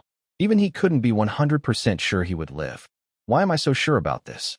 Because I saw this morning that the old butler and Commander Buck brought back a group of prisoners, saying they would go to White Horse City with him. These people are criminals. Their only use is to hang on the big tree at the village entrance. But to handle the blood-red draft and preserve the family's strength, he had to take them along. What for? Clearly, they are cannon fodder, used to send to their deaths. This includes himself. It shows how desperate he has become. But even with this despair inside, as the only pillar of the family, he cannot show even a hint of fear. Even for the honor of the family, for the Baron, for his younger brothers and sisters, and most importantly, for you, he still resolutely decided to go to White Horse City, knowing he would surely die.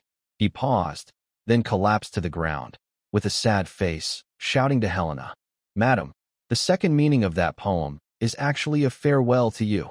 Silence. The room instantly fell into complete quiet. Ofer opened his mouth wide, staring at Hymes in disbelief. This guy had changed, becoming so terrifying.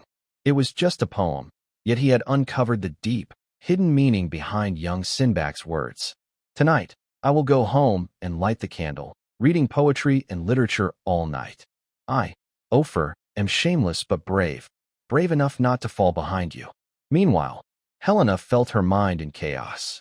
She couldn't quite believe Hymes's analysis, but combined with Simbach's recent actions, there seemed to be some hidden truth. If Hymes's interpretation was correct, she should be safe now. At least for the moment, she wouldn't be eaten by the big crocodile. But strangely, she felt no relief, no sense of safety after surviving. Instead, she felt a kind of pity and a deep, unspoken sadness about the other person's actions. Perhaps this is true courage, knowing you will die, yet facing it calmly and accepting death gracefully. At that moment, Hymes sniffed and quietly said to Helena, Madam, the young master is about to die. You should go along with him. Huh. Ofer's eyes widened suddenly. He realized what the meaning of the poem was, what the double meaning was, and that your mother's farewell was all nonsense, just your childish bluff. Now, your true intentions are finally exposed. This is terrifying. This opponent has become so dangerous. No, if I let him easily complete the young master's task, I will be useless. I will definitely be killed in a furious revenge, and my whole family will suffer. Sorry, young master. There are still people I need to save. I must stop his plan first. Just as Ofer looked at Helena, about to reveal Hymus's true purpose, he suddenly felt a chill in his heart. He heard Lady Helena sigh softly and say in a low voice, "This matter, I need to ask my father first." The Rolfe family study room. On the coffee table beside the desk, an alcohol stove was heating a brown glass bottle containing stamina potion. Gurgle. The potion was ready. Russell used tongs to take the bottle, poured some into his bowl, gently blew on it, and then slowly drank it. Huh. He closed his eyes, feeling the potion enter his stomach. Warmth spread through his limbs, and his exhausted body gradually regained its strength. An unmodified mage's body is always so fragile, Russell sighed leisurely, then shook his head with a bitter smile. But being fragile has its advantages too. At least I can quickly recover stamina with potions. He set the bowl aside, holding a piece of bread in one hand and picking up a report on the table with the other. The first report was from the southeastern province. High Priest Solomon of the Dinosaur Church suddenly went into a rage a few days ago. Ignoring everyone's advice, he activated the Utharu Holy Fragment and launched a rebellion early. Over half of the southeastern province fell in one day, and the noble coalition army was retreating steadily. According to survivors, many monsters appeared among the rebels, including saber-toothed tigers, direwolves, and raptors. There are even rumors of dinosaur-like figures. Russell's finger tapped lightly on the table. Dinosaur people? Probably influenced by the Utharu Holy Fragment. Killing and evolving, survival of the fittest. But did humans evolve into dinosaurs? Or did dinosaurs evolve into humans? He pushed aside this thought and continued reading. King Ikvi has issued a blood mobilization order. The noble army from the southwestern province is gathering, but the nobles are acting strangely, trying to shirk responsibility and hiding their private troops. An attached colored illustration. The illustration was an oil painting. It showed a figure cloaked in black robes, gazing out at the endless sea in the distance, with a giant azure dragon sitting beneath him. Was he missing at this time? Russell tapped his fingers on the table, then suddenly turned to speak to the air behind him. Send this report to my father. Say that the High Priest of the Dinosaur Church is suspected of knowing the location of another Utharu Holy Fragment.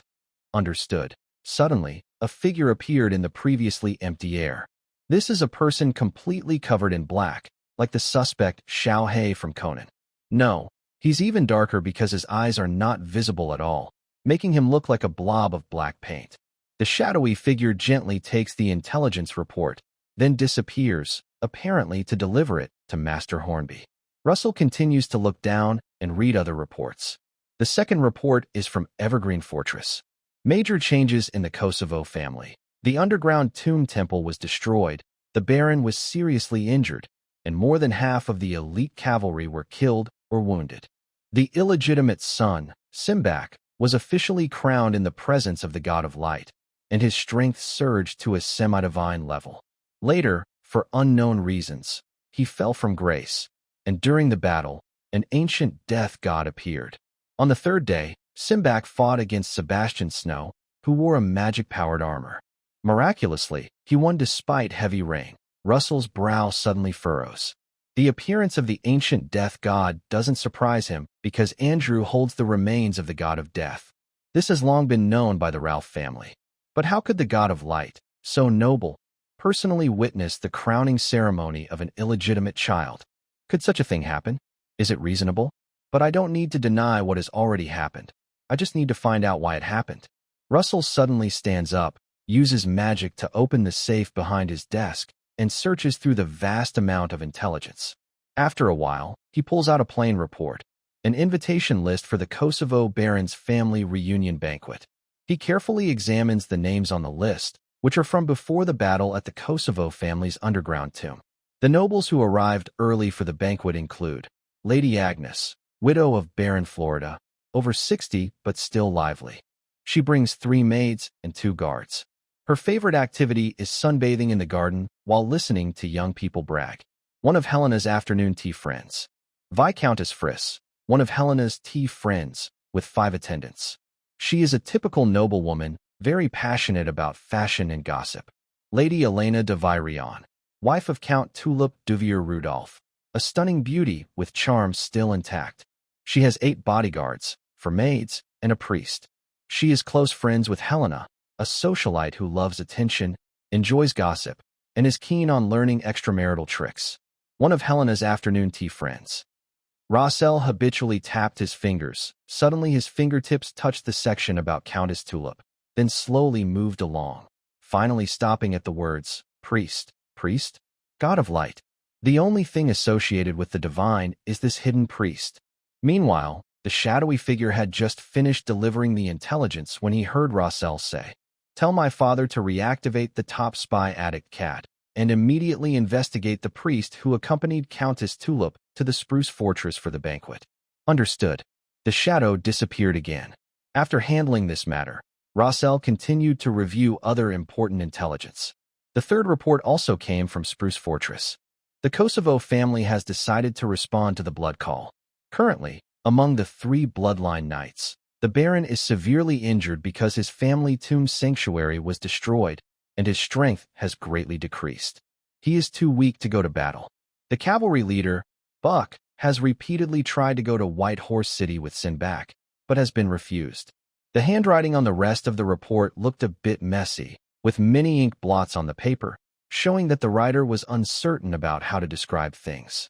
But in the end, he carefully wrote, Simbach, for unknown reasons, refuses to lead Buck and his Purple Cedar Army, refuses to lead any armed guards or serfs. Only 50 criminals are being trained urgently, 10 of whom are bought from Viscount Hussein. The reason is unknown. Rossel picked up the report and examined it repeatedly, his brow furrowing deeper and deeper, as if he could squeeze a mosquito to death. Even after many years of working in intelligence analysis, often able to find crucial clues from tiny hints, he couldn't understand this report. He simply couldn't understand it. He truly couldn't grasp why Simbach would make such a decision. Because this rebellion was very serious. Normally, every noble would have to go to the battlefield. The enemies were those crazy dinosaur cubs, and without enough people, they wouldn't even be able to feed them. Leading a group of traitors with no loyalty or honor. He was afraid that just hearing the roar of the dinosaurs would scare them into screaming and running away in all directions. What's the difference between this and sending them to their death? In Russell's understanding, Simbach is now the absolute decision-maker of the family. Even when faced with the unavoidable blood summons, he should have taken all the elite forces to go. After all, the Kosovo family is special and not like other noble families. They have been loyal members of the royal party for hundreds of years. There are even rumors that, besides carrying the blood of the Bayou crocodile, their bloodline also contains loyalty, an unwavering loyalty to the royal family. Even Buxus, who was driven mad by the Uturu divine fragment, never betrayed the royal family. Moreover, the blood awakening potion I sent earlier included divine power extracted from Buxus's jawbone. When this divine power awakens the bloodline, the person should retain the original personality of the owner. So, Simbach should also be loyal to the royal family. Why, then, did he do this? For the Relf family, after Simbach's death, the plan involving the Uturu divine fragment would become very simple. As soon as he dies, the Kosovo family will become a shell of its former self and will soon be forgotten by the royal family. At that point, obtaining the Uturu divine fragment would be easy and effortless. But what about the sister? Does she truly love Simbach, or does she see him only as a tool for revenge against her husband? If she has truly fallen in love, she would be heartbroken and despairing if Simbach dies. Hopefully, it hasn't come to that point yet. Russell sighed, picked up the intelligence report, and sat back in his chair. After a moment, a shadow appeared in front of him, and he slowly spoke. Send this report to my father, and say. After a brief pause to think, he wasn't sure how to phrase it, but finally he continued softly. Tell my father that Simbach went to White Horse City with only criminals for unknown reasons, suspected to be sent to their death. Yes. The shadow immediately took the report, but did not disappear right away. Instead, it knelt on one knee in silence. Seeing this, Russell rubbed his forehead with a faint smile and said, "This is the last time I'll send you on a run today. Sorry about that." Yes. The shadow responded and disappeared, clearly heading again to deliver the message to Master Hornby. After it left, the relic brazier beside Russell's desk shone brightly. When the light faded, 2 pieces of sheepskin paper lay quietly at the bottom of the basin. Did Helena send a letter? Russell's face was full of surprise and happiness. He hurried over and picked up the letter to look at it. At first, it was a letter written in messy handwriting, not very neat. No, wait, this is a poem. Just after glancing at it, Russell couldn't help but softly recite, "Softly I leave." After reading it once, he felt along the sheepskin paper, then suddenly moved to the windowsill, took advantage of the sunlight, and couldn't resist reciting it again. He did this several times until a shadowy figure approached, and he suddenly snapped out of his reverie. What a beautiful poem. The rhythm, the imagery. These are simple words, but combined they are so moving. Russell held the poem in his hands, eyes full of wonder. As a wizard who deals with dull information all the time, he hadn't read such touching literature in a long while. He was about to read it again when he suddenly noticed the shadowy figure standing behind him. He quickly cleared his throat, stopped praising, and softly chuckled. "Don't worry. This is just a poem expressing feelings of reluctance and farewell. It won't make you pass through the heavily guarded, trap-filled laboratory to deliver it to my father." After saying that, he placed the poem on the coffee table, took Helena's letter, and began to read. However, he didn't notice that the shadowy figure behind him was quietly peeking out, showing 2 bright eyes, watching Helena's letter carefully and greedily. Russell only glanced at the beginning of the letter, then his face suddenly changed. He immediately turned around to look for the shadowy figure and met those striking eyes. "These 2 pieces of information are very important. His words were cut off as he saw the suspicious and innocent look on the other's face. He hesitated for a moment, then changed his tone. "You and I will go find my father together." This time, the shadowy figure showed no dissatisfaction and replied decisively. "Yes, the Ralph family, laboratory." Hearing the sound of the magic door opening, Master Hornby helplessly put down the glass test tube in his hand and looked at his son, saying, "Tell me, what's wrong with you today? Why can't you send all the information together and have to split it into several parts? Don't you know that my experiment has reached a critical point?"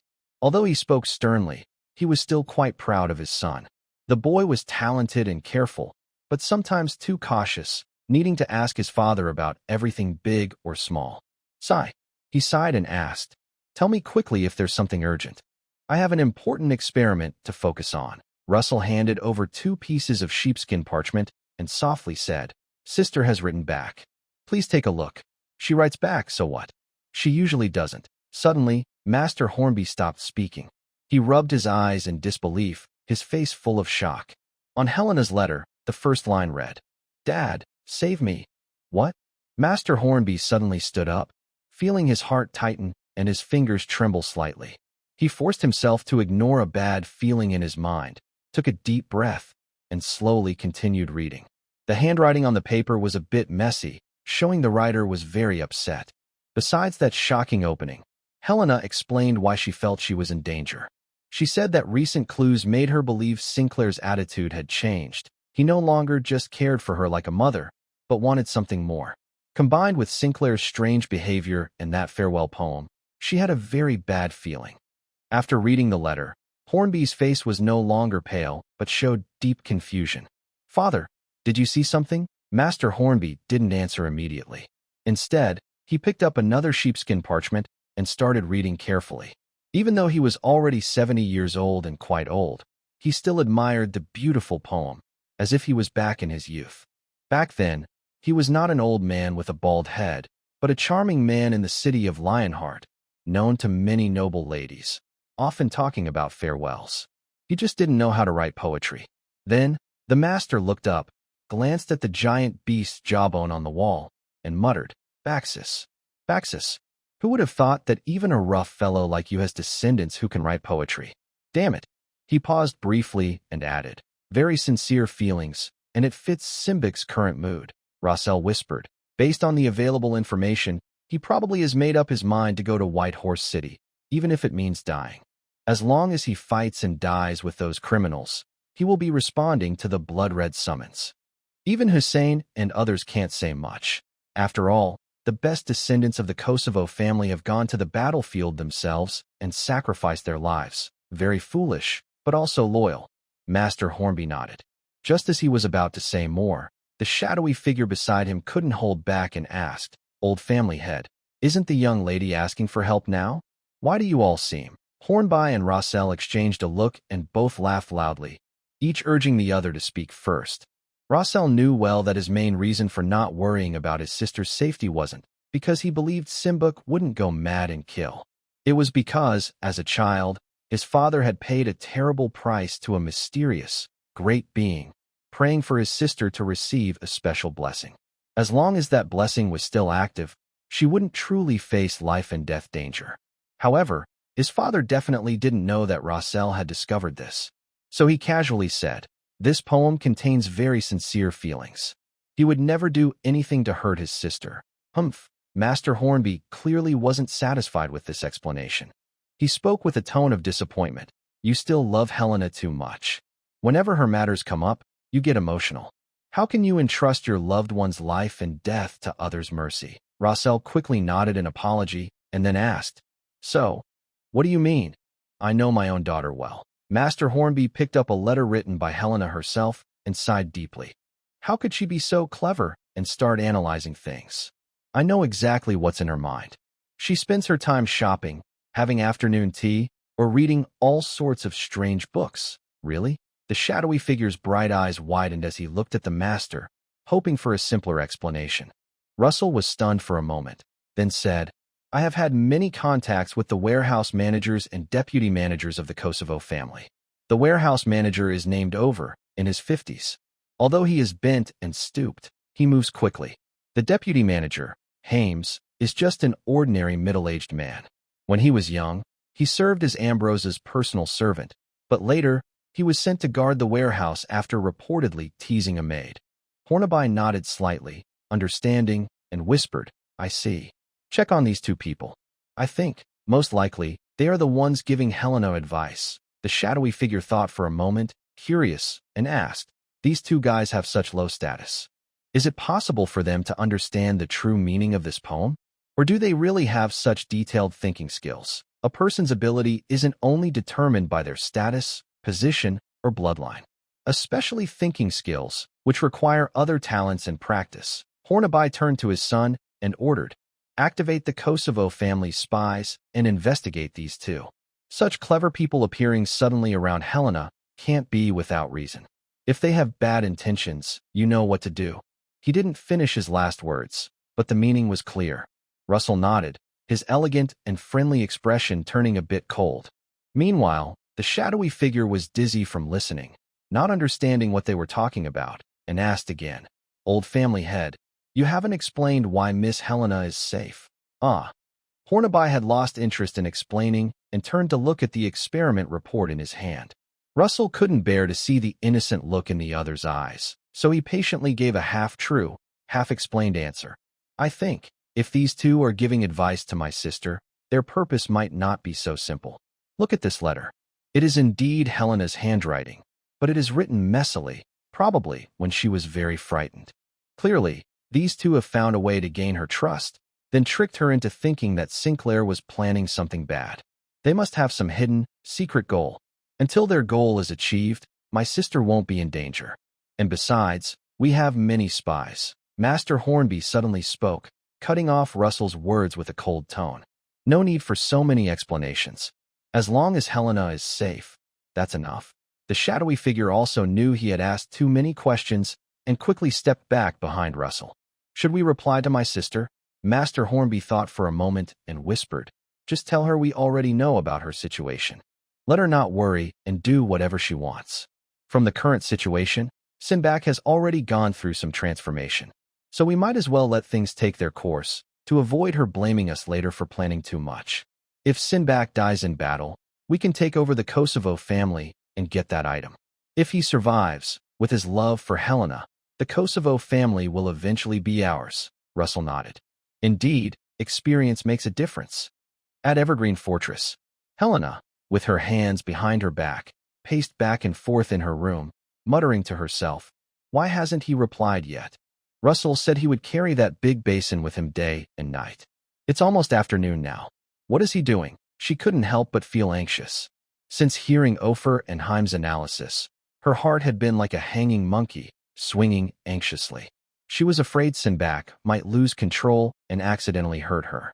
Just now, when she was writing the letter, she hesitated whether to clarify that Ofer and Heim's analysis was their own deduction, not her words. But in the end, she decided to say she discovered it herself. Because, in her mind, her father and brother cared most about her, always responded to her needs, and trusted her words.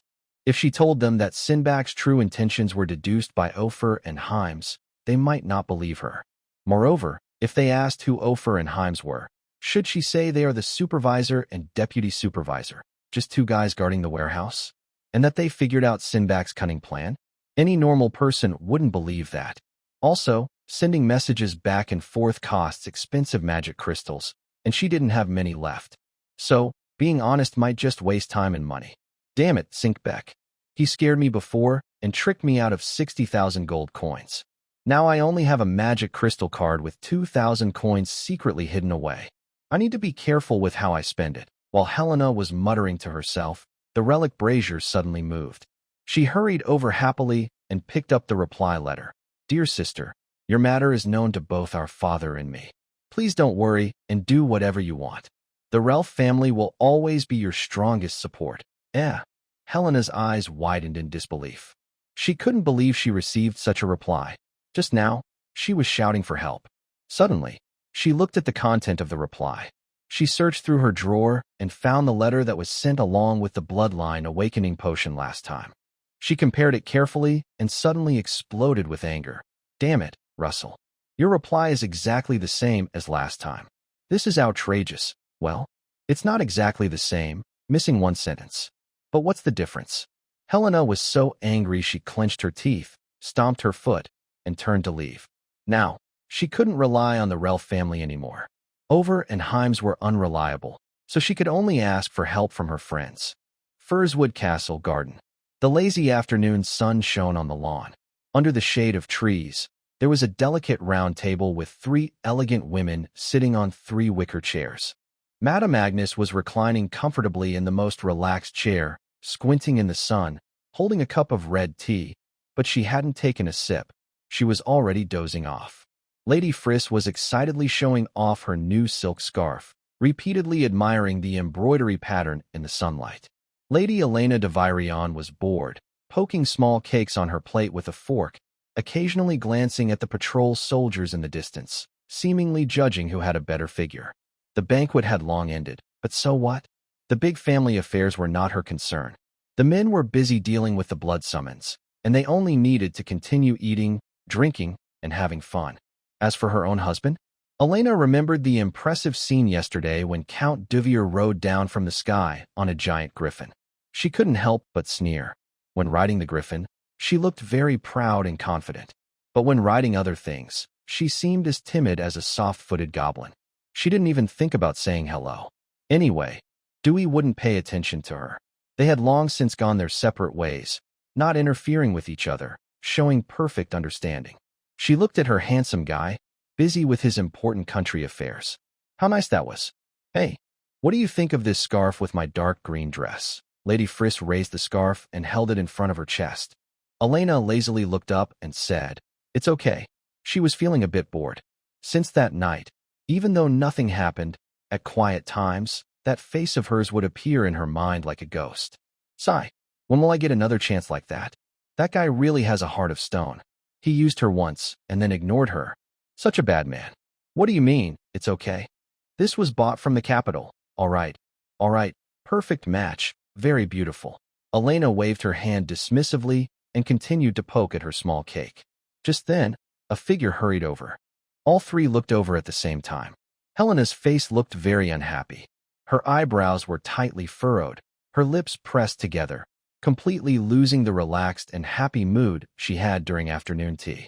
"Oh, Helena is here," Lady Friss immediately called out. "Come see my new scarf." Madame Agnes was awakened by the noise. She blinked sleepily and asked, Is the afternoon tea starting?" Helena walked to the table and sat down heavily. She didn't lean in to look at the scarf like usual, nor did she ask about any gossip. Instead, she sighed quietly. The three of them were stunned. "What's wrong?" Elena put down her fork and looked at Helena. "Your face looks gloomier than the heavy rain a few days ago." Helena was silent for a moment, then suddenly spoke in a dreamy voice. I softly walked away. After reciting the poem, she looked up at her three good friends and told them all her recent worries. The three of them looked at each other after hearing this. They were silent for half a minute. Madame Agnes yawned and continued to close her eyes, basking in the sun. Lady Friss looked down at her scarf, as if the pattern suddenly held a new secret. Helena's heart sank little by little. "Can't you see how worried I am right now?" At that moment, Elena suddenly slapped Helena's thigh and exclaimed, "I understand." The other two immediately became alert. The old lady stopped dozing, and the Countess also stopped looking at her scarf, all turning to look at Elena. "What do you understand?" they asked together. Elena smiled warmly and pointed at Helena, with an expression like I saw through everything long ago. "I know why you're worried." Helena happily grabbed her hand. "Really? Tell me quickly what I should do." Elena looked around, then leaned closer to Helena and lowered her voice. "You came to see me today because you want to know how to safely and properly. You know that thing?" Helena was stunned. "That thing?" "Yes." Elena winked. "Don't worry, I have experience with this. Listen, as long as you find a quiet place or have some trustworthy people around, even during the day it's okay." Helena froze. Lady Friss, the Countess, widened her eyes, almost dropping her scarf. Even Lady Agnes became alert, leaning in to listen. I didn't." Helena finally reacted, blushing and shouting. "I'm asking for help. I don't want to do anything inappropriate." "Oh, don't be shy." Elena waved her hand. "We're so close, there's nothing we can't talk about. Look, that Sinclair is young, handsome, strong, and I heard he's about to go to war, with uncertain life or death. It's normal for him to have feelings for you. If it were me." "Enough." Helena interrupted angrily. "You don't understand. His ancestor, Buxus, was like that. It was love that drove him mad and violent, and he ended up turning his beloved woman into a mess of flesh." She rambled on about the story of the desert butcher, speaking until her throat was dry. The three friends listened in silence. "So you're really asking for help?" Lady Friss asked carefully. "Of course I am. Not to do anything inappropriate? Absolutely not." "Oh." Elena leaned back on her chair with a bit of disappointment. "Sorry, we can't help you with that. I'm good at relationship problems, but if someone has committed crimes like murder or arson, you should ask someone else." However, Elena thought for a moment and quickly became excited again. She grabbed her friend's hand and said, "How about this? You tell that guy that I happen to be free these days and can help you out." Helena, suddenly, she felt that coming to discuss with these three friends might have been her biggest mistake today. In the distance, behind some bushes, a neat-looking maid crouched there, staring intently at the chatty noblewomen. Her lips moved slightly as she translated their conversation word by word. She read their lips and silently remembered. Sinbad. Wants to. Cheat. No help. Buxus. Crazy. Beloved woman. Busy for a few days? Is that a verb? The information was a lot, but she remembered it all. Soon, the afternoon tea ended quickly. Helena left the garden looking very bored. The three friends also went their separate ways. Elena was still muttering, "Such a good opportunity, but she doesn't know how to seize it." The maid quietly retreated, disappearing behind the bushes. She walked through a corridor, around a few corners, to a remote part of the castle. There was a birdcage hanging there, with a black crow inside. This was an egg she had accidentally found in a crow's nest 2 years ago. She secretly hatched it and raised it quietly. Besides her, no one in the Spruce Castle knew about this crow. The maid took out a small scroll from her pocket, written with a secret code only the Relf family could understand, containing the latest intelligence she had just obtained. She slipped the scroll into the crow's beak. "Swallow it," she whispered. The crow obediently swallowed. The maid opened the cage, and the crow spread its wings, circling once in the air before flying north. Watching the black disappear into the clouds, the maid exhaled deeply, rubbing her stiff face. She turned and walked toward the Baron's study. Because she was a double agent, with 3 identities. On the surface, she was just a pretty, diligent maid. In fact, she was one of the castle spies personally developed by the old butler, responsible for monitoring the castle's activities and reporting regularly to the butler. However, everyone in Silverbell Castle, including the butler, did not know her true identity, a spy secretly planted by the Relf family for many years. Who is her superior? She doesn't know. The spies of the Relf family communicate only through direct channels. She only receives tasks and reports intelligence. She never asks about others. She is also unaware if there are other spies lurking in Silverbell Castle. But it doesn't matter. As long as her disguise is perfect, no one can discover her. Moreover, she now has an additional identity as a butler spy, which is like double insurance. I am invincible now. She knocked on the study door. Come in. She pushed the door open, and the old butler was standing by the window. When he saw her, he nodded slightly. Any new discoveries? The maid took a deep breath and recounted everything she heard in the garden earlier, word for word. The old butler's face grew more serious. He paused for a moment and said in a low voice, "Come with me." Baron's bedroom. Baron Kosovo sat in a wheelchair, his hair gray and his face tired. The afternoon sunlight streamed through the window onto his face, but it couldn't dispel the coldness that seemed to come from deep within him. The butler pushed the door open, followed by the maid. "Sir, there is important news," the butler said quietly. The Baron lifted his cloudy eyes and looked at the maid. "Speak." The maid lowered her head and repeated what she had heard in the garden. The Baron listened quietly. His cloudy eyes gradually sharpened. After she finished, he was silent for a long time, then looked at her and asked slowly, "Is everything you said just now true?" The maid lowered her head, feeling a strange sense of satisfaction. This once proud Baron, now old and frail, sat in a wheelchair and couldn't even stand. If she told him that news now, would he die of shock? Even if he didn't, he would surely clash with Simbach, right? Both men are so fierce. A fight between 2 crocodiles would surely end in one death. As long as the Baron dies, her task is halfway done. If Simbach also dies, she will be completely free. After many years of hiding, she is about to graduate. She will soon breathe free air. The maid maintains a perfect disguise, nodding nervously. "Absolutely, my lord. I saw and heard everything with my own eyes." The Baron's eyes grow colder. "Who else knows about this?" The maid shakes her head. "Only you and the butler." That's not a lie. The Ralph family uses crows to send messages. Those are written, not spoken. Even if someone used lie detection, they wouldn't find any problem. I am the Ralph family's top spy. My disguise is flawless, But in the next moment, the maid's thoughts suddenly stop. She looks down in disbelief, horrified to find a sword stuck in her chest. Baron Kosovo has silently pushed his wheelchair over and stabbed her through the heart. "Since only you know this," the Baron's cold voice says, "then go die." He twists his wrist, and with a pop, shatters her heart. The maid's body collapses to the ground. But she doesn't die immediately. She clings tightly to the Baron's leg, her face full of hatred, lifting her head with her last strength and shouting, "Why? Why did you kill me? Your son and wife. Aren't you angry at all? You green. Haha." The Baron sneers disdainfully. He raises his sword and stabs it into her throat again. "Just a woman. Do you think I'd hesitate? For the family, I can do anything." He pulls out the sword, looks at the twitching body on the ground, and calmly adds, "Foolish." The butler steps forward silently and drags away the body. The Baron takes a moment to breathe, leaning back in his wheelchair. After a long silence, he whispers, "Now, send Sinclair to see me immediately. Just tell him I want to invite him for afternoon tea." The butler hesitates briefly and quietly asks, "Should I prepare anything?" "Prepare what?" "The assassins." The Baron frowns and quietly scolds. "Why should I be careful when I see my own son? Besides, everyone in Cold Pine Fortress isn't enough to kill him alone." The butler whispered, "Master, do you mean we should prepare the axemen to eliminate those noble women?" The Baron thought for a moment and slowly shook his head. "I know the noble women. The things they say are often seen as gossip or rumors, and they don't affect the big picture. Besides, one of them is Dewey's wife.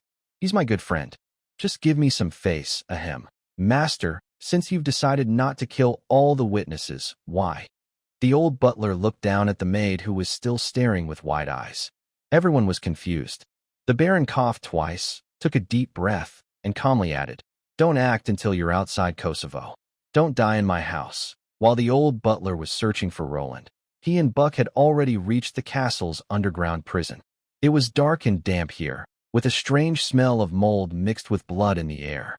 The torches on the walls crackled, casting long, shifting shadows. Before they reached the end, they heard a deep voice coming from inside. "I'm not a brave person." Roland and Buck looked at each other and quietly continued forward. It was Ryan's voice. "But what about you?" "Sebastian Snow, when you wear that iron shell, you're quite brave." Ryan's voice was muffled, like it was squeezed from a crocodile's throat. "Now that you've taken it off, you're just like a dead mudfish." Roland reached the prison door, looked inside through the iron bars, and couldn't help but smile or cry. Ryan was crouched outside the cell, his fierce crocodile face very close, staring hard at Sebastian, who was leaning in the corner inside. His fierce aura was fully on display, like a crocodile ready to bite. Well, he was a crocodile now. "If I met someone like you in the gray water river, I'd just bite and roll gently. You'd probably split open right there." Ryan continued in that dull tone. "But my big brother said I can't kill you. I can't kill you. I can't kill you." He repeated it several times, as if reminding himself. "So be glad that my big brother is stronger than me." Roland raised an eyebrow slightly. Reen, influenced by the bloodline of the bay crocodile, is gradually becoming stronger, but his intelligence seems. At this moment, another voice sounds from the darkness. "Reen, what's the use of talking like that? He's not going to lose any meat." Joshua steps out from the shadow nearby, his arm wrapped in bandages and hanging on his chest, but his face looks very lively. He walks to the front of the cell, squats beside Reen, and smiles as he speaks to the person inside. "Sebastius, do you know? You look like a stranded snowfish I saw by the Greywater River, bouncing happily, but once the sun shines on it, it rolls its eyes." He pauses and adds, "By the way, when you wore that iron armor the other day, did you smell something burning?" "Oh, I forgot. You were crying out in pain from the heat, so you probably didn't notice." "We could smell it clearly. TCH, that smell. Was it roasted fish?" "Haha, you guessed wrong. It was the smell of roasted deer. Damn. That kid really has a sharp tongue." But what Roland didn't expect was that there was a third voice. "Joshua, you shouldn't say that to him. He wouldn't understand." Olivia pokes her head out from behind Joshua, her face serious. "You should say, Sebastius, after you were beaten by my big brother and rolled around on the ground, you look just like the little dog I keep. Round and adorable when rolling." She blinks and tilts her head, continuing, "But later, I gave the little dog to my big brother as a midnight snack, and he ate it up. Yum. Yum." Roland, Buck, Reen and Joshua both turn their heads to look at their sister, their expressions very complicated. Olivia innocently looks back at them. "What's wrong? Is my imitation of Big Brother's eating sounds not good?" No. Joshua quickly waves his hand. "You did a good job. Just don't imitate it next time." "Why?" Olivia protests. "I think I have a talent for acting." Reen mutters gloomily. "You imitate very well, but it makes it seem like everyone in our Kosovo family is a fool." Olivia pauses, then turns her head toward the cell where Sebastius is, changing her tone to a fierce threat. "Sebastius, you little troublemaker. That day when you hit my brothers, I still remember. If Big Brother hadn't said you might be useful later, I would have had Ryan tear you apart by now." Ryan nodded in agreement. Joshua also nodded, showing his support. The three little crocodiles all stared at the person inside the cell. The scene looked strangely peaceful. Roland stood nearby, watching this, and couldn't help but rub his forehead. These guys really are. Sigh, I always feel like they're ruining my reputation. He cleared his throat and walked over. What are you three doing here? Ryan, Joshua, and Olivia all turned their heads at once. When they saw Roland, their faces showed different expressions. Ryan looked respectful, Joshua looked admiring, and Olivia was simply happy. Big brother. Olivia jumped up. We're helping you teach that bad guy a lesson. Roland glanced at Sebastian, curled up inside the cell, wishing he could bury himself in the ground, and sighed helplessly. All right, go back now. Don't scare the person to death. Oh, the three obediently responded and stood up reluctantly. Olivia took a few steps back, then turned and waved her small fist at the cell. Sebastian, remember, next time you dare to come, I'll have Big Brother turn you into roasted deer. Joshua whispered, it's already roasted, try something else. Then make soup. Olivia added. Ryan mumbled, crocodiles don't eat cooked food, they get sick. Roland. The three of them argued as they left. Roland stood in front of the cell, looking at the hopeless figure inside, and suddenly wondered, maybe what I'm about to do is a bit too cruel. On the other side, watching those three little ones leave, Sebastian let out a breath of relief. But he showed no gratitude towards Roland, nor any hatred. He just sat cross-legged on the ground, even closing his eyes, like a monk on a pilgrimage. 3 days? Or 4? Sebastian thought calmly. The enemy in front of him was actually the first to come see him. His personal strength wasn't great, but he was very skilled in tactical command, a top graduate of the Royal Command Academy. Even Count Duvier traveled a long way on a giant bird to mediate, mainly to protect himself. So he is a talented person, a rare talent. Especially since a great war is about to break out, his role becomes even more important. Otherwise, that clever Simbach would never agree to Count Hussein leaving his life in his hands. As for why the Count is hesitant to pay the ransom immediately, I understand his reasoning. After all, the war has already started, and the Count needs more gold coins to arm his troops. In his view, personal bravery isn't enough. A strong army is true power. As for semi-divine level experts, sigh. Semi-divine beings are not really human. Sebastus sighed quietly. Simbach, if your strength hadn't fallen from your original semi-divine level, if you were still a semi-divine when you were knighted, I wouldn't have dared to attend this family reunion. I would have run away long ago.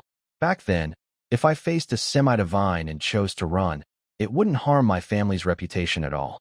In fact, people might even admire the Deer family more. Everyone would praise. This family once fought against semi-divine enemies. But unfortunately, perhaps this is just the unpredictability of fate. However, I still have a chance. This great war is my opportunity. In chaotic times, heroes emerge.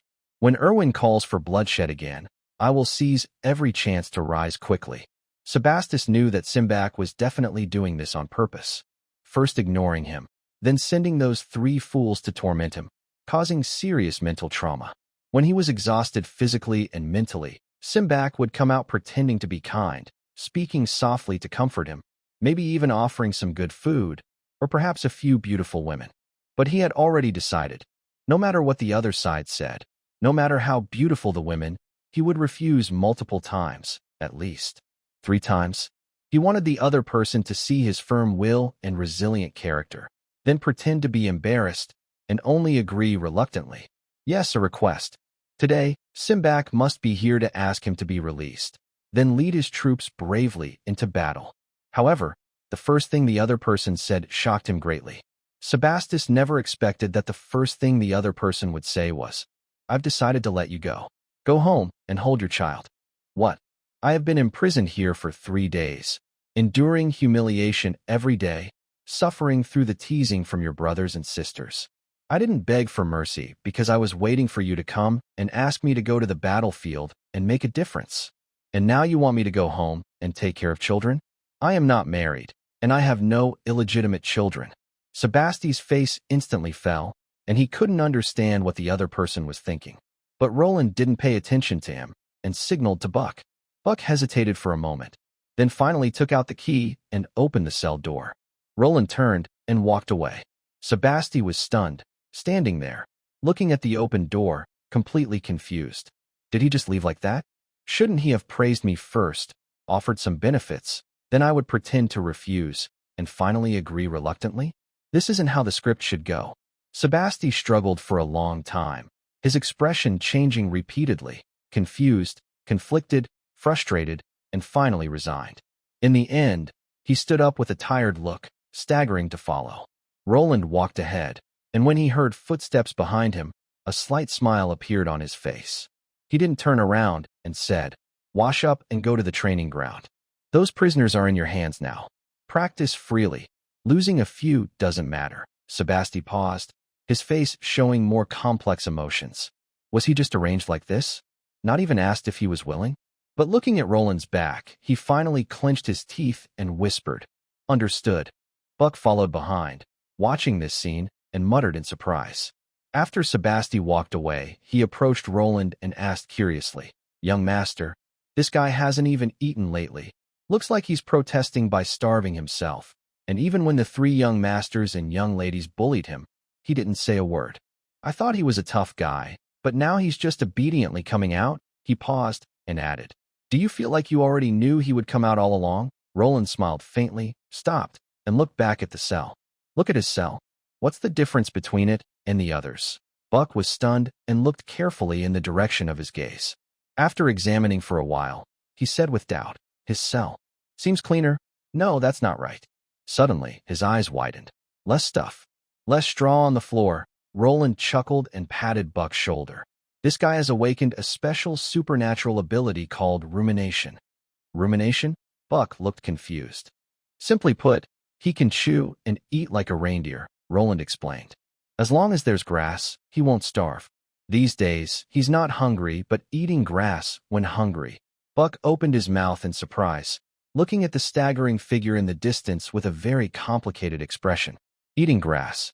The top heir of the Snow family, a graduate of the Royal Command Academy, secretly eating grass in his cell? What a strong and patient character. It said that this guy is also skilled in horseback riding and archery, and good at tactical command. Meanwhile, my prize cavalry is still being formed. Given time, this person will definitely be my great enemy. What are you thinking? Roland patted his shoulder. Buck scratched his head and asked, "Why is he pretending like that?" Actually, he's a very ambitious man, eager to fight on the battlefield and make achievements.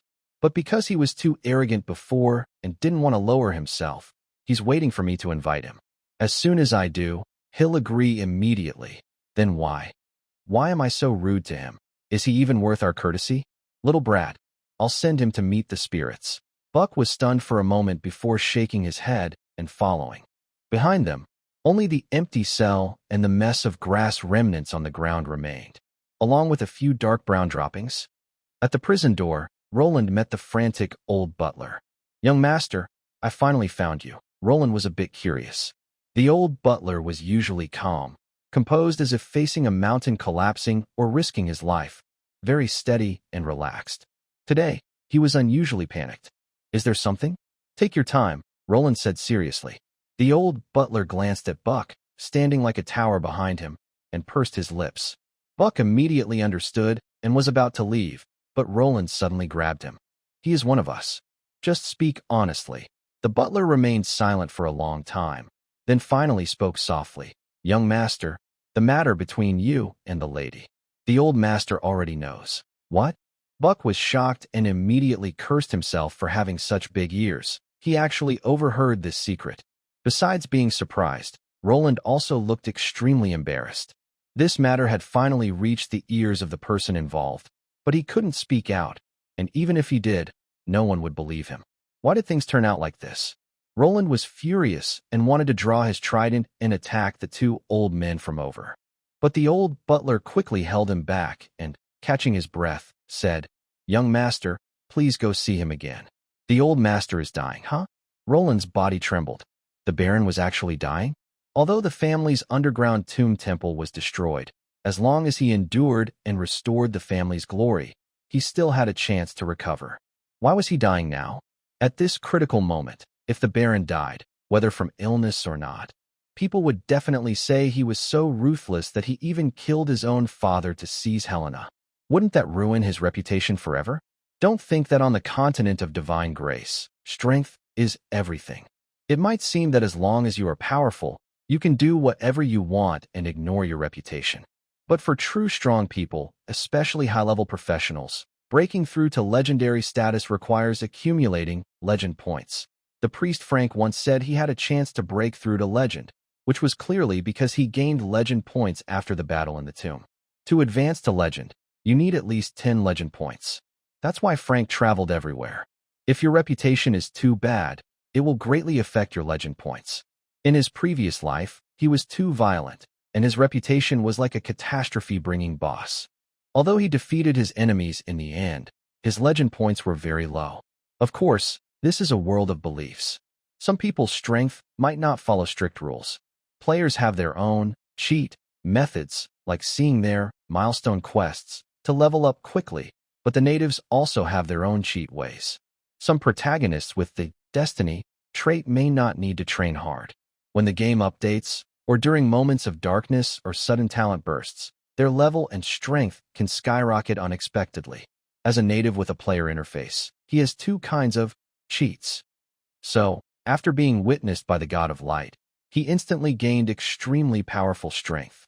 The God of Light is very special across the entire Divine Grace continent because he is connected to one of the two main source powers of this world. Currently, Roland's demigod powers last only a few minutes, so it is still necessary to improve his class level. No matter what, at this stage, the Lord Baron must not die. Roland immediately headed to the castle's study, secretly thinking, "It seems I need to share my plan with him."